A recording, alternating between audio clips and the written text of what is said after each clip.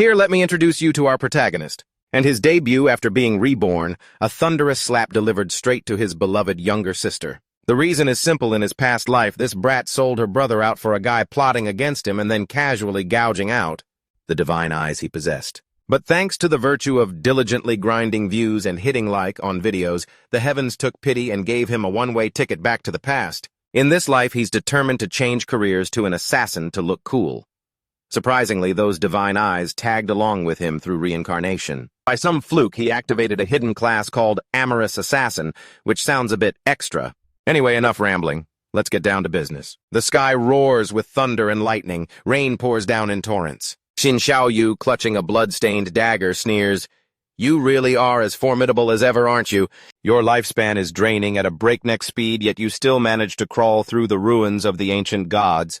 But this artifact, the Eye of Judgment, belongs to me now." Qin Feng drags himself up from a mountain of monster corpses covered in wounds, but with eyes still burning with resilience. His voice is hoarse and dying, yet he rasps out every word. Why did you betray me?" He bellows the name of the traitor Qin Xiaoyu, who is currently holding the eyes that were just gouged from his sockets. The wench tightens her grip on the trophy and smirks. "Brother, you're just an adopted child of my parents. We don't even share the same blood. What right do you have to claim we're siblings?" Just then another man steps out, speaking in a sugary tone. "Xiaoyu, don't be like that."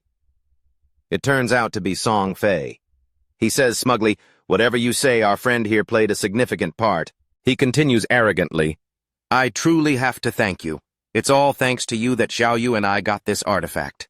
To drain your lifespan instantly, I put in a lot of effort to plant this soul-snatching blade into your body. Well, do you like this thank you gift?"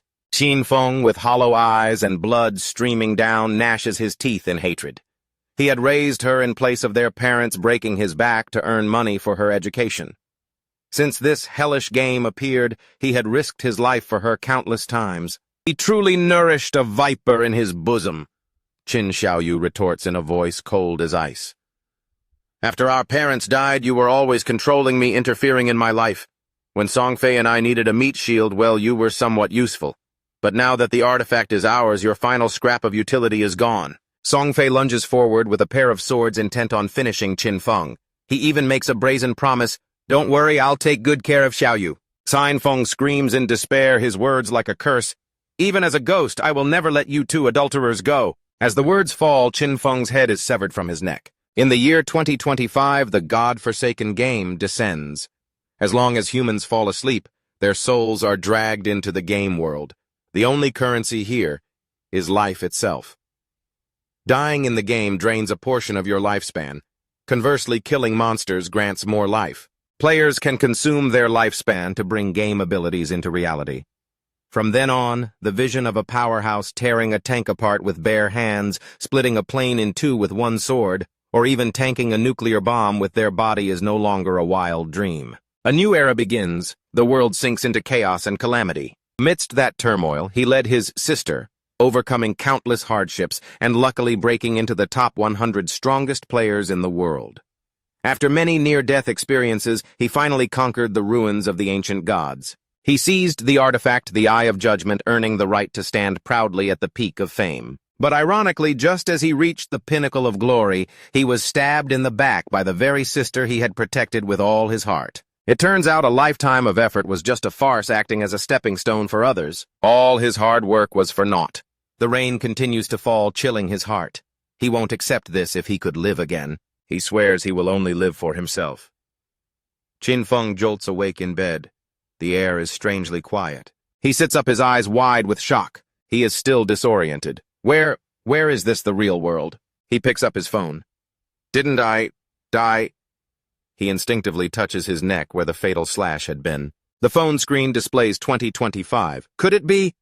I've really been reborn? Reincarnated to 9 years ago, the exact fateful day the God-forsaken game was born. Bam! Qin Xiaoyu kicks the door open, still wearing her school uniform. The brat screams at the top of her lungs without a shred of respect.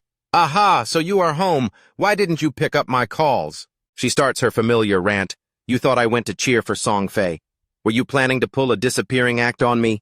Do you know how important this cheering session was? Those other sluts started to overshadow him.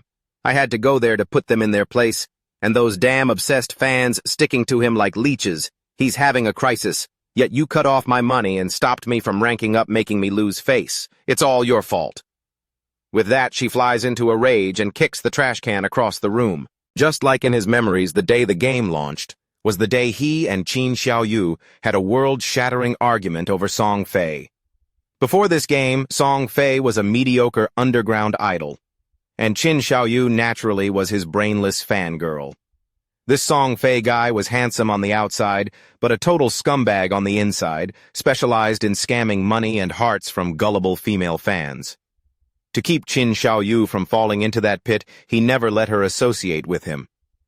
Who knew his kindness would eventually be labeled as interfering in her private life? The brat still hasn't learned her lesson, pointing a finger right at his face. "Are you dead? I'm talking to you. Are you playing deaf? It's because of you he dropped in the rankings this month. If you don't give me the money, I won't let this go." Slap! Qin Feng swings his hand a thunderous blow. Qin Xiaoyu is in total shock, falling flat on the messy floor she just created. Qin Xiaoyu trembles as she touches her cheek, tears streaming down. She can't believe he actually dared to hit her. Qin Feng, with a face like stone, rasps out a threat. "I don't have the time or the mood to waste words on you today. But if you dare cause trouble again, I'll slap you until you have no teeth left." He tosses her a card. "This is the money our parents left behind. Over the years, no matter how hard things got, I never touched a cent. Today I'm giving it all to you. Out of respect for our parents, I won't settle scores with you, but hear me clearly. From now on, I, Qin Feng, do not have a sister like you." Qin Xiaoyu remains sitting on the ground, her eyes filled with resentment as she watches his retreating back. In his past life, because he was protecting Qin Xiaoyu, he missed too many opportunities. Countless secret realms and treasures that required risky exploration, he had to give them all up. He was curious, without this burden holding him back, what heights could he reach? He takes out 2 eye health supplements and swallows them. This time, with the knowledge from his past life, he will rise above everyone else. And Qin Xiaoyu, let her fend for herself. And as for that bastard Songfay, I will definitely be the one to personally send him to the afterlife. Qin Feng enters the class selection hall. The feeling is quite nostalgic. He remembers the first time he came here. He had panicked and spent hours before finally making a choice. This time, he must strike fast. In his past life, he chose warrior to serve as a shield for Qin Xiaoyu. While warriors aren't weak, they no longer suit him. Without the dead weight of Qin Xiaoyu holding him back, his solo grinding speed will be many times faster. Mobility is everything, it's decided. In this life, he will choose assassin. But just at that moment, a notification rings out. The Eye of Judgment has been fully bound. The Eye of Judgment is activated, and a giant eye flies directly toward him. Its unique attribute, Judgment Power, is triggered. Passive ability. Upon entering the godforsaken game, the owner automatically receives the highest tier class and talent. He is overjoyed. "I didn't expect the Eye of Judgment to be reborn with me. So that's how it is. Once an artifact has recognized its master, it's useless even if it's gouged out. Or perhaps it's thanks to it that I lived again." Streams of dark energy surge into him. "Congratulations, you have received the hidden class Shadow. Transferring class. Transfer complete. You have become Shadow." The black smoke dissipates, revealing a completely new Qin Feng mystical white hair, a perfect physique. He looks incredibly badass. So Shadow is the highest tier hidden class of assassin worlds apart from the warrior class of my past life. Just taking the class and I already feel this much power coursing through me. He touches the eye. The probability of getting a hidden class is as rare as autumn leaves, yet Judgment Power gave me a 100% chance. What exactly is this thing? The system explains, Judgment Power is the primordial power, the oldest in the universe, capable of overriding all rules and order. You currently lack divinity, so it cannot be manually activated, but passive effects remain active. He is stunned, overriding rules and order. In his past life, it wasn't until the 7th year of the game that humanity first learned of the existence of order power. But until the very end, no one had ever managed to touch it. Incredibly, in this life, just as things begin, he possesses a primordial power that stands even above order. Once I leave this god-forsaken land and reach the land of order, I'll obtain divinity. Then I'll be able to control this power. Looks like I have another goal to strive for in this life. Done now for the in-game name. He thinks, if my class was born from shadows, let's just go with Shadow. Naming complete. Entering the god-forsaken land. The system warns. This is a desolate land where countless demons reign. Be careful. They are ready to tear you apart and take your life at any moment. Leave the town and kill monsters to gain lifespan. Die in the game and half your lifespan will be deducted. Shelltown is a safe zone. Players cannot attack each other. Many people have already been pulled in here. Everyone is as bewildered as a cow in a hat. Where is this what's a class? I just got off my night shift and went to sleep. Is this an hallucination? I was grinding games all night and fell asleep. Why am I here? The authentic sensation of pain tells them this is no dream. It seems everyone has been swept into a game of life and death. He tells himself, very soon powerhouses from all over the world will appear and re-establish order. To stay one step ahead, I must act now. People around begin to notice him because of his distinct appearance. What's that guy's class? It's so cool. Looking at the dagger, he's probably an assassin, but why does my assassin look so basic? He even has special effects. Xinfeng pulls up his mask just as a circle of light appears. A group of defeated people appears in the circle lamenting, "Damn it, turns out if you die, you respawn in town." They are still terrified. Hell, the monsters out there are so tanky, one bite takes half my health. How are we supposed to fight? It was just a level 1 trash creep, but the three of us together could only chip away 1/3 of its health. Half our lifespan is gone. One person helps a blonde girl who is still dazed on the ground. "Sister Lezi, what do we do now?" The girl looks up and catches Qinfeng's eye. He glances at her, deducing an archer's weapon is a short bow, but she's using a longbow. Looks like she has a hidden class too. Lezi sees that Qinfeng is different and steps forward cheerfully to invite him. "Friend, looks like you have a hidden class too. Want to party up with us? The monsters outside are strong. One person can't handle them. My team got wiped once, but we have experience now." He scoffs inwardly. "Experience more like experience getting slapped by monsters." He replies coldly, "No need." Lezi's teammate pouts. "Wow, another guy trying to act tough. 5 of us couldn't take it. You think you'll amount to anything alone. I told you it's dangerous out there, yet you still want to go solo. Want to die early. Forget him, he's a noble hidden class and assassin. If he can't win, he'll run what's there to worry about." Lezi looks at the name Shadow, thinking to herself, truly arrogant. Qinfeng ignores them and turns to leave. Lezi signals her teammates, "Follow him. Track him to see what he's up to. Maybe we'll dig up some info. And see how miserably he dies while we're at it." Qinfeng walks leisurely while Lezi and her group stealthily follow behind. Lezi thinks, "This land is too dangerous. Though I don't understand why I'm here with years of gaming experience, I quickly formed a team. But I didn't expect the first monster at the starter village could wipe my entire team. It's simply not an opponent a level 1 player can defeat. But that guy's weapon, a normal assassin's dagger, is a short blade, but his is a short sword. His speed is also very fast. His agility stat must be very high. His outfit is completely different too. This shadow guy is definitely not ordinary. Follow him. Maybe we'll get some important information." Qinfeng suddenly glances back at them, his gaze sharp as a knife. Lezi flinches. He spotted me. The skill, Shadow Sneak, is activated. His entire body is enveloped in dark energy, and then he vanishes right before their eyes. The whole group is bewildered, not understanding what happened. Gone. A stealth skill. Damn, a starting skill that's already invisibility. What kind of OP class is that? Forget it. Let's go. Back to town to find another way. It's too dangerous out here. Exactly dying once cost half my youth. Who knows, maybe there are treasure chests or hidden NPCs in the village. Qinfeng is still standing there. They just can't see him. Shadow Sneak. Enters stealth mode. Attacking will reveal you and increase damage for the first strike. Invisibility mastery. Doubles the duration and level of stealth. He thinks, these idiots really can't see me. This shadow class is truly special. Normal assassin stealth at this level is very easy to detect. But the shadow class has invisibility mastery, so in the early stages no person or monster can detect me. Do these noobs think going back to town will make them stronger, naive? Here the weak are just prey. Stealth duration is over. It's not very long.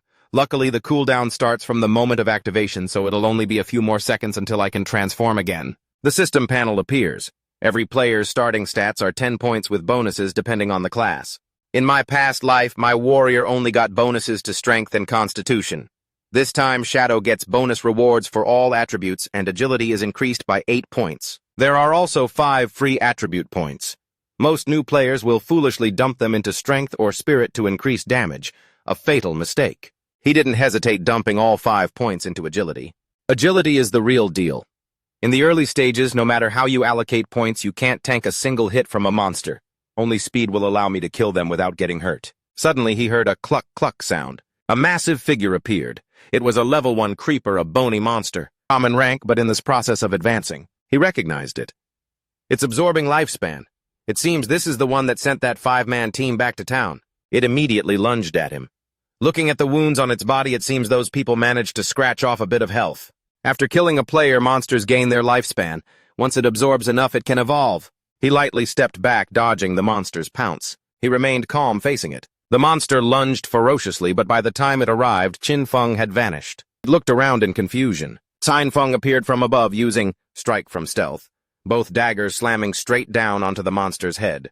You dealt 174 damage. You defeated a level 1 creeper, received 10 experience points. I didn't expect to one-shot it. Attacking the back of the neck causes a critical hit, but this damage is insane. Explanation: backstab. Attacking while outside the enemy's line of sight doubles damage. So that's it. Multiple skills activating simultaneously pushed the damage to a terrifying level. He contemplated for a moment. I remember in my past life, a warrior's critical hit only dealt 40 damage. I had to struggle for a long time to kill this creeper, and I got injured too. In that moment, he also had to protect that sister, sharing his lifespan with her. He crushed the experience orb, brushing away the unpleasant memory. You received 3 days of tradable lifespan, 54 years, and 155 days of non-tradable lifespan. Those 5 people getting killed cost at least 100 years of lifespan. Through the creeper, only 54 years remain. That's fine. Non-tradable lifespan is temporarily useless. Judgment power has been activated. Congratulations, you have received the talent Infinite Evolution. Infinite Evolution. Primordial Rank. When soloing monsters, there is a chance to receive evolution points to upgrade skills. Automatically receive 5 points every 24 hours. Soloing bosses grants 100% evolution points, current points 5. He was overjoyed. Infinite Evolution. I can even evolve skills I never heard of this in my past life. Dropped equipment or skill books were always fixed.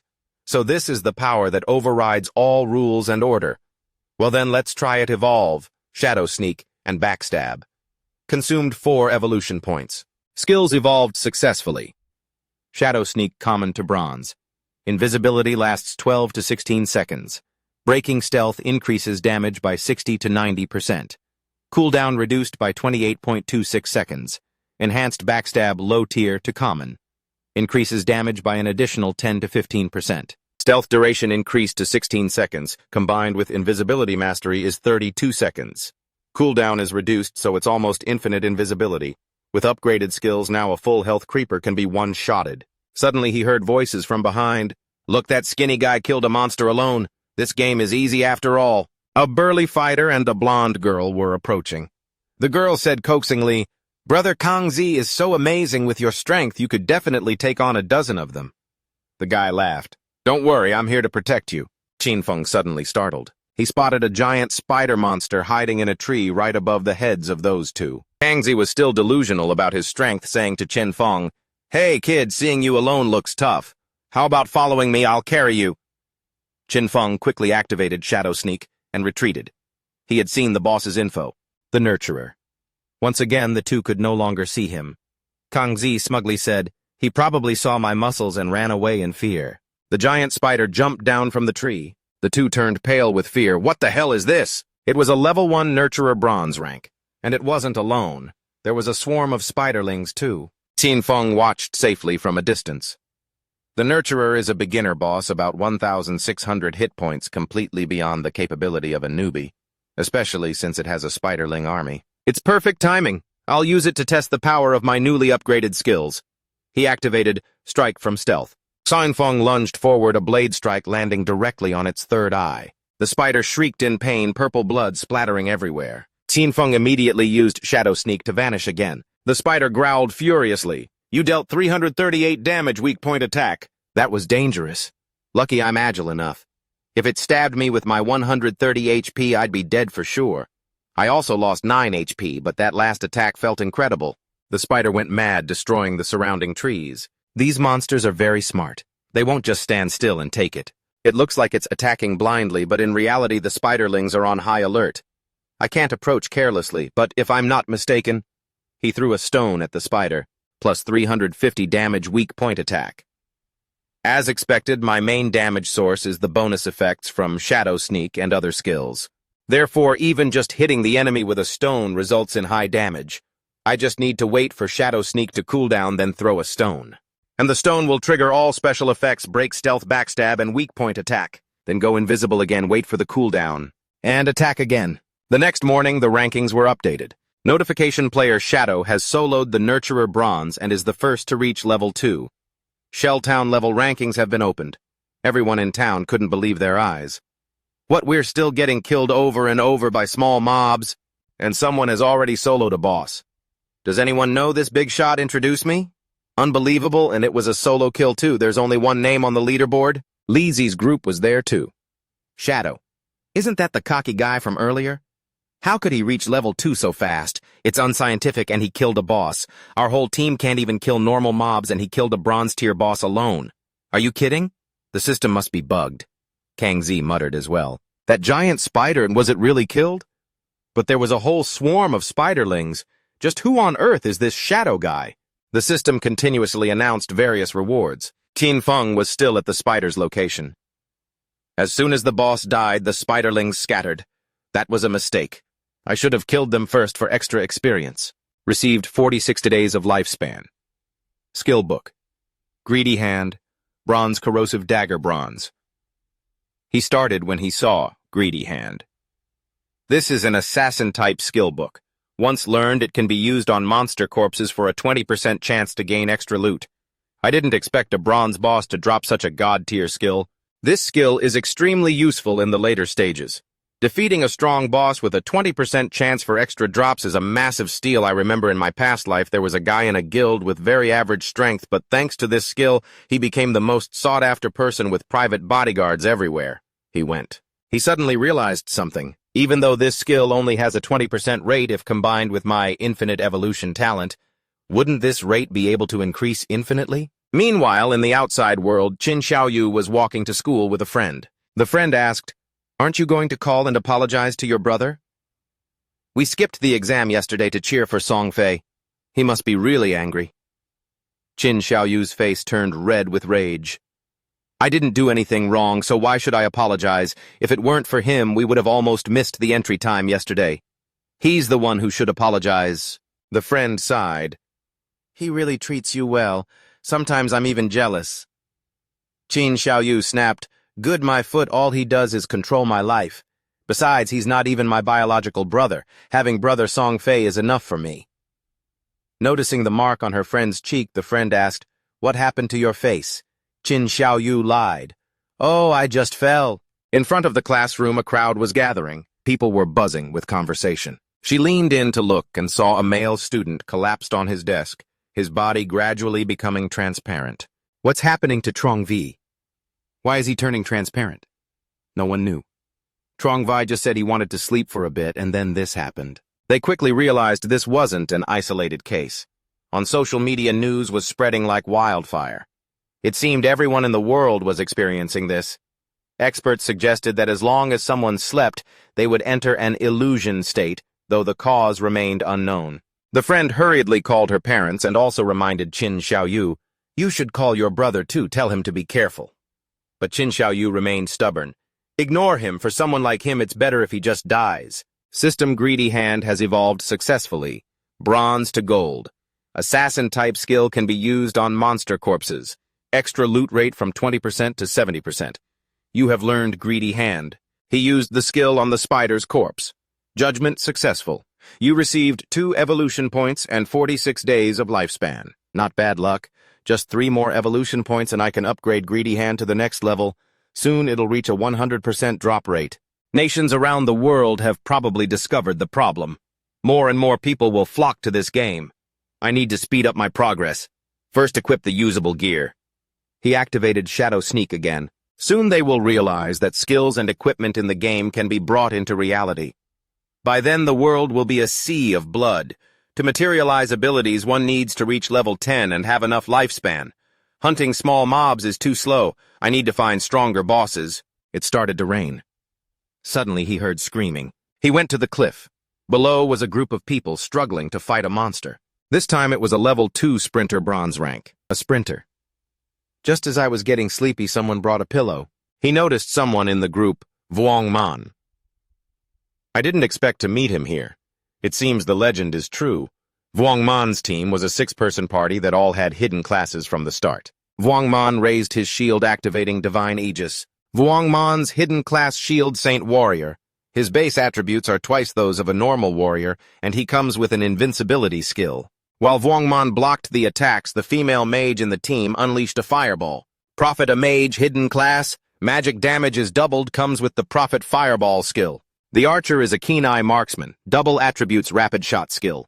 The priest is a divine nomad priest double healing capability with a group heal skill from the start. Continuous attacks were launched, but the monster was too fast dodging them all. Vuong Man's shield shattered and he was sent flying back. The group realized this boss's speed is too high. Long-range attacks can't hit it. Vuong Man shouted, "Healer, heal me. Everyone else keep attacking. We'll chip away its health until it dies." He heard this and just sneered, "Chip away health, how optimistic." They're forgetting this is the wilderness. Dragging out the fight will only attract more demons. Just as he finished speaking, several mud monsters appeared behind Vuong Man. Polluter, a level 2 demon, specializes in long-range attacks. To protect Vuong Man, another member lunged forward, severing the arm of a mud monster. Oh, another hidden class I haven't seen before. But the blade stuck in the monster's body couldn't be pulled out. Its defense is very high. Then it spat out a foul, dirty sludge from its mouth. The young man collapsed. The stench. I can't take it. Damn it, that's a slow effect. Our movement speed has dropped. The female mage was also being chased by a polluter screaming for help in terror. Right at that moment, Qinfeng vanished from the cliff. The polluter chasing the mage suddenly had its head sliced off. The whole team turned to look stunned by his sudden appearance. Unbelievable. The formidable polluter suddenly evaporated.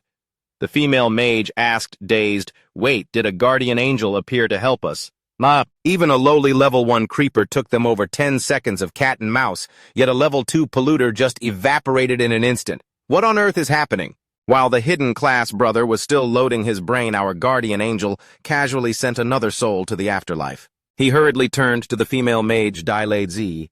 "Did you manage to scan who that godlike person was?" But she could only shake her head vigorously. Vuong Man sighed.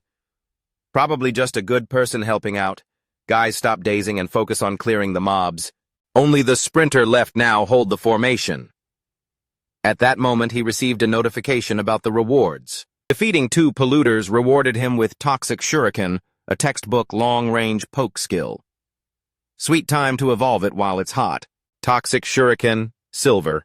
Assassin-type skill, massive 14-meter range. On hit, the Shuriken grants 120 bonus damage plus a lingering poison effect. Cooldown is only 5 seconds. Requirement to learn level 2. Just then, Vuong Man took a heavy hit from that speed specialist monster. He was skewered by it and lifted high into the air. Vuong Man screamed in agony. His teammates panicked as his health bar plummeted and healing couldn't keep up. Even at this point, Vuong Man played the hero, shouting, "Forget about me, everyone, run!" Suddenly, a blade tore through the air and slammed straight into the monster's face, a precise strike on its weak point that weakened it instantly. The team's jaws dropped again. What the hell? How did half its health just vanish? Thanks to that divine intervention, Vuong Man fell free from its claws. The monster's blood splattered everywhere as it let out a piercing shriek. It roared in pain, blood gushing out incessantly as its body collapsed to the ground, twitching violently. And just like that, he gently finished it off. Naturally, all the loot belonged to the anonymous good guy. Surprisingly, the shuriken's poison damage combined perfectly with his passive skill. By repeating stealth and throw shuriken, no demon could rival him in this early game phase. Vuong Man sat on the ground, his soul shaken. Good heavens, this catastrophic damage. It's definitely not a human feature. The shimmering light from the loot pile also slowly faded right before Vuong Man's eyes. He stood up shakily and bowed to the 4 winds, despite seeing no one. "I don't know which god or master you are, but thank you for saving my life." A cold voice replied, "No need for thanks. In this god-forsaken place, it's best to trust people a little less for a better life." The whole team was stunned. Vuong Man quickly thanked him for the advice. "I won't disturb the master's gear check. I'm Vuong Man. If the master ever needs anything, just give a shout." Dai Lezi also excitedly asked to be friends, forcing her teammate to pull her back. "Stop it, Grandma. Don't bother the man." Xin Feng secretly assessed that this Vuong Man seemed reliable and had the backing of the great Xia government, so financial resources wouldn't be an issue. What he needed was a steady channel to sell inventory. He could just dump any spare gear on him later. He activated Greedy Hand. Luck was on his side this time. He looted a pair of sprint pants. This hunting trip was quite a haul. He felt like a walking convenience store packed with gear for other classes. Once his backpack was full, he'd head back to town to offload everything and exchange it for tradable lifespan later. His current grinding speed was 100 times faster than his previous life. He told himself, "Songfay, just wait. I'm coming for you soon." Meanwhile, other players were still struggling with the mobs. The monsters were as numerous as the UN army, seemingly endless. They were surrounded on all sides with no way to run. In front of them, a monster appeared that looked even tougher than the previous ones. This monster was bizarre, featuring a gaping hole in the middle of its torso. From that hole it fired tree branches as sharp as flying arrows. The unlucky ones who were defeated were immediately teleported back to the starter village. They were completely helpless. These monsters always moved in packs, and whenever their health got low, they'd bolt. One had to reach level 3 to escape this damn game, but at this rate, reaching it seemed like a pipe dream. "We need to gather more people. If 3 aren't enough, form a team of 6 or 10. But someone dismissed the idea. "Useless, I just saw a 10-man team get shredded to pieces by a pack of mobs. Besides, too many people will lure the boss. Just now, a 40-man team lured out some cursed one. It wiped over 30 people in a single move. If we can't hit level 3, are we just stuck here until we die?" Everyone entered here after sleeping. In other words, only our consciousness is here. If we don't get out, our real-world bodies will starve. Lizzie had also just been defeated and returned. She complained loudly, "What kind of hellish game is this difficult? I've died 3 times. My non-tradable lifespan is down to less than 15 days. Whether this is real or a joke, we can't afford to die anymore." Looking at the rankings, top 1 was still Shadow. Top 2 was Vuong Man. But only Shadow had reached level 3. Lazy scratched her head in frustration. "How the hell is he leveling up so fast, like he's hacking? He must know some trick. We have to find a way to get him to power level us to level 3 so we can get out of this place first and figure things out later." Lazy immediately posted in the group, "Spread the word. Whoever tells the Master Shadow that if he carries me to level 3, I'll give him 10 million in cash in the real world. I don't believe 10 million won't catch his eye." In the meantime, Qin Feng had just casually finished off another level 2 polluter. His evolution points were full again. He used 5 points to upgrade Greedy Hand, and his evolution points returned to 0. Greedy Hand now had a 20% chance to increase the quality of loot by 1 tier. This effect is absolutely broken. If I keep upgrading, won't there be a day it reaches 100% or even 200%? He looked up. Before him was the monster that had just mowed down the entire player team earlier. The Cursed One, a bronze tier boss. Looks like it's digesting lifespan to evolve to silver tier. I'm afraid that 40-man team just became its fertilizer. What a shame my backpack is full again. Killing it now means I can't pick up anything. I'll just mark this spot on the map. A boss takes quite some time to evolve. I'll go clear my inventory first, then come back to harvest it later. Thinking this, he used Shadow Sneak and vanished. The next morning, the news Lizzie spread had reached every corner of the town. "Did you hear some rich lady is willing to spend 10 million to have the top 1 Master Shadow carry her rank? Dying too much has caused lifespans to plummet. The wealthy are starting to use money to solve their problems. Commoners like us can't even dream of that price." Qin Feng suddenly materialized in the middle of town, the shadows surrounding him making him look incredibly cool. While everyone was still dazed, he spread out a tarp and sat down to sell gear and skills right in the middle of the street. He even put on an act, selling for 10 minutes only? Be quick or miss out. God, where did this guy come from? He's wearing 2 bronze items and selling 2 more. Has he already taken down a bronze boss? His name is Shadow. He really is top 1 on the leaderboard. Everyone was curious about the face hidden behind the veil. He had enabled full information concealment. Since the in-game and real-life interfaces were identical, it was best to remain mysterious for safety. A female mage, also wearing a veil, stepped forward and asked, "How much for your ice pond skill?" With one look, he knew this was Grey Rose, currently ranked 11th. She also had concealment mode on. He coldly named his price, 100 days of tradable lifespan. Grey Rose frowned. 100 days is too expensive. Can you lower it a bit? He replied, "This skill helps mages farm mobs significantly faster. At the current rate, 100 days is a bargain." She asked, "Can I trade with real money?" He shrugged. "If you have money, go buy lifespan from others first, then come back. If no one offers higher, I might hold it for you." Grey Rosa was silent for a moment, then said, "Wait for me." She returned to her group to discuss. The whole team agreed. "We reached level 2 this fast, thanks to the captain. With Ice Pond reaching level 3 will be a piece of cake. Let's just get out of here first." After reaching a consensus, everyone transferred their tradable lifespan to her, agreeing to be repaid in cash in the real world. The trade was successful. He calculated that a level 2 team must have farmed at least 30 to 40 creepers, surely possessing over 100 days of lifespan. His tradable lifespan surged from 268 to 368 days. Just then, the rich lady Lizzie ran up panting, "Found you." She stood with arms akimbo, nose in the air, granting a golden opportunity. "Hey, carry me to level 3. Back in the real world, I'll toss you 10 million for pocket money." The surrounding crowd buzzed. "Oh my God, the rumors are true, 10 million. This master earned a fortune just sitting there." He recognized her. Jiang Lei. In his past life, she was a criminal gang leader, later erased by the government. She bragged about her father being a conglomerate chairman, using cash offers for lifespan as bait to kidnap players for illegal work. Those who disobeyed were killed both in-game and in reality. In his eyes, she was nothing but scum. He looked at her with eyes sharp as knives and coldly refused. Jiang Lei was stunned. "So what if you're strong in the game? In the real world, if you follow me, I guarantee you mansions, cars, beautiful girls, and a life of luxury." Qin Feng lost patience. "If you're not buying, get lost. Don't interfere with my business. What use is cash now? The most valuable thing right now is tradable lifespan." Jiang Lei was furious. I'm being kind enough to ask for a carry, but in the real world, someone like you would have been taught a lesson by my people already." His eyes flashed with killing intent. "Say one more word and I'll kill you until your lifespan hits negative numbers." A dense aura of killing intent radiated from him, causing those around to retreat in fear. Jiang Lei's lackeys turned pale with fear and quickly dragged their boss away. He continued selling. After 10 minutes, he stood up to pack his stall.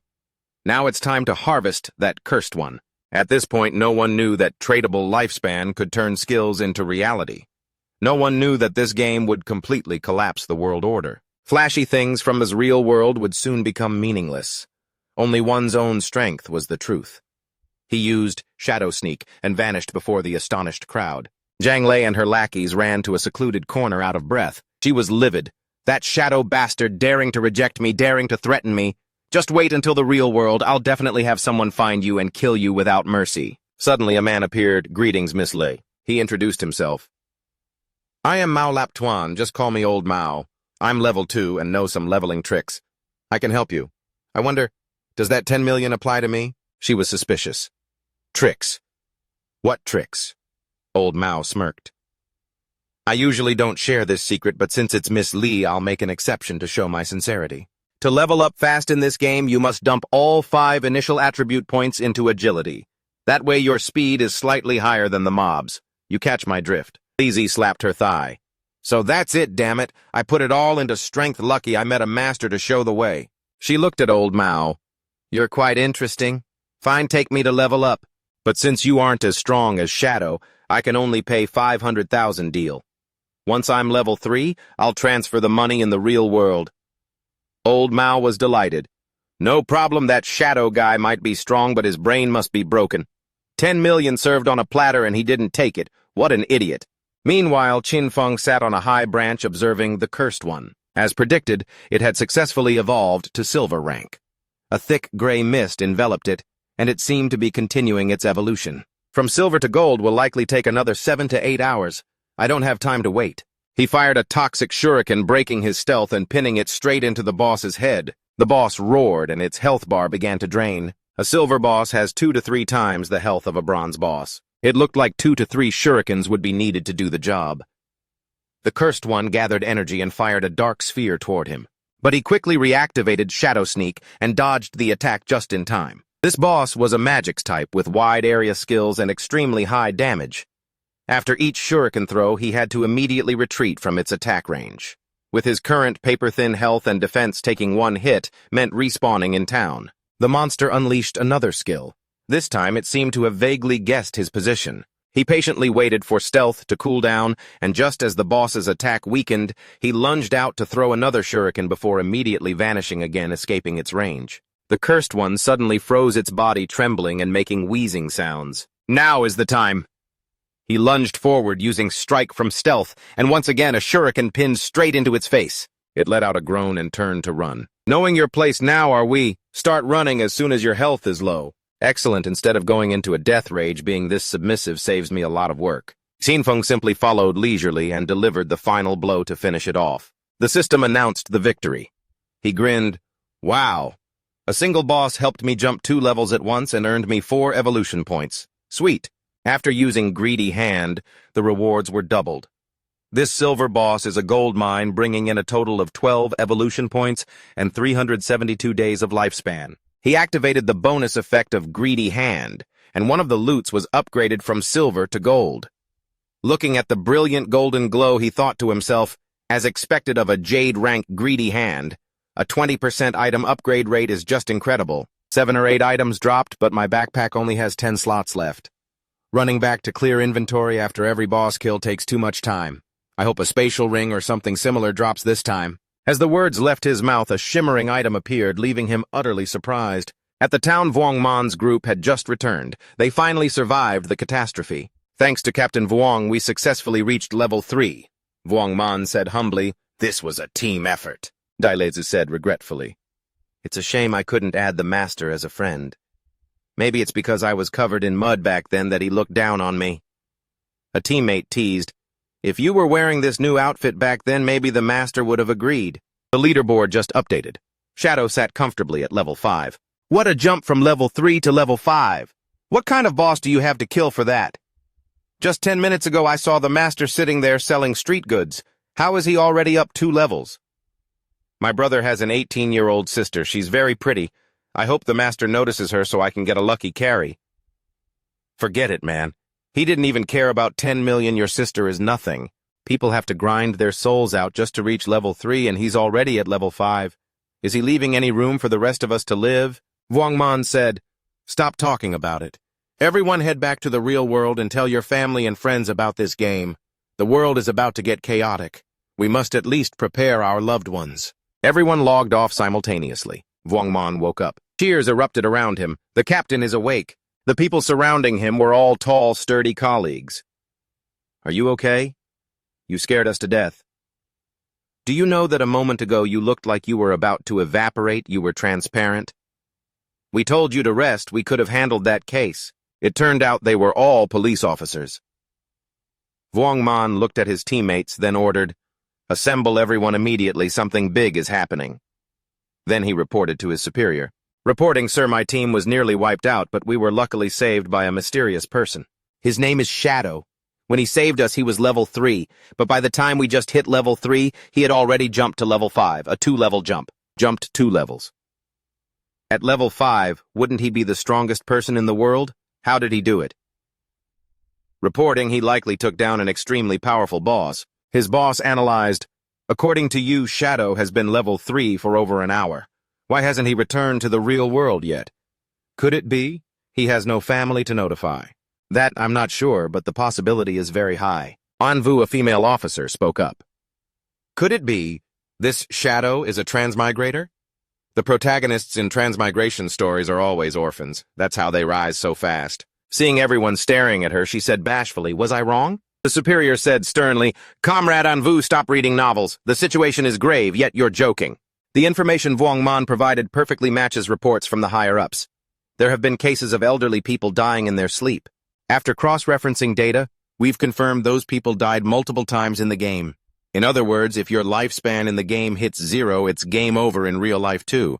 This is a supernatural event. It's beyond our current understanding. Very likely this is a supernatural invasion. The higher-ups have issued an emergency order to form vanguard teams to explore the game and share information. We must build a professional force as soon as possible. This is a global issue. Every country is in a race. If we fall behind, we lose the initiative. We must gather information at all costs. And Vu is appointed as Team 1 leader Vuong Man as deputy. You two choose your own members. According to Vuong Man's shadow, doesn't seem like a bad person. We can try to befriend him. I'm appointing Vu as leader because I believe her personality is better suited for approaching and investigating Shadow. Your mission is to find Shadow's true identity as soon as possible, ideally representing the government to establish a partnership. Everyone else's duty is to maintain social order. After receiving orders, everyone dispersed. At a school, students were also buzzing. Trong V, a classmate, just woke up and said that people from the same area appear in the same starter village. I have to go home and see how my parents are. They've never played games. I'm afraid they won't adapt. Another person said, worry about yourself first, get strong before worrying about others. Qin Xiaoyu stared at her phone. Such a big thing is happening and Qin Feng hasn't done anything. Why hasn't he come to apologize to me? How dare he be so arrogant with me? In the past, every time I got angry, he would frantically try to coax me. Today, not only did he not coax me, he actually dared to hit me. Even my parents never hit me. Our spoiled princess began her display of self-delusion. I just skipped class to follow an idol. What's the big deal? That damn Qin Feng, if he doesn't kowtow and apologize 1,000 times this time, I'll never look at him again. She even felt lucky. Good thing I went to the Songfay concert. Once this crazy game happens, there might not be another chance. She dreamily recalled the image of Songfay on stage. Oh, my idol, I just met him yesterday and I already miss him. Suddenly, a genius thought occurred to her. If sleeping takes you into the game, then Songfay will definitely be in there too. If I enter the game, I can find him. Trongvi reached level 3 so fast he must be a pro. I have to go ask him. Thinking this, she ran home to change out of her uniform. She messaged Trongvi, flattering him. Trongvi, the expert, teach me some good strategies. Trongvi was overjoyed. Hehe Qin Xiaoyu, the goddess of my dreams, is actually coming to me for experience. This is a heaven-sent opportunity. He messaged back, acting mysterious. You asked the right person.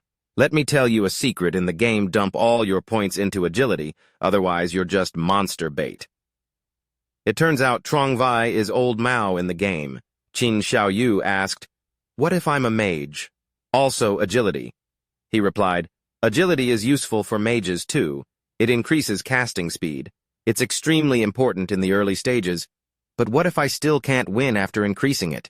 He reassured her, don't worry, as soon as someone in town hits level 5, the teleportation array will open. We can form a team then. When that happens, I'll find you and carry you.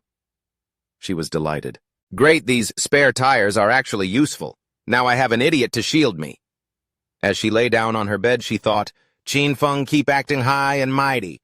By the time you enter the game, I'll be countless levels ahead of you. Don't expect me to carry you then.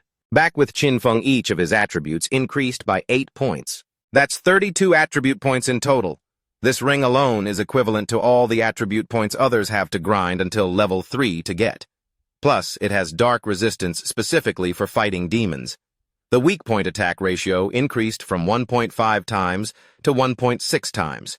Not bad at all. It even includes Shield Shadow Slash Silver, a skill that deals area damage providing both mobility and stealth.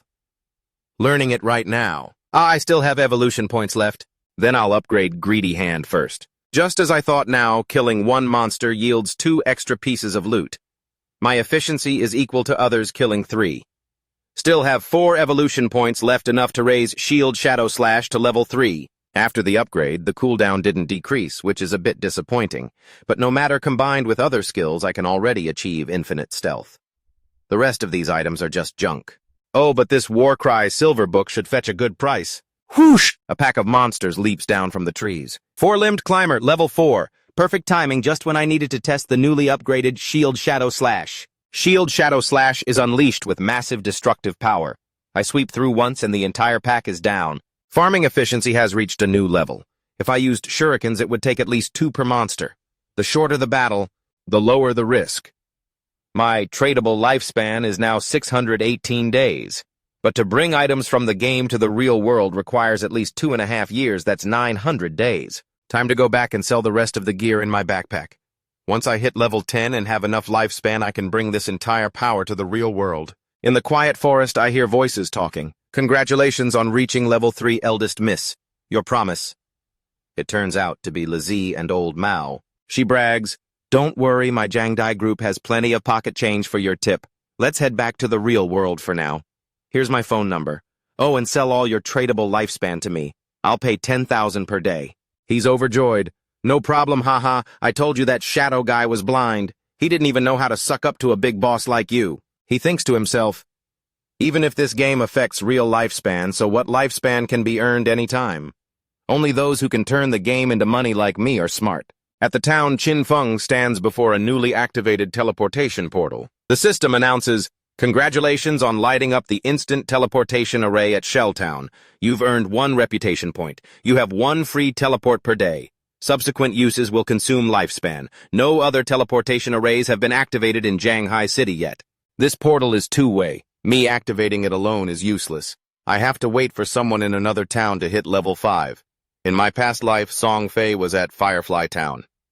I can set a reminder. When someone there activates the array, I'll be the first to know.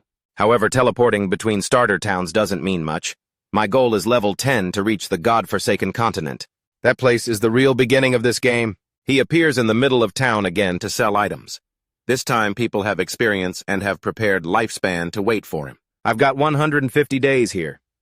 Last time the master sold Ice Pond, it helped Grey Rose fly straight to top 2.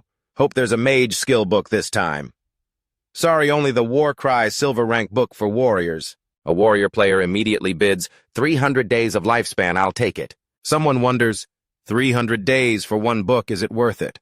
The person is immediately scolded. Short-sighted fool. With this book, farming efficiency doubles. 300 days of lifespan can be earned back in just 2 days. Everyone scrambles to buy his goods, cloaks, boots. Everything is sold out in a minute. In total, he collects 650 days. Now his tradable lifespan has reached 2,174 days.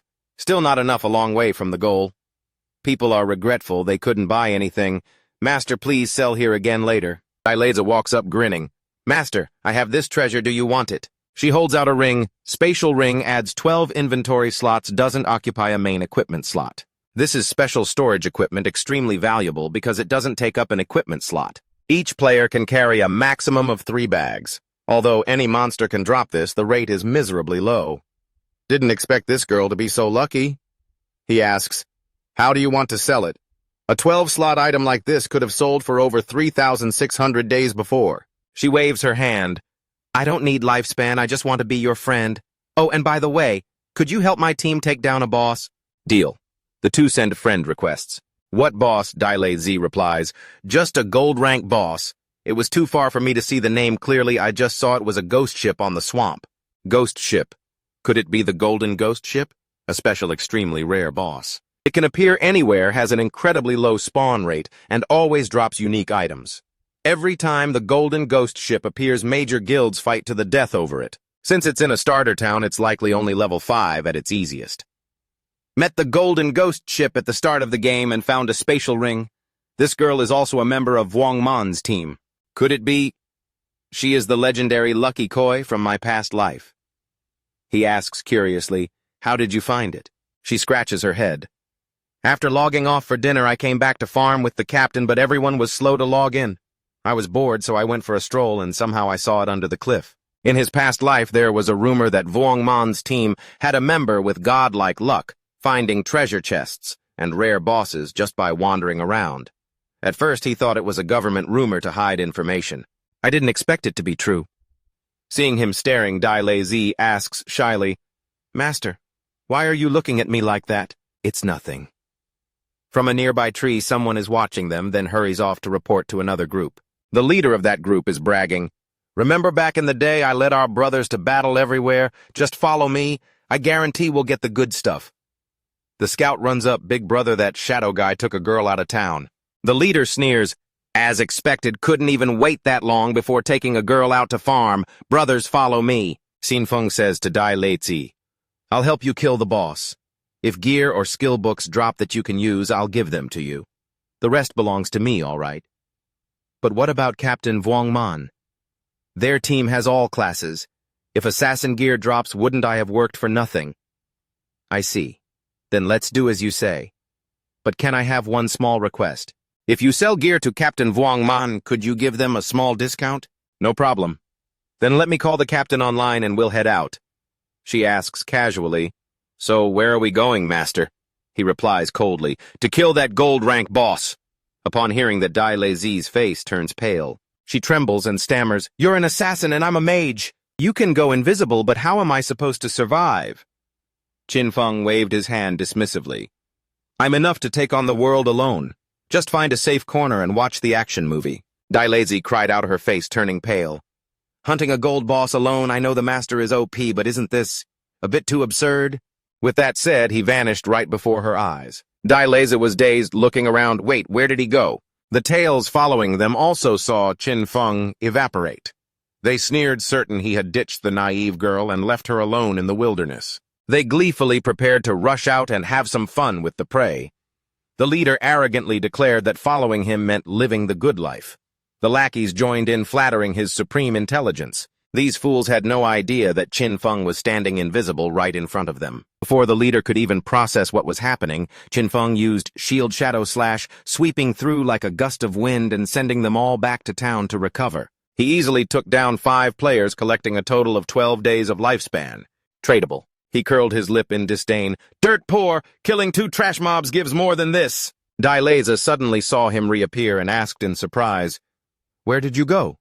Qin Feng replied curtly. A few flies were following us. I sent them back to the village. Dai Leizi giggled. I thought the master went to answer the call of nature. The mischievous girl teased, With that invisibility skill, going to the bathroom must be very convenient, right? You can discharge anytime, anywhere without getting caught. She further speculated, If any product falls out, does it go invisible with you too? Qin Feng was speechless and quickly changed the subject. Lead me to the boss you mentioned. Meanwhile, back in town, Qin Xiaoyu had also logged on. She was still cheerful, treating this as just a game. She only thought the game was incredibly realistic, as she could feel everything. She received the hidden class Life Priestess and thought it must be top tier. This was finally a good match for Songfay. She wondered how Songfay was doing and if he knew the secret to initial stat allocation. Mentioning Qin Feng, she showed a look of disgust. He only knows how to control me all day, but when it's important, he's nowhere to be found. Good, I have a hidden class now, and Trong V promised to carry me. Qin Feng can look after himself. Who cares about him anyway? She glanced at the leaderboard. The name Shadow sat firmly at rank 1, already level 6. Trong V is only level 3 and already bragging. It seems this Shadow is the real master. If I get carried by him, I'll definitely level up faster than Trong V. But where can I find him now? She happened to see Vuong Man's group. Vuong Man was complaining because he couldn't contact Carefree Wind. They didn't have time to wait. He asked the group for ideas. Hunting monsters without a mobile health potion wouldn't work, and they weren't Shadow who could solo. They needed a new babysitter. At that moment, Qin Xiaoyu spoke up.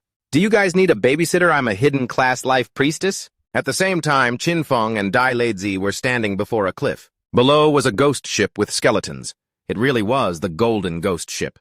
Xin Feng told Dai Leizi to stay put and hide well to avoid ambushes. He would go butcher the boss. Dai Leizi nodded and told him to be careful. System. Due to the influence of the ghost ship, this area has become a frenzy zone. Lifespan drain speed is increased by 100 times. Time was passing 100 times faster. Staying in there for 15 minutes would cost a day of lifespan. This temporary frenzy zone didn't have a huge impact. This was the Golden Ghost Ship Level 5 Special Gold rank. Countdown 45 minutes 25 seconds. This special boss had a time limit. Luckily, there were still 45 minutes left. Killing it would leave plenty of time. He used Shield Shadow Slash, shaving off a significant portion of its health. He then combined it with Toxic Shuriken, aiming straight for the weak point. There were several difficulties when facing this Golden Ghost Ship. First, many people didn't know its weak point. It wasn't the skeleton or the hull, but the ghost bell hanging at the bow. Second, when the weak point was attacked, it would manipulate the surrounding water and unleash a wide-area attack. The damage from this water pillar was immense. In the early stages, only a warrior wearing a full silver set could barely withstand it. Fortunately, the base agility of the Shadow class was high enough. Otherwise, he would have had trouble dodging.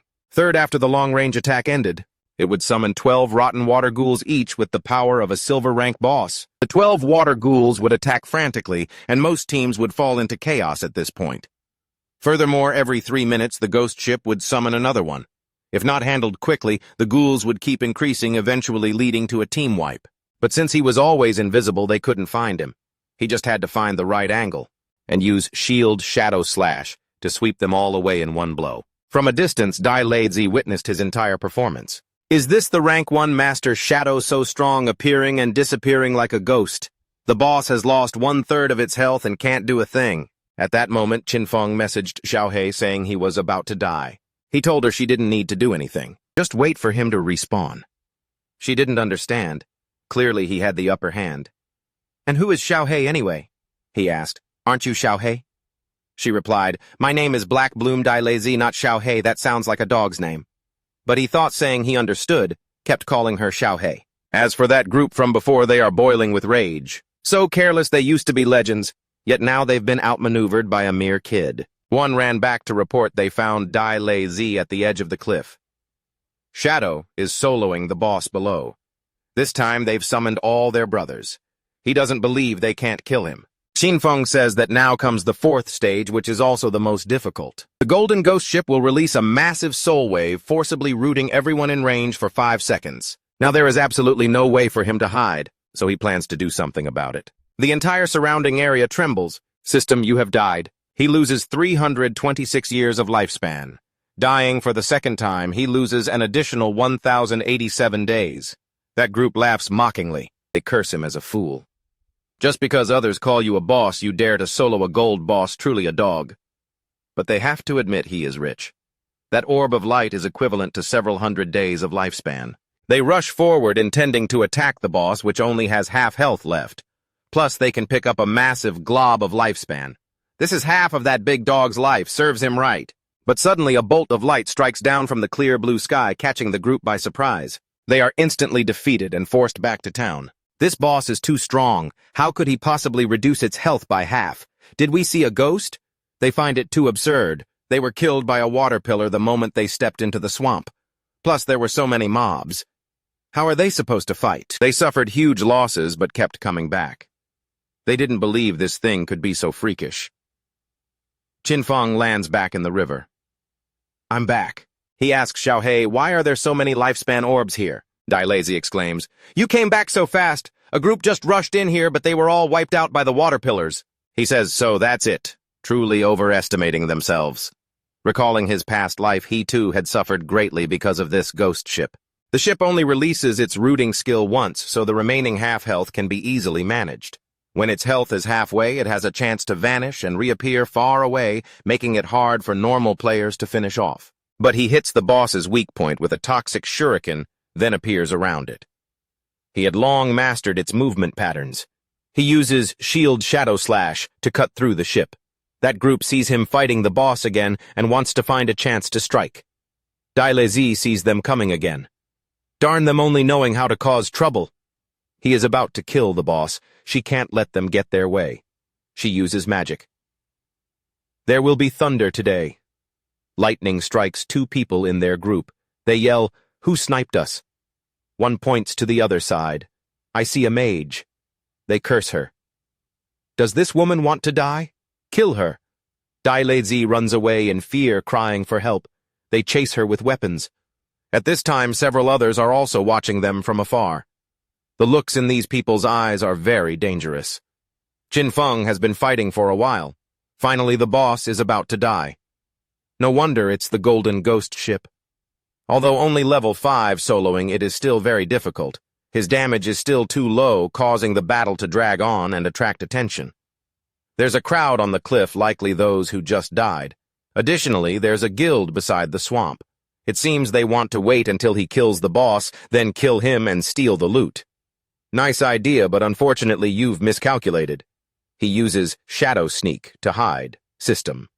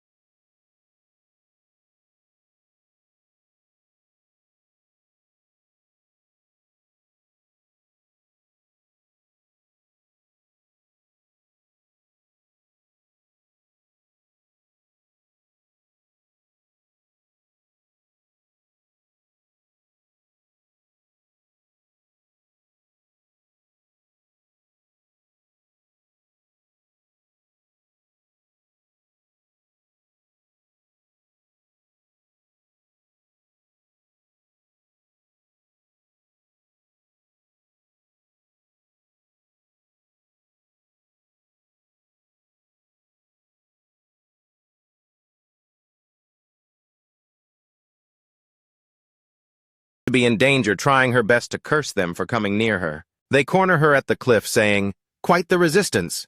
You're at the end of the line, come here obediently, we guarantee you'll enjoy it." Dilazy is terrified, but she'd rather fall into the abyss. Falling down, she hits the hard ground with a heavy impact. Blood flows.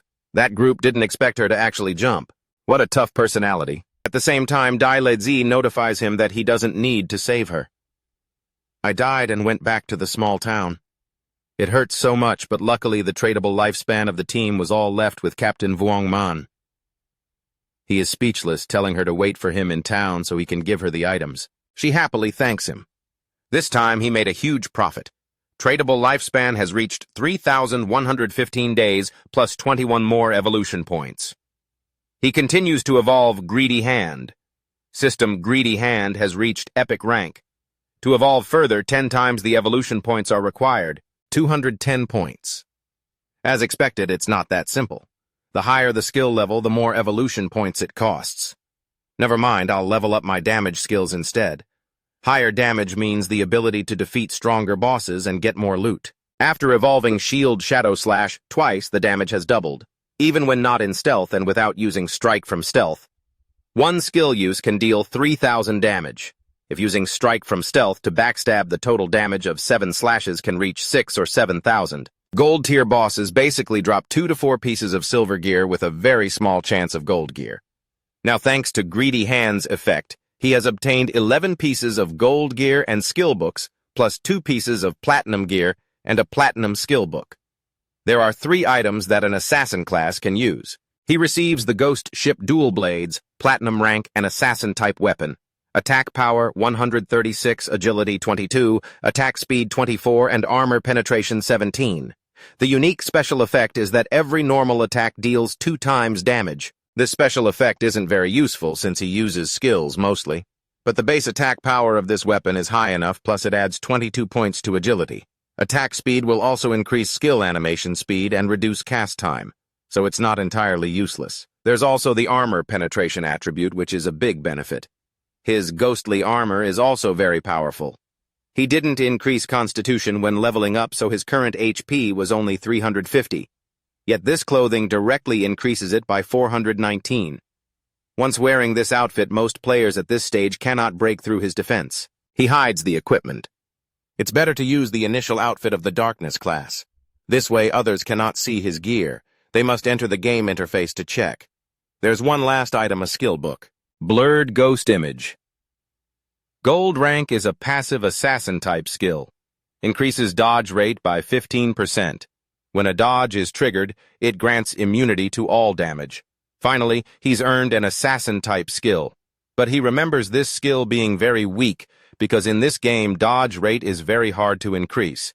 Furthermore, if focusing on dodge, other attributes will surely be low.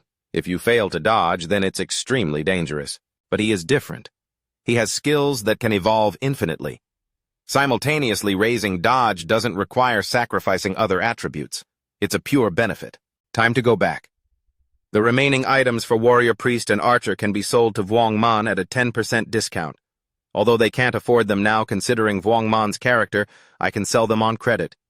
This great fortune is all thanks to Xiao He. Without this koi fish, I wouldn't have found and defeated the level 5 golden ghost ship. I must thank her properly. As he walks along casually, he bumps into the group that was tracking him earlier. Before he could do anything, those people were startled, fleeing in terror as if they'd seen a ghost. Xin Feng snorts coldly, standing still while wiping them all out. The leader begs while running. He stands blocking the man's path. He says, "I was wrong, I won't do it again. Forgive me." He cries and begs him not to kill him, as he only has 1 year of lifespan left. He looks down at him. "When you were hurting people, did you think of this outcome?" After his miserable scream, he turns and walks away. Because he actively killed too many people, he received the Slayer status. At the current Slayer level upon death, 75% of current lifespan is dropped. A red aura appears around him with the word Slayer above his head. He doesn't mind. He has the Ghost Fire Elixir. Even if he accidentally dies once, he won't drop any lifespan. Xinfeng appears in town. Every time he appears, people gossip. He just returned from killing a gold boss but has no good gear on him. Someone says he relied on a bug to defeat the boss alone, which is why nothing dropped. Suddenly, someone blocks his path. It's the person he killed right after the boss fight. He hands him a book saying, "We were wrong earlier. This is an assassin skill book we just bought with our lifespan. Please take it and overlook what happened." It is Ambusher Common Rank, an assassin skill book. A single target skill that adds 20 attack points and stuns for 2 seconds. The cooldown is 22 seconds. This is a crowd control skill. He says, "All right," then leaves. He and Theo's group is frustrated. Since when do we have to endure this? He kills us, and we have to give him a skill book. Isn't that too cowardly? Everyone mobilize your connections, gather people. A single drop of everyone's saliva would be enough to drown him. What is there to fear? Theo looks at them gloomily and says, "You people understand nothing. He grows so fast and levels up on his own. He surely has a massive secret. Now we just need to find him in the real world and imprison him. Then we won't just know the secret, we can turn him into a slave to collect lifespan for us." The lackeys understand and praise his cleverness. He says that upon returning he will ask his family to send a woman to find a way to get information about him. His voice earlier sounded unfamiliar. He's definitely not in our circles. That proves he's a poor guy. If a beauty is delivered to his doorstep, I don't believe he won't take the bait. He goes to meet Xiaohei and tells her to accept the trade. "I have something for you."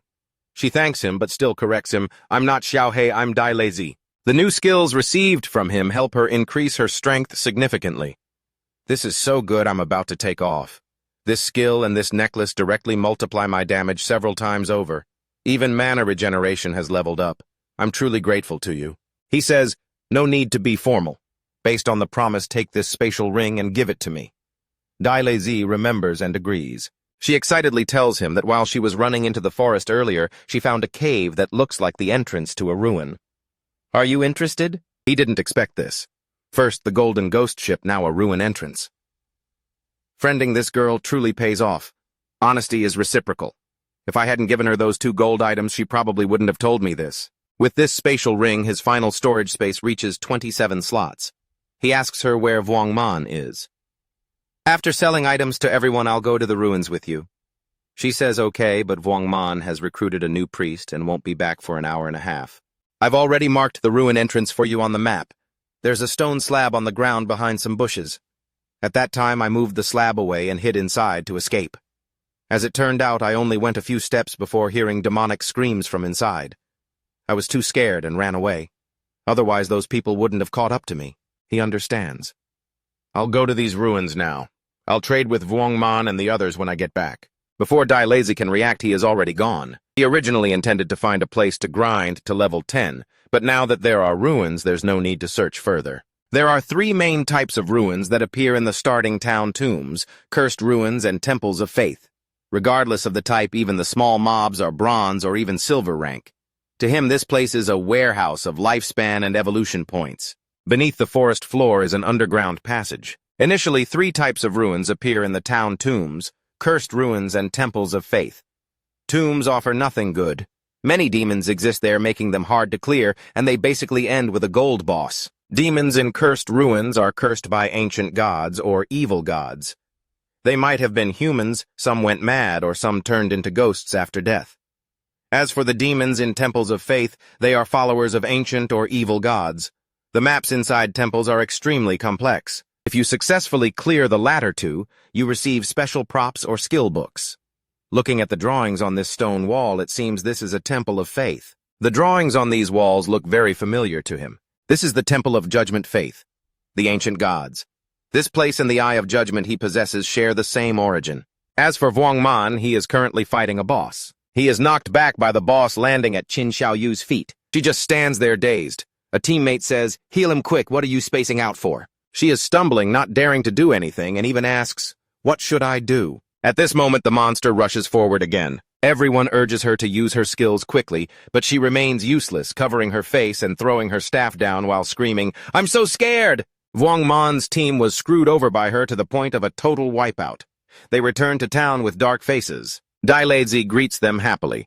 "Why did everyone return so early? He hasn't come back yet. You can't buy equipment right now." Angry at Qin Xiaoyu, a teammate snaps, "I've never seen anyone as stupid as her. She doesn't know how to dodge attacks or use skills. Tell me, what can you actually do?" Dai Lazy stands in front to protect her, saying, "Why is he so aggressive? It's obvious she's a newbie. It's normal to die once on your first try. He tells her to move aside. I have to scold this kind of person to death. Another person explains that she didn't just die once. They died 3 times in less than an hour. Die Lazy is also surprised. She says, I'll go with you guys. I just got these 2 items from him. I'm very strong now, so I believe if I join, no one will die this time. Vuongmon intervenes as a peacemaker, telling them to pipe down. Dai Lezi's suggestion isn't bad. With her joining, it will surely go smoothly. Who knows, by the time they return, they might just happen to meet him. Xin Xiaoyu outwardly apologizes gently, but inwardly she is cursing them. They're incompetent themselves, and yet they blame me. If it wasn't because you guys can connect with Shadow, I wouldn't bother serving you. A bunch of idiots. Xinfeng has now stepped inside. As soon as he enters, a group of zombies inside starts worshipping and bowing to him. These are faithful followers of the ancient god, the judged Silver Rank. He snorts coldly, using Shield Shadow Slash to quickly and neatly kill them. He also uses Strike from Stealth Backstab, yet their health only drops by half. No wonder they are Silver Rank level 12. These faithful followers combined have more health than the Golden Ghost Ship boss. But why are they kneeling? Furthermore, why are they facing him? He is clearly in stealth mode. Could it be because they sense the Eye of Judgment artifact on him? And is that why they aren't attacking him? He asks, you guys know the way, right? Lead me. He sees they have been eroded, rotted, and have lost all spirit. They have turned into beasts that only know how to pillage and take human lives. They roar and attack the group of people in the ruins. He hears the people crying out, watch out! We couldn't handle one, yet there are 2 here. We have to run fast. These people are the group of the girl who bought Ice Pond from him, the girl named Grey Rose. Unbelievably, they found these ruins too. However, judging by the player's current equipment levels, no one should be able to venture deep into these ruins yet. Surprisingly, these people actually dropped over 100 days of tradable lifespan. I couldn't tell she was such a little rich lady. I searched around. Oddly, there's nothing here. No traps, no treasure chests. Could it be there are only these 2 silver-tier mini-bosses? Never mind, I'll just kill these 2 bosses. After receiving the rewards, I also used Greedy Hand. This epic rank Greedy Hand is truly a joy to use. 32 evolution points, 1,604 days of tradable lifespan, 4 gold rank items, plus 10 silver rank items. There's even gold rank equipment that an assassin can use. This devotee necklace has excellent properties, a full 20% cooldown reduction. After putting it on, the cooldown for the Shadow Sneak skill is shortened from 22.6 seconds to 19.2 seconds. The cooldown of Toxic Shuriken is cut from 4.3 seconds to 3.7 seconds. As for Shield Shadow Slash, it's reduced from 10.4 seconds to 8.8 seconds. Farming mobs will be even more efficient from now on. Everything else is level 8 or above. At this stage, no one can wear them except me, so I'll keep them for now and sell them later. At this moment, a pillar emerged from the ground. As expected, the mechanism only activates once the mobs in this area are cleared. Xinfeng inspected the pillar carefully and realized it was the hidden mechanism. Shortly after, the pillar's mechanism was triggered and a platform appeared beneath our young man's feet. A hatch on the ground opened and the platform slowly began to descend. It was an elevator. When the platform had descended a few meters, the hatch began to close. A few minutes later, it stopped. Xinfeng felt as though he had descended 300 or 400 meters. This place was dark and seemed eerie. Xinfeng's attention focused on it. Thanks to his knowledge, he recognized this as the hidden labyrinth beneath the temple. He knew there was a certain chance that a hidden labyrinth would appear within ruins. In his past life, he had explored many such places, so he knew there were countless traps in the labyrinth. But as long as there's someone to act as a meat shield, exploring them isn't dangerous, it just takes a lot of time. With a confident look, he took out the necklace. With his current attributes, if he triggered any trap, he would die. But luckily, he had this item allowing him to summon a silver-tiered devout follower to fight for him. He reached out his hand and used the power of the necklace to summon a devout follower. A zombie appeared on the ground. Pointing toward the labyrinth corridor, our young man ordered it to scout ahead. The devout follower stood up and began walking toward the corridor. Xinfeng crossed his arms and couldn't help but feel pleased that exploration was so easy with a henchman leading the way. But the possibility of danger remained, so he decided to evolve his dodge passive first, just in case. He used 11 evolution points, and his blurred ghost image skill went from gold rank to epic rank, increasing the passive dodge rate from 15% to 75%. Now triggering a dodge will grant immunity to all damage. A 75% dodge rate is already very high. He had just enough points left to evolve the Instant Shadow Slash skill to Epic Rank. Using 13 evolution points, Qin Feng evolved his Instant Shadow Slash skill from Diamond Rank to Epic Rank. The range increased to 30 meters and the duration reached 12 seconds. He can now perform 9 slashes instead of 7 with a cooldown of 8.8 seconds. The width of the slashes increased to 5 meters and the damage rose from 300 points to 400. Qin Feng's eyes began to light up because to evolve from Epic to Legendary, it requires 10 times the evolution points. The higher the starting rank of an item, the more beneficial its evolution. For example, if a skill is initially Epic Rank, evolving to Legendary Rank is the first evolution, so it only requires a base evolution point. Since the target evolution is Legendary Rank, it requires 10 times the points, and 1 times 10 is 10 points. This also means that if he only obtains an epic skill, he can quickly evolve it to Legendary Rank, then to Ancient, Mythical, and Immortal ranks. But if a skill is initially Common Rank, then to evolve it to Epic Rank, it would need to evolve 7 times. And by the time it reaches the 10 times points milestone, it will require hundreds of points.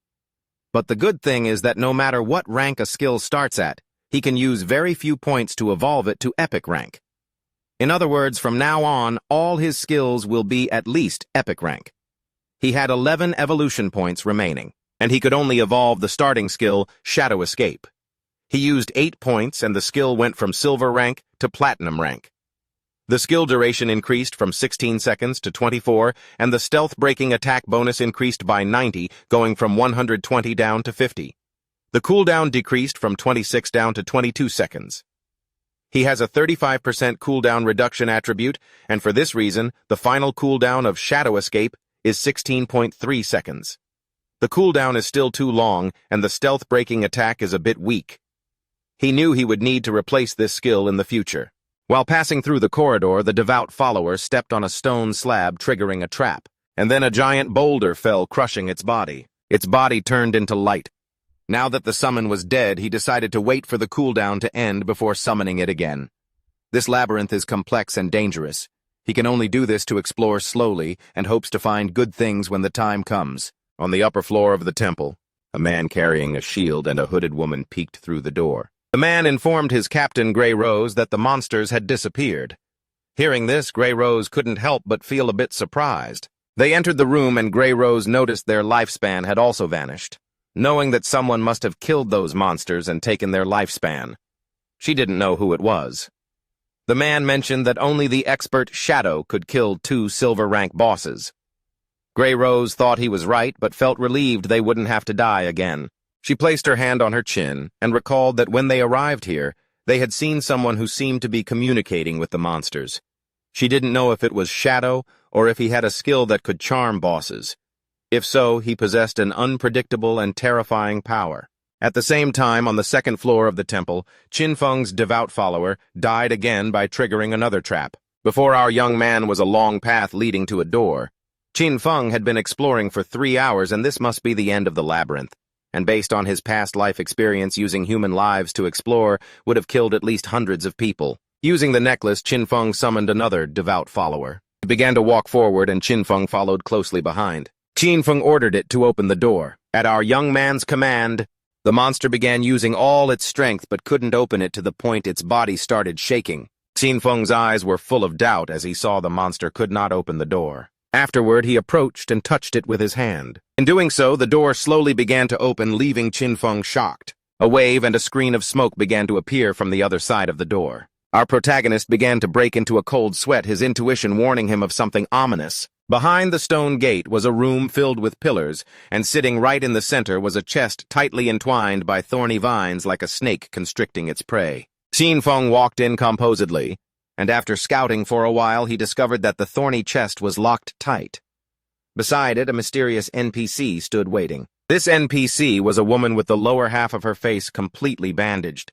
Even the system was helpless, unable to scan any of her stats. Qin Feng's eyes went wide.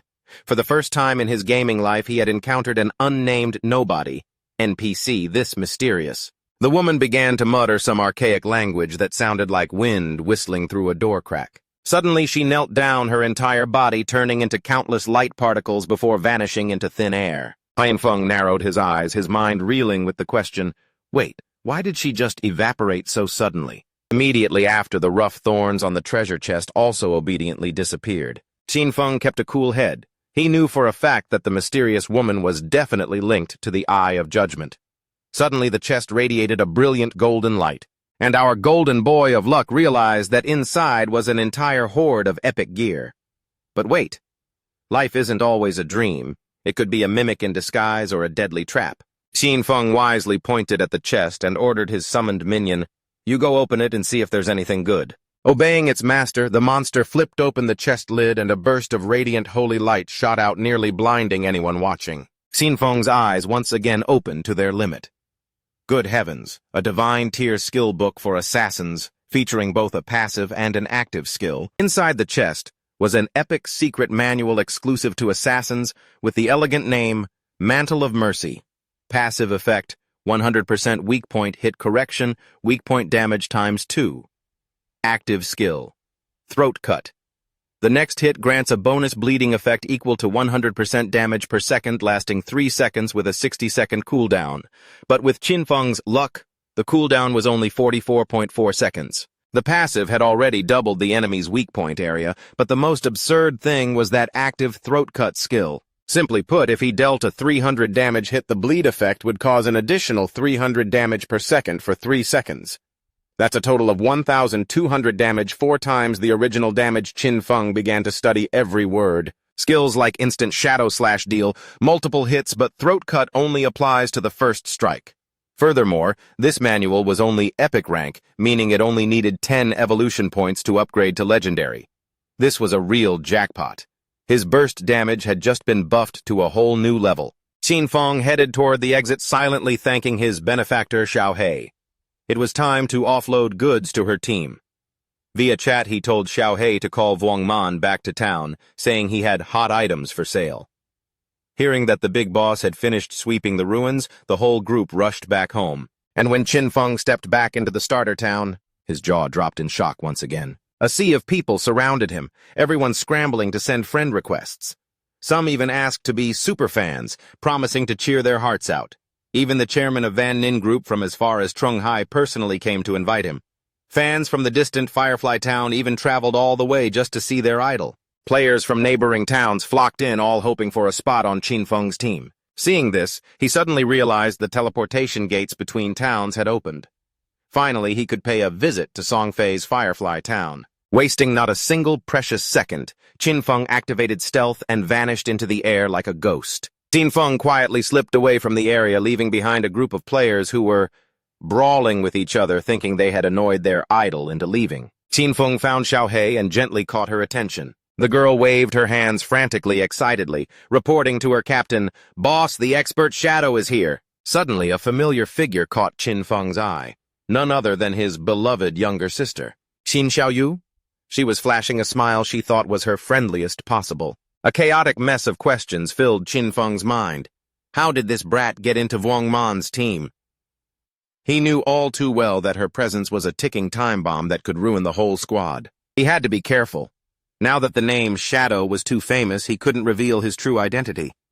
In-game power couldn't be brought into the real world yet, and with thousands of eyes watching, even a kitchen knife would be enough to finish him. Meanwhile, Qin Xiaoyu couldn't help but blush. Just one look told her how strong he was. Compared to him, Vuongman's team was like a bunch of tiny shrimp. She began to daydream if she were carried by him, she could be with her dear Songfay in just a few days. Through the system, Qinfeng explained to Vuongman that this gear perfectly suited their lineup, and the skill books would buff their power significantly. He offered a friendly price, 220 days of lifespan. To Vuongman, this was an astronomical number. Qinfeng waved it off. "Don't worry, put it on the tab. You can pay later." Vuongman was visibly moved and thanked him profusely. He didn't know how to repay him, only promising that if Qinfeng ever needed anything, just to shout and the whole team would give their all.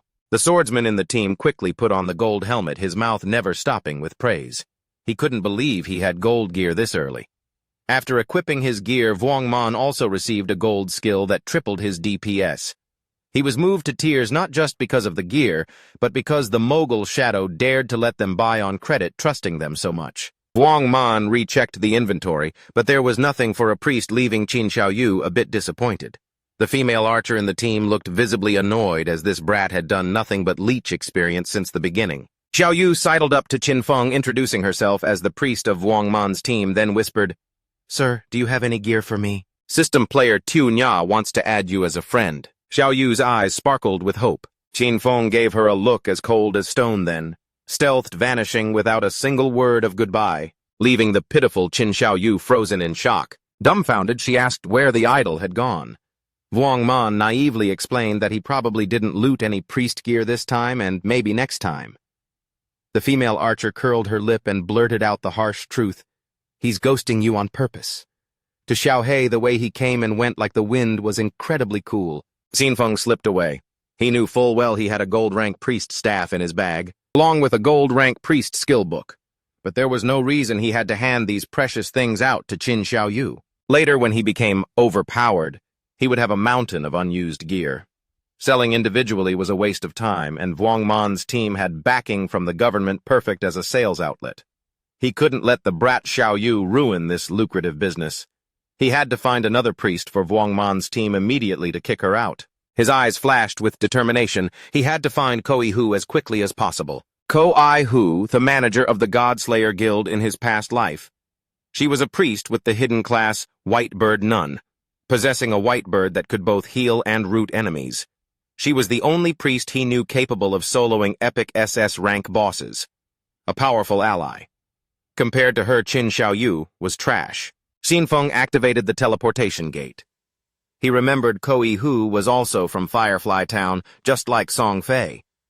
A perfect coincidence. As soon as he found Koi Hu, he would recommend her to Wang Man's team immediately. Through the teleportation gate, he set foot in Firefly Town. Firefly Town, a scene completely different from the starter town. While walking, he overhears two players rushing back because a silver SS boss is down to half health. They can't let it be KSD kill stolen, or their efforts will go down the drain. One curses Songfay because that bastard drags along a whole harem of female fans that no one can compete with. He doesn't understand why a B-list star has so many brainless fans. Having found a clue about Songfay as soon as he arrived, Qin Feng gives a slight smirk and follows the two players. He arrives at a level 5 area called the Valley of Lamentation. The monsters here are all amber demons and shackled ghouls. After walking a distance, he begins to hear the chaotic sounds of player combat. Peering from behind a rock, he sees a group of people struggling with a two-headed monster, its body ablaze. Xinfeng immediately recognizes it, the silver SS boss, two-headed amber demon. The situation is quite messy as many players are busy slaughtering each other. Observing more closely, Xinfeng sees a group of players, and the leader is none other than the thorn in his side, Songfay. Two players stand blocking Songfay's team weapons drawn. One roars, saying he was ambushed by Songfay for his lifespan and vows to kill him. The other, a tanker, sneers and asks Songfay if he thinks hiding behind the skirts of female mages will keep him safe. He even brags about having a divine anti-mage skill.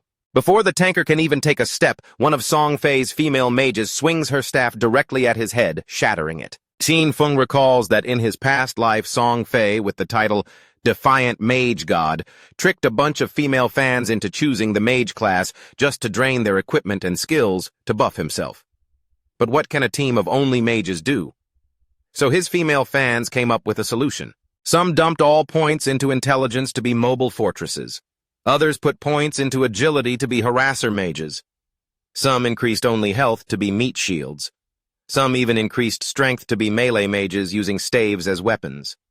In the early stages, Songfei's freakish lineup was extremely dominant, looting everywhere. But of course, later on, most of these female fans died young.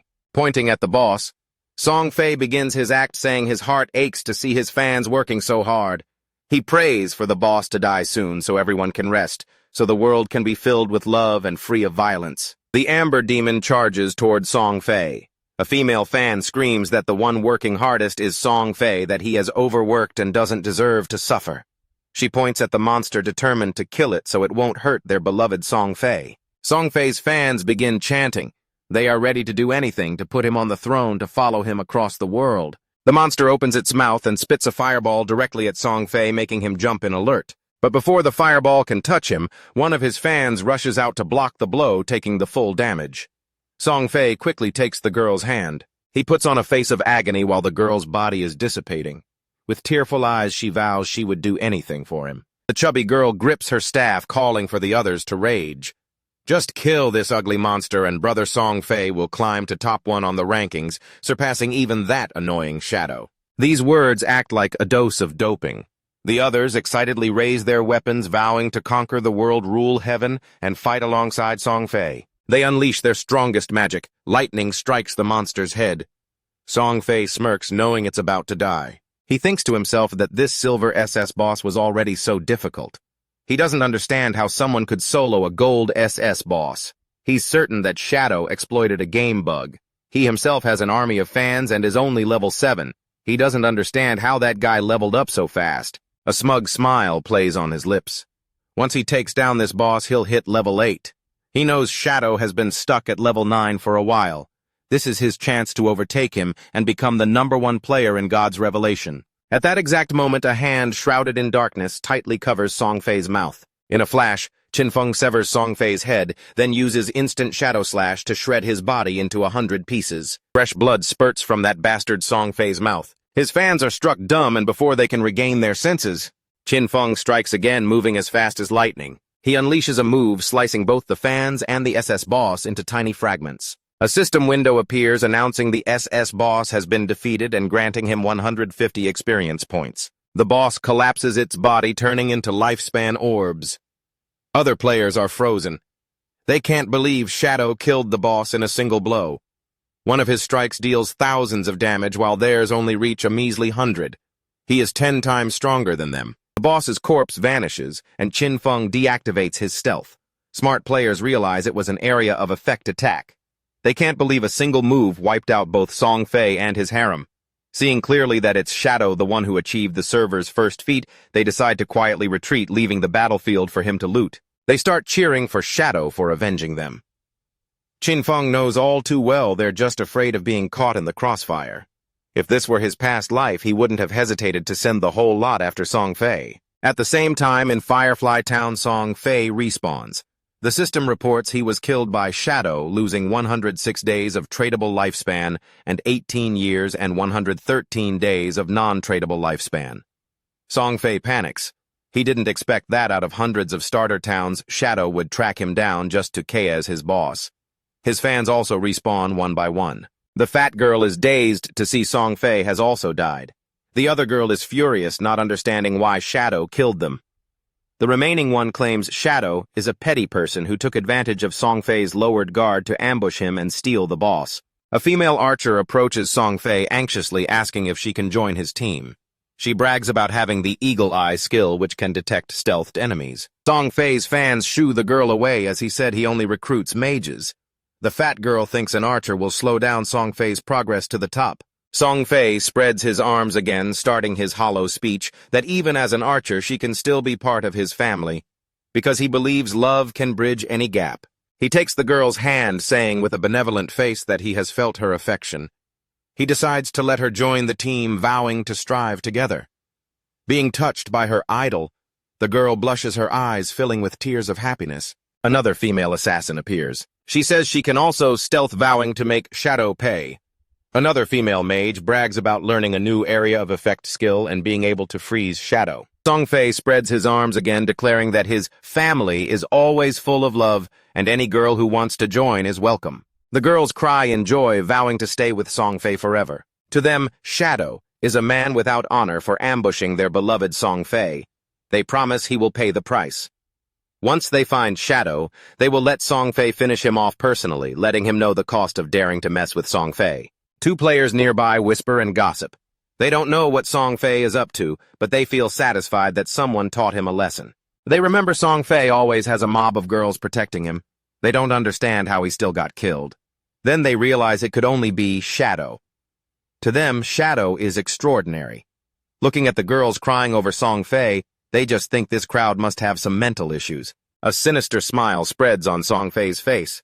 He is confident that with many witnesses when he defeats Shadow, everyone will know that being strong is useless if you're alone, especially a weak assassin daring to challenge a great and noble mage like him. At the same time, Qin Feng is using Greedy Hand to scoop up all the loot, gaining 16 evolution points, 217 days of tradable lifespan, 6 silver tier items, and 1 gold tier item. Qin Feng decides to evolve the Mantle of Mercy skill, spending 10 points to upgrade it from epic to legendary. The passive effect increases from 100% to 200% weak point hit correction. The active skill Throat Cut is also improved, dealing 150% damage per second instead of 100%.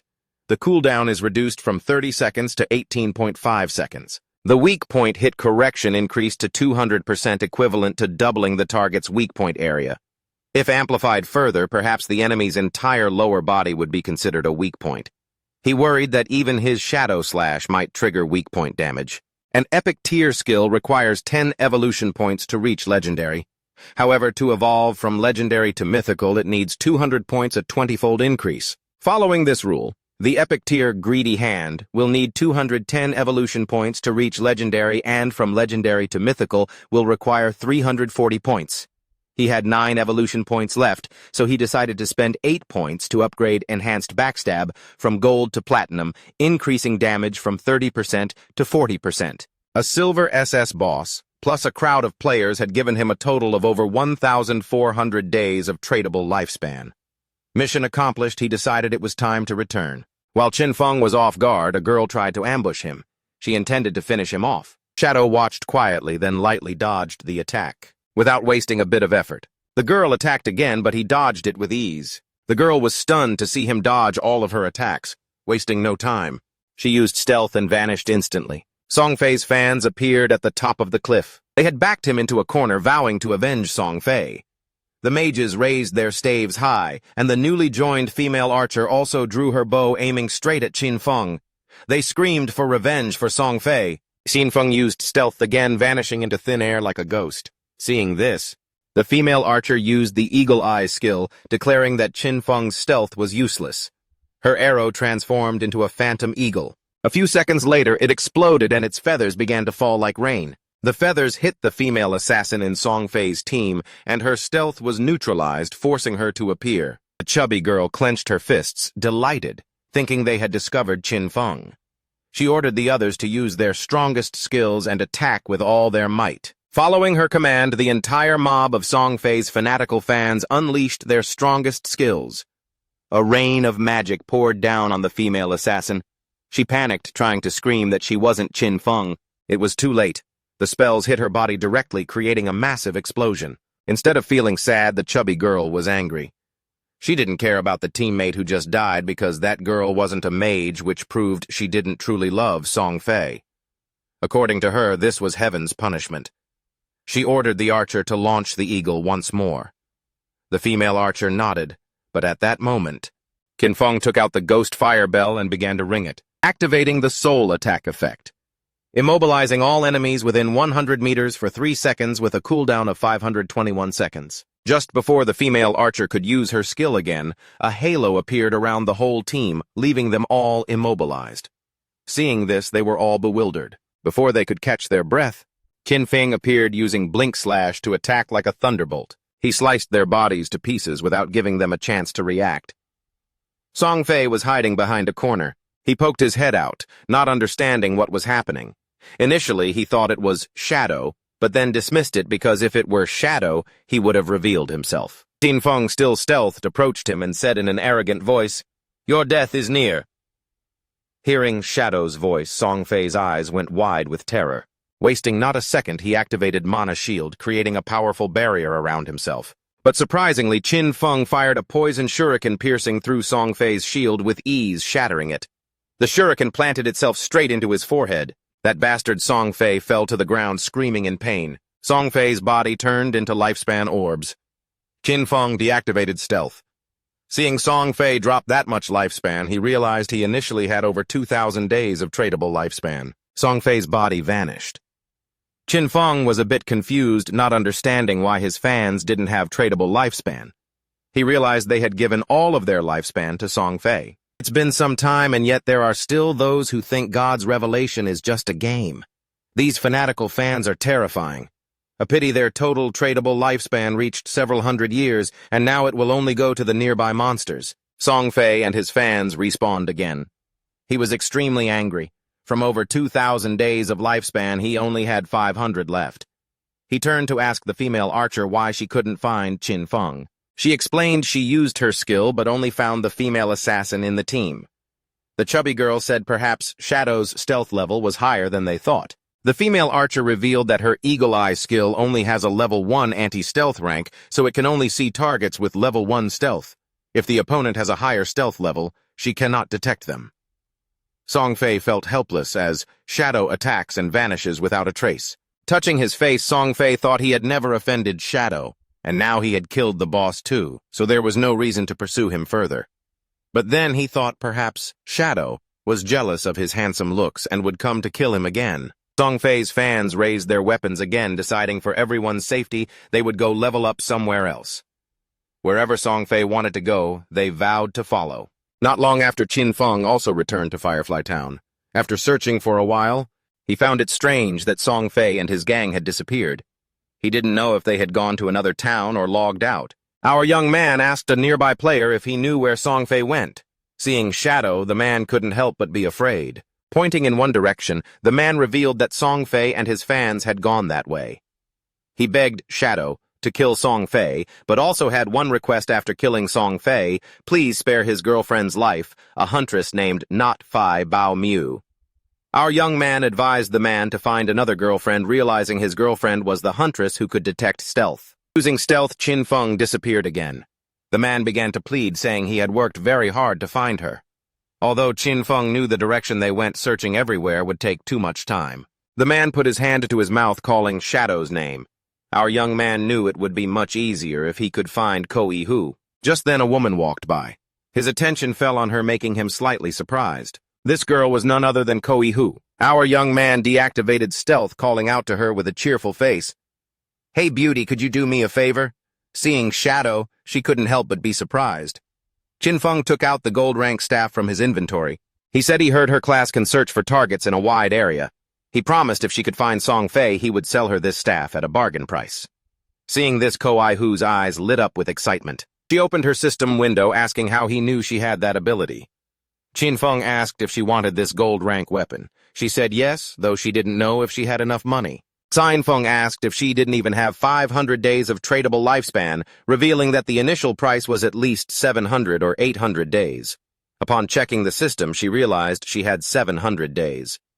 Our guy closed the deal and handed over the staff. She took the staff and began to drool. Our guy lightly tapped her cheek to stop her from drooling. He urged her to hurry up. Hearing that she blushed, smiled, and nodded. Using the new staff, she began to harness her power. Even though this was the first time meeting Shadow, he gave her a strangely familiar feeling. Her owl started circling, and she asked if Shadow was afraid she would take the item and run. With a nonchalant face, our guy asked if she hated Songfay. Seeing that he knew she hated Songfay, Koi Hu's eyes widened in surprise. She didn't know if Shadow was a friend of hers in real life. Qin Feng smiled, telling her to just keep guessing. She raised her hand, and the owl began to fly. She was too lazy to guess. Her eyes widened in surprise. The owl flew over the town, and in the distance among the canyons, she saw Songfay and his fans. Her owl finally found where Songfay was hiding. She quickly informed Qin Feng of the location and urged him to hurry because they could leave at any moment. The owl could fly fast, but tracking for too long would tire it out. Shadow was ready to set off, telling her not to worry because he would get there super fast. Immediately, Qin Feng dashed off like an arrow, gliding over the rocks without slowing down. But then the owl stopped flying.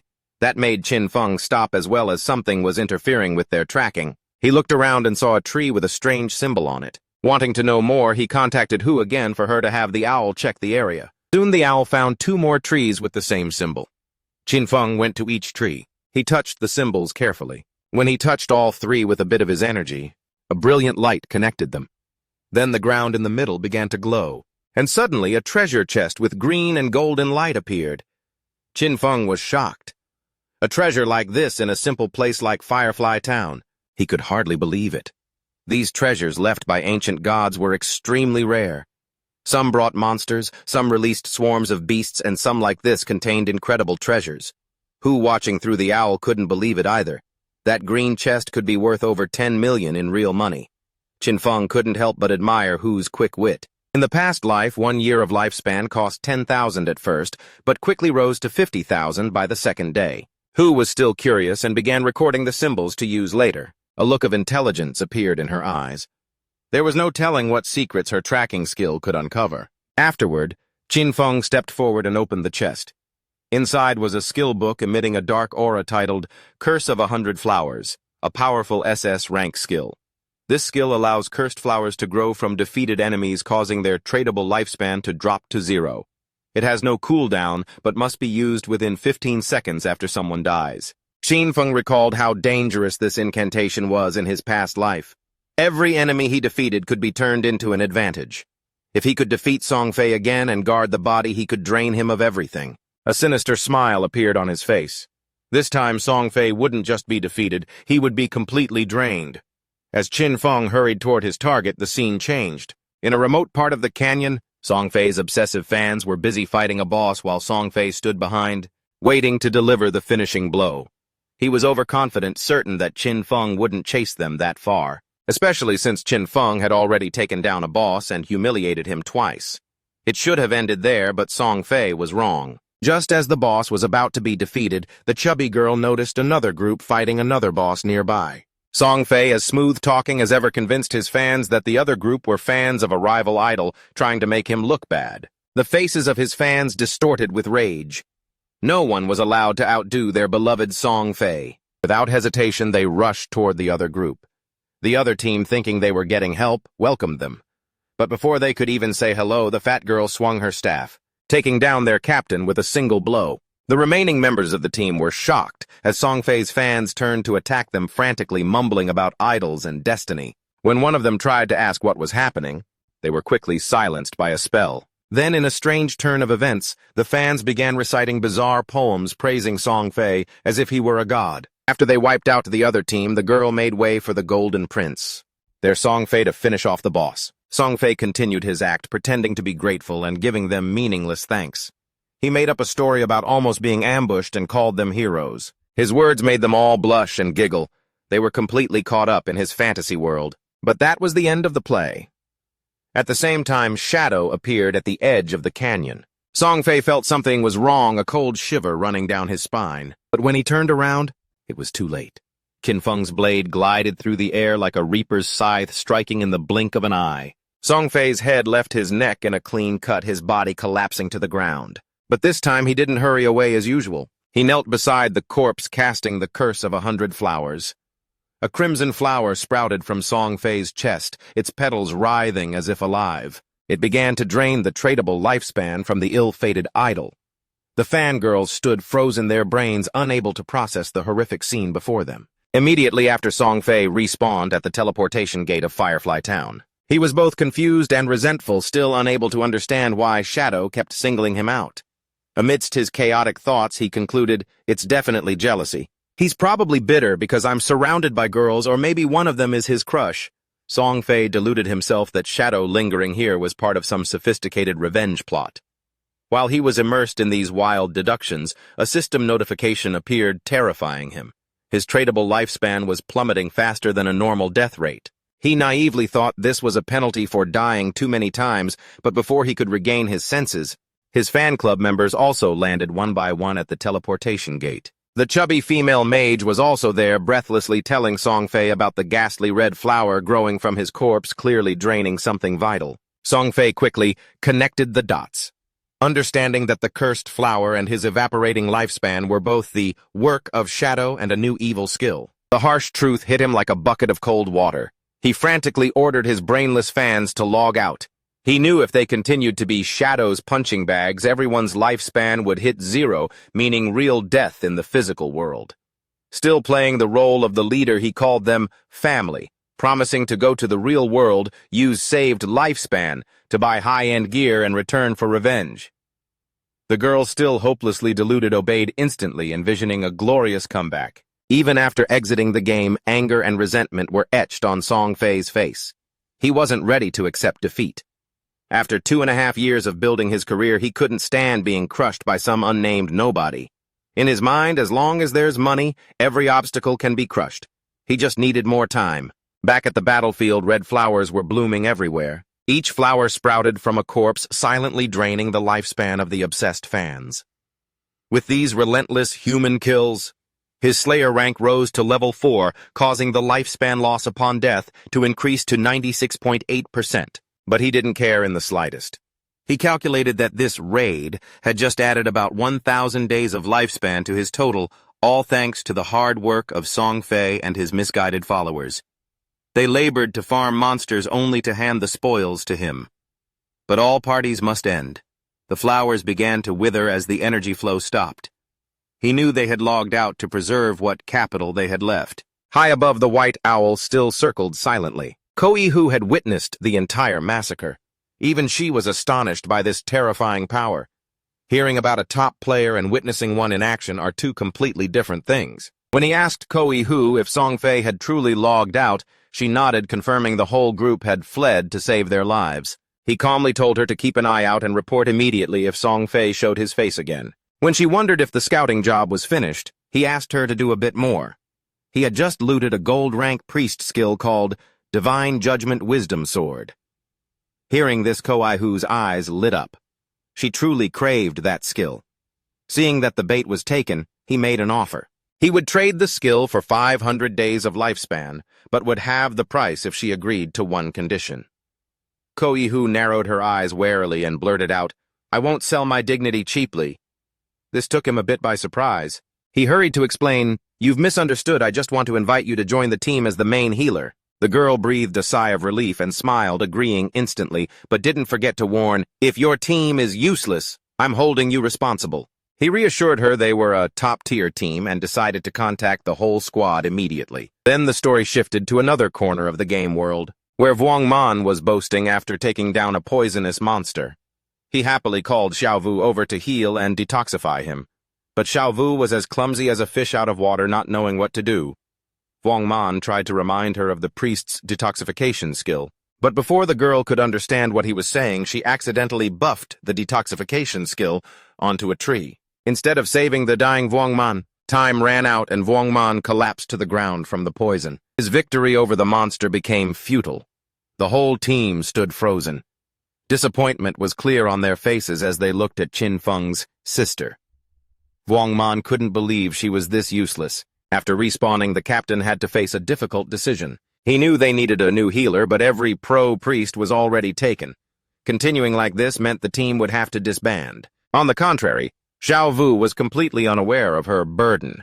She was still lost in the delusion of being the chosen one, a goddess in the new world, believing that leveling up fast was a grand destiny and looking forward to standing beside brother Songfay. Just then, a message from Shadow reached Vuongman, bringing a fresh wave of excitement. A hidden class healer, a white bird priest, had agreed to join. She was also strong in many other roles. This was the chance they had been waiting for. The captain immediately asked Shadow for her location. He replied that the new healer was in Firefly Town. Although it wasn't the best place to grind levels, assembling the whole team was the priority. Vuongman agreed and prepared to set out. But first he had to deal with the liability Xiaovu.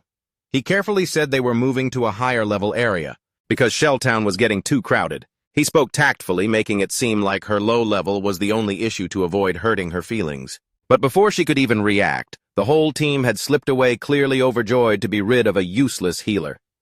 However, Xiaovu didn't mind at all. She saw their departure as a good thing. In her mind, she thought, a bunch of small fries not on my level.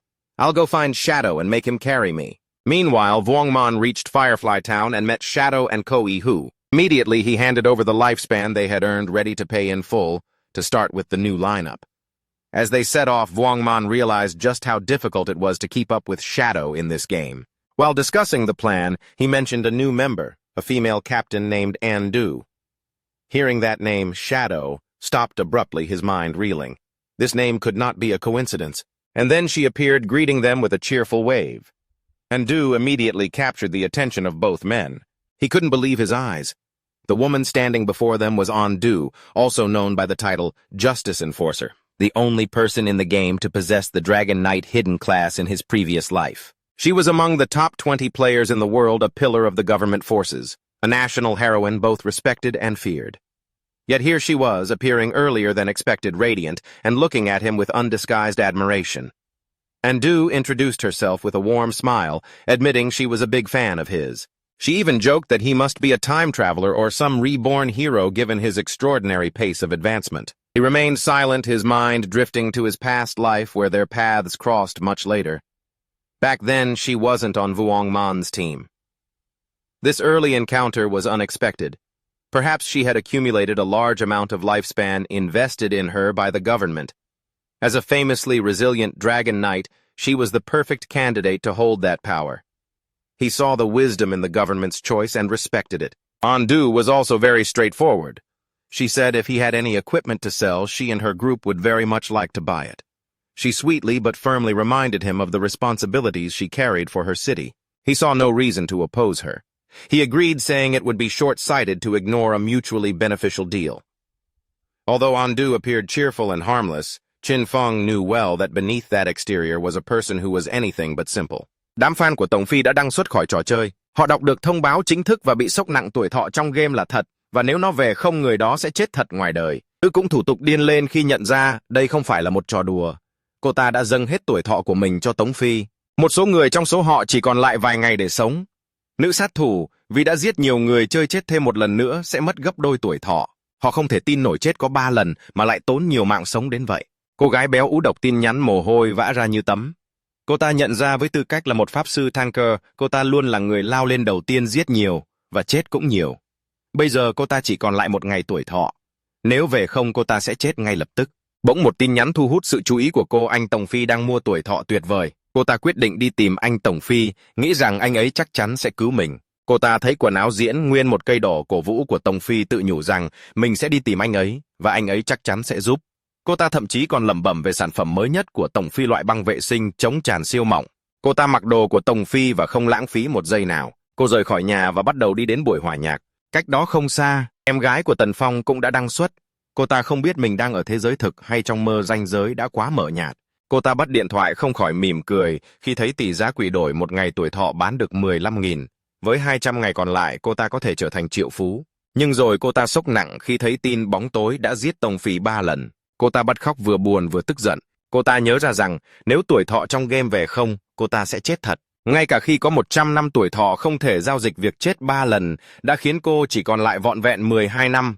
Rồi cô ta nghĩ đến anh Tổng Phi và tự hỏi tại sao bóng tối lại truy sát anh ấy. Theo các nhóm chất bóng tối, dù bị hàng chục người vây đánh vẫn giết được Tổng Phi 3 lần. Đối với cô ta hẳn là một thứ gì đó thật đáng sợ. Cô gái béo ú bắt đầu gửi tin nhắn. Cô ta la làng trong group chat anh Tổng Phi đang cần sự giúp đỡ. Cô ta kêu gọi bất kỳ chị em nào ở thành phố Giang Hải hãy đến bán tuổi thọ cho Tống Phi. Cô ta cũng tiết lộ Tổng Phi đang ở quảng trường Đại Giang và tỷ giá là một đội 10.000. Đây là cơ hội hoàn hảo để vừa làm giàu vừa giúp đỡ idol. Em gái của Tần Phong vội mặc quần áo. Cô ta không thể tin anh Tổng Phi lại ở gần mình đến vậy. Cô ta nghĩ mình không thể đứng nhìn tuổi thọ của anh cạn kiệt. Nhờ có bóng tối và những người khác, cô ta đã tiết kiệm được hơn 200 ngày tuổi thọ, vừa đủ để cứu giá. Không lãng phí thêm thời gian, cô quyết định đến quảng trường Đại Giang. Cùng lúc đó trong game, chàng trai của chúng ta đã tàn sát một số quái vật không mấy khó khăn. Một cửa sổ hệ thống xuất hiện, anh đã đặt cấp 10 mổ khóa thăng cấp chức nghiệp. Là người đầu tiên đặt cấp 10 trong khu vực, trong cả nước và trên toàn thế giới, anh nhận được một lượng lớn điểm danh vọng. Cửa sổ cũng tiết lộ rằng chức năng dịch chuyển sẽ được mở khóa khi có 7 người chơi cấp 10. Hệ thống thông báo khắp các thị trấn rằng bóng tối đã đạt cấp 10. Mọi người lại được một phen chấn động. Họ bàn tán. Đúng như dự đoán, lại là bóng tối. Anh ta vừa là người đầu tiên giết boss vàng, giờ lại là người đầu tiên lên cấp 10.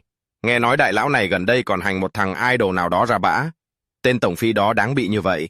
Những người chơi nước ngoài thì cấy cú, chết tiệt. Lại là một người chơi từ Đại Hạ. Nghe thở rèn ấn của tôi mới cấp 8, cái quái gì đang xảy ra với gã bóng tối này vậy? Cả thế giới đang tự hỏi liệu có ai có thể đuổi kịp anh ta không? Anh quyết định sử dụng số điểm tiến hóa vừa nhận được nâng cấp kỹ năng đâm sau lưng từ bạch kim lên ngọc lực. Bảo tăng hiệu ứng bị động lên 50%. Mặc dù có hơn 7.000 ngày tuổi thọ, anh nhận ra điều đó là không đủ. Anh biết mình cần tập hợp 7 người chơi cấp 10 để kích hoạt cộng dịch chuyển. Nhưng hiện tại người cao nhất ngoài anh mới chỉ cấp 7, có lẽ sẽ phải đợi một thời gian. Anh quyết định trở lại thế giới thực để giải quyết một vấn đề. Hình bóng của anh tán vào trong cát. Vài giây sau, anh mở mắt ở thế giới thực. Hệ thống hỏi, bạn có muốn tiêu thụ tuổi thọ để chuyển kỹ năng vào thực tế không? Không lãng phí một giây nào. Tân Phong chấp nhận. Hệ thống hối hận muốn rút kỹ năng nào. Hắn đứng dậy và quyết định rút nghề nghiệp của mình. Hệ thống tiêu thụ 1.000 ngày tuổi thọ. Hắn đã có được nội tại của bóng tối, các thuộc tính tăng vọt. Sau đó hắn quyết định rút cấp độ. Tiêu tốn thêm 2.000 ngày tuổi thọ, cấp độ của hắn trong thực tế ngay lập tức tăng lên cấp 3, chỉ số lại được tăng cường. Hệ thống tiếp tục báo cáo hắn đã rút ra kỹ năng tiềm anh bạc bạch kim và dao găm kịch độc. Hắn rất vui vì vẫn còn lại hơn 1.200 ngày tuổi thọ. Hắn chỉ trả giá để rút một kỹ năng bậc thấp nhưng lại nhận được tiềm anh bạc bạch kim, đúng là một món hời. Hắn không khỏi nắm chặt tay nghĩ về Tống Phi với ánh mắt lạnh lùng. Bây giờ chỉ sợ cơ bản của hắn đã gấp đôi người thường, nhanh nhẹn, đã đặt 32 điểm vượt qua giới hạn của con người. Với khả năng tàng hình và dao găm độc hẳn, chắc chắn có thể kết liễu Tống Phi. Hắn lướt điện thoại và ngạc nhiên khi thấy Tống Phi đang ráo riết thu mua tuổi thọ. Định vào game truy sát mình à? Hắn thấy tên khốn đó đang ở quảng trường Đại Giang cách đây khoảng 7 đến 8 km. Với tốc độ hiện tại, hắn có thể đến đó chỉ trong hơn 10 phút. Tay hắn bắt đầu run lên khi thấy tin nhắn từ Hồ Cẩm Bân. Bà sếp cứ kiêu ngạo.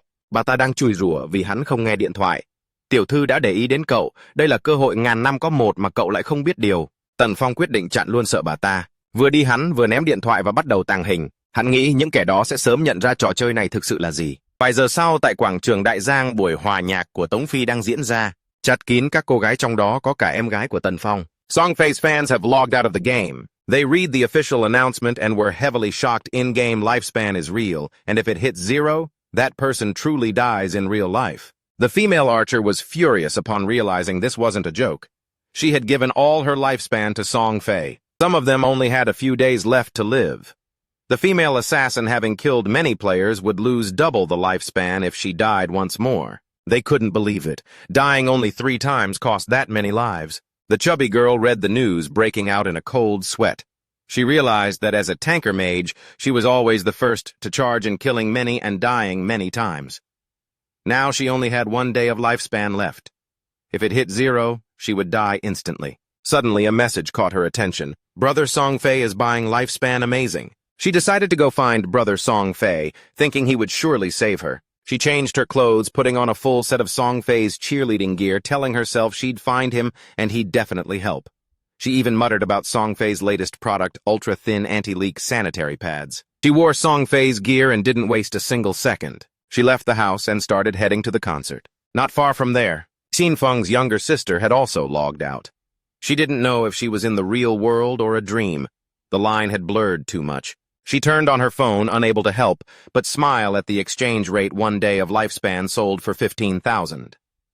With 200 days remaining, she could become a millionaire. But then she was heavily shocked to see the news that Shadow had killed Songfay 3 times. She burst into tears, both sad and angry. She remembered that if her in-game lifespan hit 0, she would truly die. Even with 100 years of non-tradable lifespan, dying 3 times had left her with a mere 12 years.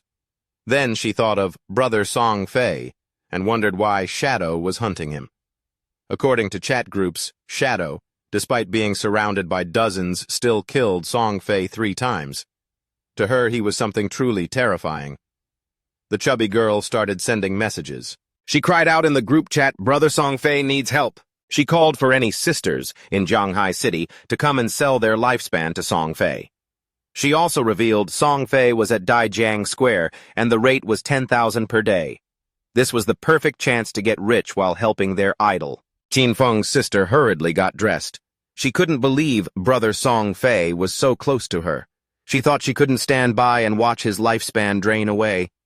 Thanks to Shadow and the others, she had saved over 200 days of lifespan, just enough to save the king. Wasting no more time, she decided to go to Daijiang Square. At the same time in the game, our guy had slaughtered several monsters without much difficulty. A system window appeared. You have reached level 10, unlocking class advancement.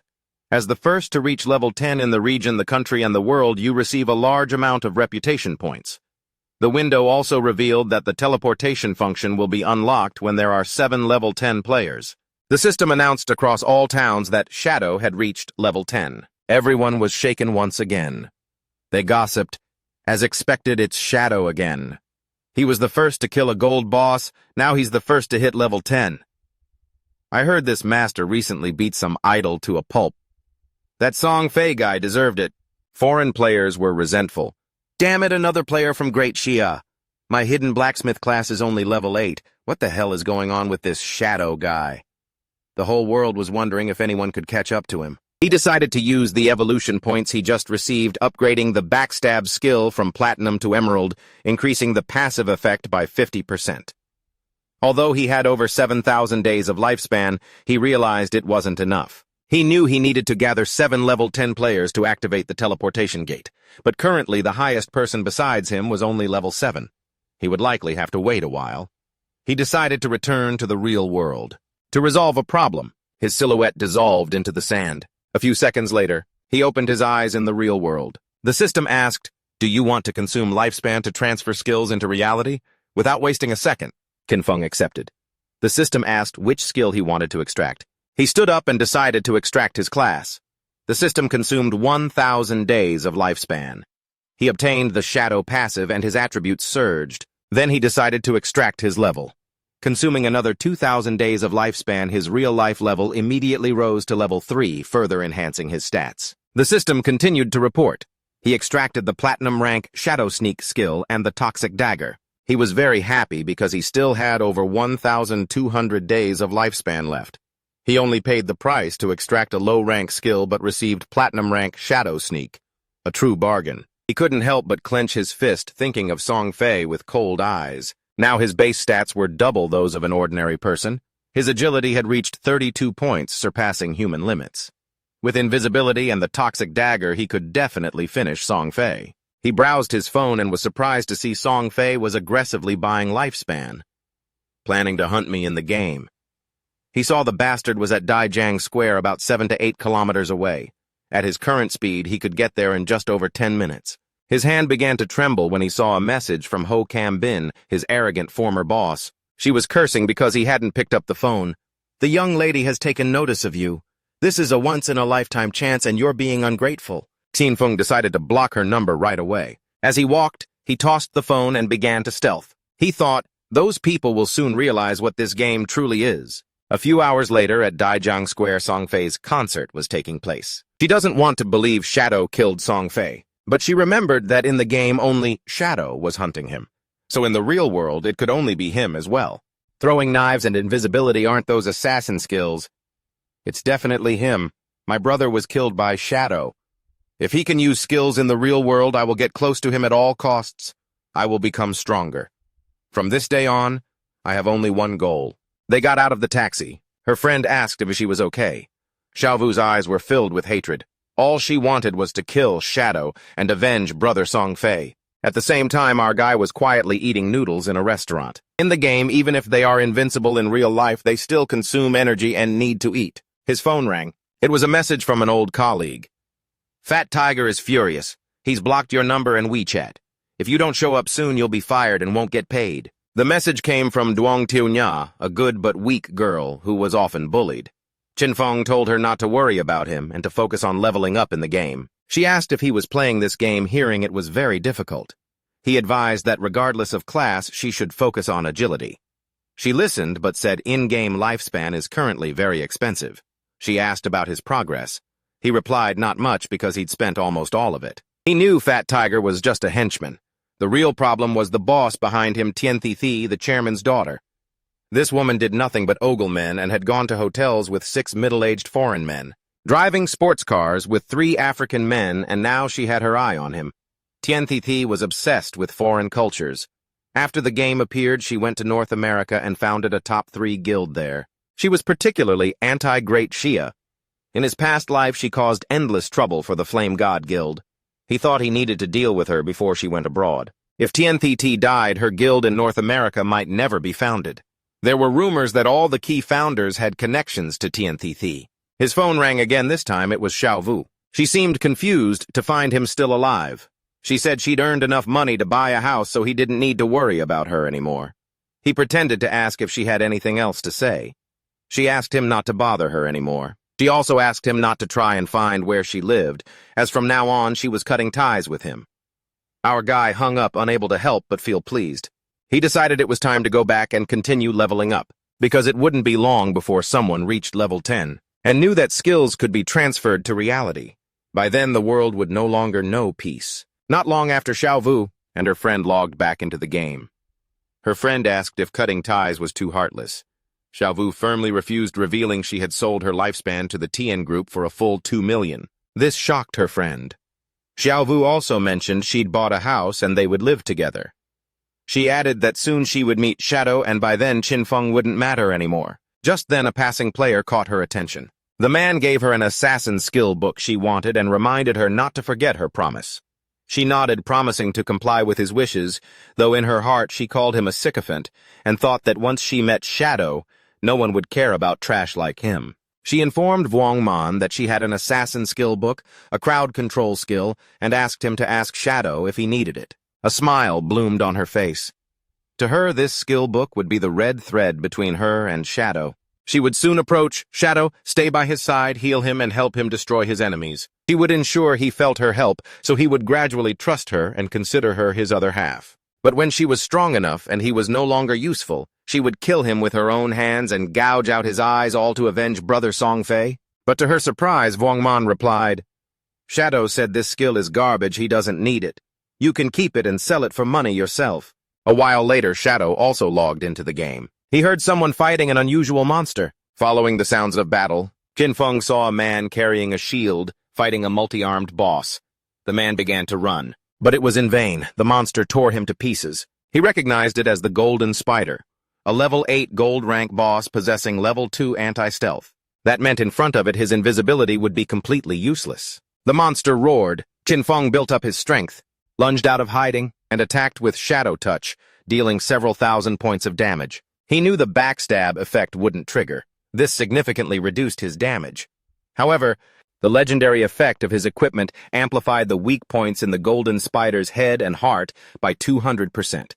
In 9 attacks, 3 hit weak points, dealing triple damage, directly compensating for the lost damage. It was truly a legendary skill, and he had to thank Xiaohei for helping him find that temple. A mage watching the battle exclaimed, "Shadow's damage is insane. A single skill reduced the Golden Spider's health bar by 1/6.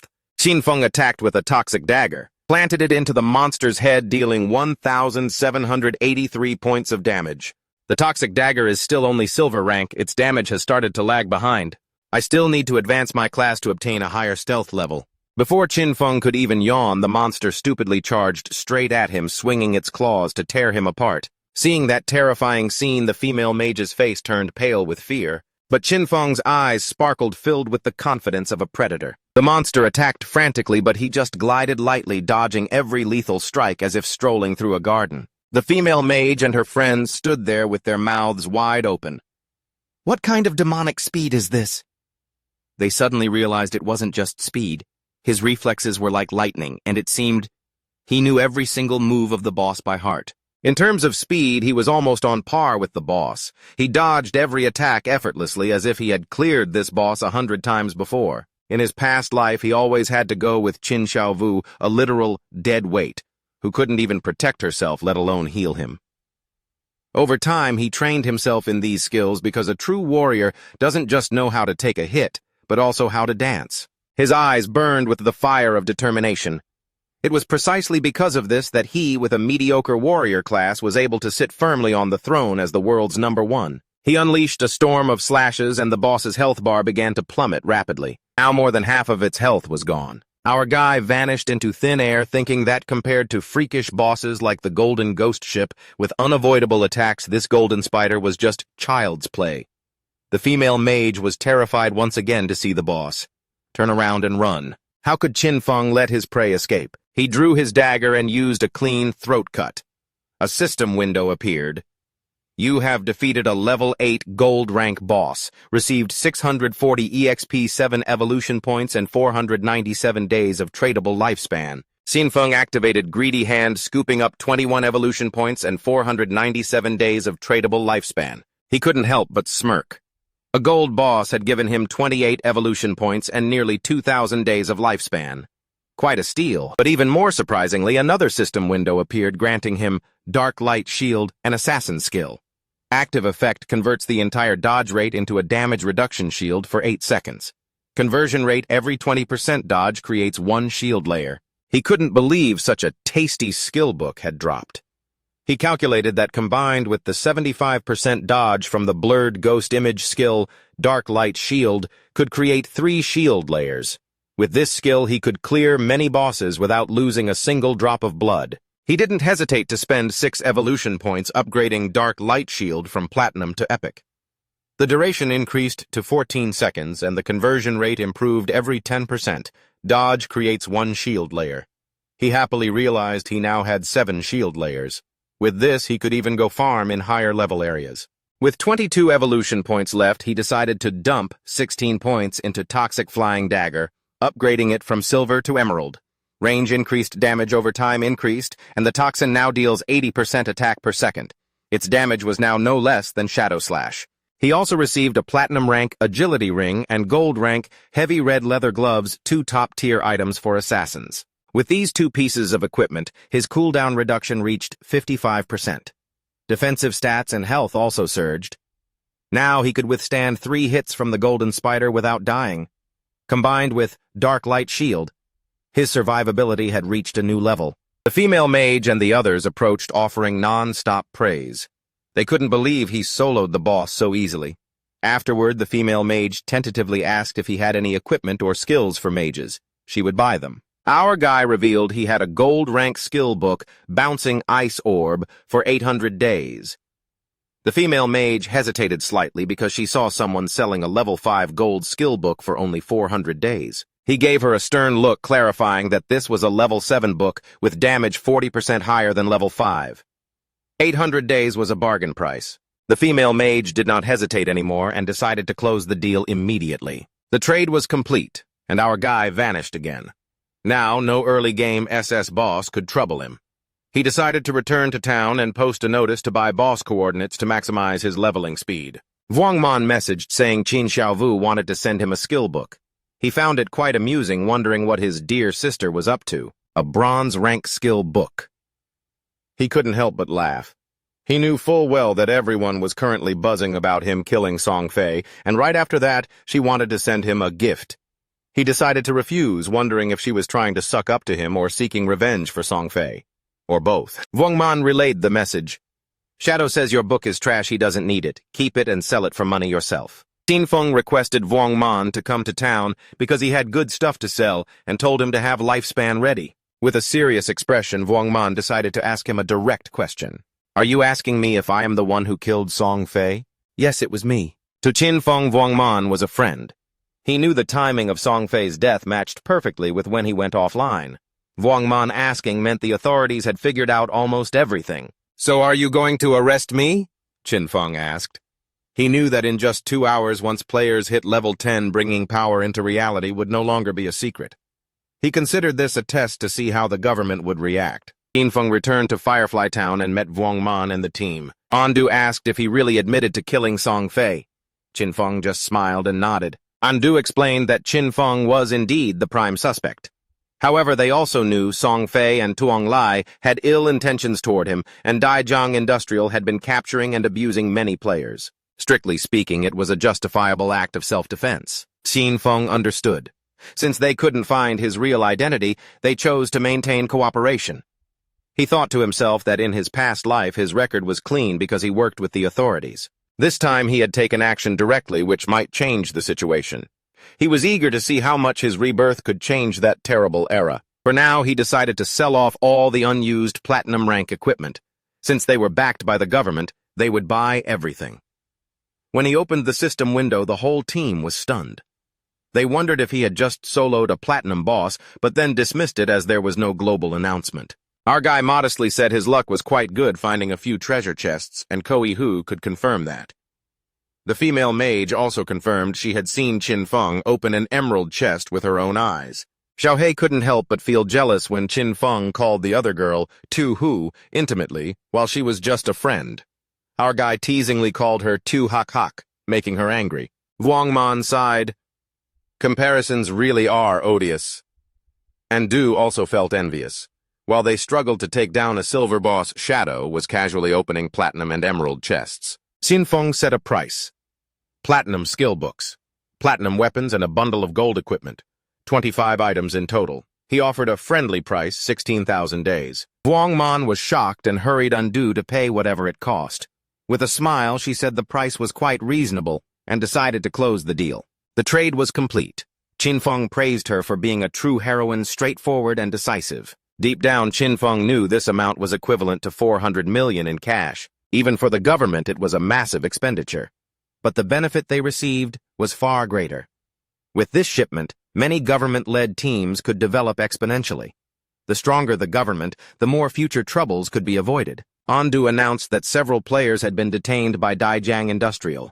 They were planning a rescue and asked if he wanted to join. Qin Feng felt slightly perplexed.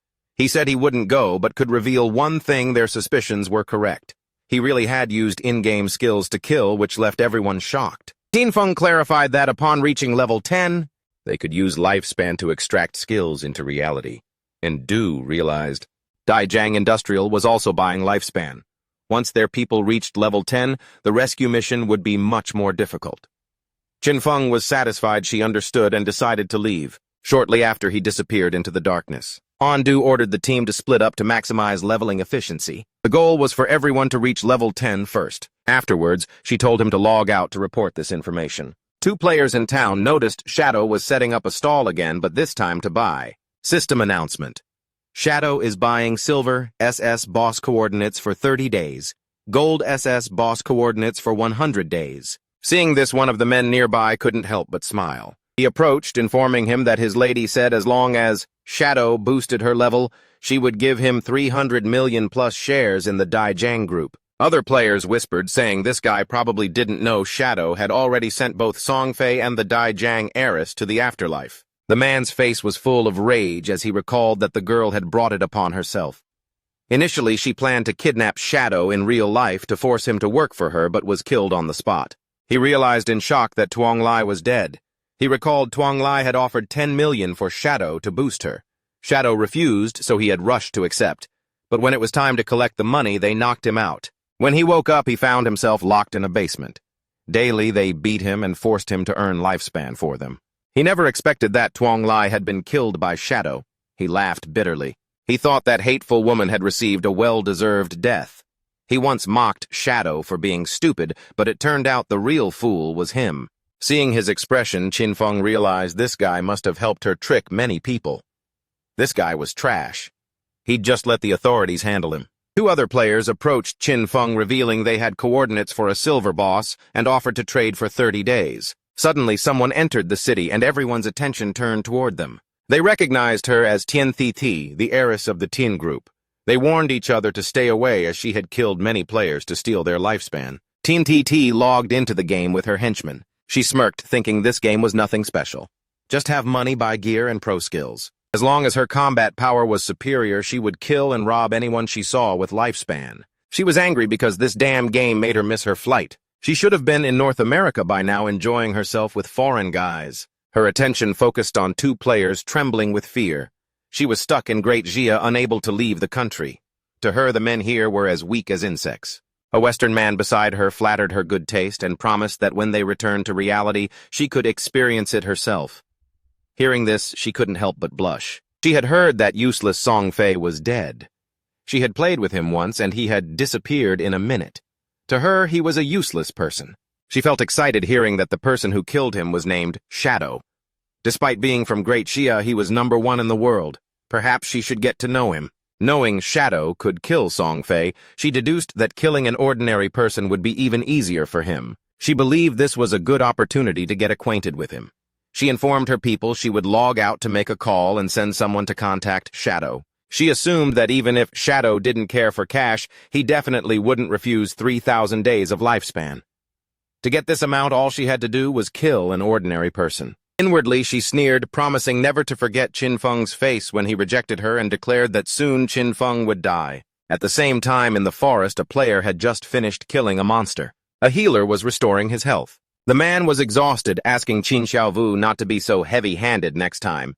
He almost met his great-grandmother. Xiaovu turned away, snapping, "You didn't even die. Why are you so aggressive?" She said the system warned her hunger level had reached 90%. She decided to log out to eat. He was angry, cursing inwardly. Previously, she called him boss, but after seeing Shadow once, she started glaring at him. He promised himself he'd tear her clothes off sooner or later. At the same time, Xiaovu logged out of the game. She woke up in her new house with an empty stomach. Checking her phone, she was shocked that all delivery services were closed. She wondered if everyone had gone into that damn game.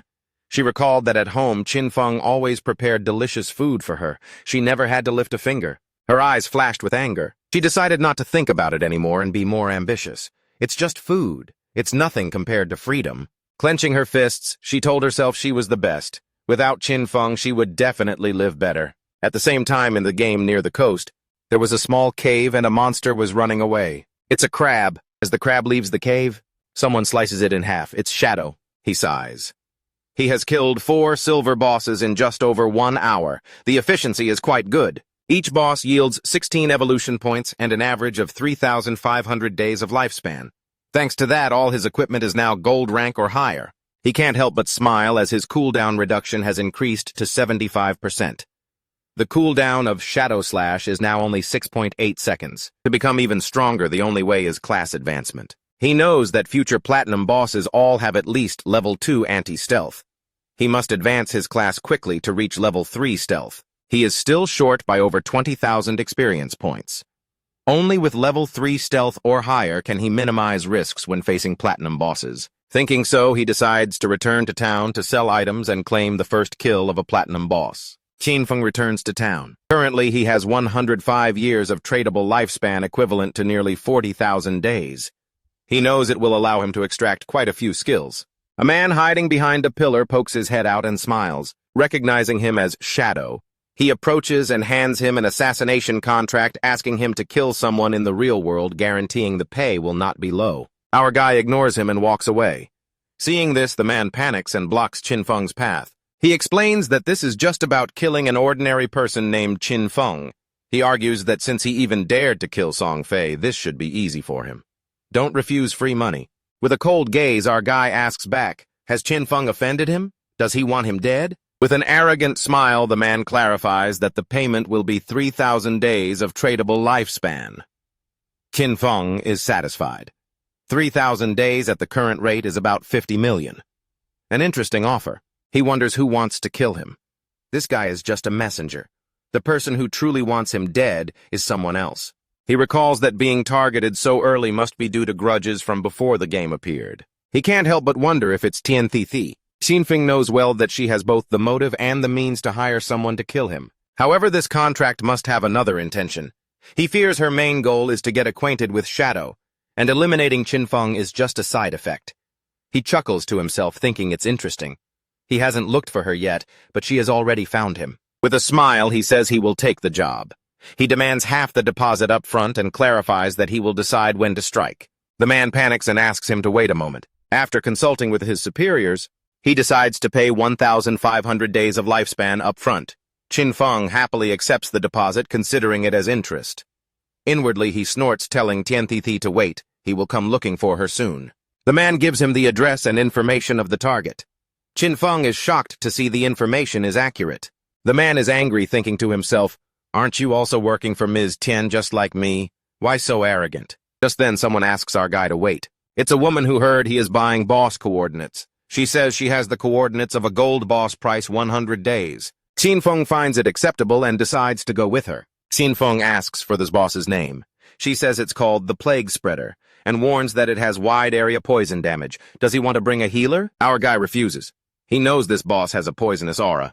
As long as someone is within its range, they will continuously lose health. For him, it's just a matter of using a few skills. The woman leads Qin Feng to a cave and says the boss is inside. She points to a tree in the middle of the swamp. Seeing she didn't lie to him, Qin Feng decides to pay. The transaction of 100 days of lifespan is complete. He remembers that this type of poison damage can be dodged, and the 75% dodge from his skill will be very useful. With a sweaty face, the woman says she needs to remind him of one thing. Actually, it's a trap. As soon as you start fighting, someone will come to kill you. They have level 2 anti-stealth items. To Qin Feng, this is not very important. The woman reveals that they told her to pretend to stop them, to take the opportunity to approach and find a way to discover his real-life information. Our guy stares at her, disappointed by their plan. The woman blushes, saying she was also forced. She wants to tell him the truth so he can track down the person behind it, as they are blackmailing her in real life. When Qin Feng asks who is forcing her, she reveals it's Dongfeng Tian. Our guy wonders if it's the guy who tried to steal his golden ghost ship. The woman panics. She believes he can take down Dongfeng Tian. She is betting everything on him and begs him not to betray her. To Qin Feng, they have come up with a plan that is too childish. He decides to start by killing the boss. Qin Feng becomes invisible and jumps off the cliff, telling her to just follow the plan. He promises to take care of the rest. The woman panics, thinking everything is lost. She remembers that Dongfang Tian led 18 people here and was wiped out in half a minute. While Qin Feng was diving down, she revealed that the continuous poison damage was too high. They hadn't even managed to reduce the boss's health by 5%. Facing indiscriminate poison attacks, death would be the only result. Qin Feng first used Blessing Release, and while the boss was preparing to attack, our young man activated the weak point amplification effect, followed by the throat cut effect. Qin Feng attacked, taking away several thousand health points from the boss in an instant. Its health bar had dropped to less than half. The woman was shocked. A single skill had destroyed 2/3 of the boss's health, dealing over 80,000 points of damage. She wondered if Qin Feng was even human. He disappeared and reappeared behind her. The cooldown for Blessing Release was only 14.3 seconds. He decided not to kill the boss yet, waiting for Dongfang Tian's men to come to their deaths while waiting for his skills to refresh. Not long after Dongfang Tian and his men entered the cave, the leader made it clear that if anyone tried to stop them, they would kill without mercy. The woman drew her sword. Qin Feng was slightly annoyed. He wasn't sure if she could actually stop them. Tweetnee summoned a golden shield. Qin Feng realized that with this defense, not many people could break it. The men began attacking the shield. Xin Feng knew she had encountered the blessing of an ancient god and received a gold-ranked treasure chest. His eyes flashed using instant shadow. Xin Feng attacked rapidly, slicing their bodies into pieces. Xin Feng used the blooming curse skill, and the men's corpses turned into crimson flowers. Tweetnee was shocked. It was terrifying. A single skill had killed so many people. Fortunately, she hadn't listened to Dongfang Tian, otherwise she would have died as miserably as Songfay. She asked Shadow for a friend request, promising that if there was an opportunity, she would let him know Dongfang Tian's real-life location. Tweetnee couldn't help but blush, asking him that if he needed any special services, he should come find her, assuring him they would always be free for him. Xin Feng realized, so that's how it is. Afterwards, he jumped down. He attacked the boss. For Qin Feng, the lifespan absorbed from those 10-plus people couldn't compare to what the boss had granted him. Instead of focusing on grinding, they went around causing trouble and therefore deserved to die. He turned back to Tweetnee, asking if there was any problem. She said no and decided to leave. Qin Feng used Greedy Hand and felt pleased. It had been a long time since he'd seen an assassin skill book.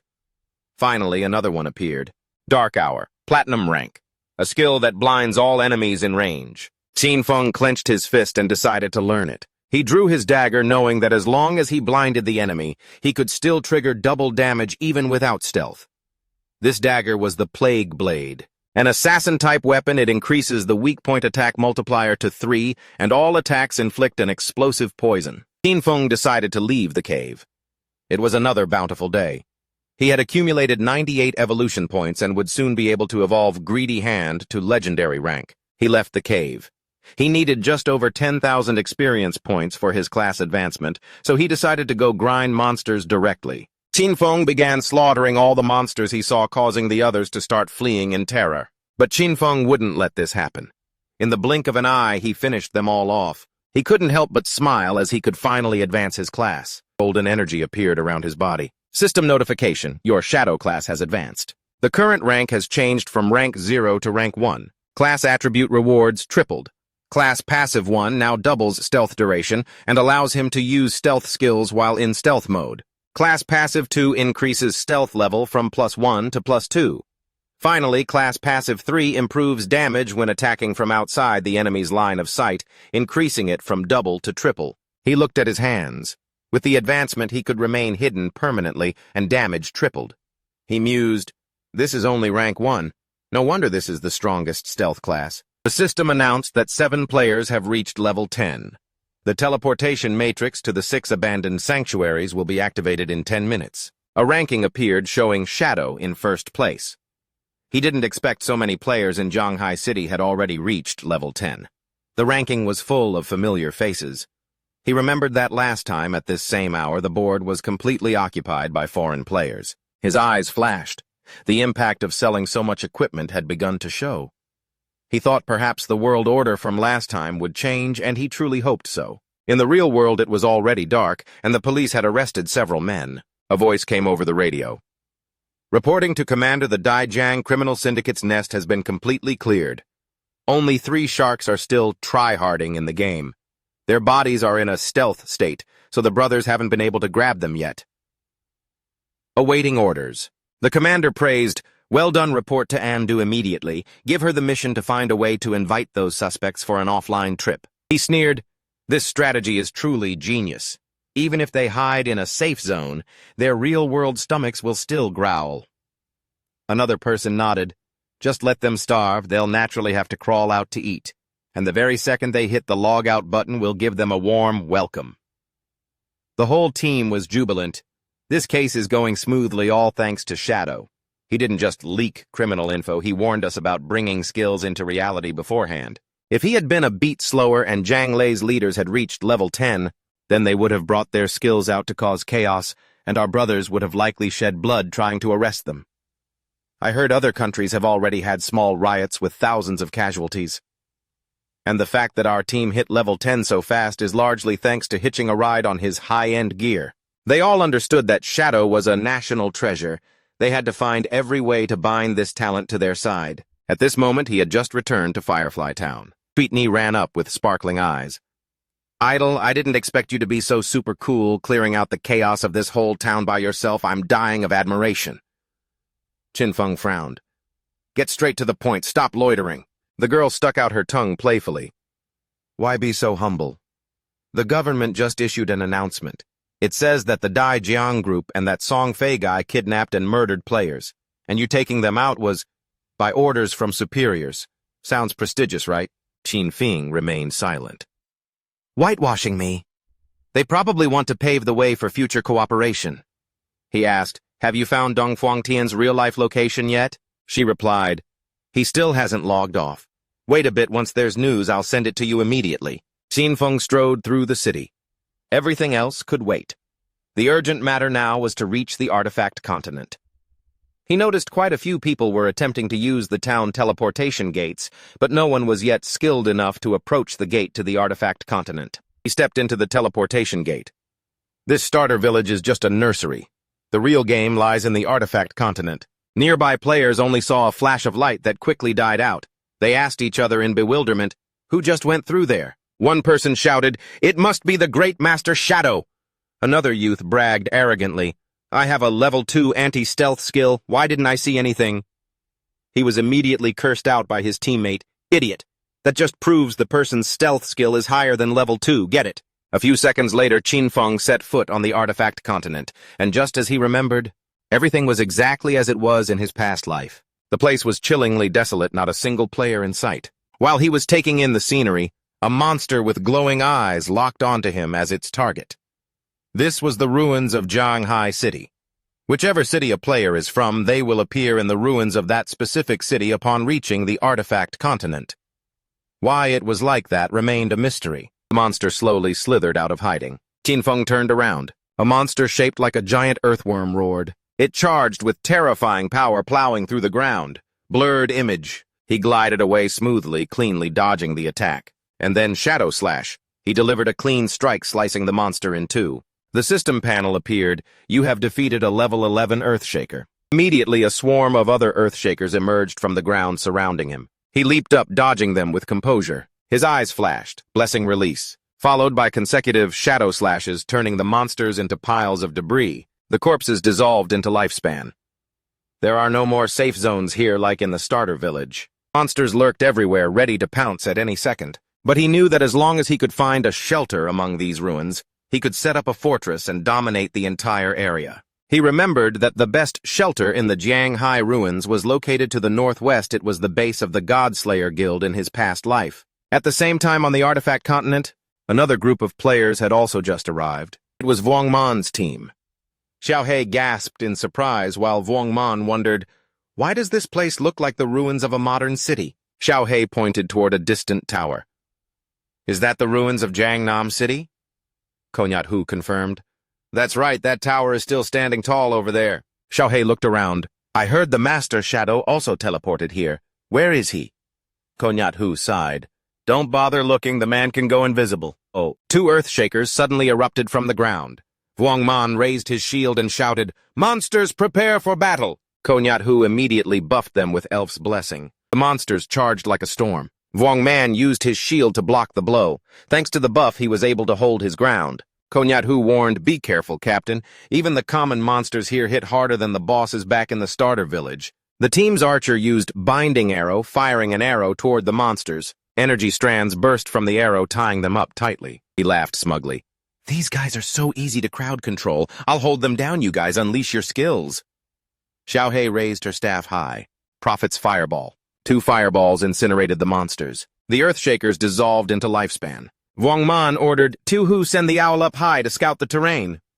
She nodded, and the owl began to circle all around. She reported, "Monsters are everywhere, thick as ants." The noise just now attracted a swarm heading toward us. "I don't see any safe zones nearby, Captain. What now?" Vuong Man was stunned. The archer panicked. "What kind of hellish map is this? Has it turned into a survival game?" Xiaohei urged, "Tu Hu, try to find the Great Master Shadow. He arrived 10 minutes before us. He can't have gone far. If we find him, we're safe." At first, she saw no one. But then she began to see glowing orbs of lifespan. "I see a brilliant radiance to the northwest. It's the rewards from killed monsters." She deduced, "It's definitely the Great Master Shadow. Perhaps his inventory is full, so he didn't even bother to pick them up." More monsters emerged, lunging toward them. Tu Hu screamed, "Run fast! The Master has cleared out the monsters there. That place is safe. Just follow the light to find him." The captain ordered, "Maintain formation, fight while retreating. Don't let anyone fall behind." At the same time, not far ahead, another swarm of Earthshakers appeared, but a black shadow flashed by like lightning, slicing them to pieces. It was Shadow. Even without buffs, the damage from Shadow Slash can reach 20 to 30,000. One hit, one kill. This place is nothing short of a farming paradise for me. Minutes later, he reached the shelter, he observed. Beneath these ruins lies a massive underground palace. In my past life, it took people a long time to find it. This palace has over 1,000 rooms and dozens of halls, the largest shelter in Jianghai. Before being occupied, it was like a dungeon, full of traps, monsters, and a guardian boss. The larger the shelter, the stronger the guardian. He stepped inside. In my past life, after founding the Godslayer Guild, I gathered 18 outstanding elites, level 15, with full sets of pro gear. Even then, we barely managed to clear this palace after a grueling struggle. He walked down the stairs, going deep underground. The system confirmed he had entered the Soul Purification Land, a place teeming with monsters. His eyes flashed with confidence. "This time I alone am enough." The system announced, "Defeat the Guardian to claim sovereignty over this area." Monsters turned toward Qinfeng simultaneously, and they all lunged at him at once. He calmly drew his dagger, facing a level 12 gold monster and elemental soul. Qinfeng activated Dark Hour, followed by a sweeping Shadow Slash, slaughtering the monsters in an instant. Qinfeng moved like a ghost, slicing through everything in his path. The monster corpses dissolved into lifespan. As long as the enemy is blinded, all my attacks deal increased damage. Even normal attacks are enough to finish off these level 12 mobs. Though he had cleared this hall, there were still dozens of halls and thousands of rooms left. A faint smile appeared on his lips. This is truly a laborious task. He glanced at his lifespan bar, calculating. After clearing out the monsters here, it will be enough to evolve Greedy Hand once more. Qinfeng looked at the ground, his gaze becoming serious. He knew that after clearing the monsters in each area, the Guardian would soon show its face. 2 other players had just teleported to the Artifact Continent. The man was bewildered. Is this really the Artifact Continent? The girl wondered. Why does it look so familiar? They realized they were at the ruins of Xiuvu. They moved forward and reached the ruins of Sonthan City. Hours later, they reached the ruins of London. The man was astonished. Does everyone get teleported to the ruins of their own city based on their region? The girl found it strange. The geographical locations match the real world perfectly, too. While they were distracted, something approached, making them jump in alert. They turned and saw several Earthshakers staring at them. Terrified, they turned and ran. The monsters roared and gave chase. At the same time, at the Jianghai ruins, Vuong Man's team was huddling in a shelter under some rubble. Vuong Man poked his head out. Seeing no monsters, he said, "Rest and recover for a bit." Andu couldn't help but blush. "The Master Shadow is so cool, I thought we were strong enough, but turns out we're just trembling and hiding in the shadow of a boss." Vuong Man coughed. "Captain, watch your words." She was dazed. "Was I wrong?" Xiao Hei poked her head out. Good thing the master cleared the path. Otherwise, with that swarm earlier, our whole team would be toast. I wonder where we respawn if we die here. While Kohu used the owl to scout, Vuongman discussed with Andu. Maybe we should postpone exploration. Wait for the whole team to reach level 10 and go together for safety. She nodded in agreement. Nyathu's owl reported back. Monsters were truly cleared out like mown grass. But it's strange the master shadow stopped there and then disappeared. Ah, there's so much loot, including gold items. I want to go over there and pick them up so badly. Vuongman decided, let me contact him to see if he still needs that pile of items. At the same time, our guy had just sliced through the final monster. The area was flooded with the light of lifespan. Finally cleared out the small fry. He had swept through over 40 halls and 1,000 small rooms, defeating over 400 monsters. He had also butchered 4 bronze bosses and 2 silver bosses, collecting over 80,000 experience points and raising his evolution points to 205. Only 5 more points and I can evolve Greedy Hand. Just then, Vuongman contacted him. Master, we see you left behind quite a lot of loot. Can we collect them and pay you back with the corresponding lifespan? Oh, Vuongman's team has arrived too. He didn't refuse. Go ahead and collect them. I'll contact you later. I have a batch of goods to sell. Vuongman thanked him profusely. We'll wait for you at coordinates 89.554, 66.666. At that moment, sparks of electricity began to appear. Xinfeng focused his attention on it. It moved extremely fast toward him. The Guardian has appeared. A knight made of thunder emerged. Soul Purifier, Platinum Boss. The system described, defeat it, and you will become the master of the Soul Purification territory, he mused. The highest level monsters in the city ruins are level 15. This Soul Purifier is already the final boss here. If I remember correctly, this boss has 750,000 HP and 3 transformation phases. Shadow Slash Qinfeng decided to strike first. But the attack was like an itch scratch, throat cut. This time a chunk of the boss's health bar dropped. It raised its hand, summoning a lightning spear. A rain of thunder spears poured down, but he moved too fast, dodging with ease. With my current defense and lightning resistance, taking 1 hit means respawning back in town. My 75% dodge rate against a platinum boss is only about 50% effective. However, with 182 agility points, my speed has exceeded 40 meters per second. As long as I focus, dodging its moves isn't hard. His eyes blazed. In my past life, the whole guild had to rely on the priest's shield and luck to get past this boss. He charged forward with all his might. This time there will be no chance for you. The damage from Throat Cut combined with Shadow Slash and the explosion effect from Plague Blade blew away 250,000 of its HP. Next is Phase 2. The boss began summoning electric orbs and entered an invulnerable state. Top priority is destroying the 3 lightning orbs, otherwise it will go berserk, he recalled. In the past life, the whole team was wiped out by its frenzied damage during this phase. Qin Xiaovu then threw a tantrum and refused to continue. The second time without her, the team passed in one go. He used Toxic Shuriken to attack the orbs.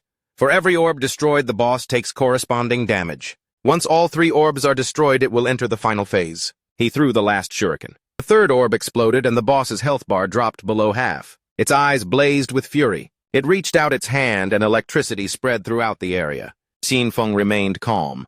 In Phase 3, it will continuously unleash wide-area lightning attacks. Last time, and the whole guild had to wear full lightning resistance sets plus 4 priest shields and constant healing just to survive. Qinfeng jumped up and a barrier appeared around him. This time, no need for such trouble. He had used Elegance Release and Dark Light Shield.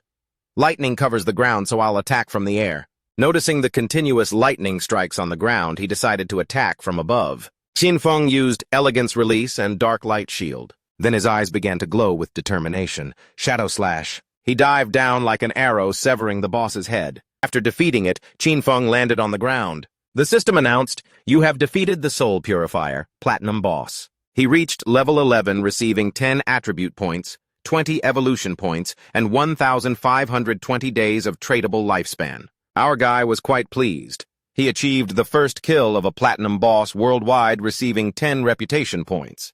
Additionally, he became the master of the sanctuary. This shelter is not just for hiding and storage. More importantly, it can be extracted into the real world. This is extremely vital because when the game descends, real-world weapons will gradually corrode. The most powerful weapons like nukes will become scrap metal. Planes and tanks will only last a few more months. Every future battle will depend on in-game skills. Once the shelter is brought to the real world, it will become an impregnable fortress, he thought. In my past life, my guild used this very place as a springboard for growth. But that place was also full of conspiracies and deceit. His eyes flashed with resolve. This time I won't follow that path again. I will become strong on my own until I stand at the very peak. Outside, it began to rain. A monster swung its axe powerfully. Xiao Vu's friend fell to the ground and dodged the attack, telling her to step aside. She started screaming for help. She failed to react in time, and the axe sliced her body in two. She respawned back in town. The system announced she had lost 14 years of non-tradable lifespan and 2 days of tradable lifespan. She was shocked to see she had died again. Her friend was furious. He called her an idiot and scolded her, asking how she could fail to dodge a giant axe swung by a boss. She got angry and asked him who he thought he was insulting.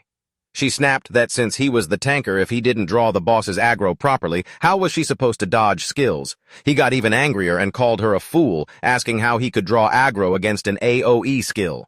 After arguing, he left the party. Xiao Vu's friend panicked when she saw the tanker had run away and started screaming for help as the boss attacked. The boss attacked with its axe, and shortly after, the friend also respawned in the city with a worried expression. She suggested to Xiao Vu that they focus on killing small mobs to level up first, explaining she was uneasy because they didn't have much lifespan left. Xiao Vu began to ponder.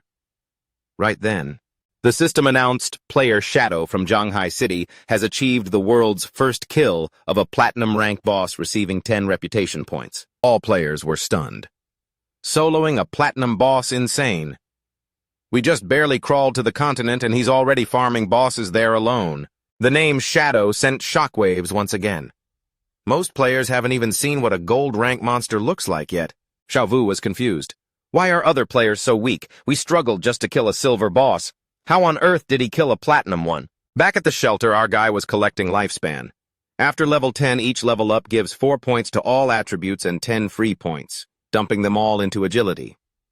Killing this boss gave me 20 evolution points, which is enough to upgrade Greedy Hand. He was delighted. The bonus loot reward increased from 3 to 5. He also gained a 100-slot storage space.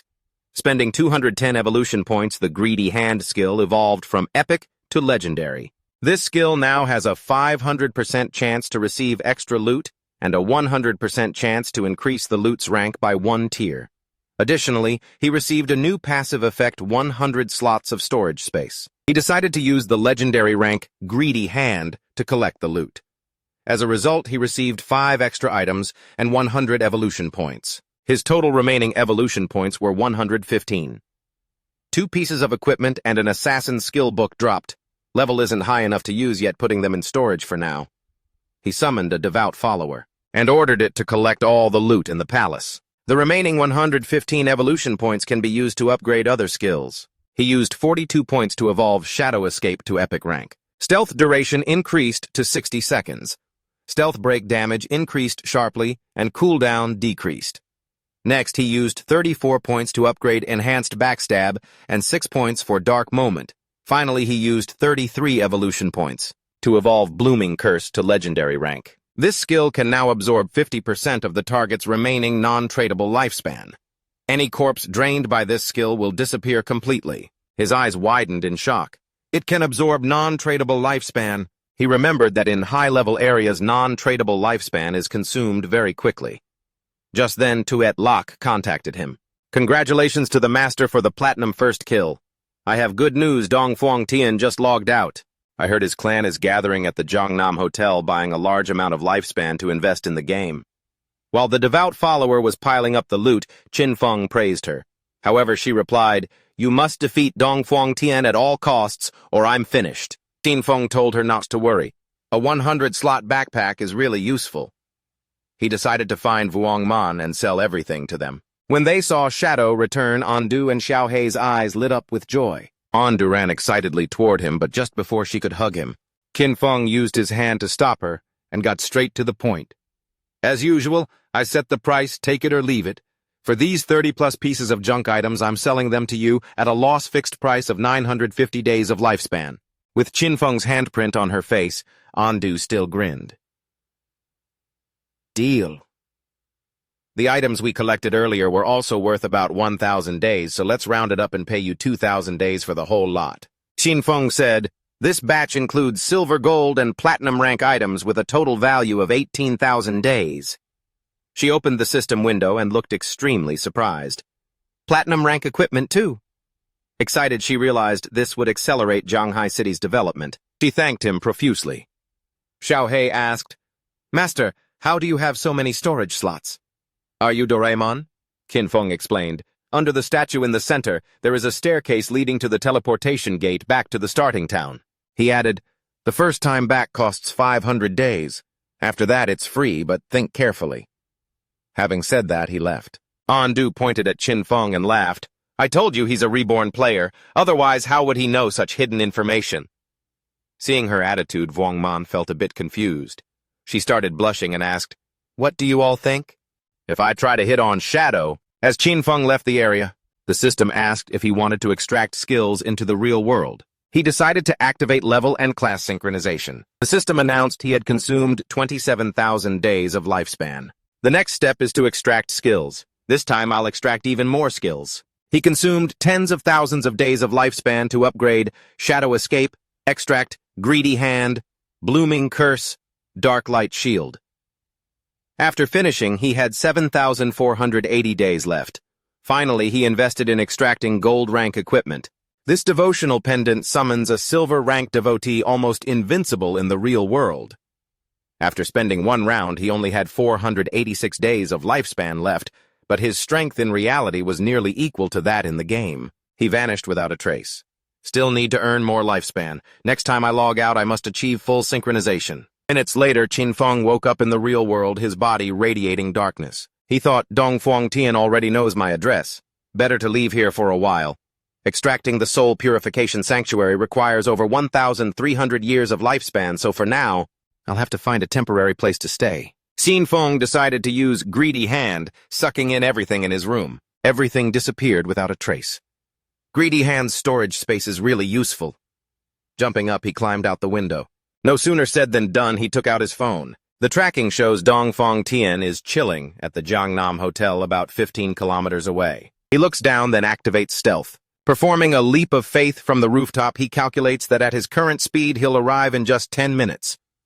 Our young man sets off. Gliding like a ghost through the night, the Jiangnam Hotel soon appears before his eyes. Inside, a lavish feast is underway. An old man at the table speaks up, claiming that given the current situation, where in-game skills and lifespan can affect reality, this is a golden opportunity for the Dongfang clan. He then praises his grandson Tianyi for being wise enough to establish a faction in the game early on. Tianyi smiles with fake humility. "Grandfather, this is simply what I should be doing." The old man nods in satisfaction, beginning to outline a macro plan. "This time we've spent a fortune to buy a massive amount of lifespan, all to purchase gear and skill books. The goal is to push our core members to level 10 as fast as possible. At this rate, our Dongfang clan will surely become overlords.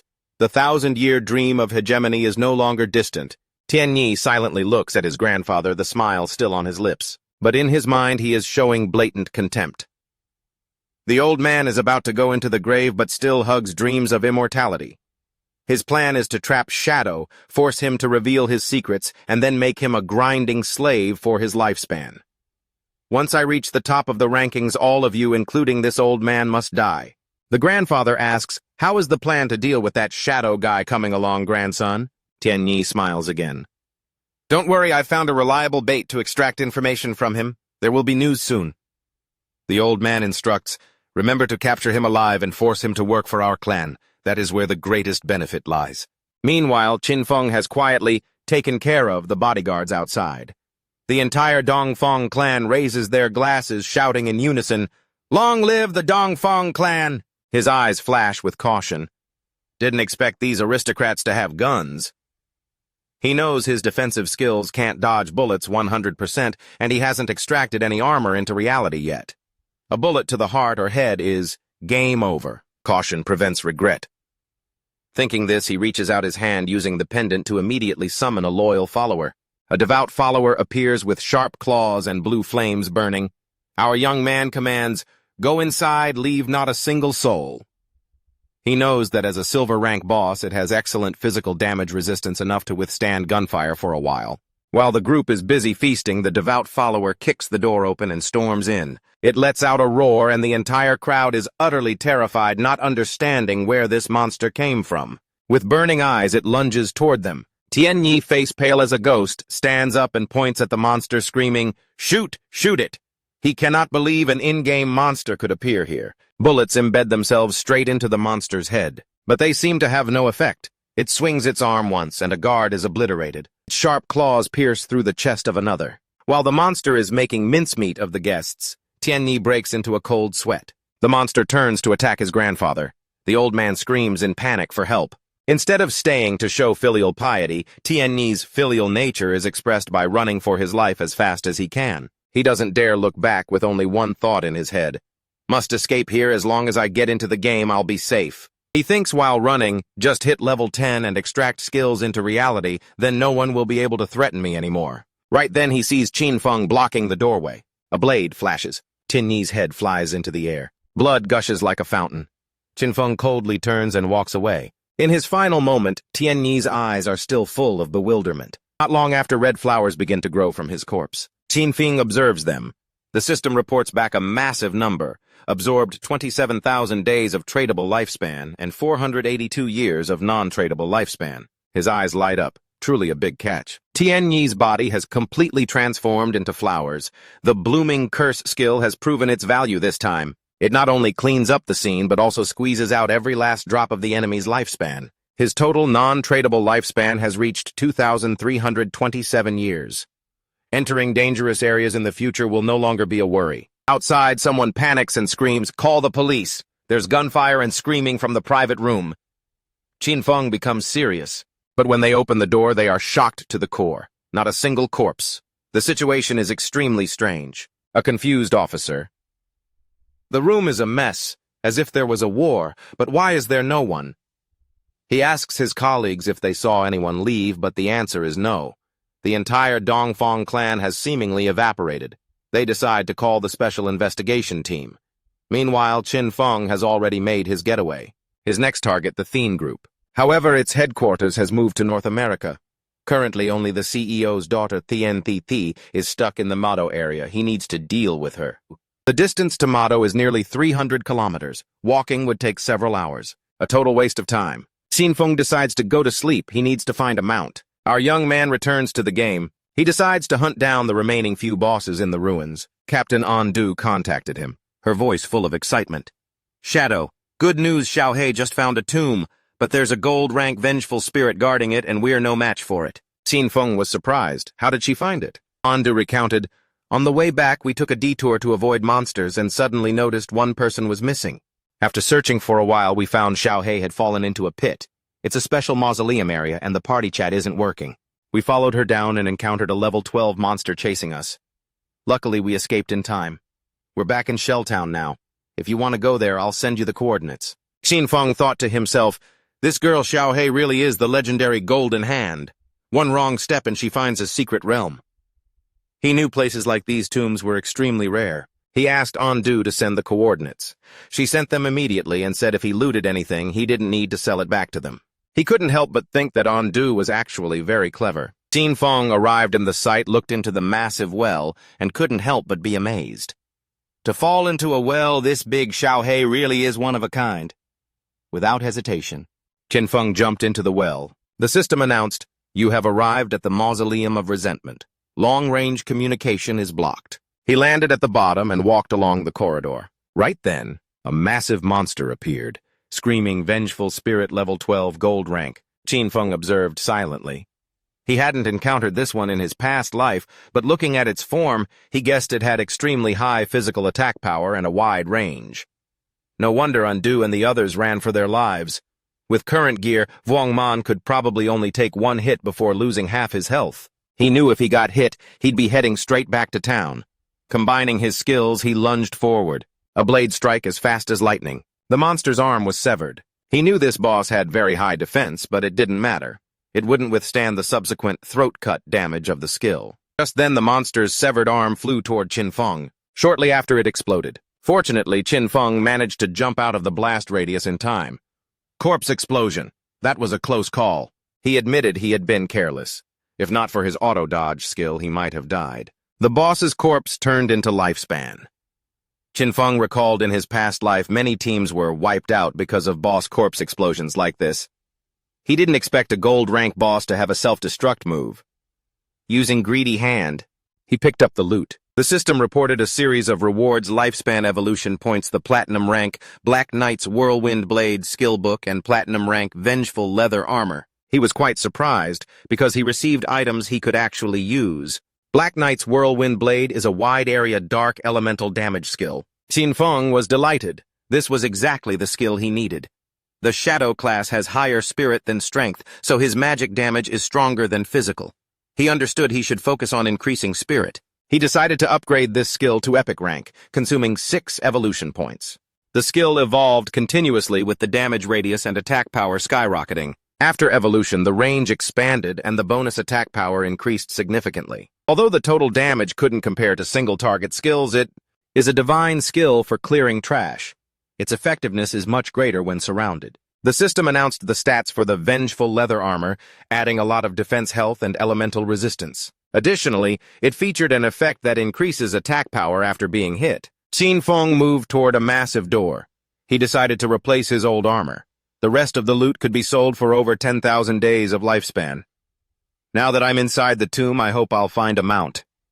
At the same time, an elf swung its sword, slicing Xiao Vu and her friend in half. The whole team respawned in town again. The captain was furious, grabbing Qin Xiao Vu by the collar. He roared, "You are useless. The team is always wiped because of you, because of you. I only have 2 years of lifespan left." He threw her hard onto the ground, threatening, "Don't you dare show your face at school or else—" The friend came to help her up. The guy had logged out. The friend invited Qin Xiao Vu to go back to her hometown with her, where there was a community support group. Qin Xiao Vu, enraged, disconnected from the game. She refused her friend's offer. Enraged, she woke up in bed and used her phone to message another guy, asking if he could carry her to level up. The guy agreed, but with a condition: 1 night with you for 1 level. I want to see how the school's goddess performs in bed. She was livid. "You ugly monster, you think you have a chance, get lost." But then she changed her tone. "Actually, I've always liked you too. But previously it was because my brother controlled me. Now that I've cut ties with him, we can be together." The guy didn't fall for the trap. He sneered, "Are you delusional? You even abandoned your own biological brother who knows what you'd do to me. Get lost. Stay out of my sight." She started contacting others, inviting them to her house to keep her company and help her level up. But they all refused and mocked her. She tried her luck with 1 more person, but the answer was still contempt. Sad and desperate, she cursed men. She only had 2.5 years of lifespan left and didn't know what to do. With tears in her eyes, she felt lonely. She thought of Qinfeng. "He definitely won't ignore me. I have to go back and find him." It was already dark. A few hours later, she arrived at Qinfeng's apartment. She thought that by just saying a few sweet words, he would surely forgive her. But then she thought, "I didn't do anything wrong. Why should I apologize?" She convinced herself, "Bowing my head is only temporary. First, I'll just pretend to be submissive so he'll help me level up. He's the person who cares about me most after all." A smile appeared on her face. "Once I level up, I'll cut ties with him completely." Xiao Vu thought this plan was absolute genius, flawless. She knocked on the door, her voice sweet. "Brother Feng, open the door for me. I'm back. Are you sleeping? Please open the door." Angry because no one answered, she kicked the door open but then stood frozen. The inside was empty. The bedclothes, everything was gone. She hurriedly called Qinfeng, but no one answered. She had no idea where he had gone. At the same time, deep within the mausoleum, Qinfeng was slaughtering all the monsters. He had reached the end of the mausoleum. He summoned a devout follower. Before him was the final coffin. He hoped the final boss would be platinum rank.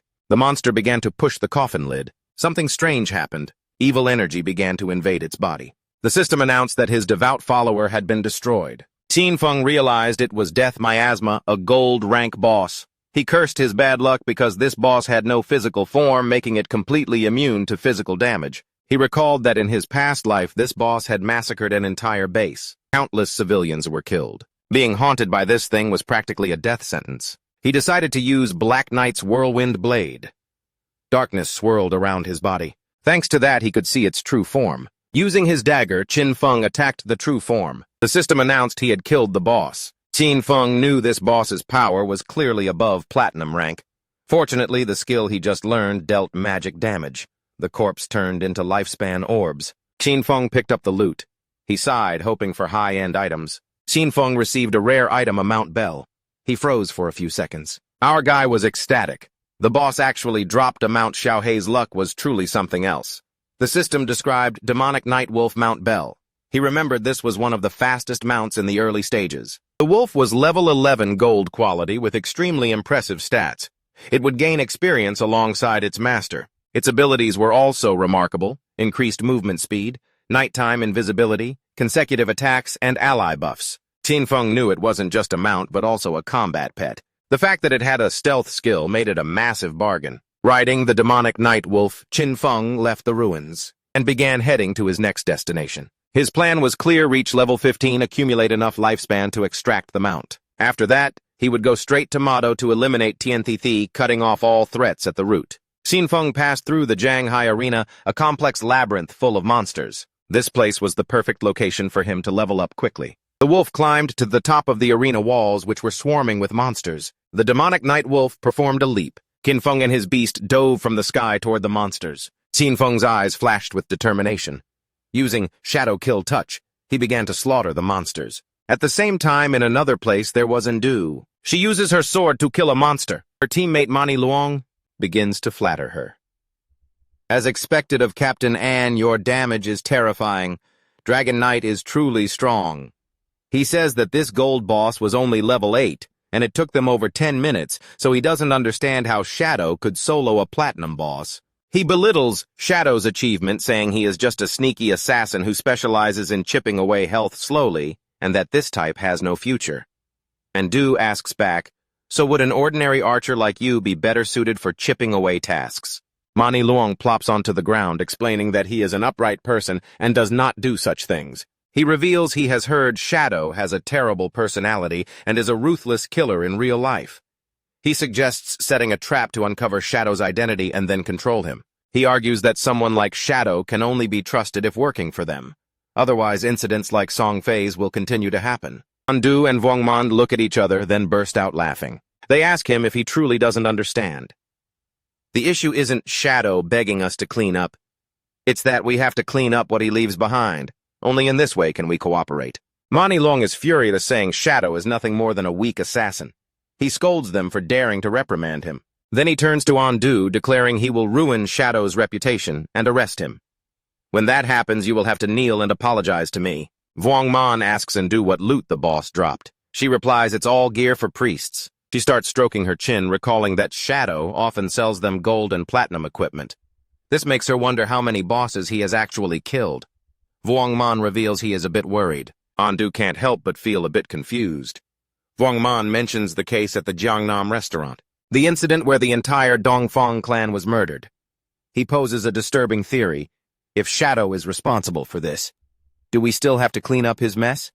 He admits he still doesn't understand Shadow's character and fears he might be a serial killer. She knows about this case. The superiors are taking it very seriously, and everyone is speculating whether it is related to Shadow or not. With a confident smile, she explains, even if this case was truly caused by Shadow, I would still choose to cooperate with him. Even if the superiors refuse, I will personally support him. Vuongman confusedly asks why. She simply answers, the real question is who wouldn't want to support Shadow?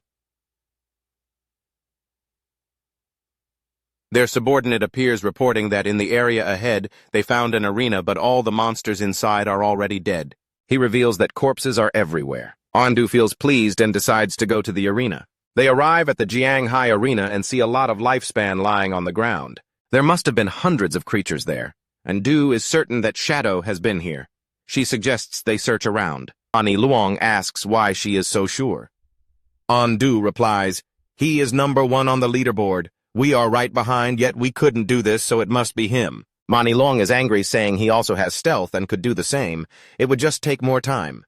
Ndu contacts Shadow, offering to buy the equipment he doesn't need. Qin Feng appears behind him riding the wolf. He plops onto the ground upon seeing the wolf. Captain Ndu excitedly asks Qin Feng where he got the mount. Qin Feng reveals it was thanks to the coordinates Xiaohei gave him.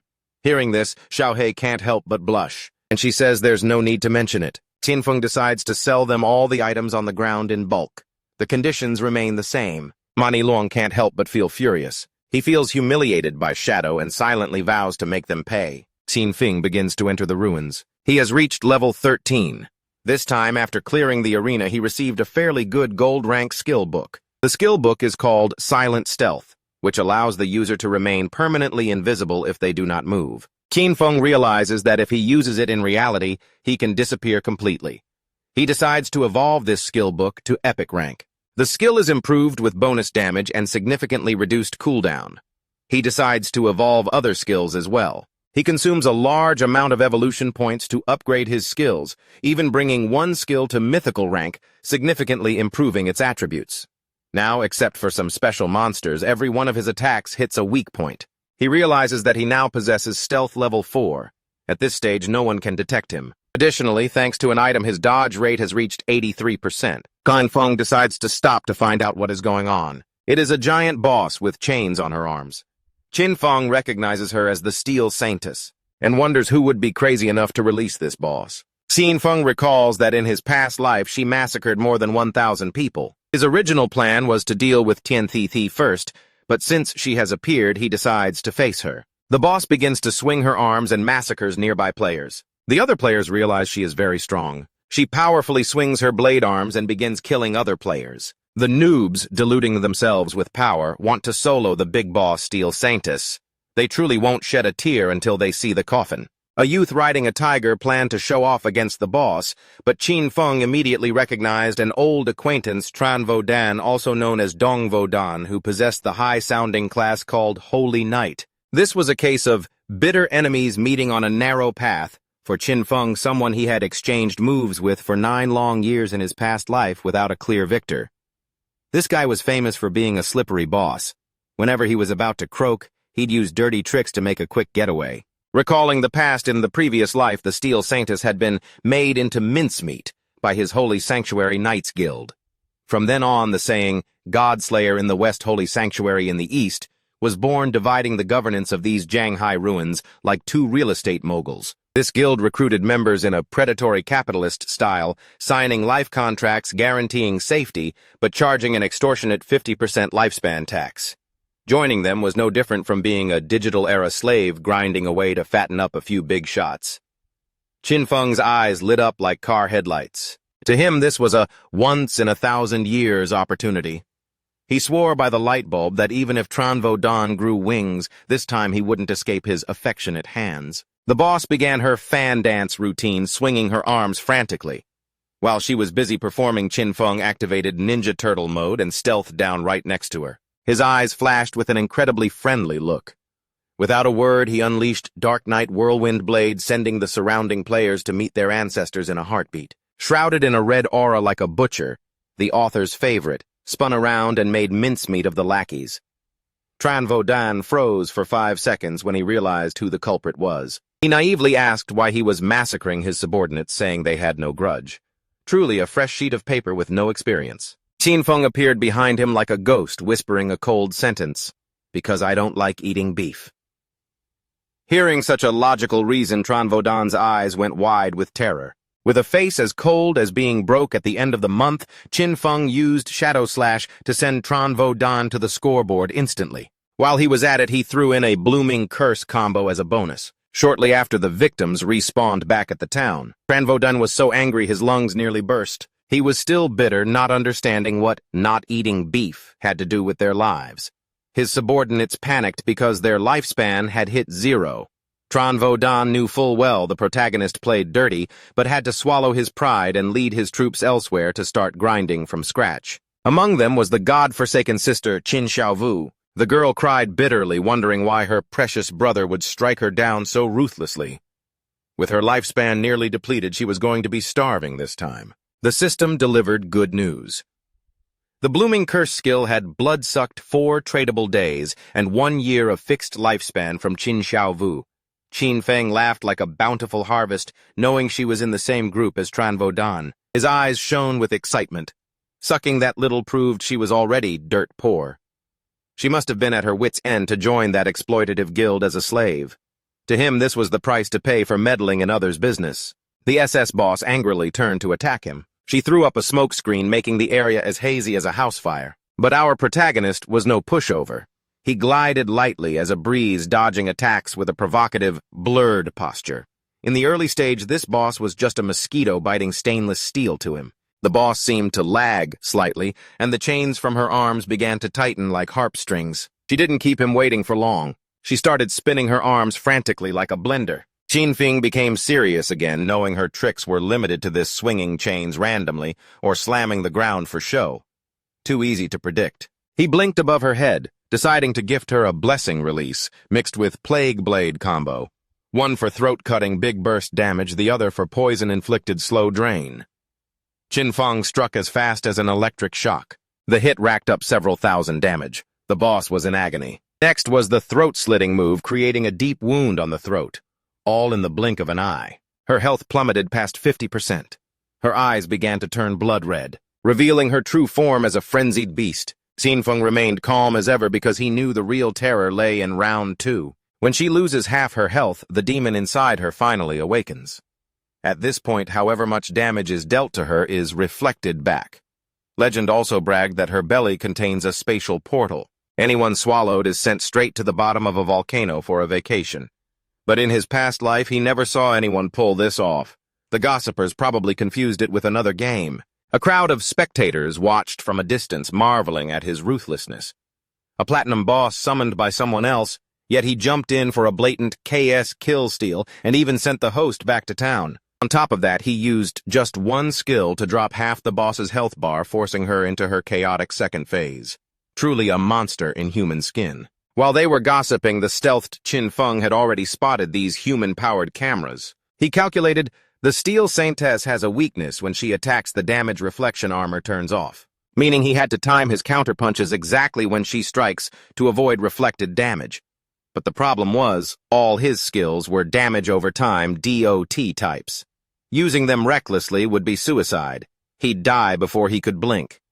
Thinking of this, he glanced at the spectators on the cliff. A very humanitarian idea to utilize them popped into his head. A youth named Anton Safe shouted for everyone to move aside so he could show off his eavesdropping skills. The guy's name was Safe, but his style was reckless. His subordinates were as happy as finding gold to see their leader. Anton bragged that he had been observing the boss this whole time and knew her skill set by heart. A girl smiled brightly, analyzing like an expert. Below 50% health, the boss will freeze to power up new skills. When the boss enters Phase 2, that mysterious youth also disappeared. Anton didn't believe someone could solo this massive boss. His eyes burned with fires of jealousy. He ordered the girl named Tiu Dao to use Red Eye to see if that guy was still lurking in the bushes. A scout rabbit appeared, hopping around the boss's feet. The SS boss didn't even bother to notice this measly pet. The girl reported she saw no one. He must have fled. Since her level 3 anti-stealth skill saw nothing, there was surely no one there, as nobody in her logic could have level 4 stealth. Hearing this, Saint Anton skydived down the cliff, leaving Teodao dazed. He told the girl to keep a careful watch. If that guy returned, report immediately so he could plan the next move. She nodded firmly. Anton landed, drawing his sword with an air of majestic prowess. He looks jubilant, an overly confident smile on his lips. Other players think he's suicidal for daring to solo a platinum boss. But someone recognizes him. Safety first, the Dodge Saint who once soloed a gold boss without losing a drop of blood. Rumor has it he was a top soul-like game streamer with lightning-fast reflexes. The Soul Warrior class allows him to dodge 100% of damage while rolling. The boss turns to look at him as if to say, "Who the hell are you?" She swings her blade arm down. Luckily, Saint Safety's reflexes are fast. He slides gracefully across the ground, dodging by a hair's breadth, looking very professional. The boss grows several more energy arms, trying to squash this buzzing fly, but Safety rolls like a circus performer, dodging every strike. He rolls while retreating, maintaining a safe distance just like his name suggests. The lackeys begin their ego-stroking session for their leader, praising his superior skills, calm dodging, and lack of greed in attacking. They call this performance the peak of peaks. One guy laughs loudly, saying his leader is too OP, dodging the boss like a walk in the park. He also notices the boss takes damage every time the leader dodges, wondering how this class is so broken. The black-haired girl explains, this is the Soul Warrior's counter-on-dodge mechanic. Every roll makes the boss lose health. It's safe and rewarding. No wonder the boss's health is steadily dropping. Tiu Dao smiles smugly, further boasting dodging is just the first step. The terrifying part is the leader's destructive counterattack ability. Turning defense into offense, perfect combos, absolute invulnerability. Basically praising him to the high heavens. The boss starts getting annoyed because she can't catch this little mouse. Tiu Dao's eyes light up, revealing a secret. If a dodge is successful, the next strike will ignore 50% of the boss's armor. The golden opportunity is here. Safety turns around, deciding to go big. Green energy surges violently around him. Seeing this effect, the lackeys are certain the boss is about to take 4-digit damage for sure. Saint Safety's eyes glow with excitement at the thought of becoming a hero. Before the boss can react, he unleashes his ultimate move. A sword dance of 3 shadows lunging in, slashing the boss like a torrential storm. He slashes with millimeter precision. The boss's health bar drops to 1/3 in an instant. The lackeys applaud wildly, thinking they're about to share some sweet loot. But joy is short-lived. Safety turns his back to the boss, striking a cool pose and wearing a victorious smile. But at that exact moment, some invisible force delivers a massive counter-strike. Boom. Over 34,000 damage pops up over his head. Saint Safety croaks on the spot without a chance for last words. The lackeys are in utter panic. Clearly the leader dodged everything, so why did he drop dead? They're even more bewildered to see that the boss's health after the leader's strike remains exactly the same, not dropping a bit despite seemingly plummeting earlier. What kind of sorcery is this? Not far away, the youth Qin Feng is grinning. He silently thanks Safety's golden heart. Thanks to that performance, he gathered a pile of lifespan orbs. Safety's preoccupation with showing off lured the boss into using all her moves, allowing Qin Feng to see through everything. Qin Feng is as happy as a festival. While Safety acted as a meat shield, he had secretly chipped the boss's health down to 1/3. Those Soul Warrior flashy moves look good, but they were a suicidal poison. This class is the natural counter to the Steel Saintis. If you roll, you can't hit, and if you hit, you take reflected damage. Truly, living by the sword, dying by the sword, a curse with no way out. The boss starts to turn and flee. Qin Feng focuses intensely. Sensing trouble, the boss plans to make a run for it back to her sanctuary to heal. If she makes it back, all the effort so far goes down the drain. Qin Feng glances at Safety's lackeys. His eyes turn serious. Their leader's death scared them witless. They wouldn't dare lunge in. But the problem is, if no one attacks the boss, her reflection shield doesn't turn off. It's time for the final boss to take action. Qin Feng lands, blocking the boss's path in a cool manner, determined not to let her go back for a drink and recovery. The other players' eyes go wide. Turns out Safety was just a comedian. This is the real protagonist. They shudder, realizing the wounds on the boss earlier were all caused by this guy while stealthed. Tu Hai is heavily shocked. Her level 3 anti-stealth skill is junk before him. He must have level 4 stealth or higher. One guy in the group looks at Safety's pile of lifespan orbs and drools. Greed surfaces. He intends to scavenge the former leader's loot. Qin Feng activates the Dark Light Shield. A shimmering gold armor surrounds his body. 10 layers of shield each blocking one hit sounds reliable. The boss points both blade arms at Qin Feng and charges. Qin Feng sneers, the time has come, nothing can stop it. Using instant shadow slash, he carves the boss like vegetables. Looking back, the Dark Light Shield has 7 layers left. Out of 9 slashes, the last 3 took reflected damage just as she finished her move. Luckily, the Pro Shield saved 3 lives, or he'd be reunited with Safety. The boss starts charging energy in her belly. She leaps high, preparing to spray a rain of purple fire, breathing out a deadly deep purple flame. Qin Feng retreats. By now, the Dark Light Shield has shattered into pieces, not a shard left. The boss looks at him with malice. Qin Feng realizes her flamethrower fires too fast. Even though he dodged like an eel 80%, he still lost all 7 shield layers in a flash. Half a second slower and he'd be roasted pork. Taking advantage of the chaos, that greedy guy sneaks in to swipe Safety's gear. But how could he escape Qin Feng's notice? He throws a poison shuriken that plants itself into the guy's forehead like a headshot. The greedy youth is obliterated. Qin Feng asserts his sovereignty. My loot, no touching the artifacts. The system brings good news. Obtained 612 tradable days and 67 fixed years from Safety's corpse. Blooming Curse sucks more lifespan from that clean-handed guy, too. Chin Fong is surprised that Safety was filthy rich. He probably never died before. Interesting, so he spares the guy's corpse from the curse. The boss roars in despair. Chin Fong remains as calm as if taking a stroll. He knows he must now play the stalling game, using shields and basic attacks to wear her down slowly. She slams the ground hard, but he has already dodged meters away.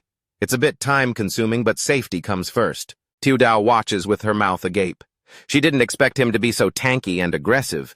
She used to wonder how he got first blood, but now she is completely convinced. A pro is truly different. His eyes light up as he decides to deliver the finishing blow. Moving like a ghost, he carves the boss into 100 pieces as fast as a mechanical cutter. System announcement: Steel Saintess defeated, received 48,000 EXP 120, evolution points, and the sanctuary key. Easy peasy. The audience is in total shock. They can't believe he actually soloed the boss. Now they understand why he's the top one on the server. Tan Fong uses his golden hand to scavenge the loot, an emerald rank assassin leather armor piece. The Black Fire gift, translucent leather armor. Its bonus stats are as long as a grocery list: 95 physical defense, 120 magic resistance damage, reduction increased constitution. Special effect stacks a passive that reduces the target's defense and resistance. Even with a note saying it's less effective against high-tier bosses, he's still ecstatic. This item blows those cheap sets out of the water. It's much better than the loot from the previous Soul Purifier. Plus an emerald rank Assassin Instinct manual, which grants anti-stealth vision and adds 2 points to anti-stealth. He decides to dump points into upgrading it immediately. Burned 33 evolution points, leaving 97. The skill leaps from emerald to diamond to epic to legendary. Now his anti-stealth reaches 5 points, and he gains weak point detection that increases crit damage by 50%. Combined with his old passive, that's 350% total crit damage. Now even hitting with eyes closed will strike a weak point. It's incredibly satisfying. With 97 points left, he goes big and upgrades Blurred Ghost Image to legendary. Cost 80 points, leaving 17 change. Result: dodge increased to 85%, granting total damage immunity upon dodging. Now he's a true ghost. Hitting him is harder than reaching the sky. Captain Ondu and her crew appear. She greets him and asks if any good loot dropped. Tan Fong is dazed, not knowing what she's up to. Ondu smiles charmingly, saying she just checked the rankings and was stunned to see him hit level 13 in one night. Vuong Man groans. "We grinded our hearts out all night just to reach half of level 11. Are you hacking?" Ondu taps Vuong Man's head, telling him not to talk nonsense. A man being strong enough to level up fast is only natural. Tan Fong is a bit confused, but explains it away, saying he picked up the bunch of gear valued roughly at 45,000 days of lifespan and offers to sell the whole lot. She closes the deal instantly. Cash for goods. Tan Fong turns serious, acting mysterious. "I have one more hot item. Have you heard of shelters?" Ondu smiles slightly, saying she has. In this Trunghai land, there are no safe zones, but players can seize shelters as bases to store items and activate home defense shields against invaders. Sounds like a city-building game. Tan Fong guesses she's only heard of the small gold boss dens. She nods, saying Shanghai officials are searching frantically but haven't found any yet. In Ma Do, officials seized a medium-sized one, which is how they know. Tan Fong pulls out the shiny gold key to show off. Now she realizes its true value. He reveals it's a sanctuary key dropped from the boss he just butchered. He flexes lightly. "This den is over 800 square meters. Go discuss the price with your team and get back to me." And Du and Vuong Man nearly faint upon hearing this. The bigger the shelter, the stronger the defense, and the better the loot. At 800 square meters, every official member might even get their own air-conditioned room.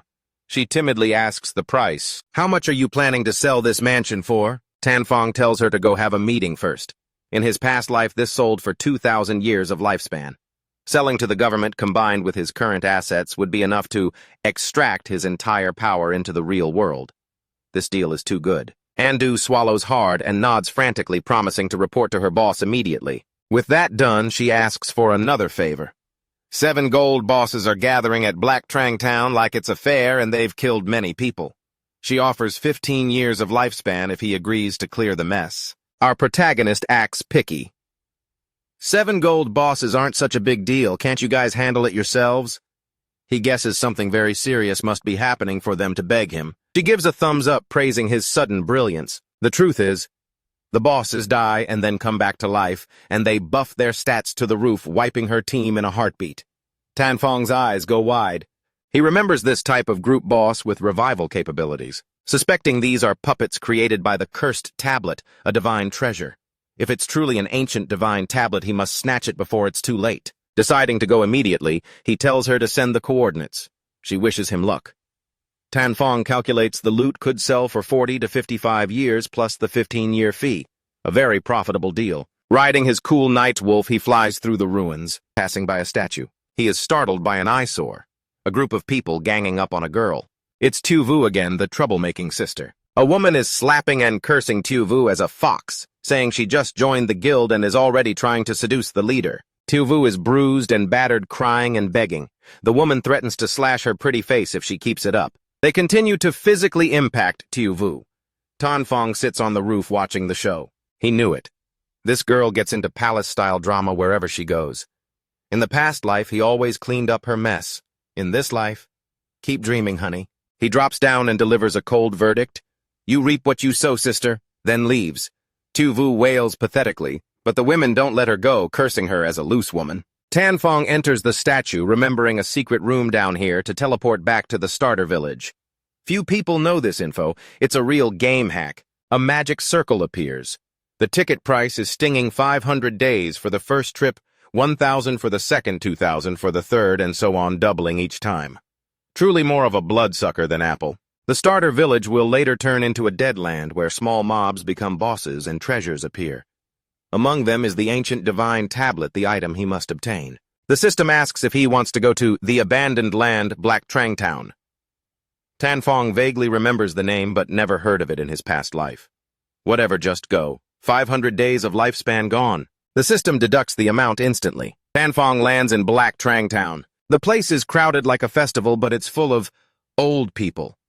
Tanfong is surprised, thinking he's wandered into a nursing home. Nearby drama. A group of players helps an old woman up but then demands a fee. They say they boosted her to level 3, and since she received 72 days of lifespan, she must pay the service fee as promised. The old woman turns the tables, cursing, "You're doing charity and you still want money, you disrespectful brats." A youth forces a smile, explaining calmly that there was a proper split agreement. The other adds, "She didn't form a team, so she didn't get a direct split. Now she has to cough it up according to the rules." The old woman screams even louder. She denied the agreement outright, calling the youngsters shameless for trying to rob an elderly person. Truly, the older the ginger, the more pungent and bitter it gets. The players tried to explain they provided free labor and only asked for the lifespan dropped from monsters. The old woman wailed falsely, accusing them of harassment and screaming for help. Right then, a hand grabbed her neck from behind and tossed her to the ground like a sack. Both the old woman and the players were stunned. Sinfeng appeared like a judging god. He sent off this slippery old woman with a decisive strike. The two players were completely shocked. Lifespan orbs fell scattered everywhere. Qinfeng declared coldly, "That's her lifespan, pick it up yourselves." The players were overjoyed, asking which noble expert had just performed such a heroic deed. Qinfeng simply said it was a trivial matter. He turned and walked away, looking cool. The group picked up 72 days and thanked him profusely. Qinfeng thought the ban on fighting in town is truly annoying. One must act quickly and cleanly. He mused about the dreamy river Mongsaha Guild. It turns out its cradle was right here. This guild is famous for charity, specializing in helping lonely elderly people in this survival game. Later, heavily buffed by the government, it became the most populated guild in Huaxia, like a survival game version of the Red Cross. Sinfeng nodded. In these chaotic end times, having people like that is a good thing. Night fell deep in the forest. Two mages were struggling to fight a mud monster. The boy called the other person mother, telling her to use a lightning spell. The mother channeled energy into her magic staff. Lightning struck the monster with a crash. The boy lunged in and sliced it in two. The monster died and turned into life orbs. Both breathed a sigh of relief. A girl traveling with them praised them endlessly. The mother modestly said, as long as they follow instructions, even small monsters can be handled. They strolled through the forest. The boy asked Yen Yen if it was true that Xiao Vu had joined that aristocratic guild. Yen Yen nodded, saying she invited Xiao Vu to do charity with Dreamy River.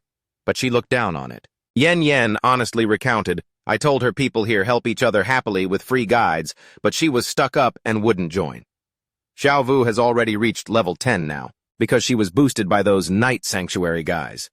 But Yen Yen heard rumors that their contract is a 3-year body debt. Joining is like becoming an unpaid slave. The boy analyzed like an adult. Being boosted to level 10 just makes her a tool. Without skills, it's better to steadily hunt small mobs and accumulate bit by bit like them. If they hit a boss, they just run and call for help. Yen Yen sighed. She knew Xiao Vu had a star complex, thinking her hidden class made her better than others, pure delusions of grandeur. Suddenly a rain of arrows flew in from nowhere, piercing through the father, taking 1,200 horsepower. The father disintegrated into life orbs. Yen Yen and the mother screamed in grief. The archer hiding in the bushes laughed smugly for one-shotting the target. His masked accomplices sneered at the Dreamy River Guild being trash, wondering why an expert would carry these elderly dead weights. They surrounded Yen Yen and her mother. The archer sneered, demanding all their life force. Yen Yen trembled with fear, mentioning laws against murder. These guys were truly wanted criminals. The archer pointed at her face, laughing with contempt. "The law is nothing." He gave them 3 seconds to cough up the money. The mother was so scared she was about to give in.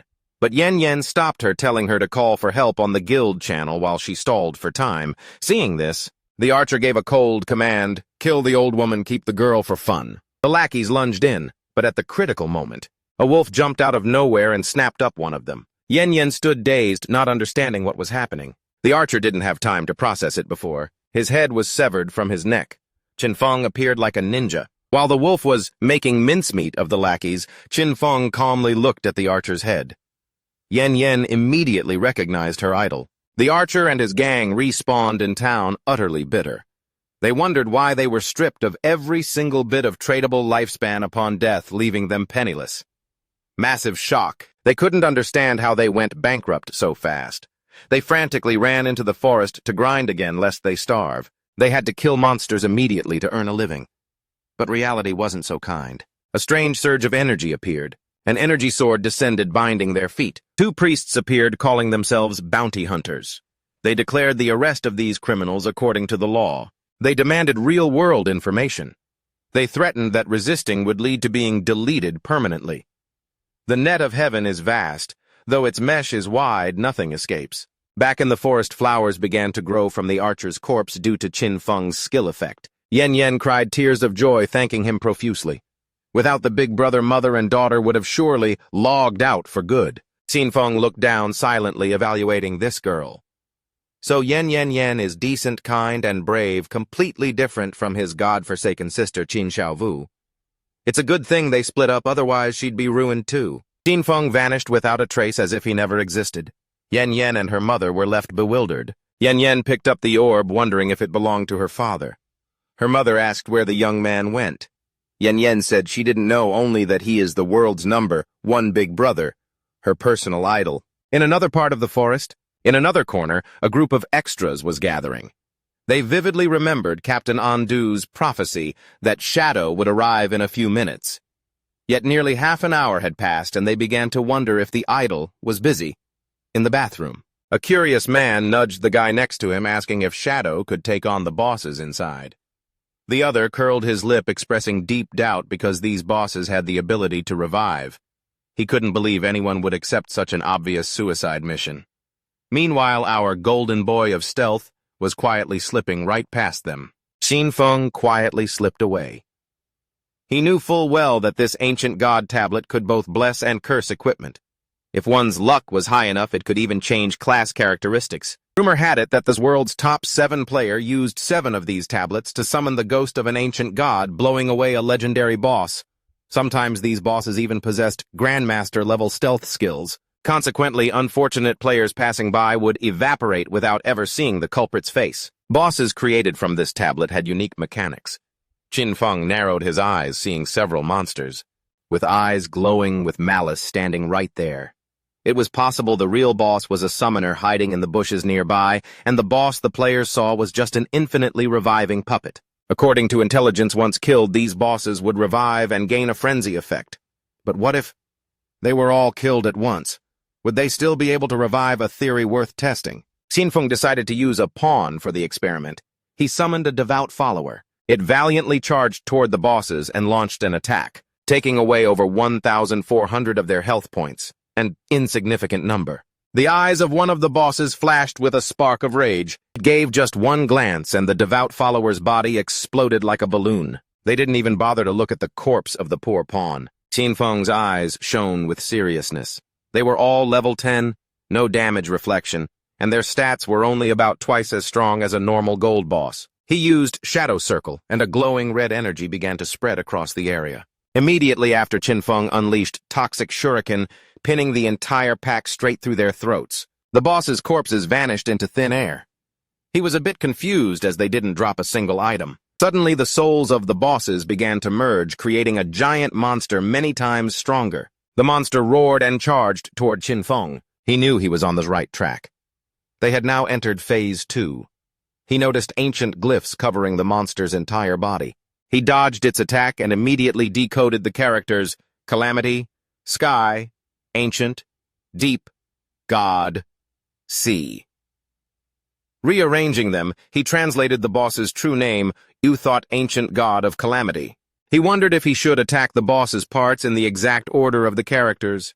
It wasn't for nothing that he had invested a fortune in his past life to study this bizarre ancient language. Qinfeng glided by, attacking the symbol on the leg, then the arm, and finally the symbol on the chest. Poison began to gush from the boss's body. It opened its mouth and let out agonizing screams. Its body began to disintegrate, falling into the water. Unexpectedly, coffins rose from beneath the water, and the boss began to change form once again. Its body began to split apart, and shortly after, several smaller monsters emerged from its body. Qinfeng realized the inscriptions on the coffins corresponded to each monster.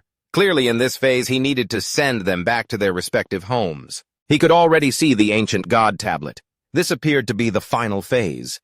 The monsters began to lunge at him. He stood his ground, his eyes glowing with determination. Crows began to circle the area as if signaling an ill omen. The attention of nearby players focused here. They felt the ground shake, wondering if the boss was going berserk. The female mage in this team asked where Shadow was. According to her, he couldn't possibly defeat this boss, so he must have slipped away. Suddenly, the swordsman gaped in surprise, asking everyone to come look. The place was empty. There was no trace of Qinfeng or the boss, leaving the group stunned. They walked around, noticing the cracked ground, wondering if an earthquake had just taken care of the boss. Captain Ondu contacted them, ordering a retreat because Shadow had finished off the boss. The players' eyes were full of disbelief and confusion. They couldn't believe Shadow had soloed the boss so easily. Just 10 minutes ago, they had doubted him. Now everything was gone without them even noticing Qinfeng's presence. They wondered how he had done it, especially since the bosses were supposed to revive. At that moment, they began to understand their captain's decision. Under the dim moonlight, Qinfeng strolled leisurely, clutching the stone tablet. He thought to himself that this harvest was decent in a very extraordinary way. His eyes shone with joy. He had reached level 14 and received a total of 294 evolution points. But most importantly, he had obtained the ancient god tablet. With its complex mechanics, the government would take a whole month to decode it, and the losses would be massive. He used 210 evolution points, leaving 115 points. His instant shadow flash skill had evolved from epic to legendary. Teleport range increased to 40 meters, stealth duration to 15 seconds, and the cooldown was only 8.8 seconds. This skill now dealt 9 slashes each, adding 700 attack power. However, the biggest change was an entirely new effect. Each slash now granted him a shield equal to 100% of his maximum health, stacking up to 9 times. He couldn't help but feel pleased. From now on, if all 9 slashes hit their mark, his effective health would be more than 10 times larger. His margin for error had just skyrocketed. He vanished into thin air. At his current leveling speed, he would reach level 15 in 5 hours. After that, it would be time to head to Mado. He arrived at the ruins where the women were still disciplining Qin Xiaovu. They were ready to beat her to death. Qinfeng was slightly surprised. These women were truly ruthless. The white-haired woman stretched, complaining that her back and waist were aching. Her friend was angry because her hands were swollen from hitting too much. They spat on Qin Xiaovu, deciding that for today it was enough. Qin Xiaovu, covered in bruises, began to sit up. She couldn't help but burst into tears. According to her, it was all Qinfeng's fault. She told him to cut ties, and he actually ignored her. She didn't understand that when girls say one thing, they often mean the opposite. Using her staff, she stood up. Fortunately, she had signed a contract with the Night Sanctuary so she wouldn't have to worry about survival for the next 3 years, even if she had to give up 50% of her lifespan. She used the Holy Healing skill, which allows for the full recovery of a target's life. She was certain that once she became stronger, all those who looked down on her wouldn't escape easily. To everyone's surprise, the magic began to heal Qin Feng, who was stealthed nearby. Poor Qin Xiaovu collapsed to her knees, thinking she had failed to cast the spell again, confusedly wondering where the healing magic had gone. At the same time at the Madu ruins, some players were facing a stone boss. The group's tanker blocked the attack with his shield. Not far away, 3 players were hiding, including Tian Thi Thi. According to her, great Jia men were truly weak. They sent 18 people for a single boss and were too terrified to fight. Her boyfriend winked, saying they were working hard for their benefit, so they should be grateful. She blew him a kiss, laughing and saying he was very polite, but those pigs from Great Jia had such low damage that they took too long to defeat a miserable gold boss. The players continued to attack and the boss's health bar dropped below half. The team's mage encouraged everyone to go all out. Right then, a spear pierced through his chest, killing him instantly. His killer was Tian Thi Thi's subordinate. With a smile, he thanked the weaklings for their hard work. The players panicked when they realized they were facing Ice Jade, a gang composed of traitors and foreigners. They began to charge in, and the leader asked his people not to be afraid. Tian Thi Thi promised to slaughter all the great Jia pigs. Her subordinate used the Thunder Shock skill, creating a minor earthquake, leaving the players trapped in the ground. She moved like lightning and in the blink of an eye killed the players. She mocked them. To her, great Jia men were just a bunch of useless fools. Her eyes glowed with malice. The authorities had reported their information, but this was futile. Her boyfriend said they were just ordinary players, unable to compete with them when backed by capital. She explained that although their true identities hadn't been revealed for safety, they should leave Great Jia as soon as possible and go to North America. She decided she would establish a guild dedicated to hunting Great Jia pigs. She raised her dagger and decided to call their guild Alice. She fell to the ground, beginning to imagine herself surrounded by black men. She decided it was time to disconnect and celebrate the guild's founding with a big party. Captain Ondu waved to our guy, proposing to discuss the price of the shelter. She said the price was 1,500. To our guy, this price was too low. Ondu admitted it and had convinced the big boss to increase the price to 2,000. Qin Feng agreed to make the trade. He knew Ondu was very smart but was still trying to offer a low price. Our guy went to the statue and saw Ondu along with a few knights. She blushed, saying she was carrying too much lifespan, so the command had organized an escort for her. Qin Feng's gaze turned serious. He knew the authorities still didn't know his true strength. Qin Feng handed over the key and the transaction was complete. He received 2,000 years of tradable lifespan. Qin Feng decided to leave.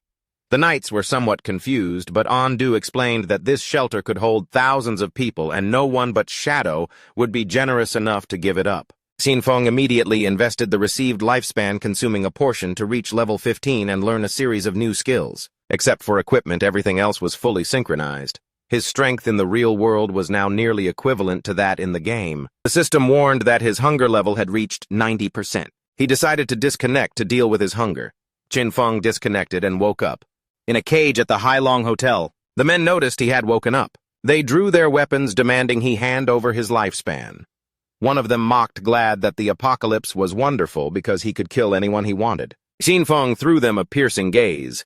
One of the men, enraged, demanded he quickly hand over his lifespan. The guy holding the baseball bat thought Qin Feng was paralyzed with fear and decided it was better to just kill him. A strange energy began to permeate the air. Our guy utilized the Shadow Whirlwind Blade skill. The entire hotel began to collapse into pieces. Qin Feng picked up a pack of instant noodles, realizing that ordinary food was no longer enough. He began eating the noodles, knowing that once he dealt with Tian Thi Thi and her guild, he would need to find a way to obtain the Divine Talent Book. Qin Feng set off. He knew she was extremely cunning, but he could use the mission to kill Qin Feng as bait. He headed toward Ma Do, planning to find something to eat along the way. At the same time, in Ma Do, Tian Thi Thi was hosting a large party. According to her, her men were wonderful. She embraced 2 black men. The men praised her, declaring that her skills were second to none. A subordinate announced that Shadow had just sent a message, Qin Feng is dead. He told her to meet in Ma Do in the real world to receive the final payment. She knew meeting Shadow in real life was too risky and said there was no need to meet in person, just send a photo. The subordinate explained that Shadow doesn't use a phone for fear of being tracked. She smirked, noticing that Shadow also had a hostile attitude toward the authorities. If they could lure Shadow into Alice the Great Jia Pigs, would no longer be a threat. She decided to set up a small play to test him and wanted to meet Shadow in the game first. She went to the ruins and called Heavenly Traveler, asking him for help with someone. Xinfeng was using the silent stealth skill, allowing him to remain permanently invisible while stationary. Noticing she wanted to meet in-game, he thought Tianthi was indeed clever. He decided to see what tricks she had. Xinfeng arrived at the Mado Ruins, the Ghost Academy. At that moment, several government agents appeared announcing they had identified Ice Jade's location and advised her to surrender. With a smile, she asked Heavenly Traveler Sword to go back and told his people they were no longer Ice Jade. They were now the Alice Guild. Flaunting her chest, she stated clearly that they specialized in killing the people of Teoquuk. Heavenly Traveler Sword, and his men couldn't help but turn red with anger. They cursed her audacity. She hinted that if they performed well in this act, she might be even more bold with them that night. Xinfeng was observing everything. Heavenly Traveler Sword clenched his fists, vowing to arrest her. Xinfeng remembered. He was So Hao Nian, an informant for Alice. He found it interesting they were conspiring together so early. He understood both had staged all of this to test him. Our guy leaped down, beginning to dive from the sky. He used the Shadow Kill Whirlwind skill, deciding this was the time to show sincerity. A red aura enveloped Heavenly Traveler Sword, and his men slowly draining away all their health. The system confirmed he had eliminated them. Tianthi and the others were a bit confused. Xinfeng appeared before them, introducing himself as Shadow. He approached and greeted her. Tianti's eyes lit up. She couldn't help but feel excited and blushed. To her, he was too cool. She began to cry, regretting that Shadow was a pig from Great Jia. She felt they weren't worthy of him. Her subordinate was surprised to realize Xinfeng had dealt over 40,000 damage. Our guy moved like lightning, killing the two men in an instant. With a cold face, he made up an excuse saying he didn't understand what they were saying, but assumed they were definitely insulting him. Tianti was shocked, explaining they weren't insulting him. Xinfeng played dumb, suggesting that to avoid misunderstandings, it was better to speak Great Jia language in this place. He decided it was time to start the exchange, but before that ordered her to put some clothes on. She covered her chest and asked about Xinfeng's head. Inwardly, she thought Shadow was an eccentric, but she really liked him. Shadow revealed he was holding Xinfeng's head and could show her in real life. Tianti decided to believe him. She had witnessed Shadow's power and believed he wouldn't lie.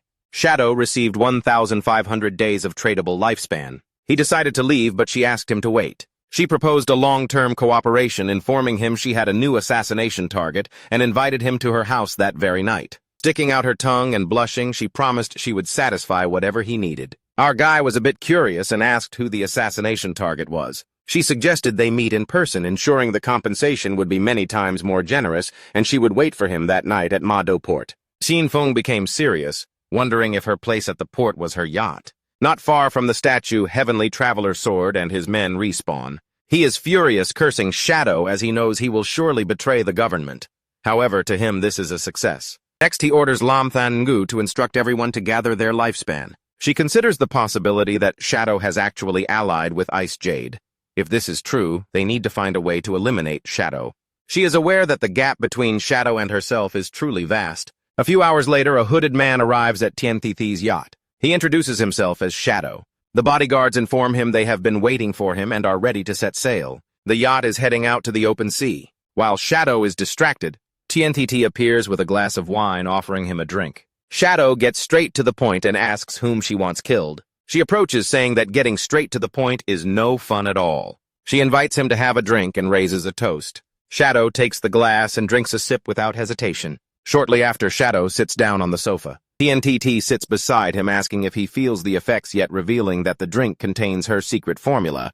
She reveals that anyone who drinks it will obediently follow her commands. Her excitement turns to amazement. She sits in front of Shadow and tells him not to be tense, just relax and enjoy. She begins to enjoy herself with Shadow, marveling that Great Jia has such a wonderful man. Right then, something strange happened. Green flames emerge from Shadow's body, burning Tianti. She is shocked, feeling a searing heat. Someone appears beside her, snatching away her protective crystal pendant. It is none other than Xinfeng. Tianti is shocked, wondering why he is here. Our young man decides to reveal the truth. There is only one reason I am Shadow. She backs away from the one supposed to be Shadow, and her eyes widen in fear. The hooded man is none other than a devout follower that Qin Feng summoned to pose as him. The once arrogant queen is now kneeling at Qin Feng's feet, kowtowing repeatedly like a cricket. She begs him to spare her life, offering all her lifespan and vowing to be his slave. Qin Feng asks about the 5 foreigners traveling with her. With tearful eyes, she begins to bark like a small dog. Before she can finish her sentence, Qin Feng snaps her neck. While she is writhing in pain, he snatches her phone, realizing those 5 guys are not on the yacht. Qin Feng receives 659 years of tradable lifespan. He wants to catch them all. He decides to use Tian Thi's phone to call the authorities. Not far from the yacht, police boats begin to speed toward them. A large-scale murder case has been reported. Dian Tingqin is also on the boat.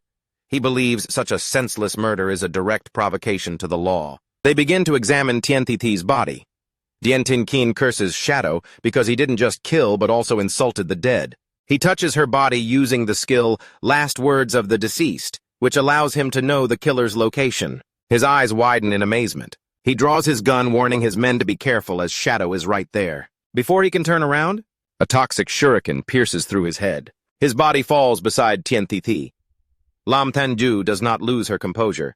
She summons a group shield and begins to fire. She accuses Shadow of killing the investigator. He explains the reason he killed Cao Haonian was that he was a traitor who leaked official information to Tian Thi. A police officer turns on Cao Haonian's phone and reports that they indeed found a communication history between him and Tian Thi.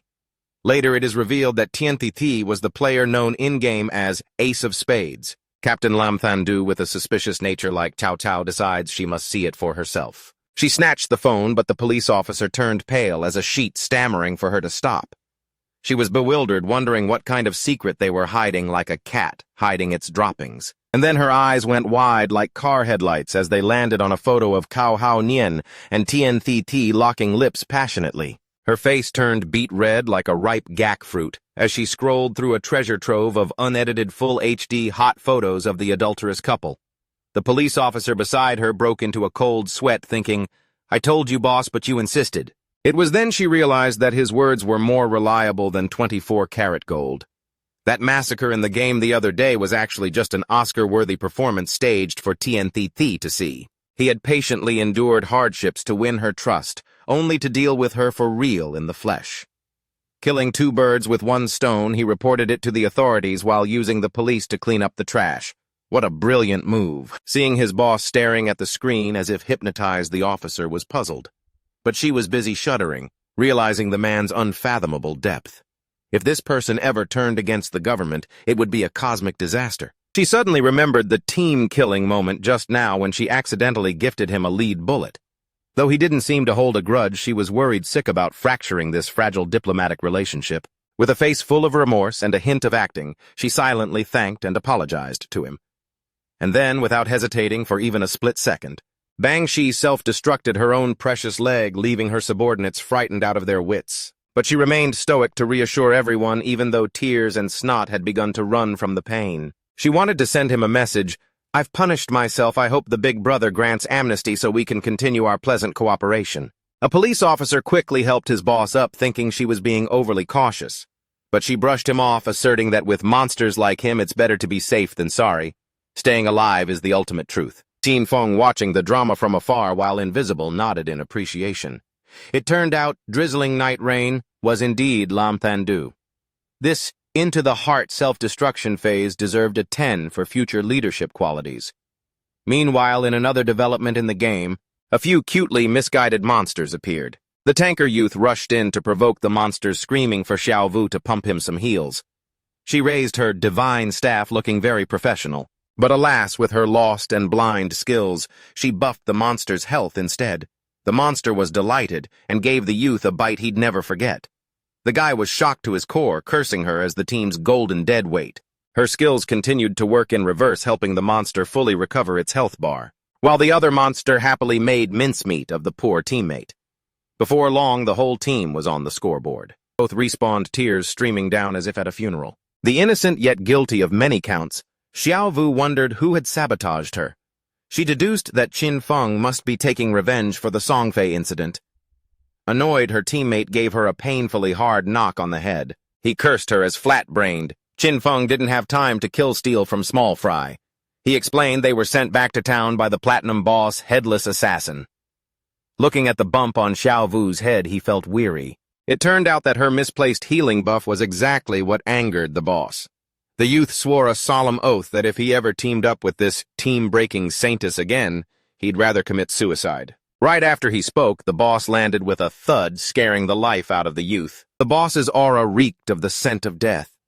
The youth revealed his true colors as a friend ditcher, bolting away first and leaving Xiao Vu wide-eyed with fear. The scene shifts to a posh villa at night. Clang. Someone just took their anger out on a poor fruit plate. A red-haired woman was screaming into the phone. She cursed the police as a bunch of useless cowards for letting such a prime opportunity to kill the enemy slip away. She didn't give a damn about their excuses. Her Dongfang clan was wiped out. Blood flowed like a river, yet the useless moles couldn't do anything. She ordered that he must pay the blood debt at any cost. She'd spend any amount of money. Behind her was a bratty kid holding a whip. She reminded her precious son that his father-in-law was also sent on his way by Qin Feng. So why was he standing there dazed? Behind the boy was a woman covered in injuries. The brat's eyes flashed with malice as he bragged to his mother that he had a plan to take care of the enemy. The mother curiously asked her son Nam Thien what the dirty trick was since the game banned kids under 18 so he couldn't enter yet. Nam Thien cocked his head overconfidently, stating that the game is virtual but the brain is real. Knowing Qin Feng likes to kill, he planned to use a lure to bait him into his father's firework factory. The plan was boom. 10,000 fireworks would turn Qin Feng into a BBQ treat for the whole world to see. And even if it failed, no one would ever find a clue truly the mind of a natural-born criminal. The mother laughed triumphantly, proud to have birthed such a heartwarming child in a dark sense. She turned to insult her common-law husband, so saying their son was more useful than him, so could only suffer in silence. He advised they should keep a low profile because the government was trying to recruit Qin Feng, and the elders of the clan didn't support blind revenge. Hearing this, the mother hung up the phone abruptly, deciding to do it herself. She approached her son, looking at the tied-up woman and asking why she wouldn't hand over her lifespan. Nam Thien pretended to be innocent, blushing as he admitted he accidentally hit her too hard earlier, and the woman had already passed away. Back to the game at the Mathan ruins. The boss was relentlessly pursuing Xiao Vu. Her teammate was about to unleash a move when Slash the boss moved like lightning and cut them into several pieces. Xiao Vu froze, unable to believe her eyes that this boss had such terrifying hack-like speed. Their corpses turned into lifespan orbs. Other players saw this and panicked, thinking some invisible assassin was at work. They pinned it on Qin Feng, thinking he was a serial killer. The boss continued to slaughter without missing a beat. It sent everyone on their way and turned them into glowing lifespan batteries. The remaining crowd fled in chaos, firmly believing Qin Feng had gone insane. Meanwhile, the real Qin Feng was standing by the sea chilling. The guy whistled, finding this place's feng shui quite charming, very suitable for setting up a secret base. The system asked if he wanted to burn 1,315 years of lifespan to bring the soul purification land into the real world. Since it's an underground structure, Qin Feng had to choose the location carefully, lest he bury someone's house by mistake. The system warned everything at that location would be obliterated. Qin Feng looked at the seabed and closed the deal with an okay. A magic circle appeared, and the seawater split in two like Moses parting the waves. The soul purification land appeared majestically. Qin Feng remained stoic as if it were just an everyday occurrence. Now it's time to hunt for the divine book. Just as he logged into the game, Vuong Man snitched that everyone was rumored that he was killing people indiscriminately. But Vuong Man knew perfectly well he wasn't online at that time. It was truly a baseless accusation. Investigation revealed the culprit was the Headless Assassin Halak Platinum boss with Super VIP Pro Stealth. Vuong Man was completely helpless, so he asked the Big Brother to step in and save humanity. In the ruins, the boss was farming players' lives like minions, leaving behind only lifespan orbs. A guy named Antone was hiding and cowering, scared out of his soul. He wondered what element this boss belonged to that made his level 3 anti-stealth skill useless. He admitted even if Qin Feng came, he'd be stumped. Yen Yen beside him whispered for him to be quiet lest the boss hear. Antone bragged loudly that if he could just see the boss, he'd take it out instantly. But now, with this kind of stealth, who could possibly defend? Yen Yen suggested climbing higher for a better view. Antone moved stealthily like a ninja, but reality wasn't a dream. He stepped right on a fateful banana peel. Thud. Antone fell flat on his face. Before he could curse, the boss glided past like a breeze. Yen Yen and her group were sliced in half, cleanly turning into lifespan orbs. Antone escaped death by a hair's breadth, thanks to that divine banana peel slide. Truly, fortune favors the fool. Antone was heavily shocked to see his subordinates completely wiped out. He quickly grabbed a lifespan orb and turned around to find himself face to face with death. The boss raised its hand to send him on his way. Instead of being afraid, Antone stiffened his neck and challenged, "You think I'm afraid of you?" Before the boss could strike, Antone performed his legendary rolling skill. He rolled once, feeling it was a bit early, so he kept rolling and rolling and rolling. His eyes were wide open, wondering why that thing hadn't hit him yet. He rolled around the boss like a marble, making everyone dizzy. He rolled to the point that even his vestibular system protested, stopping to breathe. Antone was bewildered to see the boss had vanished. Too dizzy to see straight, he mistook a chicken for a hoe. It turned out the boss was playing the stealth card again. It delivered a fatal blow to the motion-sick youth. Antone was out of mana to roll and took the full damage. Antone officially logged out, turning into lifespan, but just as the boss let its guard down, Shadow appeared like a god. Xin Feng descended from above using true stealth break to bury his dagger into the boss's back. Over 28,000 damage exploded. The boss croaked instantly. It was so fast that it didn't even have time to turn around and see the killer's face. Xin Feng was slightly surprised to see the boss's name was Tu Luk. Rewinding time a few minutes. The whole guild was ganging up on poor Xiao Vu. They blamed her for chanting the wrong spell, causing the Halak boss to tail them all the way to the respawn point. Xiao Vu had tears in her eyes, explaining over and over that it wasn't what I wanted. A few toxic youths screamed to kick her from the team for fear of dying together. The guild leader signaled for silence, fearing if the boss heard them, they'd all be finished. The guild leader looked at Xiao Vu, realizing she wasn't born for fighting, but for decoration. He reassigned her as an intelligence officer, promising a generous lifespan reward if she found a good base. Remembering how he once thought he'd struck gold with her hidden class, he was now disillusioned. The guild leader decided to give her 1 day of lifespan daily as a stipend because she died too much and it was expensive. Xiao Vu received 2 days of lifespan as happy as if she'd found gold, thanking him profusely. Her total assets were now 2 days and 13 hours dirt poor. The green tea girls in the guild were fuming, thinking Xiao Vu was playing innocent to get close to the guild leader. They cursed her in every way. Jealousy always thrives. Suddenly, lifespan fell scattered everywhere. Someone screamed that they discovered a boss named Haluk. Everyone was bewildered. The boss's corpse lay right there.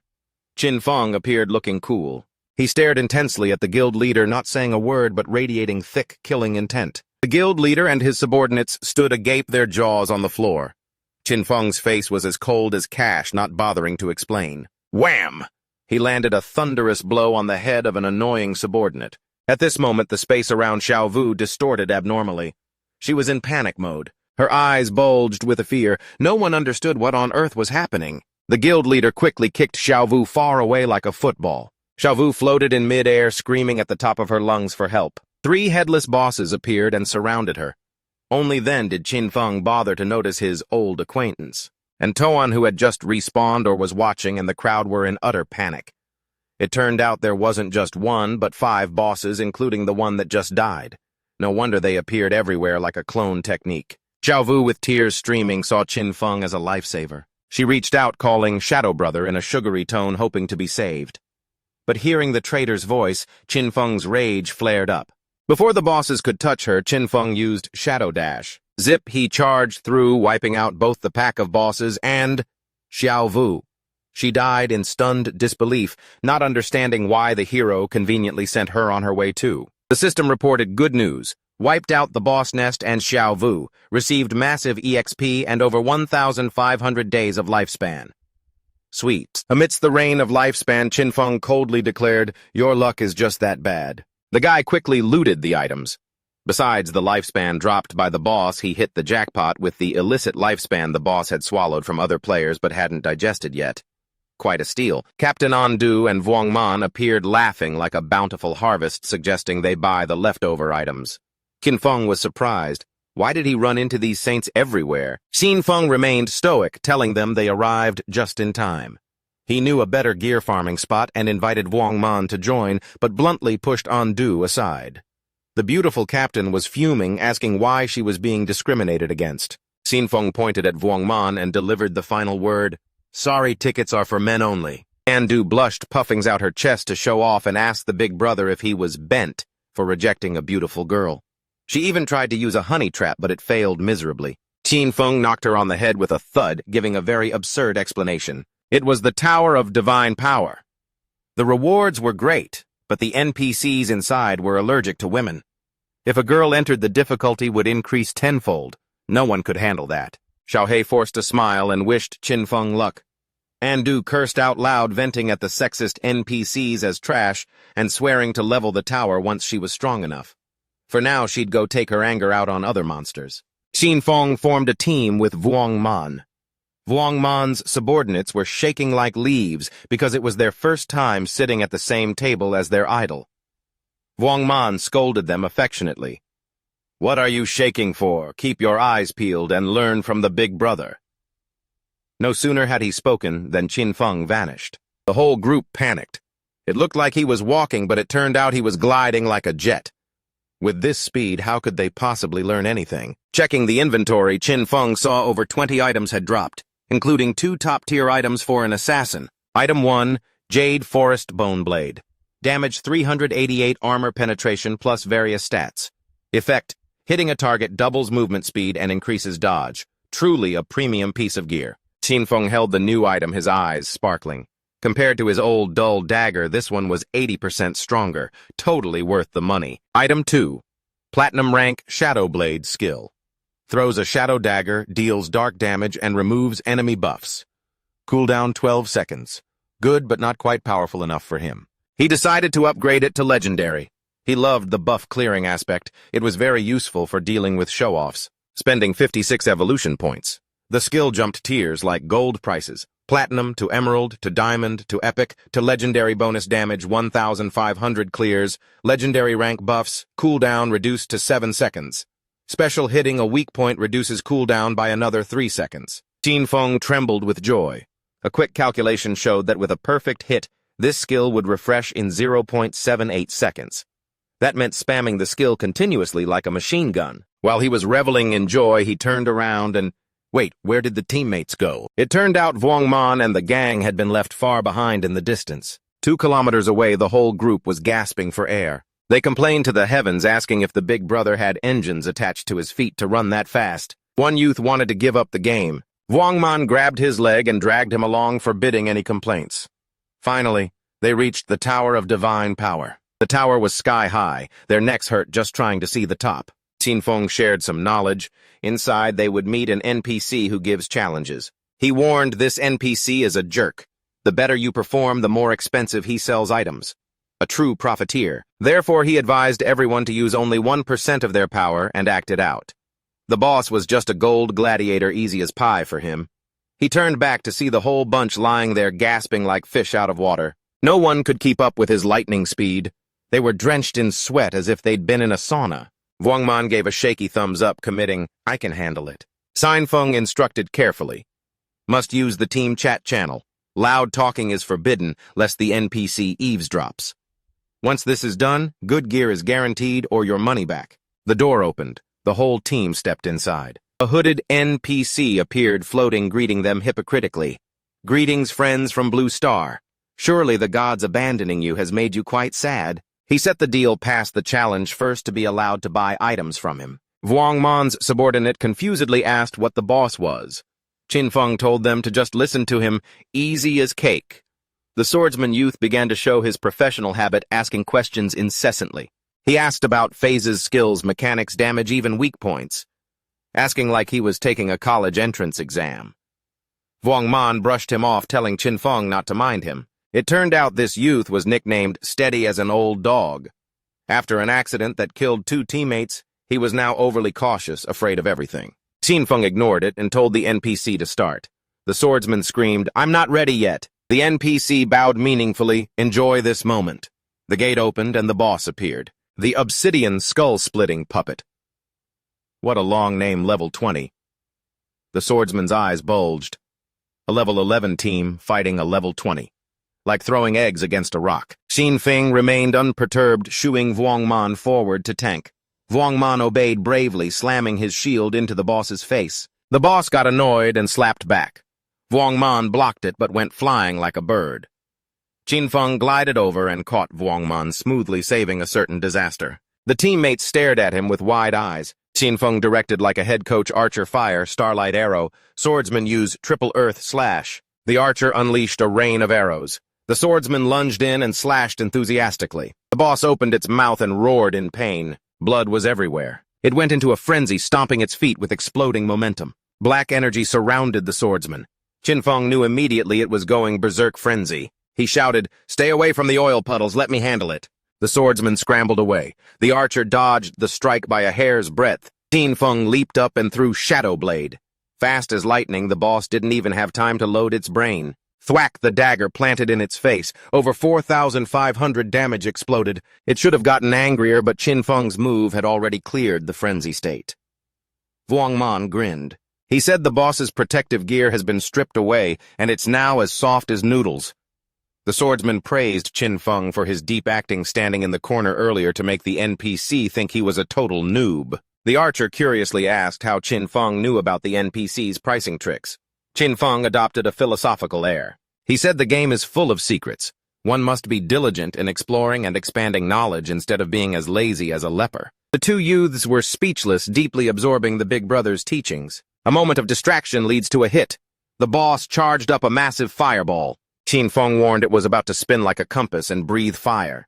Getting hit by black oil and fire would turn them into a BBQ dish instantly. The whole group scattered. Vuong Man shouted that the swordsman old dog was running in the wrong direction. Too late. Xin Feng ordered Vuong Man to activate invincibility to take the hit. Vuong Man raised his shield and blocked the fire attack. Totally badass. Xin Feng praised him and ordered everyone to unleash their strongest skills once the fire stopped. Give it everything you've got. The destructive combo was unleashed. The archer fired, the swordsman slashed, and Vuong Man provided protection. Before the boss could even yawn, it took 25,000 damage. It ascended to heaven instantly. The system offered congratulations. The whole team breathed a sigh of relief, happy as a holiday. Xin Feng remained vigilant. He remembered this boss was annoying because it went berserk below 70% health, becoming as strong as a silver boss. But meeting him today, it was lights out. The NPC reappeared, congratulating the first Blue Star chickens to pass the trial. He smiled sinisterly, saying if they coughed up some lifespan, he would sell them divine books. His name appeared, Vic Li. The swordsman looked closely and discovered this guy had a deformity. He had 6 fingers. The NPC's eyes flashed. The price for being a busybody came immediately. Boom. A bolt of lightning struck down. The swordsman took 99,000 damage and evaporated from the world. Vuong Man was terrified, not understanding why a peaceful situation turned into a lightning strike. Xin Feng calmly explained his taboo is that extra finger. The rule is, NPCs cannot attack players unless a player violates a taboo. Therefore, stop mentioning his finger. Pretend you don't see it. Vuong Man asked if Xin Feng could solo this guy. He honestly replied, not yet. These NPCs are all monsters from other timelines here just to drain players' lifespan. Vic Li arrogantly told them to choose quickly and get lost. Looking at the skill book list, Vuong Man was stunned. Lifespan could be exchanged for real-world necessities, food, water. This way they wouldn't fear starvation even in the apocalypse. Xin Feng is truly a star child. Everything he touches turns to gold. Vuong Man and the archer trusted the big brother absolutely. The archer's eyes lit up when he saw the mechanical maid book. His lustful side flared up as he demanded to buy it. Xin Feng waved his hand and spent 9,000 years of lifespan total high roller move to buy the complete set of city planning books. The purpose wasn't just necessity, but also the tower's reputation achievement. After buying, Xin Feng announced he wanted to solo the highest difficulty. Vic Li was stunned, saying, "Are you crazy? You just struggled through that fight, and now you want to climb to the top." Xin Feng asked what the highest difficulty was.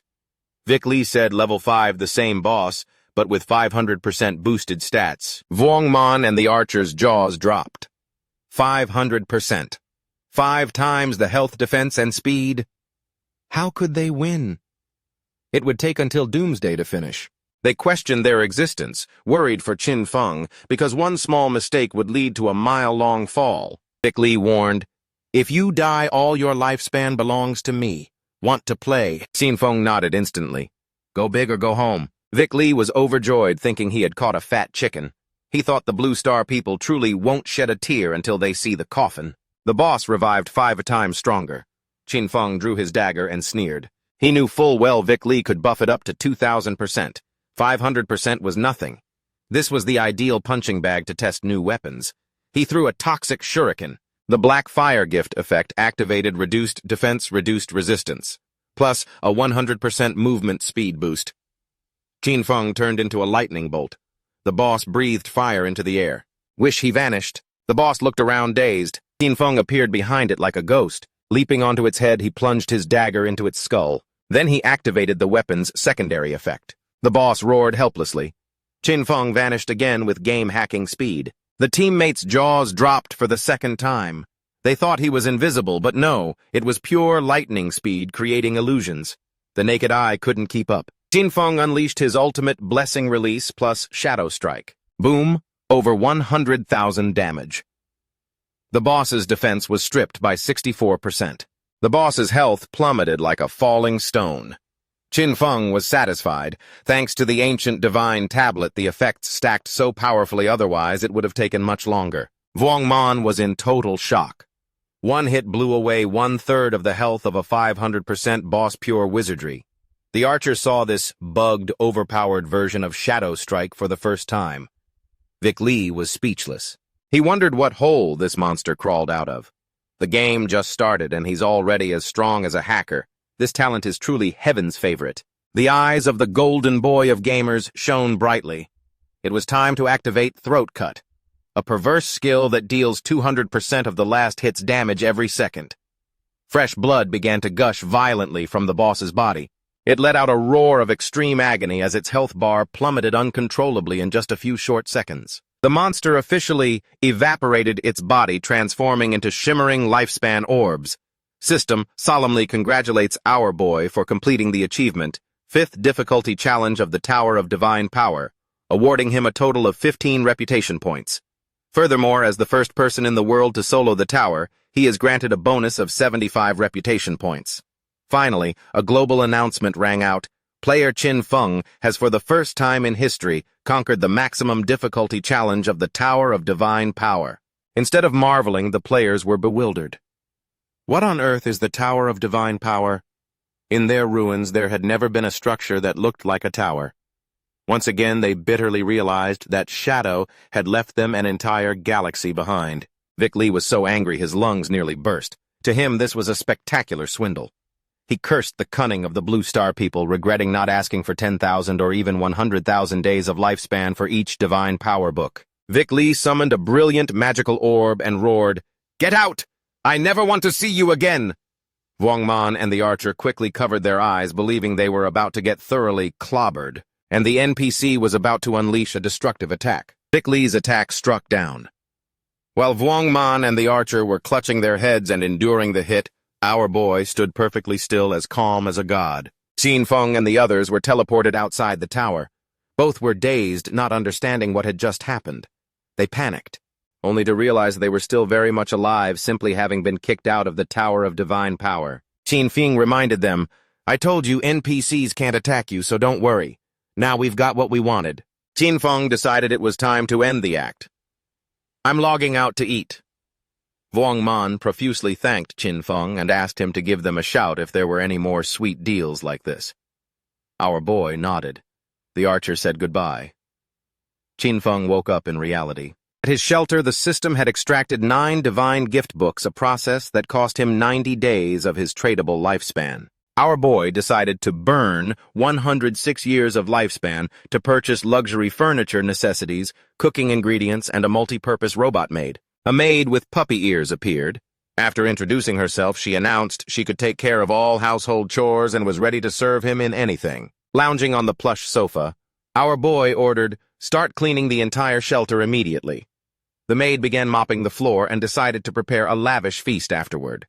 At the same time, in the real world, more precisely in Zhanghai City, the authorities were struggling with several murder cases. The officer reported to his superior, "This is the 3rd female corpse discovered this week. Like the 2 previous victims, all limbs were severed and the eyes were gouged out. It's highly likely to be the same culprit. The superior asked if any clues were found.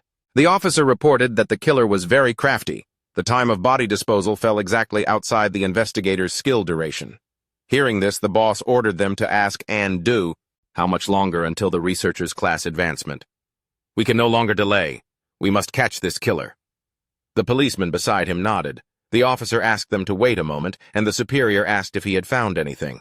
His eyes shone with seriousness as he realized that Shadow's online and offline times matched exactly with the times the girls died. The superior pondered.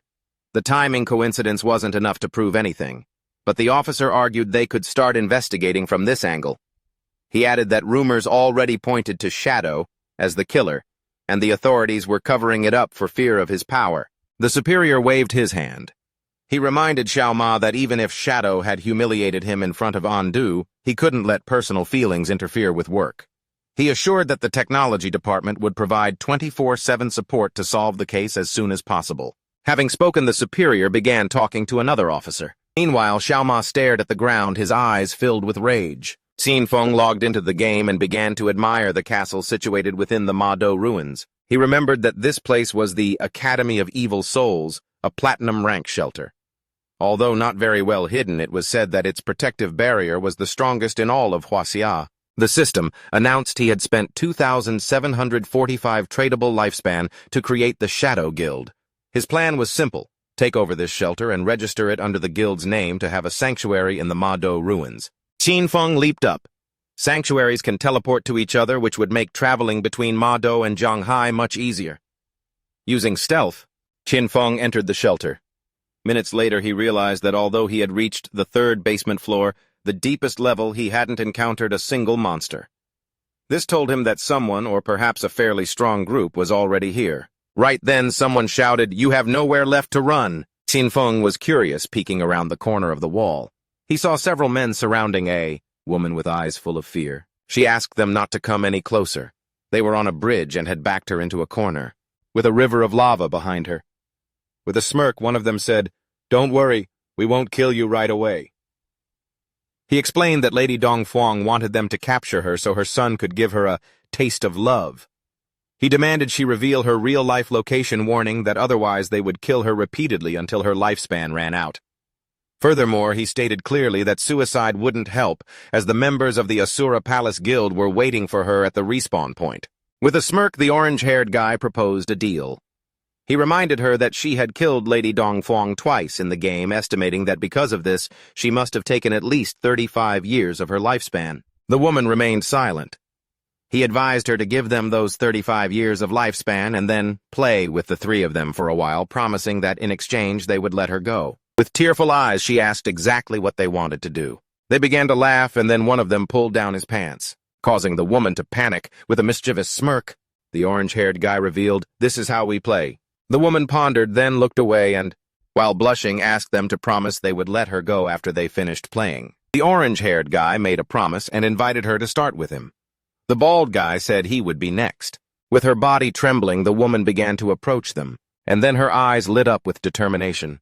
Using her toxic shuriken, she lunged at the man, but right then, the blindfolded guy used the Golden Peak earthquake skill, striking her and crushing her body against the ground. He noticed that this little girl wasn't very obedient. The only thing she could do was close her eyes as the orange-haired guy approached, sticking his tongue out. He warned, "This is the last chance, open your mouth." A confident smile played on the woman's face. Using a powerful skill, she sliced both the bald guy and the orange-haired guy in half, leaving the blindfolded guy a bit confused. His eyes widened, not understanding what was happening. Right before he could take another breath, the silk ribbon summoned by the woman wrapped around his neck. She was so strong that she made the man's head explode like a watermelon. Xinfeng, observing everything from the corner of the wall, immediately recognized the girl's class Crimson Ninja. After killing those bastards, the woman crushed the orange-haired guy's private parts. Their bodies transformed into lifespan orbs. With a face full of hatred, she mocked them. And then, our boy realized that she possessed the nether blade. With a determined gaze, she swore that she would definitely kill Dongfang Ming. The girl has the nether blade class with the nickname Ghost Spirit. Our boy stepped out from hiding. Her class, like Shadow's, is the only hidden class in the assassin branch. He remembered from his past life that she was ranked among the world's top 10 powerhouses, but after becoming an enemy of the Chu family in Mado, her true identity was exposed and she was besieged by many forces. Even so, she had slaughtered thousands of enemies before dying of exhaustion. He clearly remembered the deep grief of her guild members. He didn't expect to meet her here. However, there was one thing he didn't understand: who was the Dongfang Ming she mentioned. He was supposed to be the one who wiped out the entire Dongfang clan. Qin Feng deactivated his stealth and caught her attention. Her reaction was not friendly at all. She prepared to attack, thinking our boy was a friend of the bastards she had just killed. Qin Feng denied knowing those people. She lost her patience and lunged at him, demanding he prepare to die. As always, Qin Feng remained calm. With an angry face, Ghost Spirit used the nether-locking chain blade skill. In the blink of an eye, the silk ribbon began to wrap around Qin Feng. But right then, Qin Feng turned into darkness and vanished without a trace, leaving Ghost Spirit a bit confused. Our boy appeared behind her and decided to play a little. Hearing this, her eyes widened in astonishment and fear. She jumped away from him. She used Shadow Escape, and her body turned into darkness, vanishing without a trace. Qin Feng was a bit surprised to realize she had become invisible. He also decided to use Shadow Escape, and vanished from the spot as well. A few minutes passed and nothing happened. Ghost Spirit was a bit confused. She couldn't see him even though her class Netherblade had a built-in level 4 anti-stealth capability. She still couldn't detect him. This made her wonder if this guy was Shadow. Qin Feng deactivated Shadow Escape and quietly appeared behind her, catching her attention.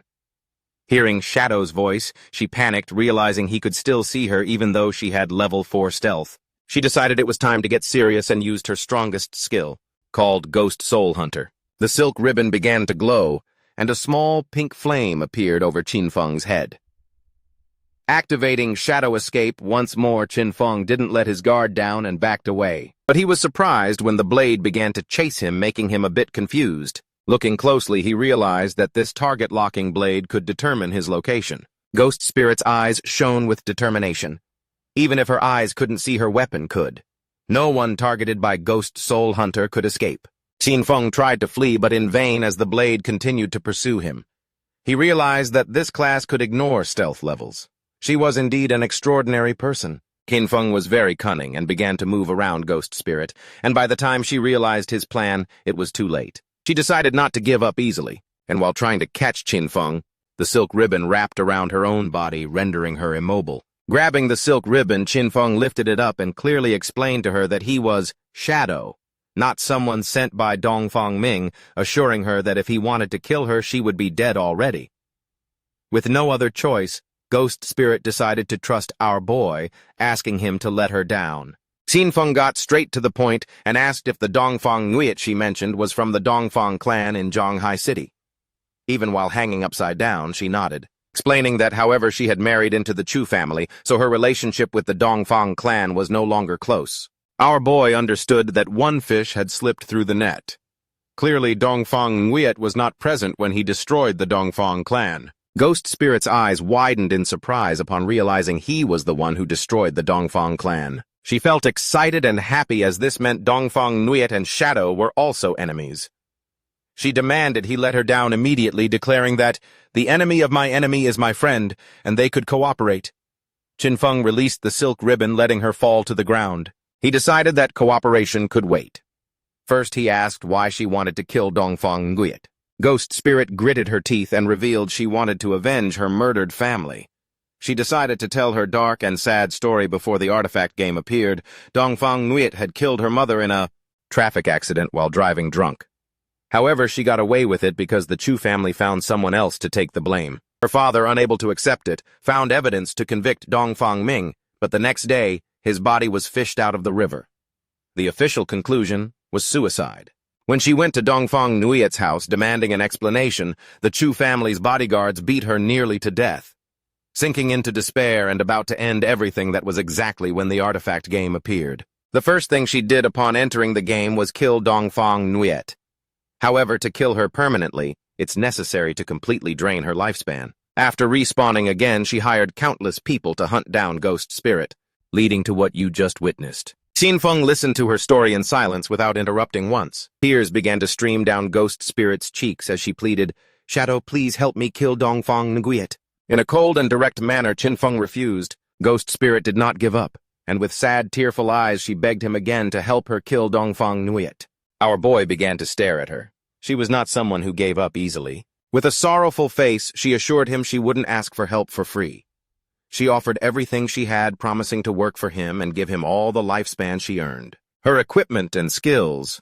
All of this in exchange for his help to kill Dongfang Nguyen, declaring she would even voluntarily become his slave. Qinfeng began to observe her in silence, his eyes filled with surprise. With an arrogant gaze, he told her he wouldn't help her kill her because it was her grudge and it could only be resolved by her own hands. Qinfeng was not a bad person and told her he would help until then. However, how far she could go would depend on her own fate. Ghost Spirit was shocked, her eyes widening in confusion. She didn't know how he was going to help her. Qinfeng was blunt and with a serene gaze asked her to join his guild. "Become mine, and I will help you complete your revenge." A system window appeared announcing that Shadow had invited her to join the Shadow Guild. She began to ponder in silence, and then her eyes began to shine with joy. Realizing that Shadow's guild consisted only of him, she wondered if joining was all she had to do. Wasting no more time, she agreed to join our boy's guild, and a system window confirmed her decision. Qinfeng accepted the friend request from Ghost Spirit. He felt pleased knowing she had accepted and told her she now only had to do one thing: advance her class. Our boy turned his back to her and said she would have to find out for herself what class advancement was and how to do it, and that she should come find him once she had achieved it. The eyes of Ghost Spirit, who was kneeling on the ground, began to shine with determination. Qinfeng made it clear that if she couldn't even complete this, then she should give up on revenge. Using his shadow escape skill, Qinfeng left the place. He realized that the potential of the Nether Blade class was infinite, and with a bit of guidance she could surely go much further in the future. He had reached deep within the Evil Spirit Academy. Before him was a level 15 boss, a woman with multiple spirit heads, the platinum rank, deformed witch Tana. Upon closer observation, it didn't take him long to realize she was the guardian of the Evil Spirit Academy. In an instant, Qinfeng leaped up and used his Black Knight, Whirlwind Blade. Skill attacking the boss, dealing 26,000 damage and triggering a weak point strike. He landed on the ground and recalled that in the first phase, only one of the boss's 4 heads would be active, and it was immune to physical damage. Because of this, he could only use his elemental skills, dealing slightly lower damage. He summoned his Shadow Blade, and his eyes began to shine with confidence as he had the White Bone Blade to increase movement speed, and his Shadow Blade skill also refreshed upon hitting the target. Qinfeng began to summon hundreds of Shadow Blades and then attacked the boss, causing them to pierce through one of its spirit heads, dealing over 200,000 damage. This turned him into a mobile Gatling gun of fire attacks. Not long after, its golden head exploded into pieces. Shadow did not lose his composure, remembering that in the second phase, 3 heads would activate simultaneously. Its eyes began to glow with rage and its gaze fixed on our boy. The heads began to fire energy beams from their eyes while it danced, unleashing indiscriminate attacks all around. But for Qinfeng, it wasn't complicated. Without much effort, he dodged the attacks. Then he plunged the Shadow Blades into the boss's head, dealing over 200,000 damage. While it writhed in pain, Qinfeng landed on the ground and turned his back to it. Ending the performance, he threw the final Shadow Blade, causing the boss's body to explode, creating a large blast. The system announced that he had killed Deformed Witch Tana, receiving 50,000 XP and the Platinum Rank Stronghold Key for the Evil Spirit Academy. His eyes widened in surprise as the system revealed he could now advance his class. Qinfeng decided to advance, and darkness began to envelop his body. His Shadow class advanced from Rank 1 to Rank 2. Along with that, his attribute bonuses increased: Strength from 9 to 27, Constitution from 9 to 27, Agility from 24 to 72, and Spirit from 15 to 45. This class advancement tripled the bonus points, his attributes leading to a massive surge in power. As a result, all his combat stats were significantly improved. His non-tradable lifespan exceeded 4,515 years, while his tradable lifespan was over 566 years. He also received his 4th-class passive, allowing him to attack without breaking stealth while still applying the stealth break attack bonus. Our boy's attention fixed on the golden key and his eyes began to shine. The class attribute bonuses had tripled, and attacking no longer broke stealth. The Rank 2 Shadow class was what completely changed the rules of the game. Few minutes later, someone returned outside the Evil Spirit Academy. Ghost Spirit was alarmed to realize they dared to come back. It was the men she had eliminated before. Now there weren't just 3. They had brought all the members of their guild. With a smirk, the bald guy said he was careless last time because he didn't know she had a chain blade. With a confident look, the orange-haired guy revealed that this time he had called everyone from his guild, Asura Palace, to see where she could run now. The bald guy lunged at her, ready to attack, stating clearly he wouldn't be as soft as last time. Ghost Spirit panicked, knowing this was not good. Using the Earth/Slash skill, the bald guy struck the ground and tried to attack with his axe, but fortunately she reacted in time and dodged the attack. With a confident look, she used Shadow Escape. But right then, someone threw a stun grenade which exploded in front of her, creating an intense blinding light, forcing her to stop using the skill and cover her eyes. Taking advantage of the moment, the bald guy kicked her, stepping on her head with an arrogant smile. He made it clear he would teach her a real lesson. Ghost Spirit would not give up. She pulled out a small green vial, but right before she could use it, the orange-haired guy stepped on her hand and caught it. Looking closely, he realized it was suicide poison. Its effect was to lose half of one's lifespan and return to the respawn point. The man was amused that she had such a fierce personality. He began to stick his tongue out and couldn't help but feel excited because he liked her personality too much. Ghost Spirit's eyes widened in fear, then he began to lick her cheek. The man's eyes widened in surprise as a system window appeared, announcing that the Platinum Rank Sanctuary Evil Spirit Academy now belonged to the Shadow Guild. Since the barrier had been activated, all those not belonging to this guild would be considered intruders. The system began to remove the intruders from this place, causing a powerful bolt of lightning to strike the men. In an instant, their bodies turned into lifespan orbs. Her eyes widened in surprise as she realized that the Evil Spirit Academy was a sanctuary, and it now belonged to her guild. This meant that within a few minutes, Shadow had killed the Guardian and obtained the key.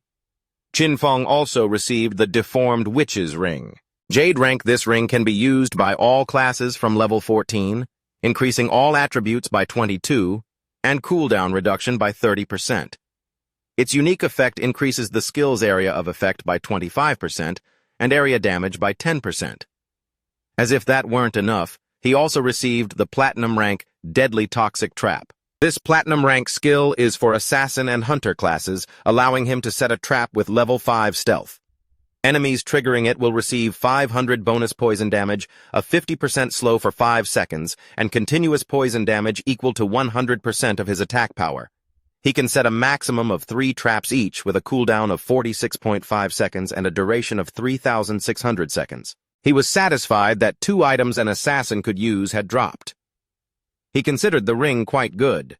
His Shadow Shield Slash and Black Knight Whirlwind Blade skills were both area of effect skills, so this represented a huge improvement for him. His eyes began to shine with joy as he also had 363 evolution points, exactly what he needed to evolve the Enhanced Backstab skill to Legendary rank. He consumed 340 evolution points, leaving 23 points. His skill, Enhanced Backstab, evolved from Epic to Legendary. The passive effect now increases damage when attacking from behind from 75% to 100%. Furthermore, the legendary effect makes it so that while stealthed, all his damage is considered a backstab attack. Qinfeng was satisfied because the combination of continuous backstab damage bonuses and permanent stealth from his advanced class significantly improved both his damage output and survivability. Right then, Xiaohei contacted our boy, informing him she had found another ruin and asking if he wanted to come take a look. When Qinfeng asked where she was, she replied she was in the Jianghai city ruins. She explained that on the stones around the temple entrance, there were murals very similar to those in the starter village ruins. Shadow was a bit confused, asking why they didn't explore it themselves. With the progress they had made, they should have been able to face a platinum rank boss. She honestly admitted they had wanted to, but after clearing all enemies, a teleportation orb appeared at the end.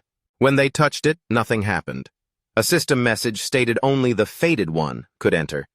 So she wondered if her big brother was that person. Qinfeng decided to go take a look.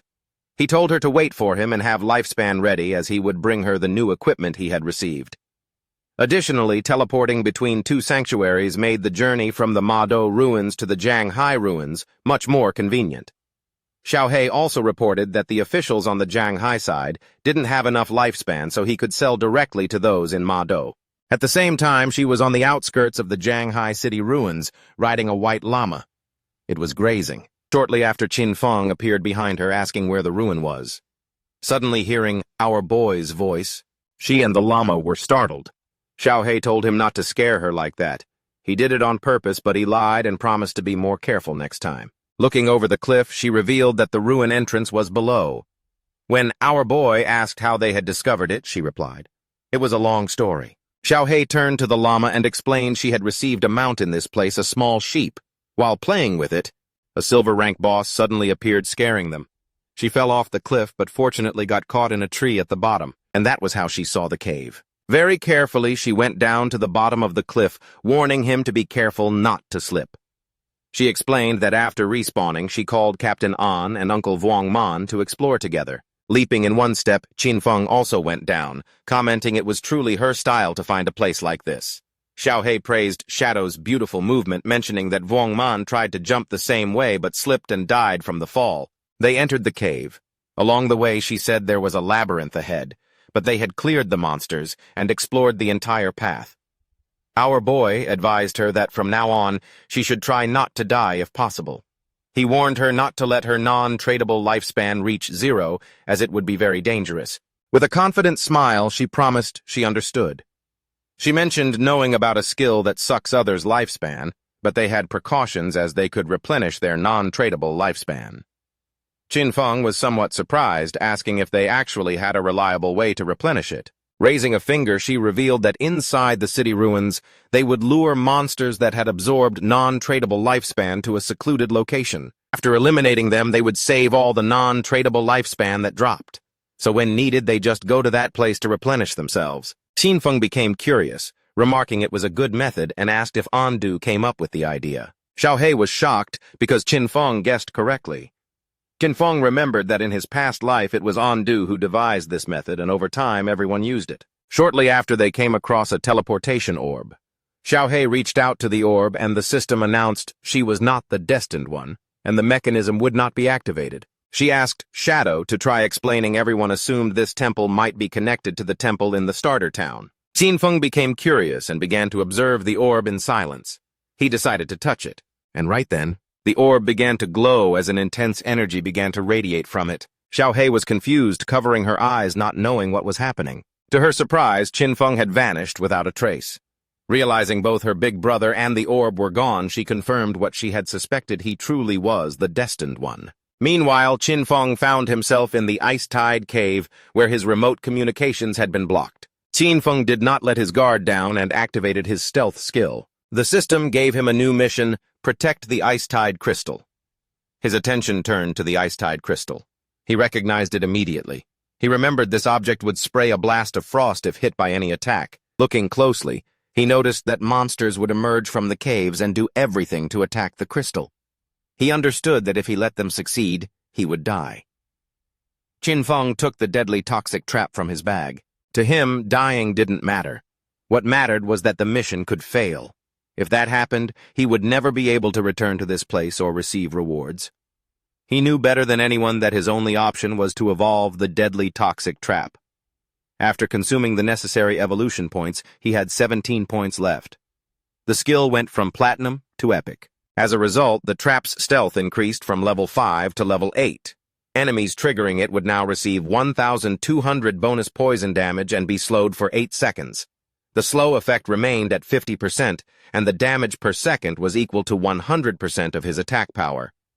Additionally, the maximum number of traps he could set increased from 3 to 9, while the maximum duration remained 3,600 seconds. Qin Feng set 3 traps right at the entrance of the caves, and the system announced that the effect of the deformed witch's ring had been activated, increasing the skill's effective range by 25%. Qin Feng knew the upgraded traps perfectly covered the entire passage, certain that any monster passing through would trigger them. Just then they began to flock in.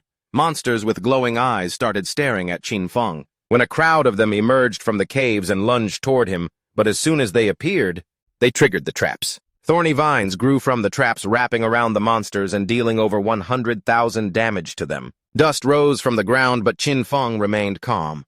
Right then an arrow flew in. Noticing this, his eyes widened with seriousness, just before the arrow could hit its mark. Luckily, Qin Feng managed to conjure a shield, narrowly escaping getting clobbered. His eyes swept to a monster drawing its bow. It turned out there were some dirty players sniping from a distance. At the Mathan ruins, a female mage named Dongfeng Nguyen confronted an orange-haired man, asking point-blank if his lowly guild intended to give up the hunt for ghost spirit since he was now a member of the Shadow Guild. The man simply nodded firmly, admitting that they were completely stumped, and advised her to find someone else more capable. She gripped her staff tightly, her voice low. "What, you consider that shadow guy a bigger threat than me?" she hissed, calling him a country bumpkin, and nudged, "Don't forget I have your entire profile in the palm of my hand. Killing you in real life is child's play."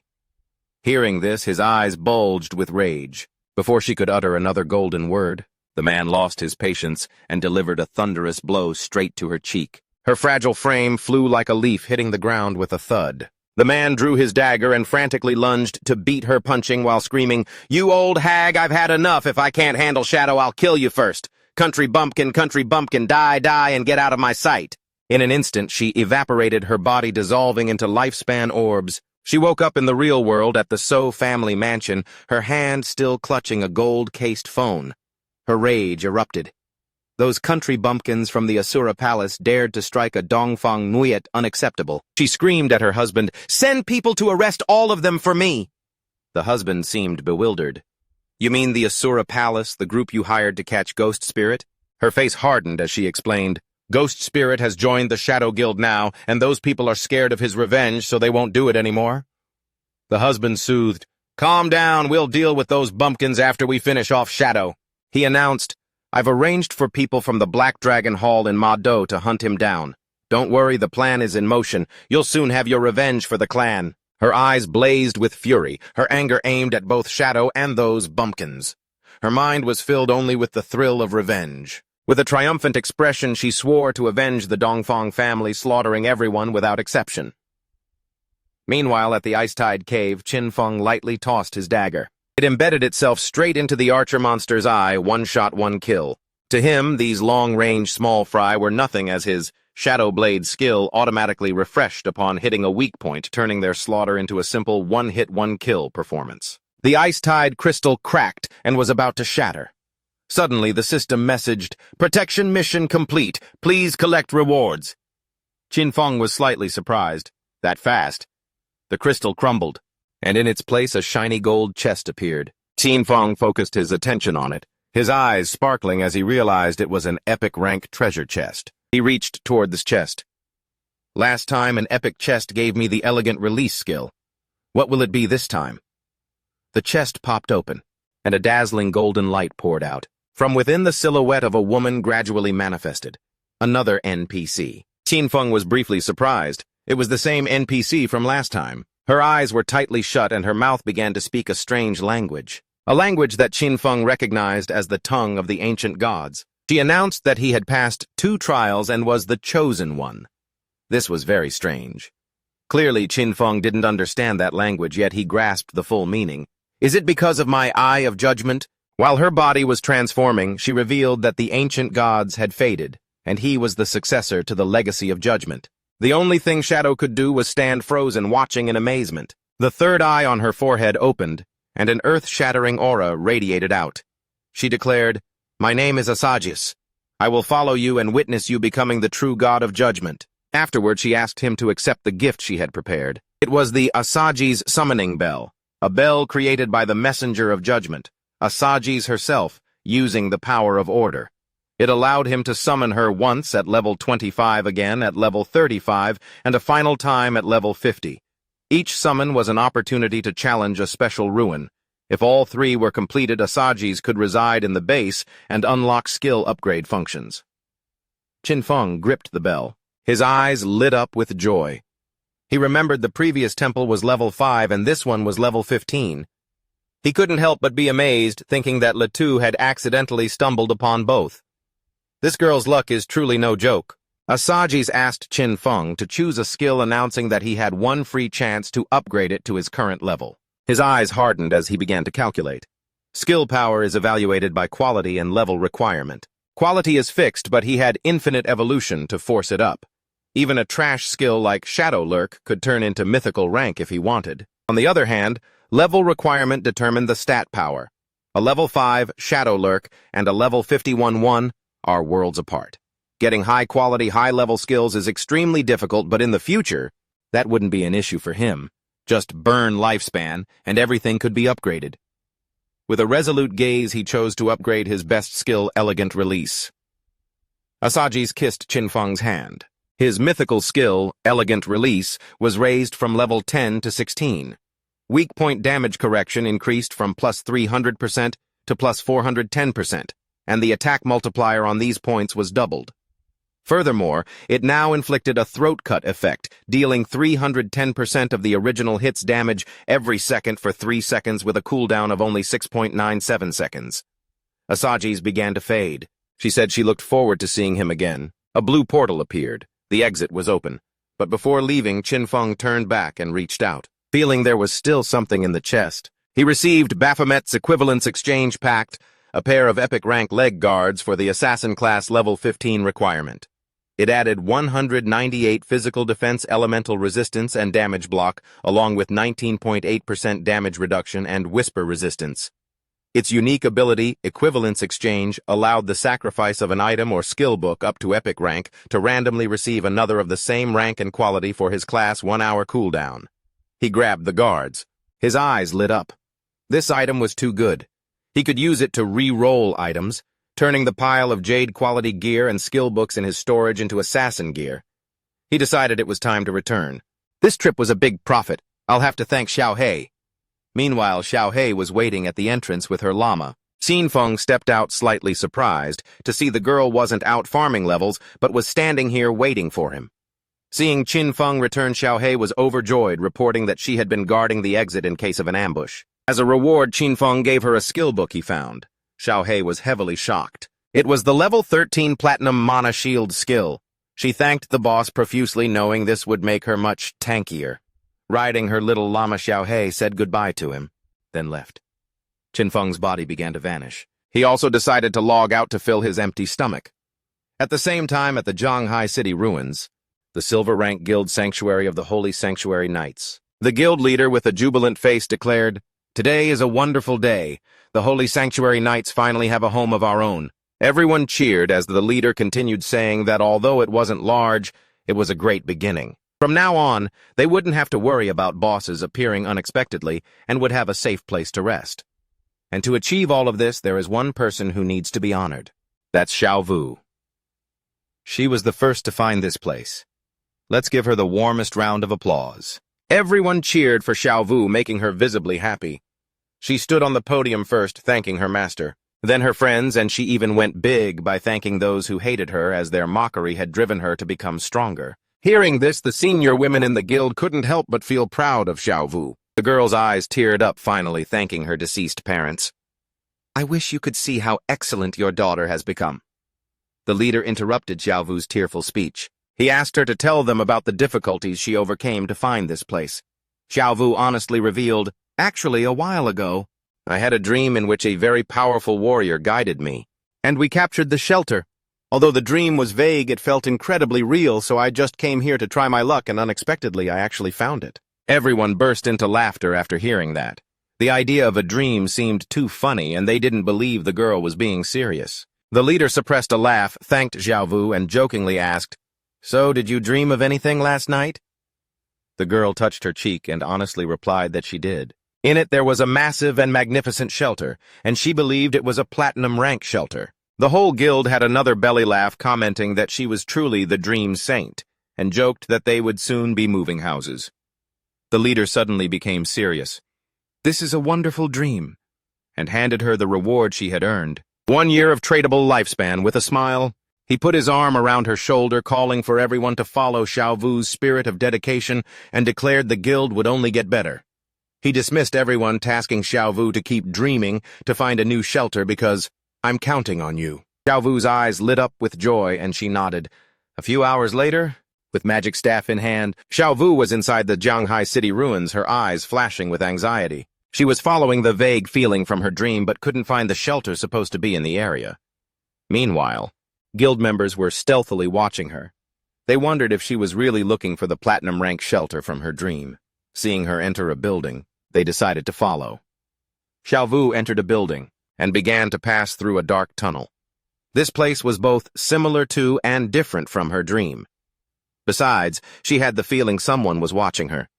Closing her eyes, she reassured herself, telling herself that she was a life priest, a top-tier hidden class, and nothing could harm her. But when she opened her eyes, a monster with eyes growing out of its mouth was standing right in front of her. That sight made poor Xiao Wu only able to scream at the top of her lungs. Instead of attacking Xiao Wu, the monster threw this girl to the ground and lunged toward the guild women who were hiding. They panicked, wondering how this monster could be so hideous. They screamed to catch and kill it immediately. But before they could make a plan, the monster wrapped its tentacles around one of them and shoved the tentacles growing from its mouth into the woman's mouth. In an instant, the woman weakened as the monster sucked all of her lifespan. Realizing this monster could drain them to death, her companions screamed and without hesitating for a second bolted for their lives. The monster wouldn't let them escape easily. Poor Xiao Wu woke up from the screams. With a face full of fear, she turned back and saw the monster draining the women's lifespan. Without a second of hesitation, Xiao Wu sneakily ran away. She rushed down a spiral staircase without daring to look back. She tripped and hit her head on the ground. With eyes tearing up from pain, she observed her surroundings. Where am I? In front of her was a door. Her eyes widened. This is it. The entrance from my dream. I've finally found it. The platinum rank shelter must notify the leader immediately. She informed the leader that she had found a platinum rank shelter. The leader was surprised, ordered her to stay put, as he would bring people, and asked her to join a party so they could see her location. Just as Xiao Wu joined the party, her eyes widened in terror. She began to hear noises, and when she turned around, she saw the hideous monster looking at her and grinning. Despite the fear, she grit her teeth and encouraged herself, "Don't be afraid, I can do it, I can definitely defeat it." As the monster moved slowly toward her, Xiao Wu stood up and grabbed her magic staff. She convinced herself she could defeat it, for she was no longer the weak human she used to be. As a powerful aura surged from her body, with a confident smile she told herself she was of a noble hidden class, a life mage. Raising her magic staff, Xiao Wu activated her strongest skill, toxic vines. Vines wrapped around the monster, draining over 500 of its health points. Extremely excited, she celebrated because the attack had hit. Nice, now the poison will eat it away. She followed up with another move against the monster. The corrosive toxic pus skill causes a poison mist to deal continuous damage to the boss, draining its life. This is a much more vicious corrosive toxin than any ordinary poison, but the mist begins to spread everywhere. Seeing this, she panics, her eyes filled with fear. She realizes this is an enclosed space, and the toxic mist has covered the entire area. I'm dead. She begins to wave the smoke away with her hands because she can no longer hold her breath. Right then, she remembers that as a life priest, she has a detoxification spell. Raising her magic staff, she uses antidote. The toxic mist slowly disappears, but this also detoxifies the monster. Its attention fixes on her, a wide grin appearing on its face. Xiao Wu's eyes fill with tears, and accidentally, she inhales a bit of the remaining mist. The effect is instant, and she evaporates. Her body transforms into lifespan. System notification. Player Xiao Wu has committed suicide. She respawns at the guild base. Right then, the guild leader contacts her asking why she returned. She explains that a monster killed her. The guild leader and his men had already killed the monster. He asks, "You mean that silver-rank soul-sucking witch we just slaughtered? That thing is sluggish and its attacks are weak, but it drains the lifespan of anyone it catches. I don't understand how you survived." Hearing this, a smile appears on her lips. She explains, "In desperation, knowing I'd surely die if caught by the monster, I committed suicide." The guild leader exclaims in amazement, "You're a genius. You found the only way to survive." Stating she is a true genius, she thanks him for the compliment and informs him she is on her way. She becomes excited, realizing, hey, the 3 bitches who followed me are definitely dead for good, daring to mess with Tan Tiu Vu. A while later, Xiao Wu arrives at the base entrance and explains to the guild leader that the platinum rank base is right behind this door.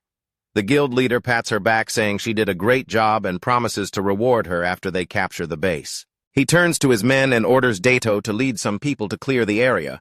Dato nods, declaring they will destroy anyone who dares to interfere, even if it's Shadow himself. Pointing to the base door, the guild leader orders his men to charge. They must kill the guardian inside, and then the base will be theirs. Several of his men approach the door and prepare to open it, the air filled with battle cries. They urge each other forward to kill the guardian and proclaim the coming victory of the Holy Sanctuary Night Order. One person reports to the guild leader that the door won't open. With a curious gaze, the guild leader begins to ponder.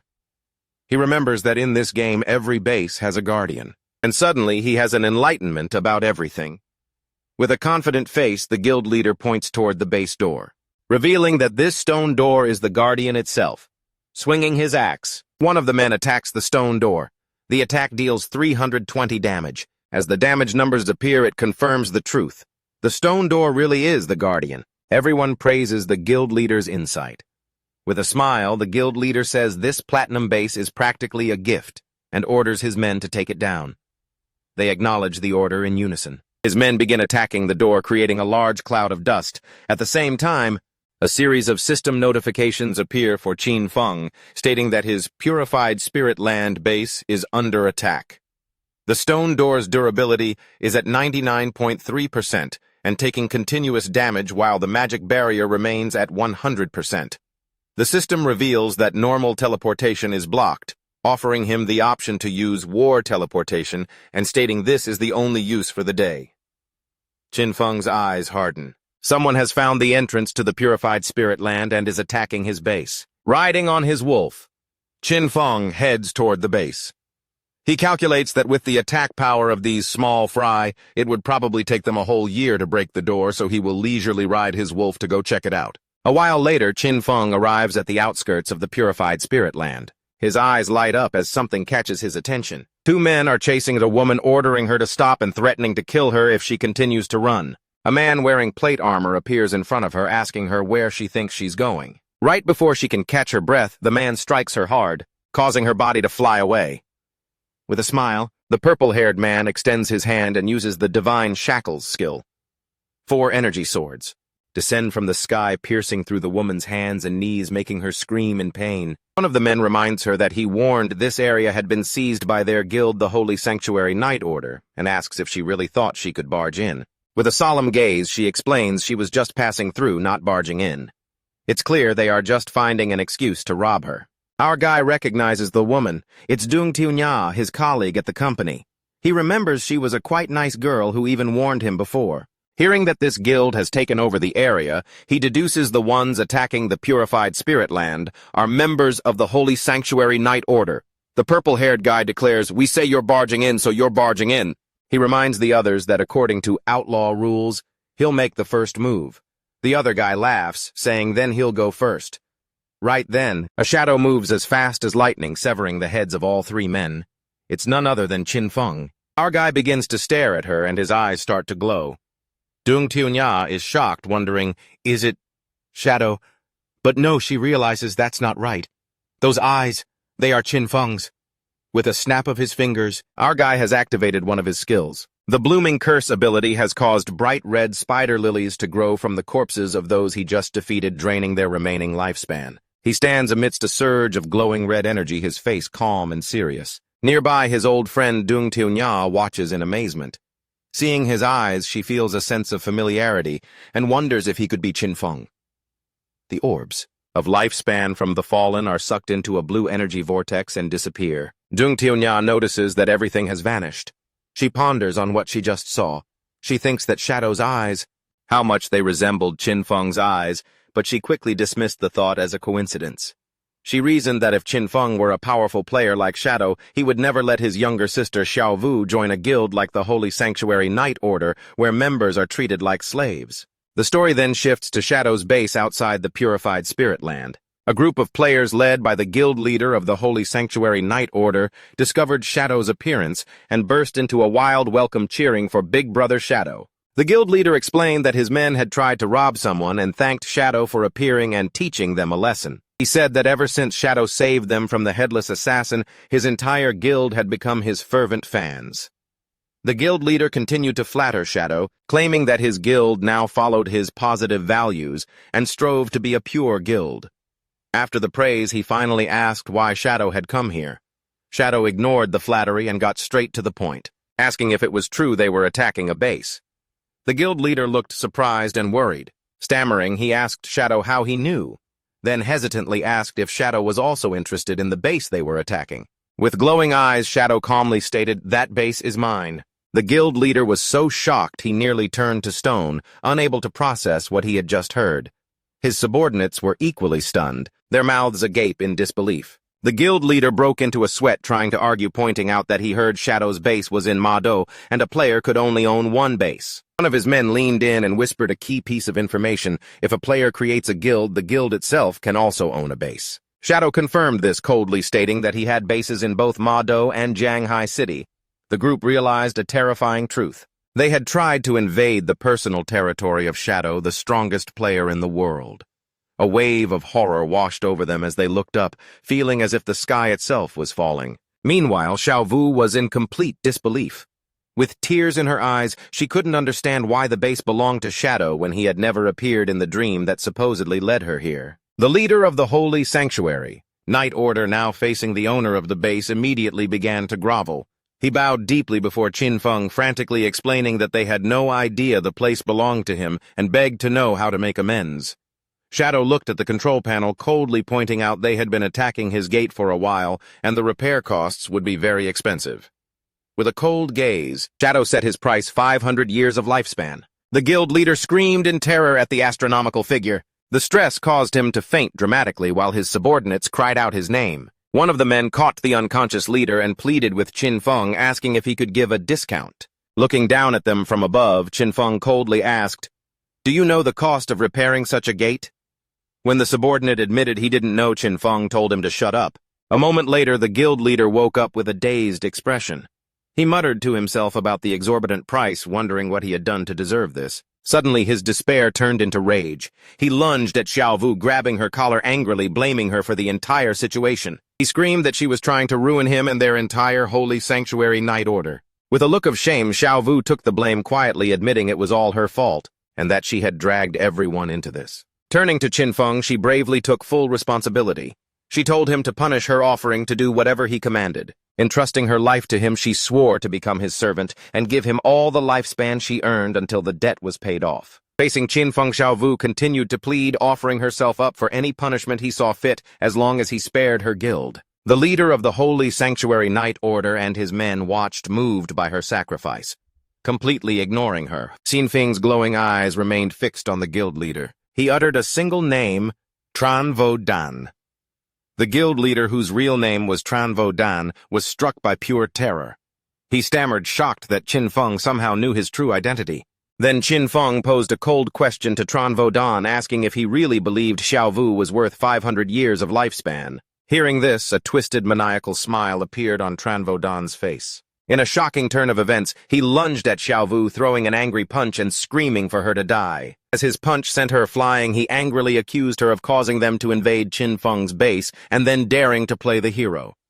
He revealed his jealous motive, screaming that she was just trying to get close to Qin Feng and become his servant, something she didn't deserve.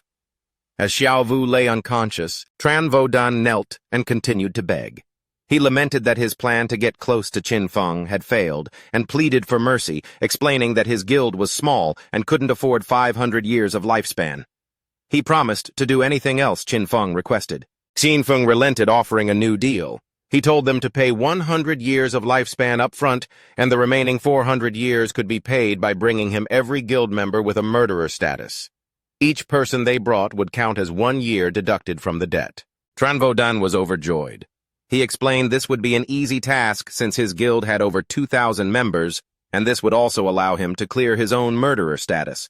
He immediately made the transfer, and a system notification confirmed Qin Feng had received 100 years of lifespan. Asking Qin Feng to wait, Tran Vo Dan began to rally those with murderer status to gather immediately. While the guild members gathered, Qin Feng decided to use his new lifespan. A system window appeared asking if he wanted to use 7 days of lifespan to repair the damaged base. He calmly accepted, and another notification confirmed the transaction was complete and the base was fully repaired. Once Tronvo Dawn's guild members with murderer status had gathered, Shadow unleashed a destructive attack.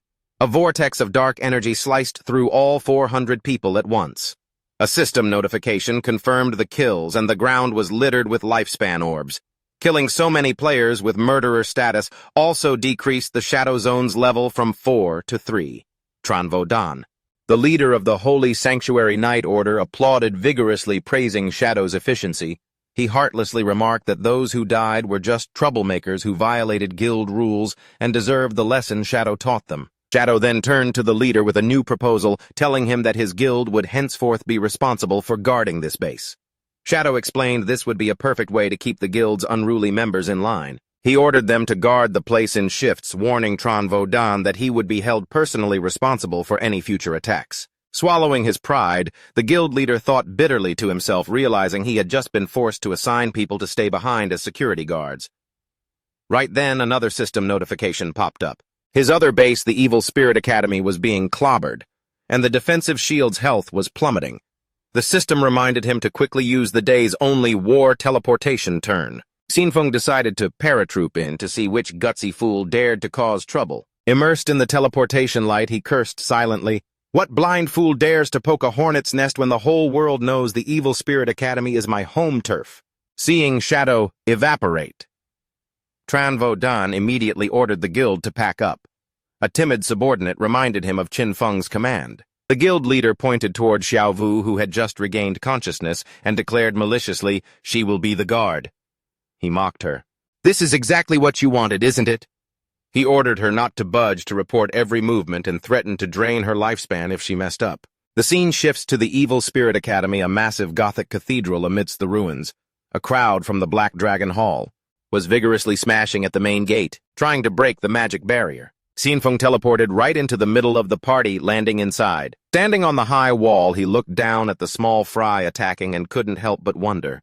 He had no memory of ever holding a grudge against this Black Dragon Hall guild. Below, their leader rallied his lackeys for one final total strike. He ordered them to channel their energy to him, and together they charged up a massive ball of dark energy. Unleashing the combined attack, the leader shouted, "Flame Demon Dragon Blast!" sending a massive energy orb crashing into the shield. The shield cracked. Its durability plummeted to only 13%. The lackeys cheered, believing they were about to break the gate. They hooted about the hundreds of years of lifespan they were about to seize. Observing from above, Qin Feng realized these were just mercenaries. He mentally calculated which of his enemies were still alive and held a grudge, quickly concluding, "It can only be that Hag Dong Feng Nguit." Suddenly, the attackers were startled by a strange sound. Looking up, they saw a massive, spiritual dragon descending. A wave of energy swept through them, and they were paralyzed with fear. Their eyes swirled as if hypnotized. Immobile, they could only watch helplessly as another member pointed frantically at the sky. A massive, flaming meteor was hurtling straight toward them. The meteor struck, engulfing the helpless victims in a horrific explosion. One of them prepared for the impact, but was surprised to find himself unharmed. After the fire cleared, he laughed with relief, boasting that the meteor only dealt 3,000 damage and his tanky build had saved his life. The joy was short-lived as his head suddenly parted from his neck. His body was devoured by dark tentacles before vanishing. Immediately after, a new group of players appeared.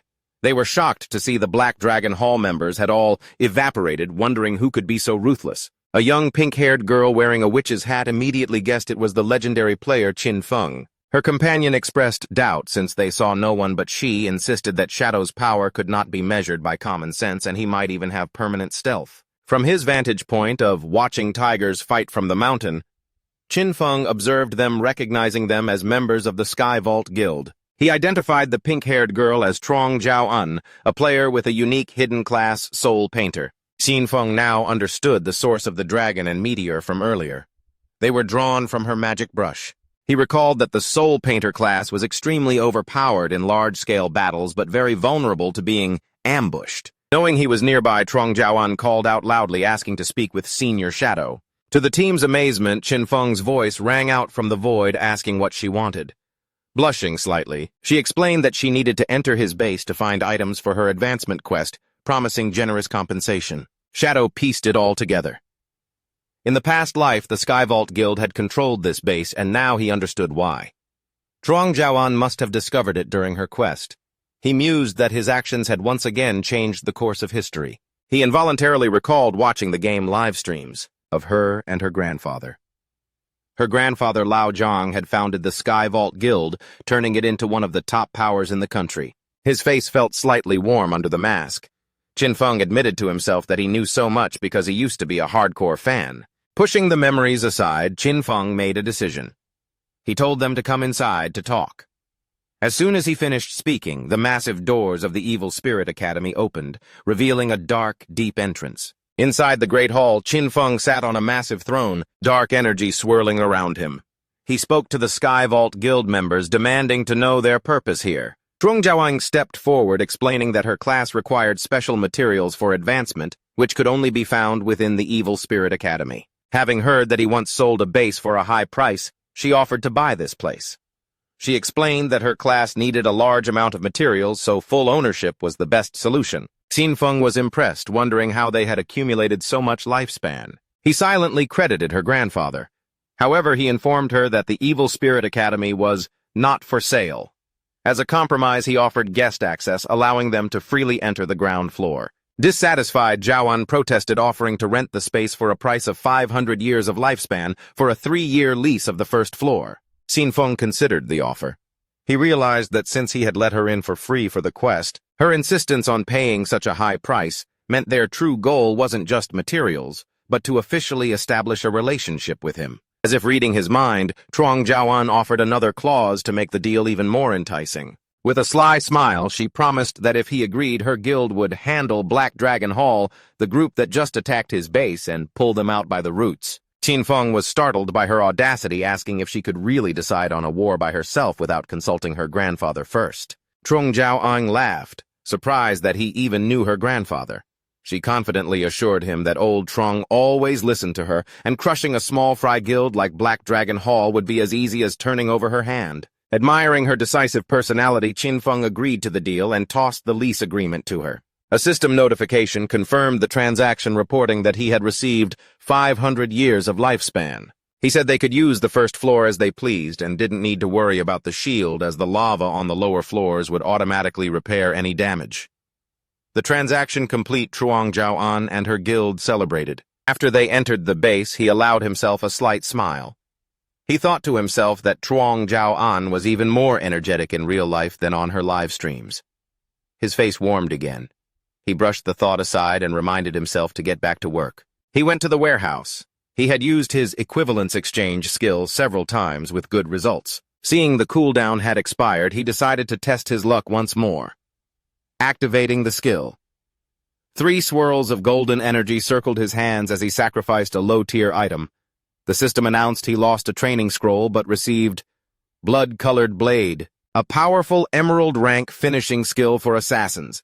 It not only dealt massive melee damage, but also healed him for a significant amount based on the damage dealt. Qin Feng couldn't believe his eyes. Obtaining a game-breaking finishing skill was a monumental leap in power. These ultimate abilities were powerful enough to overturn an entire battle. He noticed the base damage of this new skill was more than double that of his strongest current skill. Seeing its potential, Qin Feng immediately used evolution points to upgrade Blood-Colored Blade to legendary rank. The damage and healing surged, and he calculated that with his buff effects, a single strike could now deal over 100,000 damage. With many evolution points remaining, he decided to upgrade another core skill, his passive stealth, evolving it to mythical rank. This not only increased the stealth level, but also provided a new effect. While stealthed, his lifespan consumption rate in dangerous areas was reduced by 90%. Qin Feng's eyes lit up. This would make exploring supermassive areas much safer. At level 17, Shadow could finally equip his new emerald rank gear. He equipped a veil gloves, boots, and a new ring, each providing significant stat boosts. With the new equipment, nearly his entire set was now emerald rank. However, he looked at his new mixed bag appearance with distaste, remarking that low-level gear looked so cheap. He immediately changed his appearance, back to his default all-black outfit. Now fully geared, Qin Feng declared it was time to conquer the next base. The scene shifts to the real world, where an armored vehicle stops in front of a large villa. One guard asked his colleague how many people they brought back. The other replied they only found 4. The first guard expressed disappointment. His colleague explained that fewer people were willing to sell their lifespan these days. Then a group of 4 stepped off the vehicle. A large, muscular guy, a man in a long coat, another in a suit, and a young hooded woman. The man in the coat looked at the villa and remarked that the buyer must be very rich. A guard told them to wait outside while he notified Lady Dong Fuang. The muscular guy complained about not being invited inside, and the hooded woman impatiently told them to hurry up. Looking at them, the guards mocked, thinking these fools were about to receive their retribution. In the main hall, Dong Fuang Nguyen appeared with her son Nam Thien. She coldly confirmed they were lifespan sellers and ordered them to convert it into light orbs and throw them on the floor. The muscular guy smirked, asking if she was joking and pointing out they haven't seen the money yet. Dong Fuang Nguyen's expression darkened, her eyes glowing threateningly as she repeated the command warning them to hand over the lifespan if they didn't want to die. Suddenly, more armed guards appeared surrounding the 4 sellers with guns. The man in the suit raised his hands, pretending to surrender. Then a sinister smile appeared on his face as he asked, "Planning to rob us just like you did to the others?" Before he could finish, one of the guards charged. But Dong Fuang Nguyen was shocked by the turn of events. The man in the long coat revealed his insect controller class and summoned a swarm of glowing insects, boasting that he had found a fat sheep. At the same time, the hooded woman's eyes lit up as she ordered her teammates to give this beauty a good wash, preparing to rob Dong Fuang Nguyen. The battle erupted. Dong Fuang Nguyen's guards opened fire, but the muscular guy summoned a massive golden shield, a platinum rank skill called Golden Light Circular Shield, blocking all bullets. Then he leaped into the air and slammed the shield into the ground, creating a powerful shockwave. Simultaneously, the man in the suit displayed incredible agility, easily dodging a rain of bullets. He slid gracefully across the floor, pointing his finger like a gun, and fired a powerful energy beam, killing a guard in an explosion. He possessed a hidden class single-handed marksman, allowing him to fire different types of ammunition from his finger. The fight quickly moved inside the villa. The hooded woman leaped into the air with incredible speed, unleashing a swirling blue energy attack, cutting down multiple guards at once, when one of them called for support. With a manic smile, she flew straight toward Dong Fuang Nguyen, screaming, "Die!" Just as her attack was about to hit the target, she was suddenly kicked out of the air. A new character, a massive, muscular bodyguard with a bandaged face, intervened. He warned Dong Fuang Nguyen to be careful as they were facing a player with a hidden class. Enraged, Dong Fuang Nguyen ordered him to capture them alive, intending to turn them into lifespan farming slaves for her son. The bodyguard solemnly remarked that the opponents were strong, and their chance of success was only 50-50. The muscular guy with the golden shield noticed the opposing side also had players with special classes. Dong Fuang Nguyen's bodyguard stood amidst a purple miasma. He calmly assessed the 4 intruders, identifying them as a team specializing in hunting the wealthy, equipped with one-hit skills and bulletproof gear. He seemed satisfied, noting that they had likely succeeded many times before. The insect controller smiled confidently, hoping they were skilled enough to make the battle interesting. Surrounded by an ominous purple aura, the bodyguard stood firm. He mocked them, calling them arrogant brats. The insect controller declared the battle started and ordered his mechanical bug to attack, screaming, "Die!" The bug fired a golden energy beam, but the bodyguard dodged it with unimaginable speed. In an incredible display, he reached out and caught the fast-flying insect right out of the air. The robbers were completely shocked. The insect controller cried out in amazement, saying his bug could fly at 200 kilometers per hour. So how could he catch it? With a grunt, the bodyguard emitted a strange purple gas from behind, then crushed the insect in his hand. He casually threw the remains to the ground and stepped on them. He then revealed that he had set up a barrier around the area. The bodyguard solemnly announced his unique hidden class, Master of Flatulence, Source of the Plague. He declared his mission was to spread the plague in a way beyond human understanding, before growling terrifyingly, "Then here I come." Dong Fuang Nguyen's bodyguard, the Master of Flatulence, declared an attack. He leaped into the air with incredible speed, surprising the muscular guy of the opposing team. The bodyguard unleashed a powerful high kick. The muscular guy provoked him to test his iron wall. As he was preparing, the bodyguard's buttocks fired a devastating air cannon, shattering the muscular guy's golden shield. The insect controller screamed to his teammate, "Gunner fire." The gunner fired a barrage of energy bullets, but the bodyguard dodged every shot with ease. The gunner mocked, declaring that jumping into the air to face a marksman was a suicidal mistake. However, the bodyguard recovered and clapped his buttocks together, firing a powerful sonic wave attack. The blast hit the gunner, shattering his glasses and killing him instantly. The bodyguard stood over the corpse, remarking that this guy's level must be very low to be killed by a mere supersonic blast. Seeing his teammate fall, the insect controller turned to flee in terror, but a hand grabbed his head, stopping him. The bodyguard held on to the man, who was terrified and begging for his life. He calmly reassured him that he wouldn't be killed, explaining that, with 2 dead and 2 alive, he had fulfilled the promised 50% success rate. He then casually asked what happened to their stealthed teammate, noting that his earlier flatulence should have stunned them. Confused, he explained that the hooded woman was not with them and his other 2 brothers had been killed.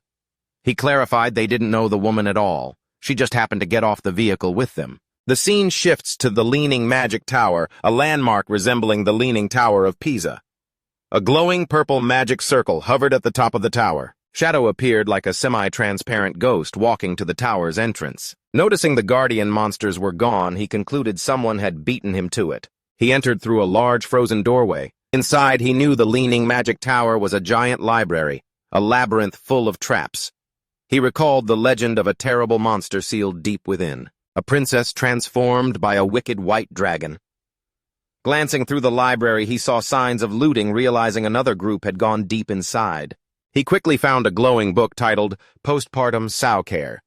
He knew that pulling out this overpowered book would trigger teleportation magic. Upon pulling the book out, he was immediately teleported. He appeared on the tower's rooftop, hovering behind 2 players who were shocked by his sudden appearance. Looking across the arena, he saw a large group of players fighting a giant tentacled monster named Princess of Despair. Shadow assessed the situation, noting the players' gear was quite trashy and the casualty rate was high. He was impressed they had made it this far despite the disadvantages. His attention was drawn to the group's leader, a woman with long gray hair rallying the troops. She screamed for them not to be afraid. If they died, just run back. Shadow recognized this group as the Fiqua Heavy Industry Guild and their leader as Huang Tuifan. In his past life, this guild was a massive corporation.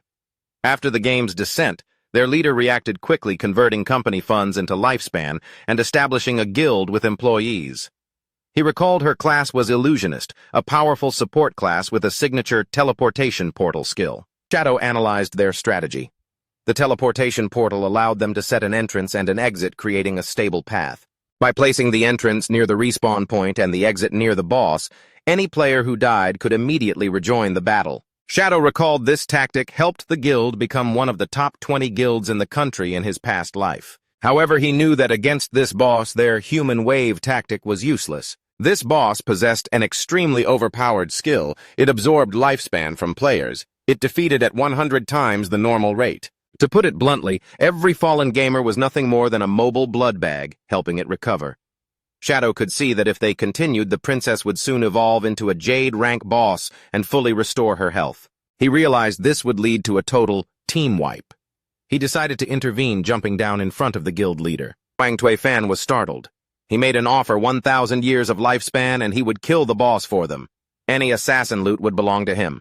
Huang Tuifan stammered upon realizing she was facing the legendary Shadow. He calmly confirmed his identity and issued a warning they could not win this fight. He advised them to either accept the offer or retreat immediately. Before Huang Tuifan could answer, an arrogant youth challenged Shadow, angrily asking who he was to dare say they couldn't win. He mocked the demand for 1,000 years of lifespan. The guy called Shadow a madman and told him to get lost. Huang Tuifan tried to stop him. Huang Tuifan, don't be rude. But it was too late. Shadow had already grabbed Huang Tuifan's face. He threw the youth into the teleportation portal. As Huang Tuifan appeared on the other side, Shadow unleashed the Black Knight Whirlwind Blade skill, a dark red wave of energy, and slicing him in half and shattering the teleportation portal. Huang Tuifan screamed her son's name, turning to Shadow to demand why he destroyed the portal. She admitted her son had insulted him but felt a simple lesson was enough. With glowing yellow eyes, Shadow looked down at her and calmly said, "You will understand soon." He repeated the offer, then vanished. Huang Tuifan and her guild stood frozen. Shadow knew they were unaware the boss was about to evolve. He had destroyed the portal, because their endless revival tactic would only fatten up the boss until they were completely annihilated. His true motive was more practical. He summoned his ghost wolf, thinking that the destruction of the guild was a small matter, but losing 1,000 years of lifespan was the real issue. He landed among the ruins full of confidence. He knew the remaining members would provide just enough food for the boss to evolve. His plan was simple. Once the boss reached Jade rank, he would return to kill it and snatch the even greater rewards. Just as he was about to wait, a message from Ghost Spirit arrived. She joyfully reported finding Dongfuang Nguyen, but she was protected by a powerful player who nearly killed Ghost Spirit. Shadow told her to meet him at the Field of Dry Bones. He was impressed. Finding someone in the vast Mado showed she was very capable. Shortly after the two assassins met, Shadow asked her to describe Dongfuang Nguyen's bodyguard. Ghost Spirit explained it was a fast and strong melee warrior. His main attack, strangely, was farting. She added that he could see through her stealth. Shadow understood immediately. He explained she had encountered a player with the hidden class Source of the Plague. That aura was a first-rank skill, a plague field, that could sense any entity inside, countering her stealth. This class could strengthen the body and regenerate. At higher levels, rumors said it was nearly immortal. Hearing this, Ghost Spirit was terrified, despairing over whether she would ever get her revenge. Shadow then revealed the man's fatal weakness. Though the plague strengthens the physical body, it also erodes the mind. A weak spirit is its greatest flaw. He then told her that the Netherblade class had its own evolution. At rank 2, it would become Yellow Spring's Vengeful Ghost. As he spoke, a giant blue demon appeared behind her, its eyes glowing. Ghost Spirit stood stunned. Her eyes also emitted light as she realized her own potential. Shadow advised Ghost Spirit to advance her class to rank 2 to transcend her limits, as that was her true path. Amazed, Ghost Spirit asked how he knew so much about her class. Instead of answering, Shadow jumped to the top of a large tomb. From there, he explained that the game was very deep and encouraged her to persevere. Inspired, Ghost Spirit was filled with determination, understanding that his incredible strength came from relentless hard work. Shadow revealed that this graveyard was the perfect place for her to grind as monsters respawned quickly. However, he warned her that the place was very dangerous, as all monsters were elites with triple the health defense and attack of normal enemies. To show her how it was done, he said that with the right technique it was not too difficult. He then leaped into a group of monsters and wiped them out effortlessly by attacking their weak points. Ghost Spirit watched, blushing and in awe of his power. Appearing beside her, Shadow urged her to do her best, explaining that only by going all out could she complete her path of revenge. With those words, Our Guy turned into a streak of blue light and evaporated, leaving Ghost Spirit standing there in dazed contemplation. She suddenly realized that in the moment he murmured the word revenge. A spine-chilling murderous aura which could not be faked radiated from him. Meanwhile, in the ruins of Jianghai City, as dusk fell, Xiaohei was lounging on the ground. She leaned against her white llama steed, exhausted from a grueling expedition, and her stomach began to protest violently. However, glancing at the map, the girl decided to push a bit further as she was close to clearing this area. While resting, her eyes suddenly fell upon a strange fruit, dark-colored and glowing on the ground. Curious, she picked it up. She thought to herself, it looks quite like a plum, doesn't it? Without much thought, she took a big bite and her eyes lit up because it tasted incredible. It was truly unbelievable. A system notification window appeared reporting she had just gained 50 experience points. With her mouth still chewing, her eyes went wide. She didn't expect eating a wild fruit by the road could farm EXP. Looking up, she discovered a long trail of identical glowing energy pills. Overjoyed, she followed the path, eating enthusiastically as she went. With every fruit consumed, 50 experience points ticked up. Her experience buffet was abruptly interrupted by a message from Captain Ondu. Ondu's voice in the message was frantic. Xiaohei, get to the corrupted coast immediately. It's urgent. That useless Mani Luong got caught by an S-rank boss. He's carrying over 500 years of lifespan. We need your support fast. Xiaohei quickly checked the map, replying that she was already nearby.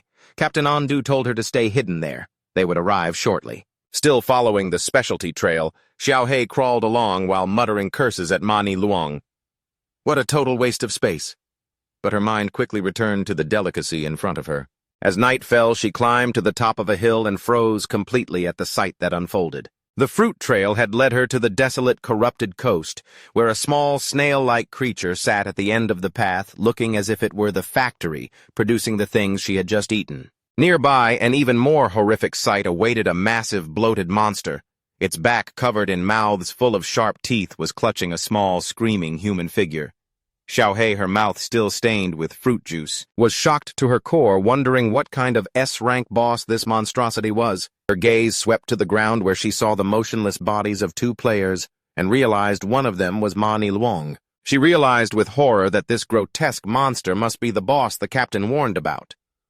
It was sitting before a giant bowl and began gnawing on the smaller creature it was holding. A system window confirmed the boss's identity: Soul Devourer, Delir, a level 20 Jade rank monster. The monster then crushed the small creature in its fist. Xiaohei watched in horror, realizing it wasn't eating players, but was butchering another monster. It tossed the bloody scraps into the bowl and began mixing them into a gruesome meal. Just then, Captain Andu and her group arrived. Seeing Xiaohei still spectating, Andu asked if she had seen Mani Luong and the boss. The whole group looked down from the hilltop. Vuongman gaped, "Good heavens, a Jade rank boss," while Captain Andu looked disgusted by its cannibalistic behavior. Xiaohei, meanwhile, was still chewing on one last plum, creating an extremely ironic scene. For some bizarre reason, the boss didn't bother attacking any players. Andu ordered the team to stay put, admitting they didn't have the gear to mess with a Jade rank boss and would need to call for reinforcements. They continued to watch, bewildered by the boss's actions as it crouched down. They wondered what on earth it was doing before one of them hesitantly guessed. Could it be, "It's going number 2? To the team's horror, their guess was confirmed as glowing purple orbs began to drop from the back of the monster. Xiaohei screamed in despair. Picking up a freshly baked product to examine, they realized it looked exactly like a plum. An earth-shattering truth flashed through Xiaohei's mind as she looked from the plum in her hand to the boss. The delicious plums she had been feasting on were actually the monster's digestive byproducts. Her face turned as pale as a ghost, while Andu and Vuongman could only stare at each other in stunned silence. Amidst the deathly silence, Xiaohei let out a world-shaking scream, dropping her dessert, as she realized the harsh reality. She shrieked in panic, "What did I just eat?" while her teammates scrambled to cover her mouth, but it was too late. Her scream was like a loudspeaker, and the Soul Devourer slowly turned its head, focusing its attention on them. The massive boss loomed closer, and as one of the mouths on its back opened, it let out a roar that echoed like the whisper of a hungry ancient god. The group froze, knowing they were about to be served. Following its horrific roar, the world around Andu and Vuongman seemed to warp. A strange power enveloped them, making their eyes glow bright red as they screamed in pain. They clutched their heads, an uncontrollable gnawing hunger invading their minds. Xiaohei stood frozen, watching the captain and the others charge past her like a pack of starving animals, ignoring even the monster. They rushed straight toward the giant bowl of bloody scraps the boss had prepared. With crazed expressions, they used their hands to grab handfuls of the ghastly mixture and stuff it into their mouths, constantly muttering about how hungry they were. As they ate, their bodies began to bloat abnormally. From her hiding spot, Xiaohei watched in terror, exclaiming that her friends had gone mad, eating to the point of obesity. Then she wondered why only she was immune to this bizarre hunger. Her question was answered in the most horrific way. The Soul Devourer loomed over a now bloated team member and snatched him up, and it stuffed him entirely into one of the mouths on its back, devoured him whole. Witnessing that, Xiaohei finally understood the boss's horrific mechanic, screaming, It eats the fattest person it finds." In a panic, Xiaohei realized her team was just small fry and concluded her only hope was calling for pro-reinforcements. She hurriedly contacted Shadow, explaining they had run into the Jade rank boss Soul Devourer and that Captain Andu and Vuongman were about to be put in the pot. Shadow's attitude changed the moment he heard that name. He realized this was the bloodline monster he was looking for and thought to himself that Xiaohei was truly his lucky star. He told her to send the coordinates and that he would be there instantly. At this moment, Shadow was at the entrance of a glowing cave. He had just obtained the keys to 3 other platinum rank bases and decided this was the perfect time to deal with the bloodline monster, as the Princess of Despair boss was also about to ripen. A moment later, Shadow arrived at the corrupted coast. Xiaohei was overjoyed, as if seeing a savior. He asked where the boss was, and she pointed straight ahead. She frantically reported that Captain Andu and Vuongman had been devoured and pleaded with him to save them. At the same time, the giant boss crouched down again, straining as if about to go number 2. To their utter disgust, a massive murky purple orb was expelled, and inside it, the terrified face of Mani Luong was clearly visible. Both Shadow and Xiaohei froze. Xiaohei screamed that the boss had excreted Mani Luong and worried the same would happen to her teammates. Shadow explained the monster's mechanic. It is a servant of the ancient god of gluttony, emitting a whisper that causes players to feel starving. The more they eat, the fatter they get, and the boss swallows these fattened players to digest their lifespan. He further revealed, there is only one way to be immune. You must eat the boss's own product. He added that despite being disgusting, rumor has it the taste is quite good. Then he looked at Xiaohei, realizing she was unaffected, and began to ask, so does that mean you've already... Xiaohei, turning pale as a sheet quickly interrupted him, begging him to stop talking. Still kneeling in horror, a tearful Xiaohei begged Shadow to quickly save her friends. Without a word, Shadow leaped into action, darting toward the purple orb containing Mani Luong.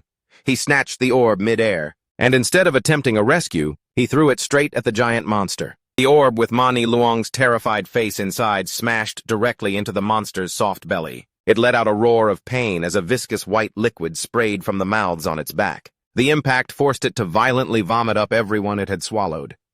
Captain Andu Vuongman and the other members were expelled from the monster's throat, landing in a slimy heap, but still alive. With his allies safe, Shadow's eyes emitted a brilliant golden light as a powerful red aura enveloped him. He activated the mythical skill Elegant Release, followed by the legendary skill Instant Shadow Touch.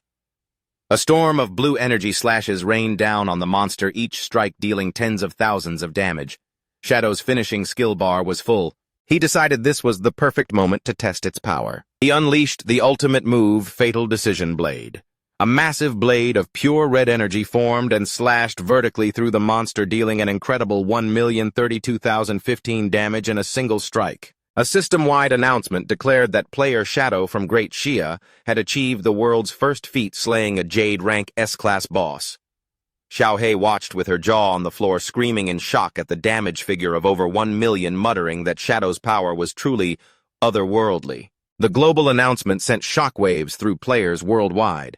Some lamented that Great Xia was about to dominate the server, while other youths hurriedly claimed kinship, with some even insisting, Shadow's ancestors are from my country. Meanwhile, Shadow was surrounded by golden light system notifications flooding his screen. He received a massive amount of experience, evolution points, equipment, and new skills. Most importantly, he obtained the soul-eating demon bloodline and was asked if he wanted to activate it. He understood that bloodline is a special system where defeated powerful monsters grant their bloodline to the player, causing combat power to skyrocket. With glowing eyes, he chose Activate. A powerful purple aura exploded around him. The bloodline completely transformed his stats.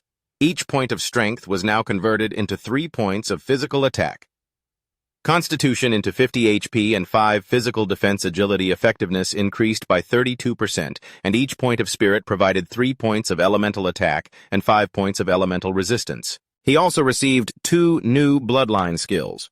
The first skill, Soul Consume, allowed him to eat any skill of the same system to receive stat bonuses, although it increased his hunger by 200%. The second skill, Great Mouth, allowed him to create a giant energy mouth to swallow enemy long-range attacks and heal himself. Shadow pondered his new power, realizing the potential of devouring skills to increase stats. He understood that attribute correction is the effectiveness of a stat.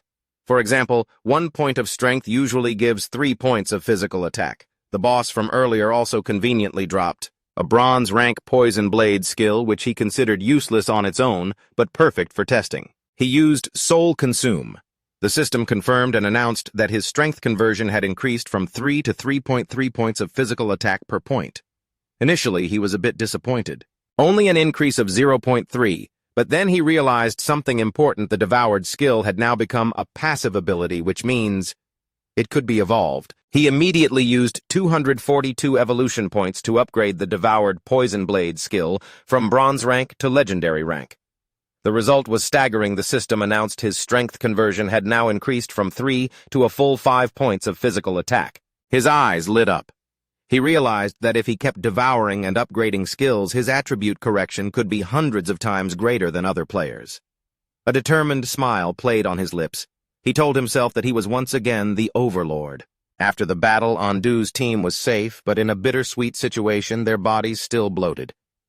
Vuongman tearfully thanked Shadow, relieved that they weren't excreted like Mani Luong. While her friends were recovering, Xiaohei rushed over to hug Andu, comforting her that she was still beautiful regardless of her size. When everyone had returned to normal, Ondu met with Shadow to discuss payment, explaining that Shanghai officials were short on lifespan.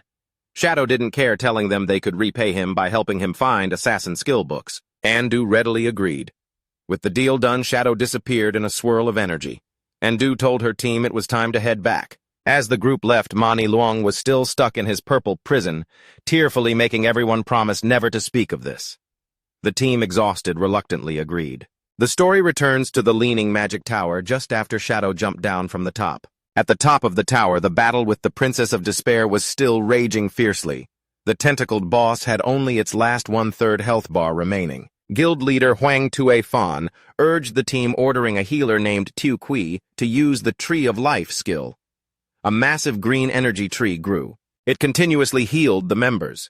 Huang Tue Fan rallied the troops, screaming, "Since that shadow guy destroyed the teleportation portal, we cannot die. Give it everything you've got. Victory is near." With morale high, the guild's tankers charged forward, and the whole team unleashed a final barrage of attacks on the weakened boss. Believing they had won, Huang Tue Fan celebrated with Tiu Kui.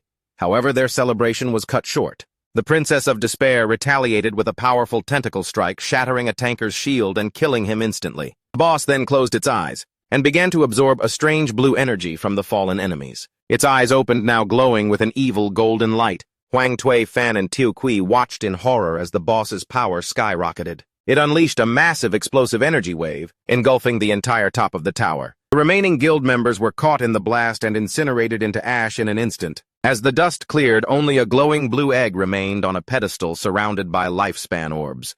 The boss's health bar was now full again. The Princess of Despair had evolved. Inside the egg was a woman with long, light blue hair. The system identified this new form as the Egg of Despair, a level 30 Jade rank S-class boss with a massive 10 million health points. Meanwhile, at the guild base, the defeated members respawned. Huang Tritang, Huang Tue Fan's son, ran frantically to his mother, asking what happened. She explained they had brought the boss down to a sliver of health, but it suddenly restored full health, turned into an egg, and unleashed a move that wiped out the entire team. Stunned, Huang Tue Fan realized that full health restoration only happens when a boss evolves. Her mind flashed back to the meeting with Shadow, recalling his warning that her strategy would fail. The truth dawned on her. Shadow knew from the start that this boss would evolve. He had predicted their human wave tactic would fail, as it only fueled the boss's transformation process. She understood that a platinum boss evolving to Jade rank was something her guild could never defeat. Resigned, she concluded her only option was to go beg Shadow for help.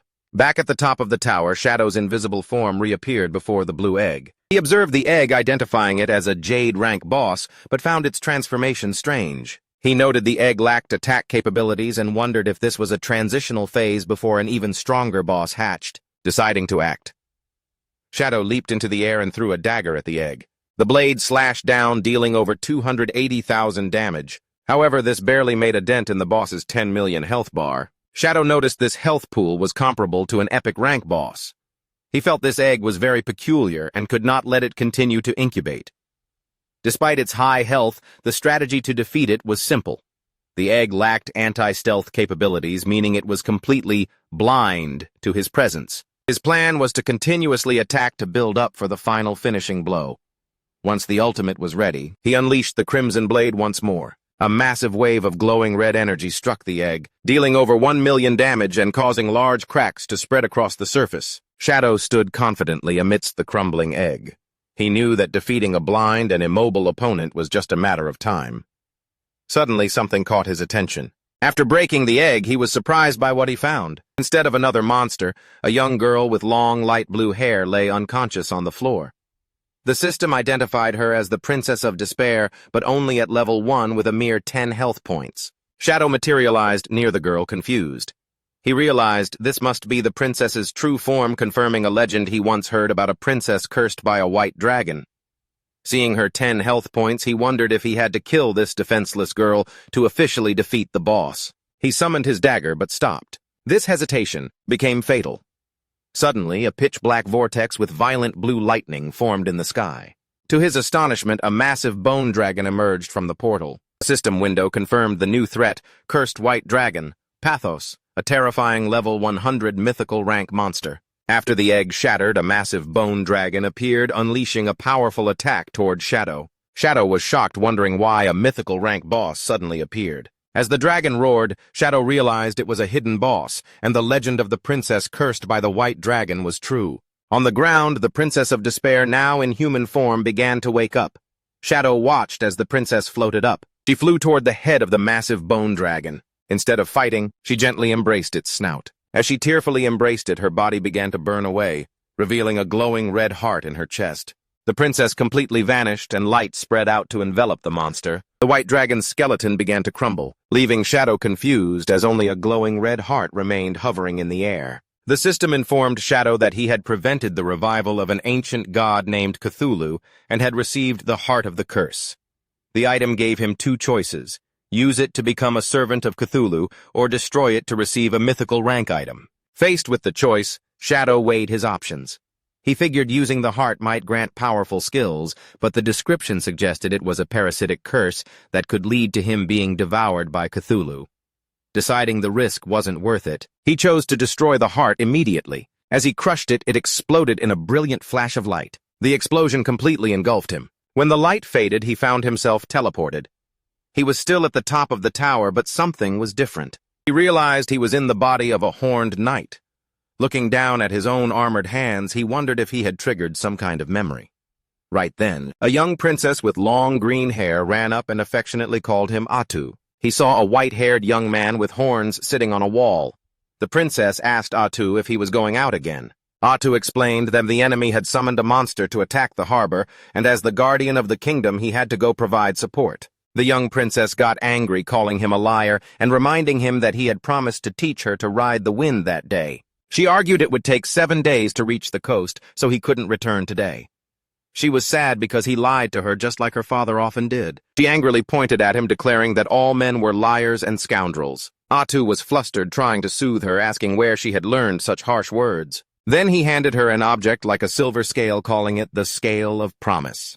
He explained that under its witness, anyone who broke a promise would lose their wings and never be able to fly again. The princess blushed and immediately refused, saying she didn't want Atu to lose his wings. Atu reassured the princess, promising he wouldn't break his word and telling her not to underestimate his wind-riding skills. He then spread out a pair of magnificent large white wings. The princess looked with sparkling eyes, exclaiming that his transformation was always handsome and cool. Before leaving, he promised to return for dinner and explained that his 3 shadow guards would stay to keep her company. Having spoken, Atu soared into the sky while the princess waved and wished him a safe journey. Filled with determination, the princess declared that since Atu was working hard, she couldn't fall behind either. She ordered the shadow guards to follow her, announcing she would go prepare ingredients so Atu would have a hearty dinner. By this time, Shadow understood he was witnessing a sealed memory, showing the shared past between the Princess of Despair and Atu the White Dragon. The story then showed the princess's fond memories of spending the day with the shadow guards, happily picking mushrooms, meeting a strange rabbit, and fishing by the lake. Everything took place within their kingdom, with the leaning magic tower in the distance. Later, tired but happy, the princess laid out a large feast she had prepared. She proudly listed special dishes like steamed stones and volcano pizza, saying they were all Atu's favorite foods. She waited expectantly, believing he would return soon, but as night fell, she fell asleep at the table. An old servant gently woke her, telling her it was very late and time to rest. He pointed out the food on the table had gone cold. Startled, the princess frantically asked the servant where Atu was. The servant informed her that according to reports from the front line, the battle was fierce and General Atu might be late. The princess refused to believe it, declaring Atu was the strongest guardian, and any enemy would be like a lamb before a tiger's mouth when facing him. Hearing this, the princess's confidence wavered, and she began to worry that even someone as strong as Atu was in a desperate fight. Suddenly her eyes widened in fear. The scale of promise she was holding shattered. This meant Atu had broken the promise. She panicked, knowing if he didn't return before midnight, he would lose his wings. She grabbed the servant, the scholar Luke Vaughn, and begged him to take her to her father, a dragon knight who might know how to break the curse. Ignoring the old man's complaints, she dragged him along, explaining that if Atu lost his wings mid-battle, he would be finished. As she burst through a door, she was stunned to see Atu standing there unharmed. He calmly asked why she was in such a panic. Overwhelmed with relief, the princess rushed over and hugged him tightly. She sobbed that she was so glad he returned safely. Hugging her back, Atu gently reassured her that he would return because of their promise. The princess still held him tight, confessing she was worried because the situation at the front line was said to be very bad. Scholar Luke Van cautiously asked General Atu about the battle. With a confident smile, Atu explained it was quite troublesome, but the matter was resolved and the army could handle the cleanup. Scholar Luke Van praised him. Atu walked toward the feast, exclaiming he was starving, and asked the princess if she had made it all by hand. She proudly confirmed she had, though lamented it was likely cold by now. Atu began to eat enthusiastically, declaring that cold was fine because it was delicious. As he ate, the princess affectionately told him to slow down so he wouldn't choke. Later, at the top of the tower, Atu announced it was time to learn to ride the wind as promised. However, the princess let out a wide yawn. She explained she was tired from preparing the feast for him all day, suggesting they could learn tomorrow. Still wanting to fly, she sat on the ground and hugged his leg, pleading with him to transform into his true form and take her for a ride. Atu hesitated, reminding her the king had forbidden him from doing such a dangerous thing. The princess got angry, grabbed his armor, and blamed him for returning home too late, reminding him of her hard work and called him a faithless scoundrel again. Atu generously agreed, but didn't forget to subtly remind the princess to keep her mouth shut lest the king give him another lesson. The princess naturally immediately beamed with joy, her sulkiness vanishing completely. Atu then closed his eyes, allowing the eerie blue energy to swirl around his body as he began a spectacular transformation. In a flash of light so blinding it could cause blindness, he evolved into a majestic, formidable white dragon. The princess could only stand frozen, admiring that magnificent dragon form. She gingerly approached the giant pet, gently stroking its snout, and didn't forget to offer a loving reminder to stay safe. Immediately after, a lush green energy wave gently lifted the princess, who was as excited as a child with a gift, into the air, seating her right on Atest's roof. The dragon told her to hold on tight as they were about to take off. With an earth-shattering flap of his wings, Atest tore through the night, soaring into the high sky. From the top of the tower, Scholar Luke Van and a shadow guard could only look up as the lovebirds disappeared into the starry cosmos. Seated on Atest's back, the princess couldn't help but be overwhelmed by the miniature world below. She exclaimed in wonder. It turned out this was the beautiful world Atest often gazed at from above. Atest then asked, "Beautiful, isn't it?" And she didn't hesitate to reply, "More than beautiful." As they glided past an ancient tolling bell tower, the princess casually asked Atest if he would vow to protect this place for all eternity. After a meaningful pause, the dragon solemnly assured her that he would. A while later, having fallen asleep on his steady back, she instinctively whispered a thank you like a passing breeze. The stream of memories continued with the scene of Atest tenderly tucking a blanket around the sleeping princess and her teddy bear. After ensuring she was sound asleep, he tiptoed out of the room, not forgetting to look back one last time before closing the door. Then the camera shifted to a dialogue between Atest and the king. The king, with an incredibly worried face, remarked that Atest looked like he had just returned from the dead and asked if that monster was truly that tough. Atest, though exhausted, managed to squeeze out a smile to reassure the king. He lightly explained that his wound was just a mosquito bite, and with a bit of time he'd be good as gold, while showing off his feat of turning that monster to ash with his divine dragon fire. The king's face remained as tense as a bowstring. He revealed the good news that the hostile empire seemed to be performing a dark ritual, and he sensed a terrifying tsunami about to sweep across the continent. He warned Atest that they all had to be prepared because even a heavyweight like him, a member of the dragon race, would find it hard to survive the coming calamity. Standing tall against the gloomy sky, Atest showed absolute loyalty and accepted whatever the king had arranged. The scene cut to a later time, still the leaning magic tower under a starry sky, but the atmosphere had become heavy and grim. The next scene was a mess consisting of Atest's shattered armor and bloodstains on the floor, a testament to the joyful battle that had just taken place. Atest, our hero, was kneeling on the floor, his armor in ruins and his body covered in wounds. He coughed violently in pain, clutching his chest where a strange red object was thumping, embedded deep into his flesh with pitch-black veins spreading like a spider web. The story fast-forwarded to 5 years later, a future darker and more brutal than ever. The kingdom was sinking into a tragic war under the constant onslaught of a hideous army.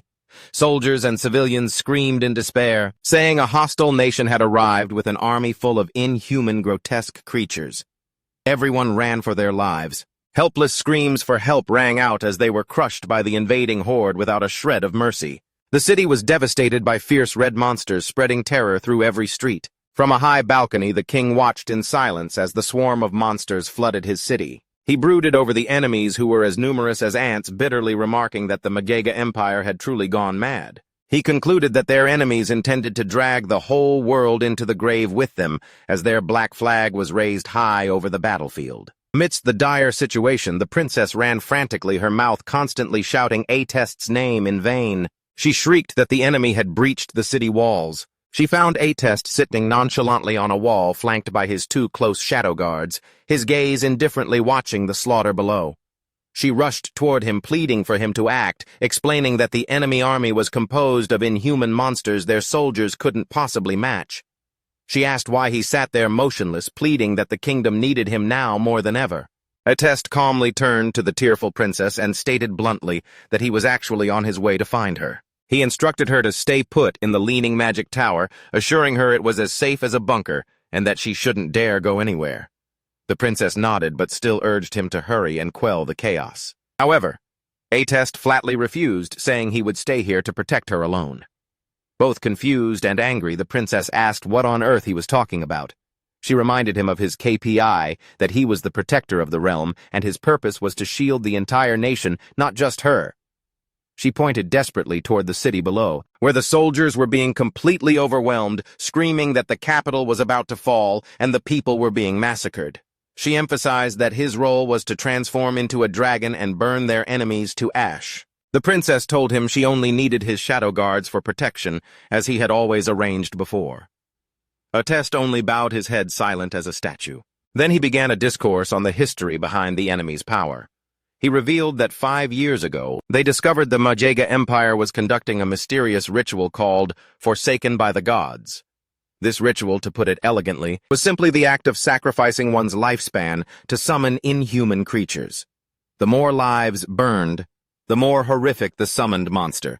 Atest explained this was an archaic ritual, because no madman would trade his life for a monster. However, he continued, for the Magega Empire, this desperate ritual was their only ray of hope. He explained in more detail by holding up a map. The Magega Empire was an inland archipelago rich in a rare magical plant called bloodflower. This unique plant grew only there, emitting a powerful magic that extended the citizens' average lifespan to an incredible 700 years. Thousands of years ago, conflict began to spread from their nation across the continent. To end the endless wars, the Magega Empire sent powerful envoys like Atest to other nations. These envoys were bound by contract to serve the kingdoms they were assigned to by lending their strength to the weaker side in any conflict.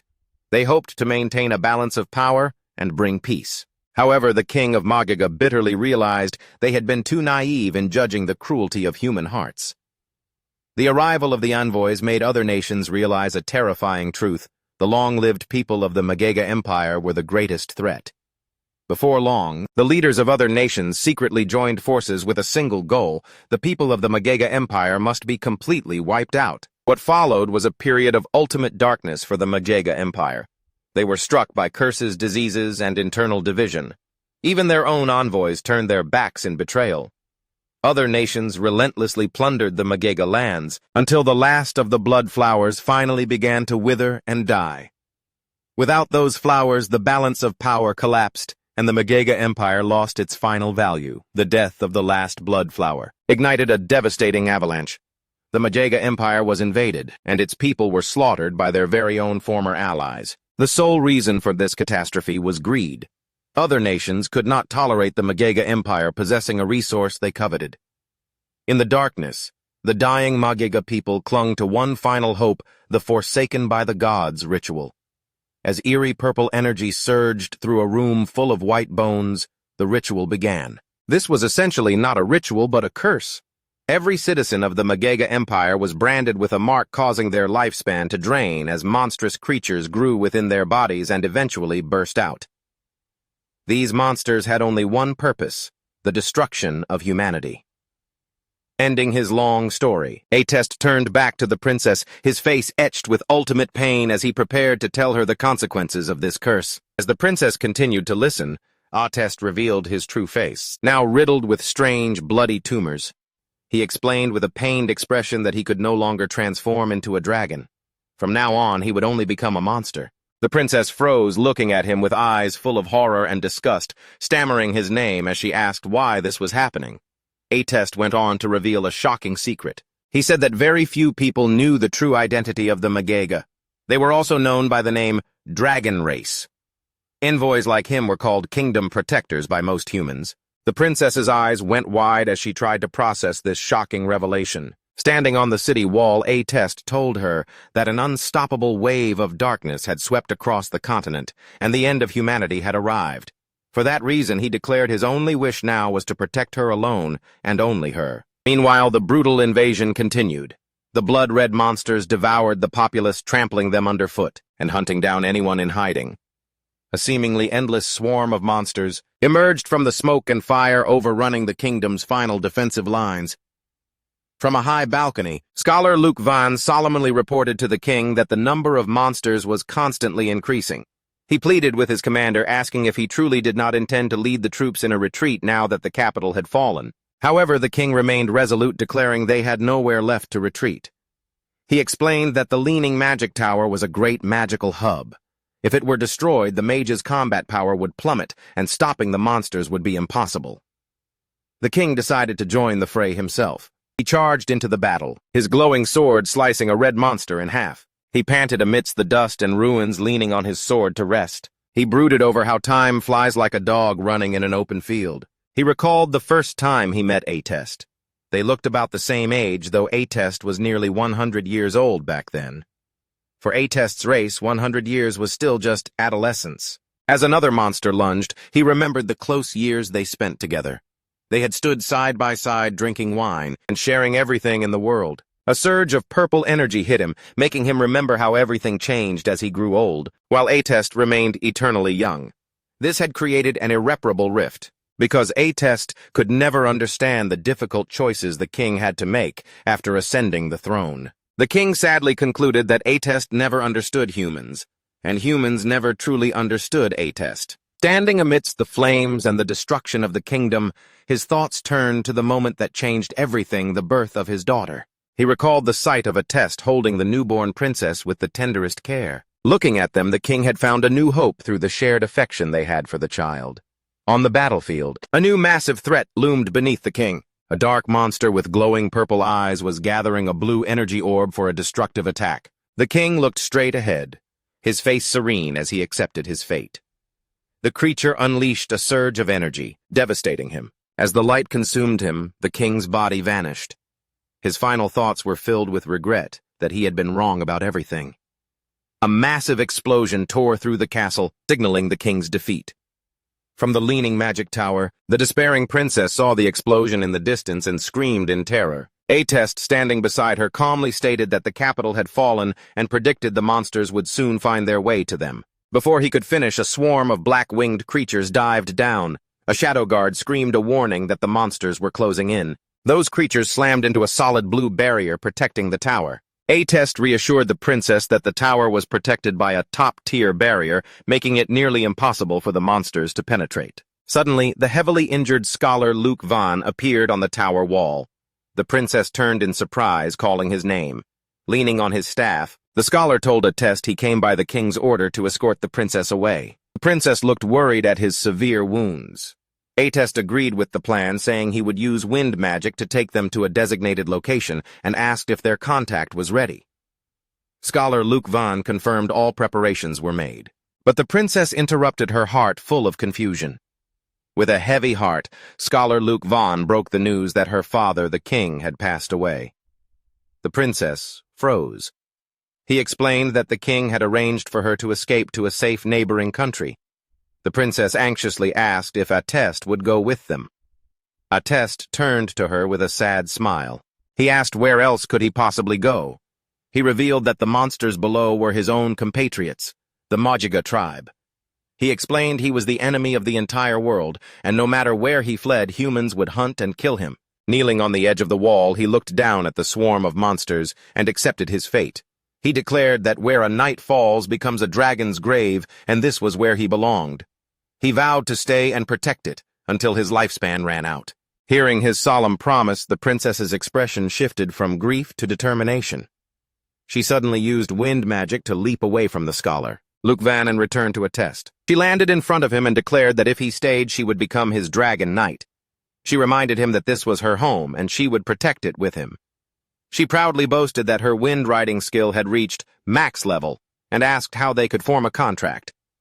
Atest looked up at her, shocked and speechless at her unwavering loyalty. Moved by her persistence, Atest took the princess's hand with his armored hand with a gentle yet sad smile. He agreed to her request.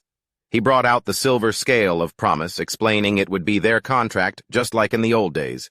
The princess beamed, happy that the contract was so simple. She joyfully began to seal their pact, promising they would forever be. But Atest interrupted her. He ended with a heartbreaking twist.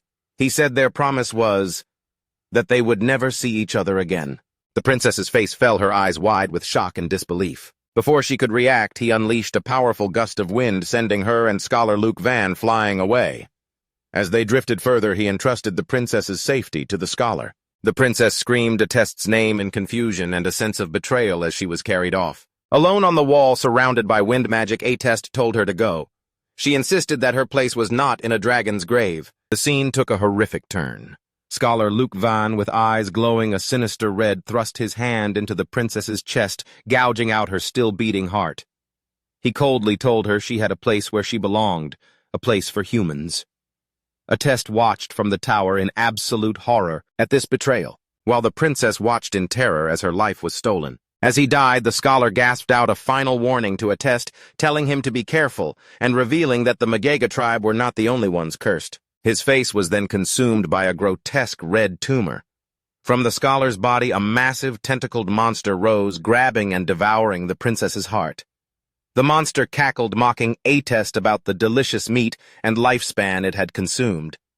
It then provoked him, asking if killing the person Atest loved was suitable revenge for being burned by his dragonfire in the past.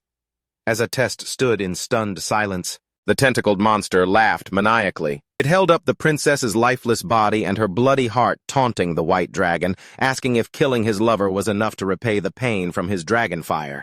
In a final gruesome act, the monster tightened its fist and crushed the princess's heart, enraged to the core.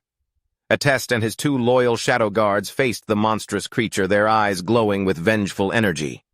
One shadow guard, Shadow of Sorrow, transformed into a vortex of dark energy and rushed to save the falling body of the princess, while the other shadow guard attacked the monster, brutally slashing through its tentacles. The monster treated the attack as a mere itch. Shadow of Sorrow was now kneeling, cradling the princess's body in a glowing blue protective aura. A tear rolled down from behind the shadow guard's helmet. In her final moments, the princess weakly whispered Atest's name before taking her last breath in the shadow guard's arms. Even as its host body lay in tatters, the monstrous entity continued its monologue, taunting Atest.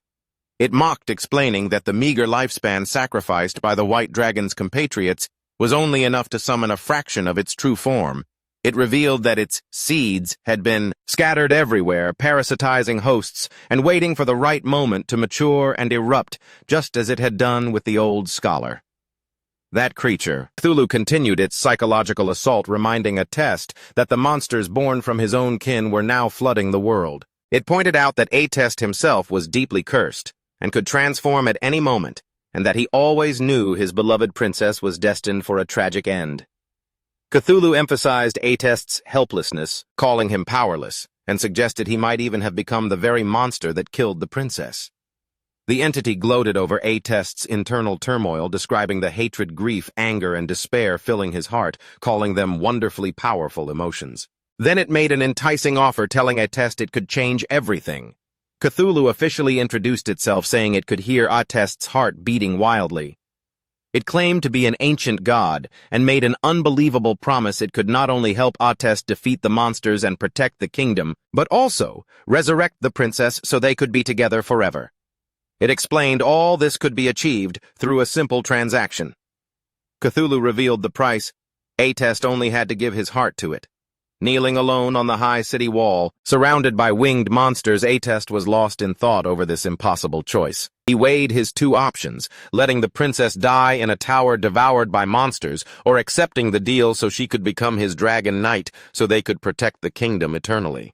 From its dying host, Cthulhu urged him to make a decision, warning that its current body was rapidly dissipating and he was running out of time.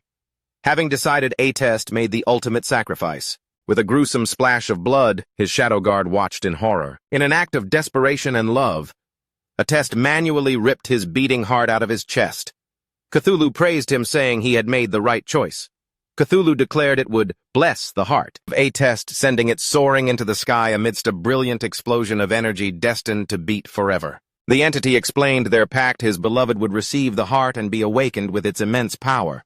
Although A-Test would have no heart, he would not die or turn into a mindless monster. The glowing heart descended and entered the princess's body, and Cthulhu declared A-Test would be transformed into a guardian dragon destined to stay by her side forever. A-Test roared in pain as the transformation began, and a massive pillar of purple energy erupted from the top of the leaning magic tower. His body contorted and shifted until he became a terrifying, massive bone dragon. He let out a powerful roar, surrounded by a swirling aura of blue fire. In his new form, A-Test leaped from the tower wall. Now a guardian dragon empowered by Cthulhu, he soared over the battlefield and unleashed a devastating stream of fire onto the swarming monsters below, beginning his eternal watch for the resurrected princess. As the bone dragon, A-Test unleashed his fiery wrath. Cthulhu's voice narrated the grim spectacle. The dragon's flames incinerated everything beneath him, cleansing the land of the monstrous invaders and the remaining citizens of the kingdom. Cthulhu told him that his power was now great enough to wipe out the entire kingdom, and A-Test continued the onslaught that incinerated the capital. Cthulhu then revealed a horrific twist in their deal. It explained that all the lifespan harvested from those killed in the flames would be concentrated into a single point. When a bolt of purple lightning struck the scorched leaning magic tower, the true purpose was revealed. Back on the tower, the resurrected princess screamed in agony with A-Test's cursed heart in her chest. Her body began to transform as murky, dark energy erupted from her. Monstrous appendages grew from the shadows, and she was completely consumed by a massive, tentacled monster, becoming its new living nucleus. As the princess now turned into a horrific monster, Cthulhu triumphantly declared that all the harvested lifespan now belonged to it. Cthulhu reflected on its current weakness, lamenting that its power was still too diminished to directly parasitize the mighty dragon race, forcing it to use humans as temporary hosts. However, it remained confident, believing it was only a matter of time before it could use the white dragon to gather the lifespan it needed. The monstrous princess looked up at the skeletal A-Test, soaring in the high sky, and wondered why he had not yet returned when the kingdom had been cleansed. She found his behavior strange. Suddenly, two glowing silver scales appeared before her. Cthulhu recognized them as the scales of promise, and realized these were the vows the white dragon had made prior to their deal. The first vow was to never see the princess again. The second vow was to protect the kingdom's high tower forever. In a rage, Cthulhu understood A-Test's final act of defiance. He had anticipated the entity's plan and used his own vows to bind himself to the leaning magic tower, locking himself away from the transformed princess. Cthulhu cursed the white dragon, angry that he chose to become a guardian, like a mindless zombie, instead of being used as its pawn. Thwarted Cthulhu declared it would use the tower as its nest, hunting the lifespan of anyone who approached. It swore that one day it would be fully resurrected and rule the world once again. The memory faded with the image of the tower standing alone as countless eras passed. The memory vanished, returning to the present. At the leaning magic tower, Shadow reappeared on the desolate terrace. Purple energy lingered on his hands. He processed the tragic story he had witnessed, wondering if the vivid images were just game lore, but instinct told him it was more than that. That vision felt too real an explanation of the monster's origin, like actual history. Suddenly, dark purple energy flows appeared around him. A system window offered congratulations. He had received a new mythic rank skill, Shadow of Sorrow. This powerful skill creates 3 shadow clones for 7 seconds, mimicking his skills and dealing 100% damage. The skill's description added a profound detail. These were shadows created by the white dragon to protect what was most important. A-Test had used immense spiritual energy to sustain them for 15 years without letting them dissipate. Shadow checked his hands, now enveloped in purple energy, and recognized the skill from the memory. He realized with shock that this single skill could quadruple his damage for a short period. He was awestruck by the fearsomeness of a mythic rank skill. More system notifications rewarded him for the challenge. He received the key to the hidden area of the Leaning Magic Tower, reached level 19, and gained many evolution points, equipment, and skill books. Among his new rewards were a portal key and a map for a level 20 area called the Skeletal Ruins.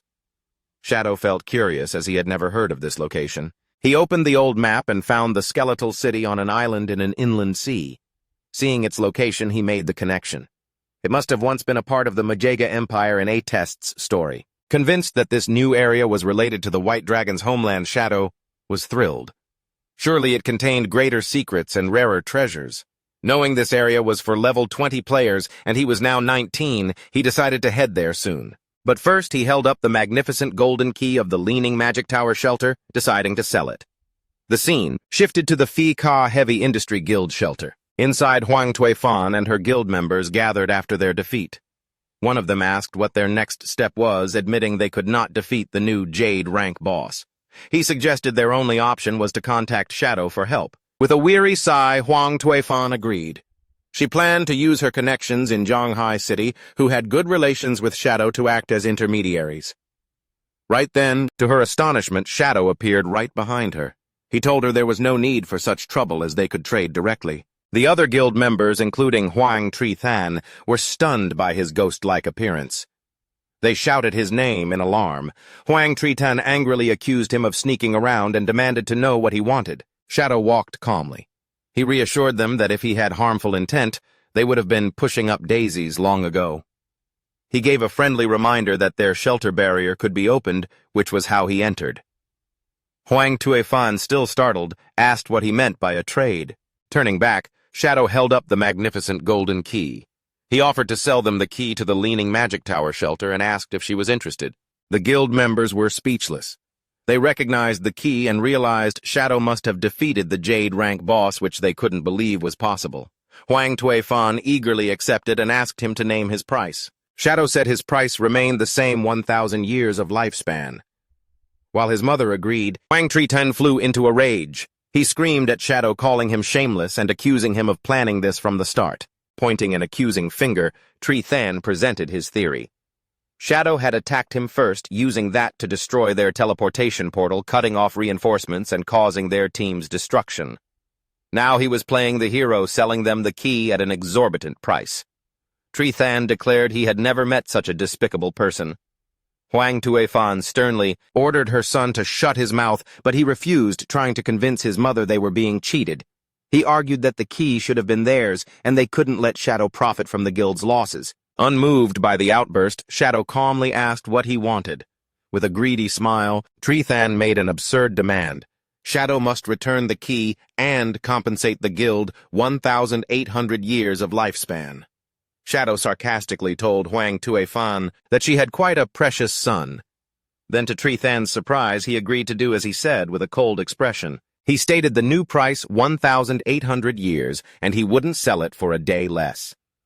Tri-Than was initially triumphant, laughing to his mother that this was how to deal with people like Shadow. His smug look turned to shock when he realized the new price, and he stammered, asking what Shadow had said. Shadow patiently explained that he came here in good faith to do business, which was why he didn't retaliate when Tri-Than cursed at him. However, due to the insult, the original discount was gone, and the price was non-negotiable. Having reached her limit, Huang Tuifan quickly gave her son a thunderous slap. She angrily ordered a guild member to take Tri-Than away to level up, forbidding him from returning without her permission.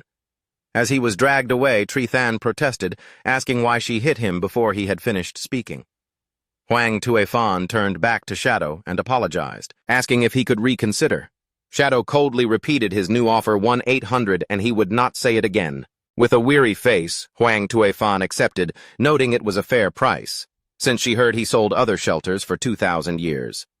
She explained that due to heavy losses, they couldn't pay the full amount at once, and asked to pay in installments. Shadow agreed. He stipulated she pay 1,000 years up front, and set an appointment to return in 10 days to collect the debt for the remaining 800 years. Sighing as if a 1,000-pound burden had been lifted, Huang Tuifan thanked him repeatedly and hurried to close the deal. The system confirmed she had the key, and Shadow casually pocketed 1,000 years of lifespan. Before vanishing, Shadow bid farewell, thinking to himself that this Phi Chi heavy industry guild had potential, and selling them a top-tier base was a strategic investment for the Great Xia server. Once the new base was firmly secured, Huang Huifan gathered the members for a session. She announced that the platinum rank base now belonged to their house, and to repay Shadow, she issued a gentle 50% lifespan tax on all members. She admitted this was a slightly high tax, but considered it a necessary investment to make everyone grind harder. The members hearing this responded with burning enthusiasm. Outside a forest at dusk, several disciples accompanying Huang Trithan were trying to preach logic to him. A girl advised him not to blame his mother, saying he was wrong. But Trithan just brushed her off like splashing water in her face, muttering under his breath, swearing that sooner or later he would make that shadow guy pay the price. Their intimate conversation was interrupted when a group member shouted upon discovering a silver rank boss, human-faced Spider Emperor. They immediately entered combat stance. While everyone lunged in to gang up on the boss, Trithan retreated to the back, acting like a commander, and warning that this boss played with poison, remembering to have antidotes ready. He, of course, confirmed he had them. Of course. Yet instead of helping, Trithan quietly turned on his heel and bolted straight into the forest, leaving his dear teammates behind. While running for his life, he cursed inwardly. What a bunch of cowards did they think they could really handle that boss? He especially loathed the little girl who dared to preach to him, wondering what the hell his mother was thinking by trying to pair them up. He found a secluded corner and squatted down, full of resentment. He thought his entire guild was a bunch of mice only knowing how to farm safely at a slow pace. He thought they didn't understand that the path to true power was knowing how to seize opportunities. High risk, high reward. He concluded that Shadow must also play this way, which is why he was so strong. With a sinister smile, Trithan told himself he wasn't as stupid as his teammates. He mocked the idea of confronting Shadow without a plan. Then he summoned an ornate black jar decorated with a single glowing red eye, declaring it a treasure from a jade rank chest. Hệ thống xác định vật phẩm là bình vực thầm. Chỉ cần thò tay vào, người dùng có thể ngẫu nhiên rút ra một kỹ năng bá đạo, nhưng cái giá là thời gian hồi chiêu dài tận 48 giờ. Thò tay vào bình chí thanh lôi ra một vật thể nhớ kỳ cục bằng xương bằng thịt. The system announced he received an epic rank skill abyss puppet curse. This magic allowed him to turn any corpse into a puppet under absolute control, retaining all the abilities of its former owner. Trithan burst out laughing like a madman, ecstatic with his new power. A genius plan flashed in his mind. If he killed Shadow, he could use this skill to turn that guy into his loyal hunting dog. Who in this world could stop him then? While he was immersed in the intoxication of victory, the jar of the abyss suddenly glowed with a dark purple aura. A final message appeared, warning that the abyss holds extraordinary power, but when one looks into it, the abyss also looks back. A dark future awaited Trithan. At the field of dry bones, a desolate graveyard in the Mado ruins, night had fallen. In the midst of a battle, Ghost Spirit used her energy-filled paper ribbons to wrap around and pierce straight into the eye sockets of a bone monster. She sliced off the enemy's head with a precise strike, dealing over 5,600 damage. The system immediately broke the good news, announcing her weapon had been upgraded to gold rank, and she had enough experience to advance her class. Standing amidst the energy orbs of the fallen enemy, Ghost Spirit breathed a sigh of relief. She confirmed she had enough experience to upgrade. With a determined look, she accepted the advancement. A brilliant magic circle appeared under her feet as a pillar of purple energy exploded from her body, enveloping her in the transformation process. Once complete, the system listed her new toys. Her weapon was now the gold-rank Yellow Springs chain scythe, which could change shape. Her class had evolved into rank 2, Yellow Springs Demon, granting a passive stealth effect and unlocking 2 new skills, Eye of Yellow Springs and Touch of Yellow Springs. The system explained Eye was a mental attack trapping the enemy in an illusion, while Touch allowed her to track opponents using their aura. Having transformed and enveloped in a blue aura, Ghost Spirit now wielded her weapon like a reaper's scythe. The system announced she would deal double damage to weaker foes with a 50% chance to inflict an additional burn effect. With eyes glowing golden, she felt stronger than ever. She knew that with this new power she could avenge her parents and send both Dongfuang Nguyet and that plague spreader to meet their ancestors. Ghost Spirit immediately messaged Shadow, her master, reporting she had reached rank 2 and would repay his guidance. From a rooftop Shadow saw she had logged out, fully understanding that her thirst for revenge had driven her to immediately find Dongfang Nguyet. He recalled the past life where Ghost Spirit had taken her revenge, but due to misplaced mercy, spared a dog, allowing a beastmaster to track her down. This exposed her true identity, leading to a large-scale manhunt by powerful clans. The ensuing battle caused heavy losses, and Ghost Spirit eventually died of exhaustion, leaving the Mado area in chaos. Shadow pondered her potential, but worried that her youth and unstable mind would make her reckless. To prevent her from repeating this fatal mistake, he decided to log out and check her homework in the real world. The scene shifts to the manor. Nhà Đông Phương ở ngoài ô Mado bị bao phủ trong một màn sương độc. Hai tên lính cảnh đang đi tuần miệng không ngớt phàn nàn về cả trục. They began to badmouth their boss behind her back. One remarked that Madame Dongfang is still very delicious, and the other nodded in agreement. They dreamed of taking down the bodyguard, of hers and having fun with Dongfang Nguyet. Suddenly one guard noticed something in the mist. An illusion of Dongfang Nguyet appeared before them, wearing a seductive black dress and kneeling provocatively. The two guards stood agape, stammering to ask why the madam was here and dressed so lightly. The illusion leaned in, whispering that she could no longer stand her impotent husband and needed other men to release, asking if they were strong enough. Completely mesmerized, drooling, the two guards couldn't believe their luck and eagerly asked if she was serious. They began to argue about who would go first.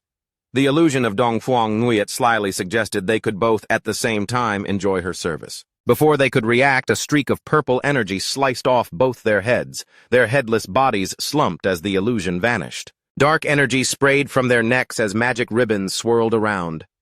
Ghost Spirit emerged from the shadows, retracting her weapon. She immediately leaped into the air, breaking into the manor grounds. Meanwhile, Dongfang Nguyet's formidable bodyguard, Master Fart, was relaxing on a hammock. His senses suddenly sharpened. He said to himself, "A little mouse just snuck in." Ghost Spirit quietly landed on the manor roof. She paused for a moment to assess the situation. Suddenly, she was shocked as Master Fart dived down from above with terrifying speed. He grabbed her neck midair and both plummeted straight to the ground. He unleashed his signature attack, a powerful burst of gas from behind. It slammed into the ground with an earth-shattering explosive force. The impact created a deep crater. The bodyguard pinned Ghost Spirit to the ground, mocking that his ammonia barrier covered the entire manor, allowing him to sense her presence. He recognized her as the young lady who escaped last time. Throttling her, he growled, "You won't escape this time!" Ghost Spirit struggled in despair, her face a mix of pain and fear. The bodyguard hoisted Ghost Spirit up by her neck. He remarked that she had grown stronger and mused that with more time she could have become a formidable opponent. A look of excitement appeared as he admitted to a powerful urge to kill her right now. As Ghost Spirit struggled, the bodyguard fought an internal battle. Should I wait until she's stronger? He immediately contradicted himself. Admitting he was losing control, he cursed his indecisiveness. Losing his grip on restraint, his hand tightened with a bone-chilling crack. He panicked, realizing he had accidentally strangled her to death. Terrified, he let her lifeless body drop to the ground, screaming in despair. Suddenly he froze as a purple energy claw pierced through his chest from behind. Unbelievably, he turned to see Ghost Spirit standing behind him, her arm through his back. The body he had just dropped was merely a decoy. Bewildered, he wondered how this was possible when he was certain she was dead. With glowing red eyes, Ghost Spirit revealed the truth. She informed him that he had been trapped in her illusion the entire time, a product of her new Eye of Yellow Springs skill. Coldly, she told him, "Die." Pierced by Ghost Spirit's energy claw, the bodyguard struggled to understand how he had fallen for the illusion. With crimson eyes, Ghost Spirit explained that his fate was sealed the moment he looked into her eyes. A flashback revealed the illusion began when he first grabbed her throat. Accepting defeat, the bodyguard collapsed. Ghost Spirit stood over him, acknowledging him as a worthy opponent. Her victory was interrupted by a noise. From the manor, Dongfang Nguyet threw open a window, angrily screaming about the noise and threatening to fire everyone. Her rage turned to shock when she saw the body of her powerful bodyguard dissolving into black smoke in the courtyard below. Panicking, she shrieked, "Intruder, help!" Armed guards rushed into the main hall, taking defensive positions to protect Lady Dongfang and search for the intruder. The noise woke her son, Nam Thien. He sleepily asked what was happening. Dong Phuong Nguyen told him an enemy had come and ordered him to stay put. However, Nam Thien sat up and with a confident smile told his mother not to be afraid. He declared he was 18 a player and he would protect her. Touched, Dong Phuong Nguyen embraced him, wishing his father were even half as wonderful. While they were intimate, the window behind them creaked open. Startled, they pulled apart, and Dong Phuong Nguyen demanded to know who was there. In the hallway outside, the corpses of the guards lay scattered, fading into the darkness. Dong Phuong Nguyen stared in horror, unable to comprehend why they were all dead. Her mind raced, wondering if Shadow had discovered the plan to ambush him. Just then, the ghostly form of Ghost Spirit appeared behind her, asking what plan. Dong Phuong Nguyen spun around, facing the hooded figure. She demanded to know who she was and why she was being attacked, asserting they had no grudge. Ghost Spirit calmly asked if Dong Phuong Nguyen truly didn't recognize her. With threatening, glowing red eyes, Ghost Spirit ordered her to look closely and remember. Horrified realization washed over Dong Phuong Nguyen as she recognized her attacker as the girl she thought was long dead, cursing the fact that she was still alive. Before Dong Phuong Nguyen could react, she was pierced by an energy attack. Ghost Spirit stood over her fallen enemy, declaring her a demon and ordering her to die. In the bedroom, Nam Thien and his dog hid under the blankets in fear. Ghost Spirit explained her motive. Dong Phuong Nguyen had killed her parents, so now she would kill her in front of her son. Defeated and weeping, Dong Phuong Nguyen accepted her fate but made one plea, "Don't hurt my son." Ghost Spirit laughed mockingly. Her energy ribbons hoisted Dong Phuong Nguyen into the air as Nam Thien cried out for his mother. She scoffed at the request, asking what right she had to make demands. Dong Phuong Nguyen continued to plead, insisting the grudge was between them and her son was innocent. Enraged, Ghost Spirit shouted, "Did you think of this day when you murdered my parents?" With one final angry scream, Ghost Spirit unleashed a destructive attack, obliterating Dong Phuong Nguyen's body in a burst of dark energy. From the bed, Nam Thien and his dog watched in horror. Ghost Spirit stood panting. Her revenge was complete. Then she turned her glowing red gaze toward the bed, where Nam Thien sat paralyzed with terror. With the vengeance fulfilled, Ghost Spirit left the scene. She stepped out of the bedroom, leaving Dong Phuong Nguyen's remains on the floor, while Nam Thien and his dog watched in terror. As she disappeared, Nam Thien's fearful expression morphed into a sinister smile. He revealed he was fed up with his mother's control and was grateful Ghost Spirit killed her. His small dog's eyes also glowed red as it contemplated devouring the young girl. Before Ghost Spirit could get far, she felt she wasn't alone and stopped, her body tensing. She turned anxiously and saw several figures hovering in the air, all around her. Back in the bedroom, Nam Thien pointed from under the covers, a wicked smile on his face. He revealed his true power as a necromancer and ordered his undead minions to capture her alive. Those figures were revived corpses empowered by him and retaining their abilities. They closed in on the trapped Ghost Spirit. Suddenly, a massive explosion shattered one side of the manor. Ghost Spirit was thrown out of the building, screaming in pain. Outside, the revived corpses lunged at her as she lay helpless. A gunman prepared to fire a lethal energy blast at point-blank range. Just as he fired, black spikes blocked the attack, saving her. The force of the counterattack knocked down the undead minions. Ghost Spirit looked up, confused by the sudden shift in the situation. In the bedroom, Nam Thien, who had been hiding, was now hoisted up by his head, screaming in terror. A figure stood over him, holding the severed head and crushing the demon dog underfoot. It was Chin Feng. He looked directly at Ghost Spirit through the broken wall and delivered a final cold lesson. Mercy to the enemy is cruelty to yourself. Ghost Spirit lay on the ground, looking up at Chin Feng, still unsure who had saved her. She asked who he was. From the shadows, Chin Feng told her that she should never show mercy to an enemy.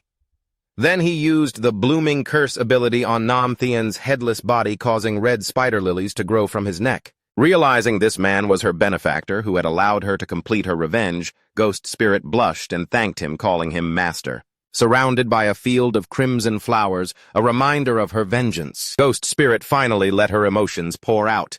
She cried in relief and grief, shouting aloud that she had finally avenged her parents. As the flowers absorbed the life force, the system announced that 788 years of lifespan had been harvested. Chin Feng approached and asked what her plan was now that she had her revenge. With no purpose left, Ghost Spirit admitted she didn't know and thought of dying to reunite with her parents. Chin Feng sternly told her that revenge only leads to emptiness, and she should have been prepared for that. He warned her that if she was ready to sink into despair, he had nothing left to say. But there was one thing she had to know. He showed her a vision of the game world, explaining that this God-forsaken game held countless secrets, and among them might exist a way to resurrect the dead. He told her that as long as one keeps moving forward, they will find infinite possibilities. If she only saw revenge as the end point, his words were useless. Turning his back, he gave her a choice. If she wanted to move forward, she had to follow him.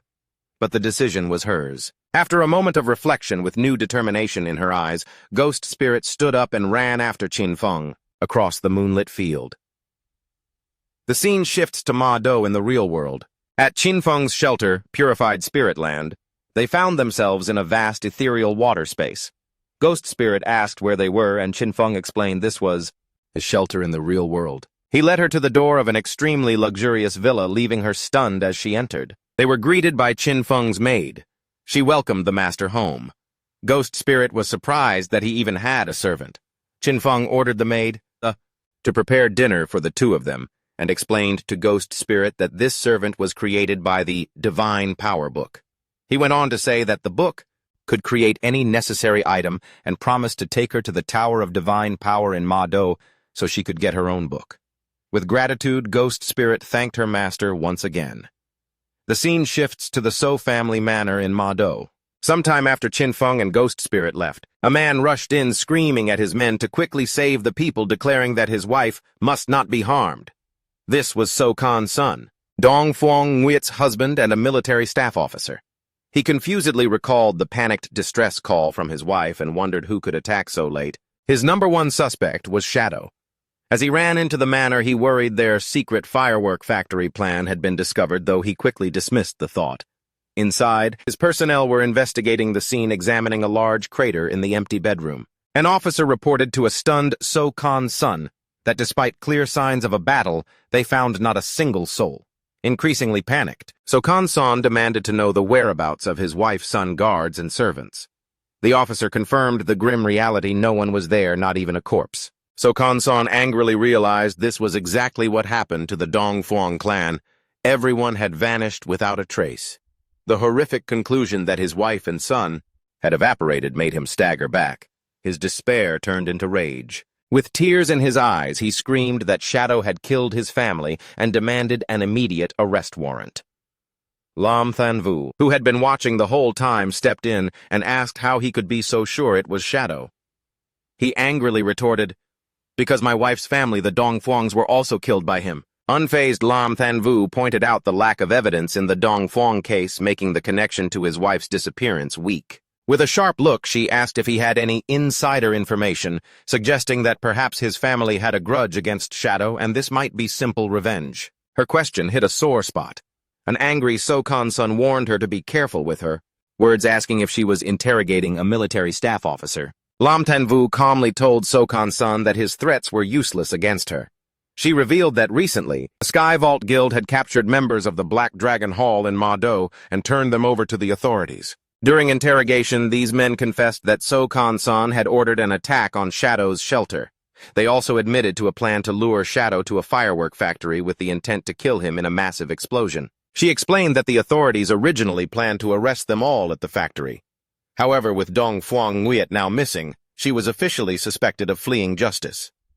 Lam Thanvu then charged So Khan's son with abuse of power and conspiracy to commit an act of terrorism, demanding he accompany them for investigation.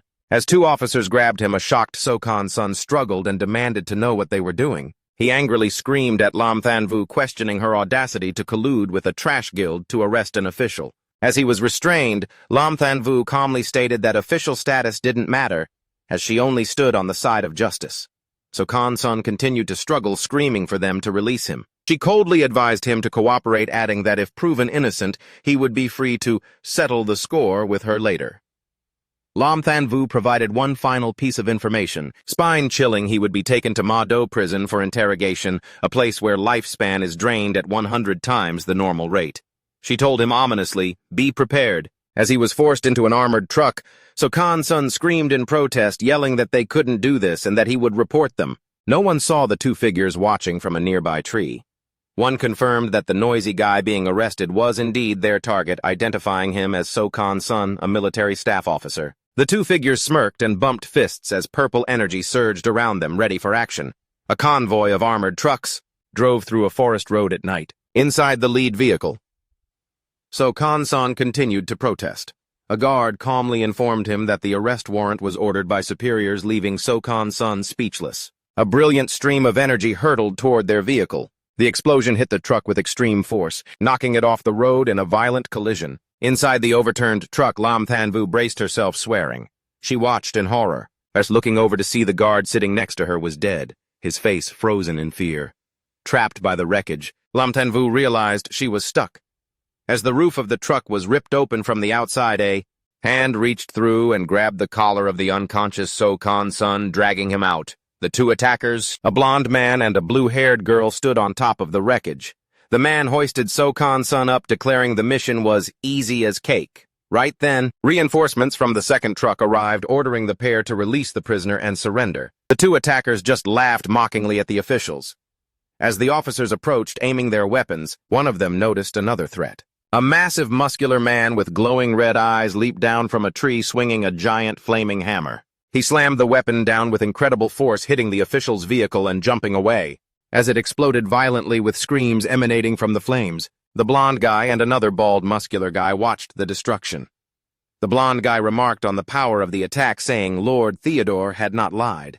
The hammer-wielding attacker landed amidst the flaming wreckage. As lifespan orbs floated up from the fallen officers, he laughed maniacally, intoxicated by the power of the attack and the joy of killing Great Shia's official dogs. The man with the hammer stood amidst the ruins, boasting about a glowing card he was holding. He bragged that the card from Lord Theodore had multiplied his attributes 5 times, giving him the power of a level 50 player, even though he was only level 10. He complained that the killed officers dropped too little lifespan. The blonde guy brushed off the loot, reminding him that their real reward from Lord Theodore would be 1,000 years of lifespan. Inside the overturned truck, an injured and tearful Lam Than-vu looked out. She thought to herself that with Lord Theodore's help, they could soon kill Shadow and avenge Tian Thi. As the attackers prepared to leave, the blue-haired girl suddenly told them to wait with a sinister smile. She announced that she could sense a little mouse still hiding in the truck. Lam Than-vu, hidden in the wreckage, realized she had been detected. She threw a massive fireball into the truck, which was already destroyed, causing a second larger explosion. She declared with a smug smile that no official dog would survive. As the group walked away, the woman complained that they were still thinking about Tian Thi, asking if she wasn't beautiful enough. The blonde guy laughed, explaining that although she was cute, Tian Thi was an old partner, and their tradition was to help her get revenge. Having spoken, they vanished into the night, hidden behind a tree. Naked and bruised, Lam Than-vu watched them leave. She recognized the attackers as remnants of the Elaser Guild. Her passive skill, Sense Murderous Intent, confirmed they were sent by someone named Theodore to capture So-kan-san. Understanding her team had been wiped out, she knew she had to report this immediately. Leaving the real world, Shadow had taken Ghost Spirit to the Tower of Divine Power located in the Ma-do ruins. He explained to the surprised Ghost Spirit that the NPC guarding the tower is known as Old Mother, but her real name is Queen Vol of the Waning Moon. Shadow detailed her tragic past. Vol had witnessed her son and daughter being brutally murdered. The trauma drove her mad, and she now lives in the delusion that her children are still alive, often giving players impossible tasks. He revealed there was a game bug to exploit her delusion. If a young male and female enter the tower together, Vol will mistake them for her lost children. This makes the challenge significantly easier and the rewards much sweeter. Shadow then instructed Ghost Spirit that when they go inside, she must immediately call the NPC mother. He told her to focus on deep acting, and he would handle the rest. Though hesitant, Ghost Spirit agreed. They walked toward the massive glowing doors of the tower. Inside, a path of light led them to Vol. She appeared in an ethereal, starry space. With tears of joy, she welcomed them, calling them my children, and asking if they had returned to get the Divine Power book. Playing the script Shadow confirmed that was why they were there, calling her mother. Ghost Spirit also entered her role. She began deep acting, telling Vol with tearful eyes how much she had missed her. Vol naturally was deeply moved. She said she missed her children very much too. She explained that although she wanted to give them the book, the rules of the game required them to complete a challenge first. She summoned her incarnation, a massive level 20 Jade rank entity, and said they must defeat it to graduate. The system immediately announced they had received Mother's blessing, increasing all attributes by 20%. Before Ghost Spirit could even discern the boss's shape, 3 dark shadows suddenly appeared and surrounded her. These are clones from Shadow's Shadow of Sorrow skill. In an instant, the shadows unleashed a rain of swords, dealing hundreds of thousands of damage points, sending the boss to the heavens in a heartbeat. The system coldly announced, "Challenge complete," causing Ghost Spirit to freeze for 5 seconds. She exclaimed in awe at the unbelievable one-shot performance and the appearance of those 3 dark shadows. The battle ended faster than a blink.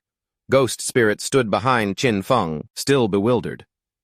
She couldn't believe his skills summoning 3 clones to finish off the boss in a split second and wondered, just how strong is this master of mine? Queen Val descended from the sky, still lost in her delusion. She looked down tenderly, calling them Alan and Anna, and praised their strength. She flew to Ghost Spirit and thrust a stack of glowing blue books into her hands, calling her Mother's Little Anna. Val gave her all 9 divine gift books she possessed. Ghost Spirit continued to act, hugging the NPC and sobbing as she thanked Mother. Qin Feng observed with a somber expression. He knew that in the past Val gave her children everything. Many players exploited this game bug to beg for items until she used up her own lifespan to create them and died. Val then turned to Qin Feng, asking if he wanted anything. Qin Feng requested the divine book on communication bracelets. Vale looked apologetic, confessing she didn't have it, but immediately offered to use her lifespan to create one. When the book appeared, the system announced Qin Feng had received it, but simultaneously charged him 150 days of lifespan. Val smiled warmly, moved that her son gave her lifespan instead of letting her burn her own life. Qin Feng told her to keep the lifespan, then turned to leave.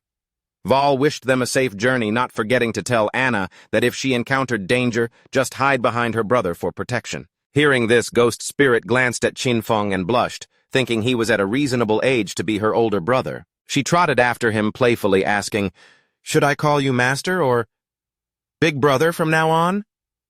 Qin Feng stopped abruptly, turning with a gaze that looked like he wanted to eat her alive. His eyes glowed. He coldly declared, "Call me anything except Big Brother." Ghost Spirit was completely shocked by his harsh reaction. As he walked away, she shyly agreed, wondering why he was so allergic to that title, and if there was a tragic past related to the word. Captain Ondu contacted Shadow via voice chat, asking him to share his friend list. Shadow was confused, so Ondu explained that a serial killer had appeared in the city, Shanghai, with 7 victims, and rumors were spreading that Shadow was the culprit. She explained that the victims' times of death matched perfectly with Shadow's login times. The killer's methods were meticulous, leading many to suspect him. And Du added that she and her team knew he would never do something so low-class. Shadow deduced that for someone to frame him, based on login times, the information must have leaked from an insider on his friend list. Shadow listed the suspects, and Du's team, Kwang Vo Duk Ngan Tweet, Old Man Tong and his granddaughter from the Sky Vault Guild, and even his own guild member, Ghost Spirit. Shadow asked where the bodies were found, and Du replied they were scattered across Shanghai City and asked if he intended to get involved. Shadow confirmed. Breathing a sigh of relief, Andu said she would send the case files, confident he would catch the culprit in a few notes. Shadow then ordered Ghost Spirit to log out, immediately to perform a mission at his villa base in the real world. Qin Feng equipped Ghost Spirit to the teeth, a communication bracelet from the Divine Book to spill the tea across game and reality, and a Ghost Night Wolf to weave and dodge through traffic quickly. Ghost Spirit was stunned to receive so much high-end gear, but also confessed she was clueless about criminal investigations. Qin Feng then explained the reason. He had checked his friend list and believed none of them were the culprit. However, since Vuong Man and the others reported to officials, he suspected an insider in the police ranks leaked his login times. He told Ghost Spirit she was the best candidate, because her Touch of Yellow Springs skill allowed her to track targets by aura or scent. He sent her the files and told her to use the skill flexibly. Filled with determination, Ghost Spirit vowed to find the real culprit. Meanwhile, at a hotel in Ma Do, Tony and the blue-haired girl threw the tied-up Sokan son onto the floor. Tony informed a man in the shadows that he had delivered the goods. An elderly bald man smoking a cigar turned around. He praised Tony for a job well done. So Khan-sun realized with horror that he was Lord Theodore from the embassy. Theodore laughed coldly, glad dear So still remembered him. He claimed he couldn't bear to see So suffer injustice, so he asked friends to come to the rescue. Breaking into a sweat, So Khan-sun pointed out that these friends were wanted criminals. He asked Theodore whether his true intention was to deal with Shadow or with the great Jia government. Theodore laughed, asking, "Is there a difference?" Noting that the officials and Shadow were close allies. So Khan-sun loudly lamented the injustice. His wife and son were dead, yet the authorities arrested him instead of Shadow. He looked up at Theodore, admitting he wasn't saved for free, and asked what he wanted him to do. Theodore calmly replied that his divination pointed to So saying So could help find what he desperately wanted. Then he asked what So's in-game class was. So looked confused, but then he realized his own value. He bowed and revealed the secret he possessed, the only hidden class in the priest system, Feng Shui Master. He explained his skills' yin-yang harmony, allowed him to manipulate enemy emotions and deal extra damage to demons, while leyline perception could find treasures and monsters. So lamented that his hidden class was only a support role, not much help in a one-on-one fight with Shadow. Suddenly, a sinister light flashed in So's eyes, and a yin-yang symbol appeared as he activated the yin-yang harmony skill. Immediately, the effect took hold of Theodore's subordinates. Tony and the bald, muscular guy began to argue violently. The quarrel immediately escalated into a barbaric brawl. So observed, coldly explaining that under his skill's influence they would fight to the death, though it was ineffective against enemies 5 levels higher. Theodore watched with amusement, laughing and clapping. He praised So, saying finding him was the right choice. Then he pulled out a magic tarot card glowing with blue flame and ordered his men to stop fighting, remarking that internal discord is not good.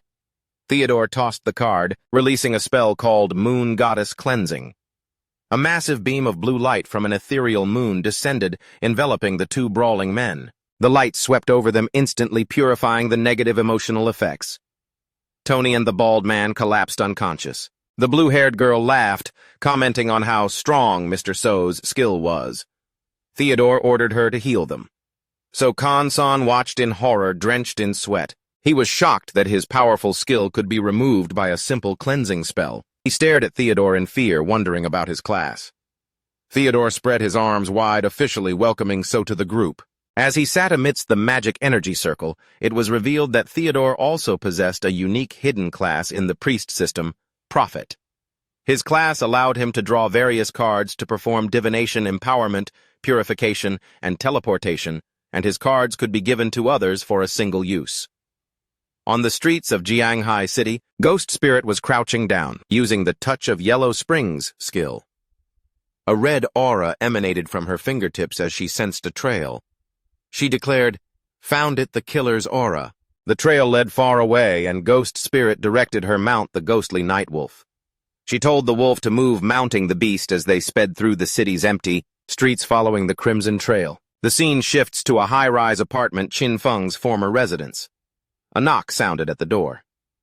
Inside, Xiaovu opened the door with a radiant smile, expectantly greeting the guest as mother. Standing at the door were a middle-aged woman in a suit and a tall, white-haired man also in a suit. Xiaovu excitedly asked if the man was here to buy the house, praising the woman for finding a buyer so quickly. However, the woman looked apologetic and corrected her. She explained this wasn't a home buyer but a soothsayer she had hired to help find Xiaovu's brother. The white-haired man adjusted his tie and introduced himself as the soothsayer, Nan Do. Xiaovu's expression dark, and it asking why they needed to divine her brother's location. The woman sadly revealed that she would be moving away in a few days and couldn't rest easy leaving Xiaovu alone. Shocked, Xiaovu asked why she was suddenly moving. The woman explained that Jianghai City officials had exploited a platinum base and had invited the Mong Saha Guild to move there for safety. The woman pointed at Nan Do, urging Xiaovu to accept his help, saying his divination was very accurate. Nan Do stepped forward, agreeing. He tried to persuade Xiaovu, saying Qin Feng was reliable, and if she asked him properly, he would surely help her. Xiaovu crossed her arms and angrily refused the offer. She thanked the woman for her kindness but declared she didn't need it. She bitterly said that after 19 years, if he said he didn't need her anymore, then so be it. She wondered what the point of finding him was. However, in her heart, Xiaovu thought she was guarding Shadow's base and meeting him regularly. She was convinced that Shadow would eventually discover her value and let her join his guild. The woman sighed, yielding to Xiaovu's stubbornness. She advised Xiaovu to try the divination anyway, and asked permission to go pack her things. As she left, Nandu remained. He asked Xiaovu if she had any items that her brother used for the divination. Xiaovu snapped, repeating that she didn't need him to divine anything. Nando ignored her and walked into the apartment looking around. He said he heard the two siblings lived together and concluded that the house itself was enough of a medium. Xiaovu followed, demanding to know who let him in. Nando smiled charmingly and said he felt they shared a destiny, so he would divine for free. Without waiting for permission, Nando held up a card glowing with blue magic energy. He told her she could see the result. If she was satisfied, great. If not, it didn't matter. A three-dimensional tarot card appeared in the air. Nyundu activated the divination card. It displayed an image, a dark figure lying at the bottom of the deep sea. He explained the image to Xiaovu with a regretful expression, announcing that her brother had burned to death and his body has sunk into the ocean. Xiaovu was completely stunned. Ironically, while the real Qinfeng was relaxing on a sofa in his base, Xiaovu flew into a rage. She thought angrily, "Useless trash dying that easily. You should have waited until I was strong enough to trample you." Outside, Nando simply offered condolences. Nandu then changed the subject, mentioning he heard she had interactions with Shadow. He claimed his divination had found Shadow's location and asked if she wanted to go with him. Holding up a gold card, he explained he could teleport her there instantly. He enticed her, suggesting that although her brother was dead, if she took Shadow as her new brother, everyone would be happy. Xiaovu eagerly agreed. Inwardly, she mocked that Qinfeng got off too easy by dying, but decided it didn't matter since Shadow would surely protect her.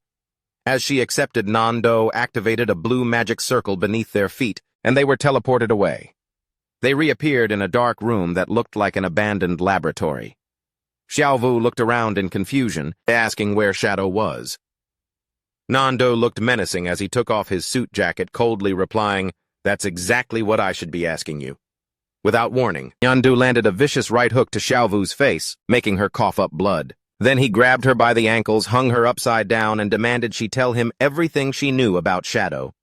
Terrified and weeping, Xiaovu stammered that she really didn't know him. Nando accused her of lying, reminding her that she claimed to guard the door for him and saw him often. He delivered a brutal punch to her stomach while she hung helpless, knocking her unconscious. Nando remarked that she fainted too easily and was shocked that she hadn't extracted a single skill from the game to protect herself.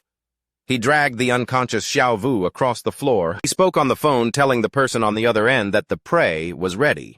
With a brutal bloodlust, he asked when he could act, complaining that his blade was thirsty for blood. Nando threw the limp body of Xiaovu onto a metal table. He checked his phone and read a message from the boss forbidding him from killing her without further instructions. Nando clicked his tongue in disappointment. However, a sinister expression returned. As his eyes glowed red, he pulled out a scalpel and decided that if he couldn't kill her, he would just slowly play with her. Meanwhile, in the restroom, Officer Ma Nailuang noticed there had been no news of Shadow logging out for 2 days. He stepped outside, reasoning that a person's food requirement becomes very high after extracting stats from the game, making it impossible for Shadow to stay online that long. He concluded Captain Ondu wasn't reporting Shadow's activity because she suspected someone was framing him. Ma Nailuang entered the main police office thinking he needed to speed up the plan. His face darkened with malice as he imagined a scenario where the public turned against Shadow, viewing him as a serial killer. He laughed, believing that once public opinion explodes, officials would be forced to eliminate Shadow. Elsewhere, the ghostly Nightwolf's paws landed softly on the pavement. Ghost Spirit sat on the mount, declaring she had arrived. A streak of red energy swirled in the air. She looked down from a vantage point at a concrete facility below. She confirmed that the killer's aura led straight into that building. Ghost Spirit jumped down, activating the Hide in Darkness skill to blend into the environment. She landed silently on a windowsill. She peered through the glass, initially smiling that finding the culprit was great. However, her expression immediately turned to shock and utter horror at the scene inside. Inside, Xiaovu was hung from the ceiling by her wrists in a gruesome display. Her legs had been severed at the knees, black blood dripping steadily onto the floor. Nando was kneeling beneath her head, tilted back with a twisted expression of pleasure, declaring it had been a long time since he enjoyed himself like this. The system notified Xiao Vu. Her logout request had failed because she was in a combat state. Tears streamed down her face, realizing there was no way out. She was hung from the ceiling by her wrists. Her legs had been severed and were crudely bandaged. She screamed in pain, while Nando laughed maniacally below. She couldn't understand why this was happening. She just wanted to sell a house but had fallen into this hell. She felt death approaching, swallowed by despair. She called for help from anyone who could save her. In her darkest moment, the image of her brother Qin Feng appeared in her mind. She thought if Qin Feng were here, he would save her. She cursed her brother, wondering why he had to die and leave her all alone. Suddenly a surge of brilliant green light enveloped her mangled body. She looked on in confusion as magic energy began to mend her flesh. She realized someone was using healing art. For a second, hope filled her eyes, believing someone had come to save her. However, Nando looked up with a twisted smile and reintroduced himself. He revealed his in-game IGN was Nandu, and his class was a priest. He walked toward her, bathed in the green light of his own healing spell. With brutal calm, he told her not to worry, assuring her he wouldn't let her die so quickly. He covered his face and laughed uncontrollably, explaining his sick philosophy. Toying with prey to their limit and killing them slowly is the only way to have a great experience. That's why I chose to be a priest. The torture was not over. Nando looked at the terrified girl and announced he would rip open her chest next. The horror was too much for Xiao Vu. Her eyes rolled back, her mouth foamed, and she fainted. Nando expressed disappointment that she fainted so easily, mocking her as a weak girl. Suddenly, Nando sensed danger. His expression turned to shock as he dodged a fast-moving object. A cloaked figure with glowing purple eyes landed. It was Ghost Spirit. She used the Netherblade skill, firing a glowing ribbon of energy through Nandu, suspending him in the air. With a cold face, she glared at the captured murderer. She demanded he tell her why he framed Shadow. Nandu activated a healing spell, looking arrogant, believing he was in control of the situation. His confidence was crushed as the energy ribbon tightened around him, immobilizing him. Ghost Spirit dived down with terrifying speed. She grabbed the murderer's neck and slammed him to the ground. She pinned Nando against the wall, threatening to saw off his legs if he didn't confess everything. Terrified and defeated, Nando stammered that he would tell everything. The scene shifts to the desolate ruins of Jianghai City. Captain Andu, Wang Man, and Xiao He were having a serious discussion. Andu noticed that since they stopped reporting Shadow's login times, no new murders had occurred, proving someone was trying to frame him. Xiao He was angry, defending Shadow, arguing that a powerful master like him wouldn't be a perverted serial killer. She reasoned that if he killed someone, he would turn them to ash, not leave bodies to be found. Captain Andu explained that although they knew Shadow was innocent, the public did not. She worried that spreading rumors would cause chaos. That was likely the killer's true goal. She feared that if chaos grew, officials would be forced to kill Shadow to calm the public even if he was innocent. Xiao He asked if officials could actually defeat Shadow. With a forced smile, Andu admitted they could not. She explained that such a conflict would cause heavy losses to the government, allowing other countries to exploit the situation and endanger Great Xia. Wang Man said they needed to clear Shadow's name quickly. He deduced the one framing Shadow must be one of Jianghai City's officials. Lost in thought, Captain Andu realized that considering someone in the Jianghai authorities who also had a grudge against Shadow, she could only think of one person. Officer Xiao Ma stood in his office, sweating anxiously as he looked at his phone.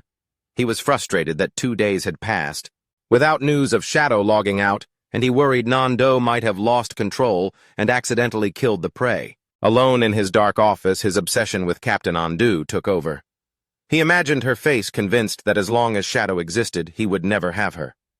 In desperation, he held a glowing card, thinking that for Andu he would become the enemy of all Great Xia. Suddenly his phone vibrated. He read a message supposedly from Nando, saying the prey had escaped. The message requested 3 years of lifespan to extract a tracking skill and provided an address for Xiao Ma to deliver the payment. Furious at his subordinate's failure, in such a simple mission as Xiao Ma gripped his phone, he realized that if this plot was exposed, he would be finished. Thus he had no choice but to go fix this mess himself. He drove to an abandoned industrial facility under a gloomy sky. Entering the dark warehouse, Xiao Ma called out for the butcher, angrily asking why he let the prey escape. However, he stopped his expression, turning to utter amazement. He looked up and saw a horrific sight. Xiao Vu was hanging from the ceiling, but beside her his assassin Nan Do was also tied up and unconscious. Before Xiao Ma could react, a bolt of purple energy shot out from the shadows. The energy ribbon wrapped around him, flicking him back. He was hoisted into the air, hanging upside down next to the other two. Panic set in. He screamed at the approaching figure, demanding to be released, asking if they knew who he was. Ghost Spirit stepped out of the shadows, her eyes glowing a threatening red. She calmly replied that she knew exactly who he was, the son of Zhonghai City's mayor. She revealed that Nando had confessed everything, explaining how Ma Nai Luong had instructed him to kill and dump bodies during Shadow's offline hours to frame him. She thanked Nando for keeping his promise to lure the mastermind out. Ghost Spirit untied Nando. She looked down at him and said that as a reward for his cooperation, she would give him a chance to enjoy himself. Nando stood up, enveloped in a surge of purple energy, looking completely insane. Ghost Spirit ordered him to kill Ma Nai Luong any way he liked. Nandu laughed madly, thanking the lady for the opportunity. Ghost Spirit ordered the brainwashed Nandu to kill Ma Nai Luong with his favorite method. Nando, completely under her control, agreed with a mad laugh, telling Ma Nai Luong to stop struggling. Ma Nai Luong screamed, but Nando charged forward with a scalpel. The butcher taunted, "Sorry, Boss Ma, I have no other choice."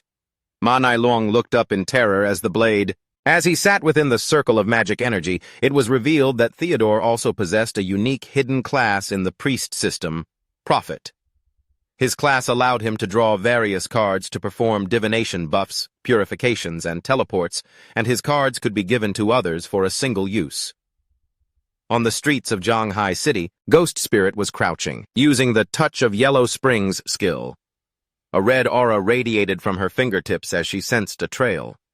She declared, "Found it, the killer's aura." The trail led far away, and Ghost Spirit directed her mount, the ghostly Nightwolf. She told the wolf to move, riding the beast as they sped through the deserted streets of the city following the Crimson Trail. Scene shift to a high-rise apartment, Qin Feng's former residence. A knock sounded at the door.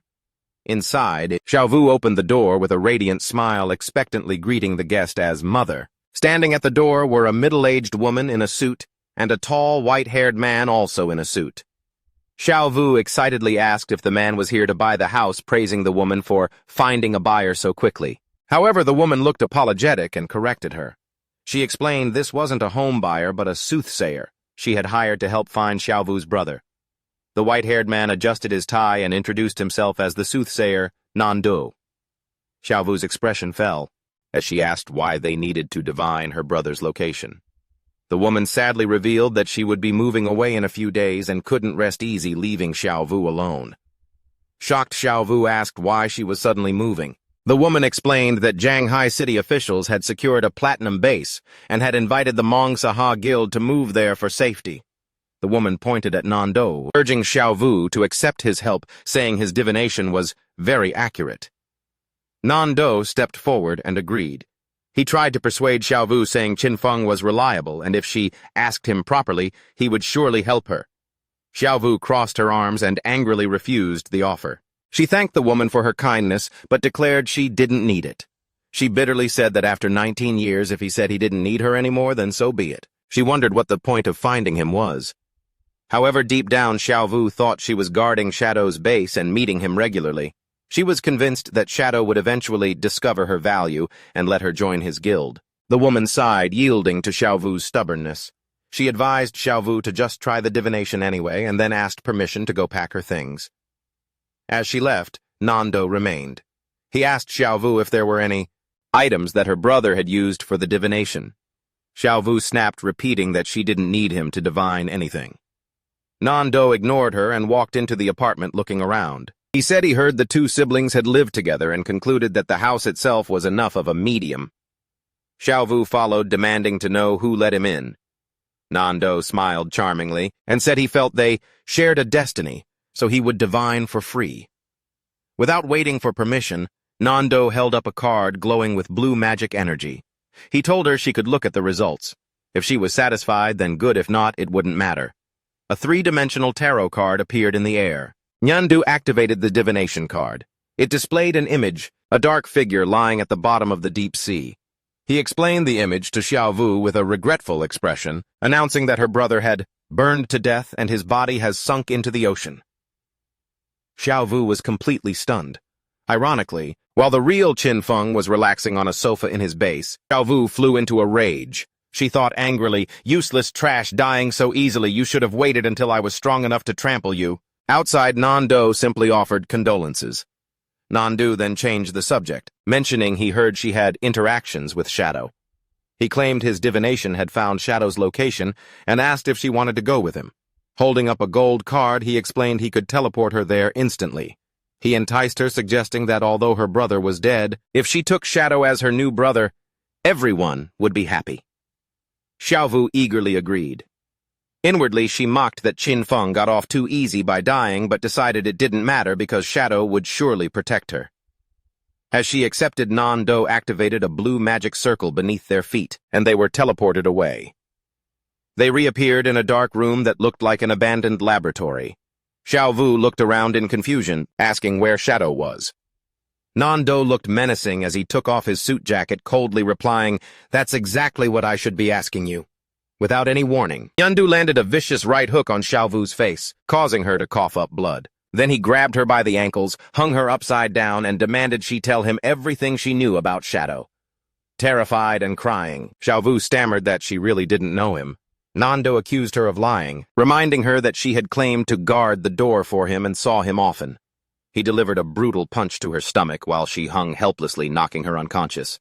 Nando remarked that she fainted too easily, and was shocked that she hadn't extracted a single skill from the game to protect herself. He dragged the unconscious Xiaovu across the floor, speaking on the phone, telling the person on the other end that the prey was ready. With a brutal bloodlust, he asked when he could act, complaining that his blade was thirsty for blood. Nando threw the limp body of Xiaovu onto a metal table. He checked his phone and read a message from the boss forbidding him from killing her without further instructions. Nando clicked his tongue in disappointment. However, a sinister expression returned. As his eyes glowed red, he pulled out a scalpel and decided that if he couldn't kill her, he would just slowly toy with her. Meanwhile, in the restroom, Officer Ma Nai Luong noticed that 2 days had passed without any news of Shadow logging out. He stepped outside, reasoning that a person's food requirement becomes very high after extracting stats from the game, making it impossible for Shadow to stay online that long. He concluded Captain Ondu wasn't reporting Shadow's activities because she suspected someone was framing him. Ma Nai Luong entered the main police office thinking he needed to speed up the plan. His face darkened with malice as he imagined a scenario where the public turned against Shadow, viewing him as a serial killer. He laughed, believing that once public opinion explodes, the officials would be forced to eliminate Shadow. Elsewhere, the ghostly Nightwolf's paws landed softly on the pavement. Ghost Spirit sat on the mount, declaring she had arrived. A streak of red energy swirled in the air. She looked down from a vantage point at a concrete facility below. She confirmed that the killer's aura led straight into that house. Ghost Spirit jumped down, activating her Hide in Shadows skill to blend into the environment. She landed silently on a windowsill. She peered through the glass, initially smiling that finding the culprit was great. However, her expression immediately turned to shock and utter horror at the scene inside. Inside, Xiaovu was hung from the ceiling by her wrists in a gruesome sight. Her legs had been severed at the knees, black blood dripping steadily onto the floor. Nando was kneeling beneath her head, tilted back with a twisted expression of pleasure, declaring it had been a long time since he enjoyed himself like this. The system notified Xiaovu that her logout request failed because she was in a combat state. Tears streamed down her face, realizing there was no way out. She was hung from the ceiling by her wrists. Her legs had been severed and were crudely bandaged. She screamed in pain, while Nando laughed maniacally below. She couldn't understand why this was happening. She just wanted to sell a house but had fallen into this hell. She felt death approaching, swallowed by despair. She called for help from anyone who could save her. In her darkest moment, the image of her brother Qin Feng appeared in her mind. She thought if Qin Feng were here, he would save her. She cursed her brother, wondering why he had to die and leave her all alone. Suddenly, a surge of brilliant green light enveloped her mangled body. She looked on in confusion as magic energy began to mend her flesh. She realized someone was using healing art. For a second, hope filled her eyes, believing someone had come to save her. However, Nando looked up with a twisted smile and reintroduced himself. He revealed his in-game IGN was Nando, and his class was a priest. He walked toward her, bathed in the green light of his own healing spell. With brutal calm, he told her not to worry, assuring her he wouldn't let her die so quickly. He covered his face and laughed uncontrollably, explaining his sick philosophy. Toying with prey to their limit and killing them slowly is the only way to have a great experience. That's why I chose to be a priest. The torture was not over. Nando looked at the terrified girl and announced he would rip open her chest next. The horror was too much for Xiao Vu. Her eyes rolled back, her mouth foamed, and she fainted. Nando expressed disappointment that she fainted so easily, mocking her as a weak girl. Suddenly, Nando sensed danger. His expression turned to shock as he dodged a fast-moving object. A cloaked figure with glowing purple eyes landed. It was Ghost Spirit. She used the nether blade skill, firing a glowing ribbon of energy through Nando, suspending him in the air. With a cold face, she glared at the captured murderer. She demanded he tell her why he framed Shadow. Nando activated a healing spell, looking arrogant, believing he was in control of the situation. His confidence was crushed as the energy ribbon tightened around him, immobilizing him. Ghost Spirit dived down with terrifying speed. She grabbed the murderer's neck and slammed him to the ground. She pinned Nando against the wall, threatening to saw off his legs if he didn't confess everything. Terrified and defeated, Nando stammered that he would tell everything. The scene shifts to the desolate ruins of... At the Zhenghai City, Captain Andu, Vuong Man, and Xiao He were having a serious discussion. Andu noticed that since they stopped reporting Shadow's login times, no new murders had occurred, proving someone was trying to frame him. Xiao He was angry, defending Shadow, arguing that a powerful master like him wouldn't be a perverted serial killer. She reasoned that if he killed someone, he would turn them to ash, not leave bodies to be found. Captain Andu explained that although they knew Shadow was innocent, the public did not. She worried that spreading rumors would cause chaos. That was likely the killer's true goal. She feared that if chaos grew, officials would be forced to kill Shadow to calm the public even if he was innocent. Xiao He asked if officials could actually defeat Shadow. With a forced smile, Andu admitted they could not. She explained that such a conflict would cause heavy losses to the government, allowing other countries to exploit the situation and endanger Great Xia. Vuong Man said they needed to clear Shadow's name quickly. He deduced the one framing Shadow must be one of Zhenghai City's officials. Lost in thought, Captain Andu realized that considering someone in the Zhenghai authorities who also had a grudge against Shadow, she could only think of one person. Officer Xiaoma stood in his office, sweating anxiously as he looked at his phone. He was frustrated that 2 days had passed, without news of Shadow logging out, and he worried Nandu might have lost control and accidentally killed the prey. Alone in his dark office, his obsession with Captain Andu took over. He imagined her face, convinced that as long as Shadow existed, he would never have her. In desperation, he held a glowing card, thinking that, for Andu, he would become the enemy of all Great Xia. Suddenly, his phone vibrated. He read a message supposedly from Nando, saying the prey had escaped. The message requested 3 years of lifespan to extract a tracking skill, and provided an address for Xiao Ma to deliver the payment. Furious at his subordinate's failure, in such a simple mission as Xiao Ma gripped his phone, he realized that if this plot was exposed, he would be finished. Thus, he had no choice but to go fix this mess himself. He drove to an abandoned industrial facility under a gloomy sky. Entering the dark warehouse, Xiao Ma called out for the butcher, angrily asking why he let the prey escape. However, he stopped, his expression turning to utter amazement. He looked up and saw a horrific sight. Xiao Vu was hanging from the ceiling, but beside her, his assassin Nando was also tied up and unconscious. Before Xiao Ma could react, a bolt of purple energy shot out from the shadows. The energy ribbon wrapped around him, flicking him back. He was hoisted into the air, hanging upside down next to the other two. Panic set in. He screamed at the approaching figure, demanding to be released, asking if they knew who he was. Ghost Spirit stepped out of the shadows, her eyes glowing a threatening red. She calmly replied that she knew exactly who he was, the son of Zhanghai City's mayor. She revealed that Nan-do had confessed everything, explaining how Ma Nai Luong had instructed him to kill and dump bodies during Shadow's offline hours to frame him. She thanked Nan-do for keeping his promise to lure the mastermind out. Ghost Spirit untied Nan-do.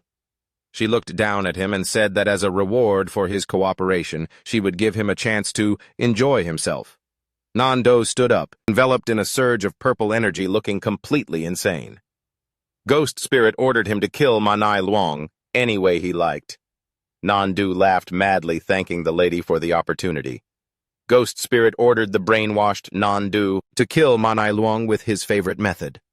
Nan-do, completely under her control, agreed with a mad laugh, telling Ma Nai Luong to stop struggling, knowing the sea was crawling with monsters. He concluded that trying to swim across without special skills or a mount would be suicide. Searching for a way, he opened his map. He noticed a strange symbol indicating a locked door located right on the coast. Curious about this anomaly, he transformed into a streak of shadow and dashed toward that location. He reached a cave entrance, blocked by a large ornate stone gate. As he approached, a glowing chain appeared on the door. The system informed him the door was locked and asked if he wanted to use the Dry Bone City key. Shadow was surprised, realizing that the golden key he had obtained earlier, likely from the Leaning Magic Tower operation, was exactly the item needed here. He took the glowing key out of his inventory. As the heavy doors creaked open, Shadow stepped forward, though he wondered aloud how a door on this side of the coast could lead to ruins on the other side of the sea. Shadow walked through the glowing portal, his form blurring as he activated his speed. He noticed the path sloping downward and was surprised to realize he was going deep underground. While passing through the dark, rocky hallway, he deduced the tunnel's purpose. It went beneath the ocean floor to directly connect the mainland coast with the isolated island. Shadow continued through the long underground passage until finally seeing the exit ahead. He stepped out from the cave mouth and found himself in a gloomy, stormy landscape. A dark, ruined castle loomed on top of a high cliff, illuminated by lightning. A system notification welcomed him to the Magi Empire Dry Bone City ruins, and issued a stern warning this was a frenzy zone, where players' lifespan drained at 100 times the normal rate. Looking out at the dark waters, Shadow admired the ingenious design of the hidden tunnel. He recalled a memory from his past life when a madman had rambled about a secret passage under the sea. At that time, everyone brushed him off, thinking he was confusing this world with another game. But Shadow now realized that Madman was telling the truth. Shadow began walking through a forest of withered trees and scattered bones. Suddenly, the ground beneath his feet began to shake violently. A giant dragon skull lying on the ground began to vibrate and crack. Without warning, a massive creature crawled out from inside the skull, shattering it. Shadow stood firm as the dust settled, revealing a bizarre monster. A giant bone centipede with the upper body of a woman stitched onto it and a single glowing red eye. The system identified this creature as Dry Bone Ruins Guardian Thousand-Blade Centipede Mo-Oi, a powerful diamond rank boss. Shadow analyzed the enemy before him, noticing that while her upper body remained human, her lower body had turned into a monster. He observed the festering wounds on its body, realizing they were identical to the scars he had seen on the White Dragon A-test. As the fearsome creature lunged at him, Shadow understood that she was a citizen of the Magega Empire, corrupted by Cthulhu's curse. Shadow dodged the giant centipede's body as it swept through the air. Looking at the scars on her human torso, he deduced that she must have suffered inhuman torture while alive. He continued to evade, weaving through the sharp bone legs stabbing at him, and jumped into the air to avoid a ground-shattering slam, launching a counterattack. Shadow activated his skills. He summoned his shadow clones and used a technique called Release Blessing to deal massive bonus damage. In a flash of purple energy, he and his clones unleashed a synchronized shadow touch, attacking the boss 4 times instantly. The blade slashed across the monster's neck. Shadow's eyes lit up as the system indicated his cooldowns had been reset. Immediately, he prepared to attack again. He unleashed Release Blessing once more, surrounding Mo-Oi with a chaotic red aura. The 4 shadows coordinated a destructive strike, finally slashing through the boss from every angle with purple light beams. Mo-Oi's monstrous body was sliced into many pieces, exploding in a magical flame.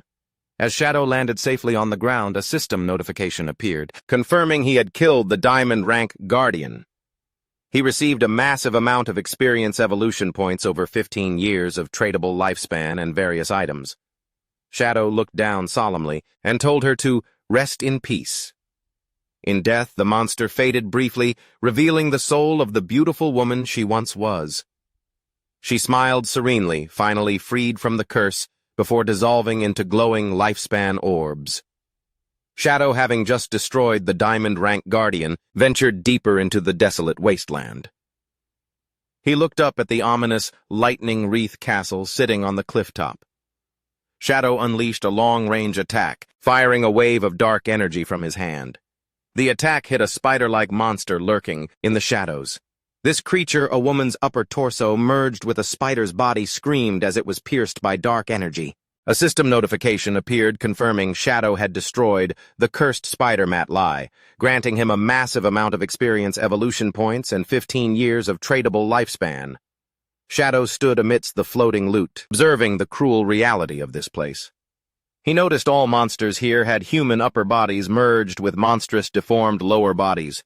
Furthermore, he realized they all still retained their human names. He looked at a giant dragon skull on the ground, pointing out that even the bones were mutated. The skull had multiple eye sockets and oddly grown horns, showing extreme biological corruption. Shadow concluded that the entire skeletal ruins was a biochemical test site. He recalled the legend A-Test had told him, that to win the war, the Majega people had summoned Cthulhu, an ancient sea god, who cursed the city. This curse warped everyone, turning the entire population into monsters. As Shadow went deeper, he felt the curse becoming denser and more intense as he got closer to the city center. Suddenly, a massive object fell from the sky, a giant stone golem, slamming into the ground in front of him, blocking his path. The system identified the enemy as Imperial Guard Commander Manhwa, a level 25 platinum rank SS boss. The golem glowed with lava-like energy inside. Shadow looked up at the towering giant, completely unfazed, wondering why an Imperial Guard commander was only a trashy platinum rank SS boss. The Guard commander raised its massive stone arm glowing with red energy. It punched the ground with earth-shattering force, but Shadow easily dodged the attack, jumping to the side as the ground cracked under the impact. The battle began as Shadow unleashed his Shadow Blade, striking the stone golem with a powerful slash. However, as the damage numbers appeared, a strange damage reflect effect was triggered. Shadow was shocked as he felt the pain of the exact amount of damage he dealt, immediately backfiring onto his own body. Shadow landed on the ground, realizing the danger. He identified this ability as damage reflection, staring into the glowing red eyes of the Imperial Guard. Commander Shadow analyzed that this boss had 10 times the health of a normal platinum boss and a terrifying 100% damage reflection attribute. He seriously noted that, without activating his black light shield, just that one trade of blows could have sent him to meet his ancestors. He realized he couldn't be careless in such a dangerous land. Shadow leaped into the night sky, his silhouette cast against the moon. To counter the reflection, he fully activated his defense system, summoning 10 layers of black light shield. From the air, he unleashed a series of 10 shadow blades. He explained his strategy. He would use multiple tickle attacks to build up for his ultimate while his shields absorbed the continuous reflected damage. Once the energy was fully charged, Shadow dived down with his final attack. Release Blessing combined with Blood-Colored Blade. A massive vertical beam of red energy slashed through the golem, dealing a staggering 450,000 damage. Instantly, Shadow braced himself as that massive damage figure was reflected, straight back at him. However, a golden barrier exploded around him, completely absorbing the impact. Shadow stood there without a single scratch. He revealed that reflecting was pointless, as his blood-colored blade provided 600% lifesteal. Since he was at full health, the massive recovery was converted into a surplus shield worth 2,700,000 points, making the 450,000 reflected damage feel like a mosquito bite. As the Imperial Guard commander was defeated, a system window appeared confirming Shadow's victory. He received a massive amount of experience evolution points and over 14 years of lifespan. However, the notification contained a warning. The commander's death had alerted every guard in the city. Shadow paused, bewildered by the sudden change in the atmosphere. On a high cliff, a monstrous guard blew into a large horn emitting green sound waves that spread through the air as an alarm. Instantly, the ruins became alive. Grotesque figures began to lunge down from the cliffs in droves. Shadow observed a swarm of winged creatures, spider hybrids, and other deformed beasts lining the ledges staring down at him. A giant foot, covered in fur, slammed heavily into the ground beside him. In just moments, Shadow was completely surrounded by a dense army of monsters, including a giant white bear and terrifying centipede creatures. A system notification triggered announcing Shadow had activated the Monster Trap event. The condition to proceed was simple yet brutal: kill every single monster. Shadow looked up at the wall of enemies looming overhead, their eyes glowing red in the darkness. But instead of feeling fear, his eyes narrowed with excitement. He chuckled to himself, thinking this situation was refreshing and exactly what he wanted. The monsters, seeing their prey laugh, looked at each other in confusion, not understanding why this human wasn't trembling in terror. Shadow moved with the speed of a storm. He unleashed his Dark Knight blade circle, slicing through the first wave of enemies in a single blow. The system announced he had destroyed 32 monsters. Without giving the swarm a second to breathe, he activated the Shadow Slaughter / skill, summoning shadow clones from the ground to fight alongside him. Together with his clones, Shadow performed a synchronized quadruple Shadow Slash. The explosion of purple energy slaughtered hundreds of monsters, instantly raising his kill count to 165. Chaotic energy beams slashed through everything in their path, dismembering lion men, shark hybrids, and other deformed beings. Shadow continued his relentless assault, diving down with another quadruple Dark Knight blade circle. His dark magic swept across the battlefield, and with every swing the kill count climbed higher, reaching 518. The battle turned into a one-sided massacre. System notifications flooded his vision as the death toll rose exponentially, jumping from 600 to over 2,000 in seconds. As the battle continued, the kill count surpassed 8,000. The entire battlefield was illuminated by thousands of glowing lifespan orbs from the fallen army. Finally, silence returned. Shadow stood there, eyes glowing purple, having killed a total of 10,086 monsters. A system window confirmed that he had killed all monsters, and the path to the core of the skeletal city ruins was unlocked. After destroying the army of over 10,000 monsters, Shadow stood in a sea of glowing beads. A notification confirmed the path to the skeletal ruins core was unlocked, and he was surrounded by countless floating lifespan orbs. However, he looked at the rewards with disappointment, wondering why they were so stingy. He realized the curse had been continuously draining the citizens' life force even after they turned into monsters. Suddenly, the floating orbs began to swirl around him, gathering in a brilliant display of magic to form a structure of light, projecting across the vast abyss, creating a radiant bridge leading to the ominous castle in the distance. As Shadow stepped onto the bridge created from the light of the dead, a golden aura suddenly enveloped him, taking him by surprise. A system window announced that he had received the blessing of the skeletal citizens. The cursed souls, grateful for being liberated, granted him a buff, providing a chance to receive dragon power while fighting in the city. Shadow looked at his glowing hand, remarking that this power was interesting. He deduced the origin of the curse lay within the city and understood that the victims' souls were guiding him, hoping he would break the curse forever. He continued across the bridge of light, until reaching a giant dark pit, resembling a mouth made of flesh, bone, and shadow. Without hesitation, Shadow jumped into the abyss. As he descended through the fleshy tunnel, a notification warned he had entered the great skeletal cursed cavity, where lifespan consumption was 1,000 times the normal rate. He landed in a red liquid with a splash and slowly stood up, surrounded by contracting organic walls ready to face the source of the corruption. Deep within the fleshy walls of the pit, a man with long red hair and a beard was suspended, his body pierced by thick spikes. Suddenly, a notification flashes as the man's eyes snap open. Sensing the intruder, Shadow stands ready in the darkness, a purple flame erupting on his chest as he feels the skyrocketing murderous intent. The man still trapped begins to mutter strange syllables. Shadow narrows his eyes, recognizing it as the language of the ancient gods. He translates the sounds and realizes the man is repeatedly calling out a specific name, Mo-Wai, his thoughts driven by madness and grief. The man bellows the name Mo-Wai and tears himself away from the wall. His body begins to twist and rip apart as he undergoes a terrifying transformation. He turns into a massive armored bone monster identified by the system as the final guardian of Bone City Evil Armor Pathos, a level 20 Jade rank SS boss. Shadow immediately activates Merge into Darkness, vanishing into the shadows to become invisible. However, to his surprise, Evil Armor Pathos swings a giant claw directly at him, piercing through his invisibility. Shadow narrowly dodges the thunderous blow, which shatters the ground where he just stood and jumps away to create distance, landing safely. Shadow is confused, wondering how the enemy could see him when he has level 21 stealth. As Evil Armor Pathos charges again, still screaming the name of the woman he loved, Shadow realizes the reason. He deduces that because he killed Mo Y and absorbed her lifespan, Evil Armor Pathos is tracking her soul's trace inside him. He observes the spikes on Pathos's armor, noticing they are identical to the spikes of the Imperial Guard commander. He readies his shadow daggers, suspecting that this boss also has the same passive skill. To confirm his hypothesis, he attacks Evil Armor Pathos.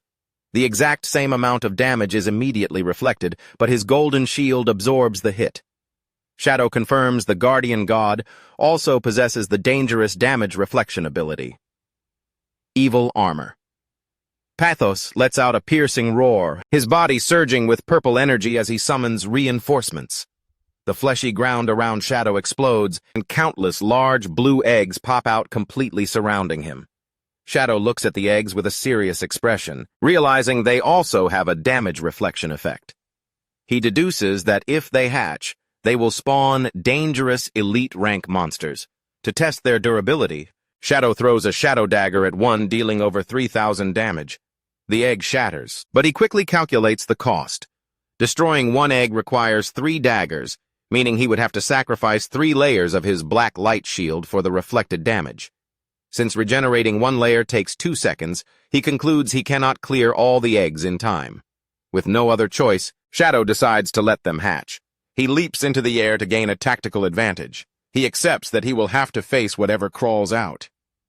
As he dives toward Evil Armor Pathos, he notices his ultimate skill is fully charged. He unleashes Blood-Colored Blade, a massive beam of red energy descending upon Evil Armor Pathos, dealing a horrific 450,000 damage. Shadow lands quietly, protected by a massive golden barrier from his lifesteal ability, unharmed by the chaos.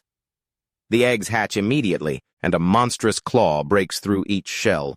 A swarm of cursed dragonlings, level 20. Elite rank monsters fly into the air hissing as they prepare to attack. Shadow lands in a pool of red liquid, crouching facing the newborn monsters without hesitation. Shadow unleashes his Dark Knight Blade Circle. The spinning vortex of dark energy shreds the dragons, dealing nearly 30,000 damage to each. The battle ends in a flash. Shadow stands calmly inside his golden barrier basket as notifications confirm he killed 9 dragons. He remarks that thanks to the blood shield, damage reflection is nothing to fear. As the dragons die, they dissolve into glowing lifespan orbs. However, instead of being absorbed by Shadow, the orbs gather in the air, swirling violently. A voice rings out from the light in the ancient god language, calling Shadow an outlander. The energy regenerates the boss. Evil Armor Pathos, who has transformed into a more terrifying state identified as Curse of the Flesh Green-Scaled Evil Armor Pathos. The monster laughs menacingly, declaring that Shadow will not succeed in destroying his race. The battle grows fiercer as Evil Armor Pathos leaps up. The mutated guardian god lunges forward, aiming a massive energy-filled punch at Shadow. Shadow's eyes glow neon blue as he counters with a blindingly fast, instant shadow slash. He moves like a blur, attacking the monster from every angle in a split second. However, to Shadow's disbelief, the immune status appears around Evil Armor Pathos. The monster is completely unaffected by the attacks. Shadow is stunned, unable to understand why his attacks are dealing no damage. Evil Armor Pathos seizes the opportunity, punching Shadow straight on with destructive force. Shadow is sent flying, taking nearly 30,000 damage as the impact creates a massive explosion. When he stabilizes, his golden blood shield shatters.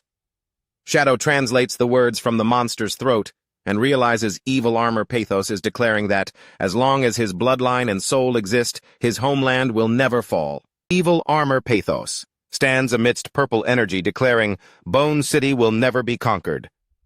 Shadow is confused.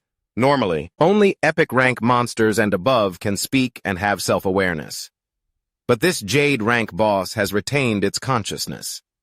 Ignoring Shadow, evil armor. Pathos concentrates dark energy into an orb chanting about protecting his city empire and people.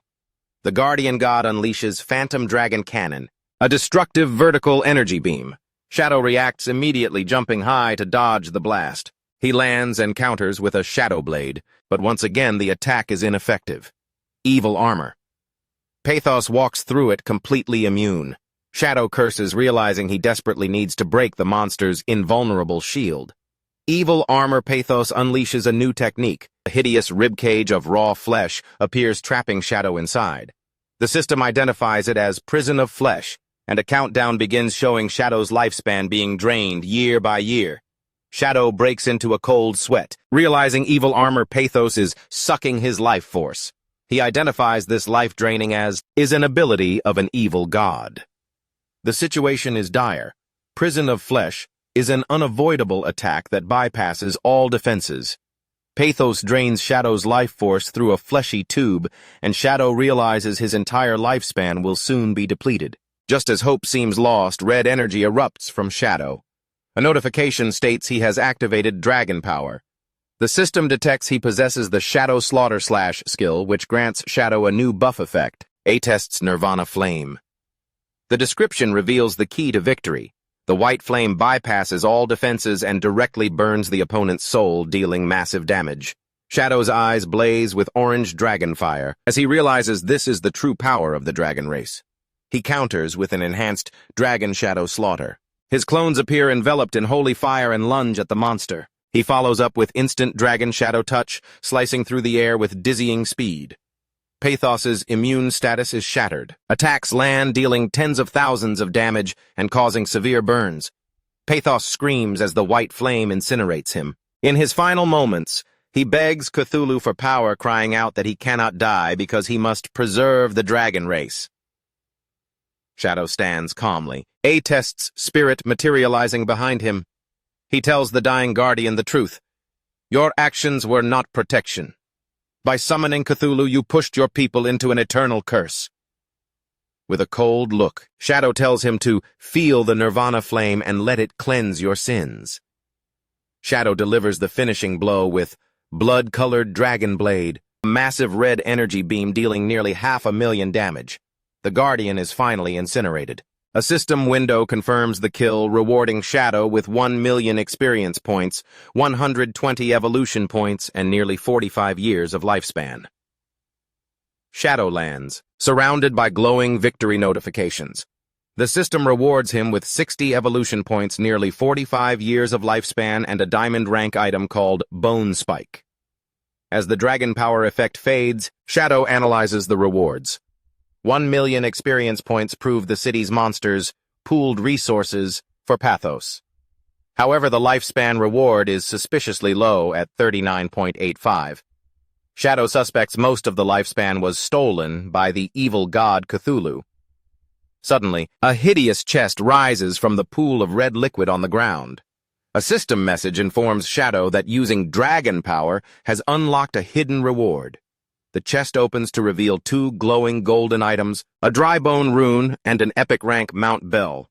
Shadow examines the rune, key to the mausoleum of the dry bone god.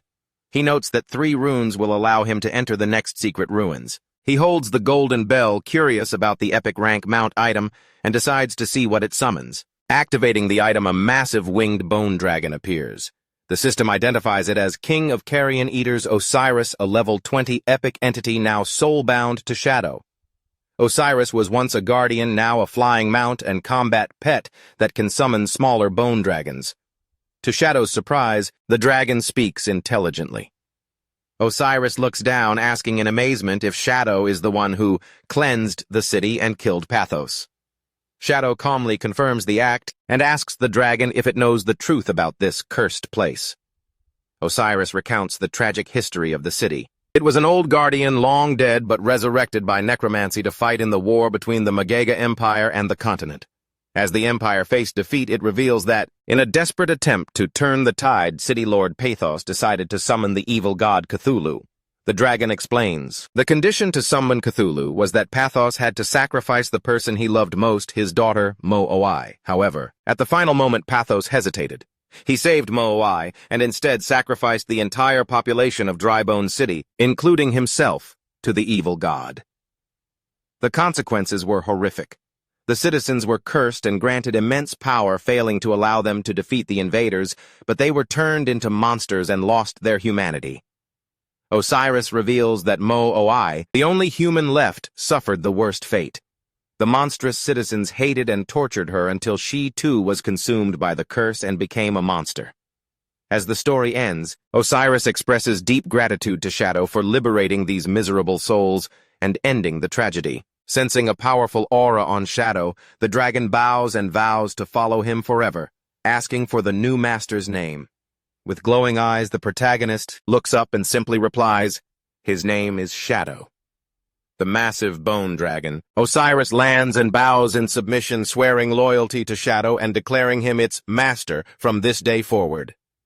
However, as Shadow checks his new loot, he notices that for an epic rank mount, the dragon's attributes are somewhat strange. He points out that a level 20 epic boss usually has at least 10 million health points, but the interface shows Osiris has just over 100,000, only slightly more. Shadow deduces this weakness is likely due to the nature of its resurrection. Since Osiris has been dead for a long time and its power dissipated over time, this forcibly awakened bone body only retains a fraction of its original power. Reviewing the dragon's attack skills, such as summoning bone shields and firing spikes, Shadow finds them quite mediocre. However, he is satisfied with the ability to summon 12 Jade-rank winged dragons, realizing they will provide him with excellent aerial vision. The mount's true value is revealed in its mobility. Shadow notes that because the dragon's body is made of lightweight bone, its flight speed is incredible, reaching 360% or about 450 meters per second, breaking the sound barrier. Shadow concludes that, despite the mount's lack of combat power, its supersonic movement speed alone makes it a satisfying bargain. Right then, a system window appears, informing Shadow that he has met the conditions for class advancement. He realizes with surprise that the massive amount of experience gained from clearing the Drybone ruins over 1 million points is enough to trigger an immediate upgrade. With a determined look, he activates the advancement. A dark energy vortex begins to swirl around him, and magic runes appear in the air. As the energy intensifies, Shadow stands amidst the chaos, his eyes glowing with power as a red energy ring forms around him. The system confirms success. His Shadow class has advanced from rank 2 to rank 3. His attributes skyrocket, with strength and constitution doubling from 27 to 54, spirit doubling to 90, and agility significantly increasing to 144. Along with the stat boost, Shadow received a new passive class skill called Shadow Arc. The description reveals a powerful mechanic: all damage, negative status, or stealth removal he suffers while invisible will be delayed for 1 second. During that 1 second window, he can perform actions to completely negate the damage or status effects. Shadow looks at his hand and smiles confidently, realizing that as long as his reaction speed is fast enough, this skill will allow him to neutralize almost any attack while he is stealthed. Shadow reflects on his new class advancement with deep satisfaction. He is certain that in his past life, no player with the Shadow class ever survived through the 3rd advancement. Otherwise, the power of the Shadow Arc skill would have been famous for drastically reducing mortality rates. He reasons that while the 1 second window to react seems short, high-level players possess incredible reaction speeds, making it plenty of time to cast multiple skills and turn the tide of battle. Turning to his rewards, Shadow manifests a glowing red energy in his hand, revealing a diamond rank weapon he also received. The system window identifies it as Drybone Spike, a powerful dagger that significantly enhances physical and elemental attacks, along with a unique effect breaking enemy defense and resistance. Shadow equips the weapon immediately, noting that between the class upgrade and this new gear, his power has increased horrendously. Ready to leave the ruins, the bone dragon Osiris lunged into action and Shadow landed gracefully on its head. He decided to test his stealth ability with the mount and activated Merge into Darkness. As dark energy surged around them, Shadow was shocked to discover that the dragon's stealth level was actually level 21 higher than his own current level. Impressed, Shadow ordered the dragon to take off so he could witness its speed firsthand. Osiris obeyed, launching into the air with explosive force. They rose rapidly from deep within the hollow earth, moving like a blur of purple light. The dragon burst out of the ruins and flew straight into the sky. The speed was so intense that Shadow was speechless. The wind whistled past him as his eyes glowed in the gale. He had to admit the dragon was incredibly fast. After testing the incredible speed of his new mount, he burst out of the underground tunnel and soared into the sky above the ocean. While gliding through the air, he mapped out his next plan, deciding to head to the location Captain Ondu mentioned, where a flying monster and another ancient divine tablet had been discovered. He decided to fly to the Ma Do ruins first, then use teleportation to reach Lucky Town. Shadow noted that the original journey from Ma Do to Drybone City had taken him several hours of travel. Meanwhile, in a forest below, a group of adventurers was in a raid against a large black bear monster. The group included a swordsman, a mage, and a female healer. The mage gathered a fireball of divine light, while another member screamed for the team to kill the beast. Suddenly, a massive shockwave tore through the forest as Osiris flew past them at supersonic speed. The extreme wind force blew both the group and the monster away, sending them rolling on the ground. Afterward, the female mage looked around in confusion, while the swordsman was bewildered to see the boss had been slammed into his sword by the wind and died instantly. Ignoring the chaos he caused below, Shadow continued his flight, silently grateful that with Osiris the return trip to the Ma Do ruins only took 10 minutes. In the ruins of Ma Do, a dramatic scene unfolded between a couple standing on the deserted streets. A man held a woman's hand and begged for forgiveness, confessing he only cheated on her once with another man and that he had been thinking of her the whole time. The woman demanded he promise to cut ties with the other person forever, and after he agreed, they shared a passionate kiss, professing their love for each other. Their romantic moment was violently interrupted as a massive pressure descended from the sky. The impact force slammed the man's face into the pavement, and the woman was also flattened against the ground by the collision. Shadow stepped down from his dragon, his boot landing near the crushed couple as the dragon loomed behind him. Shadow touched his mask and wondered if he had hit something on the way down, but he quickly dismissed the thought and decided to ignore it.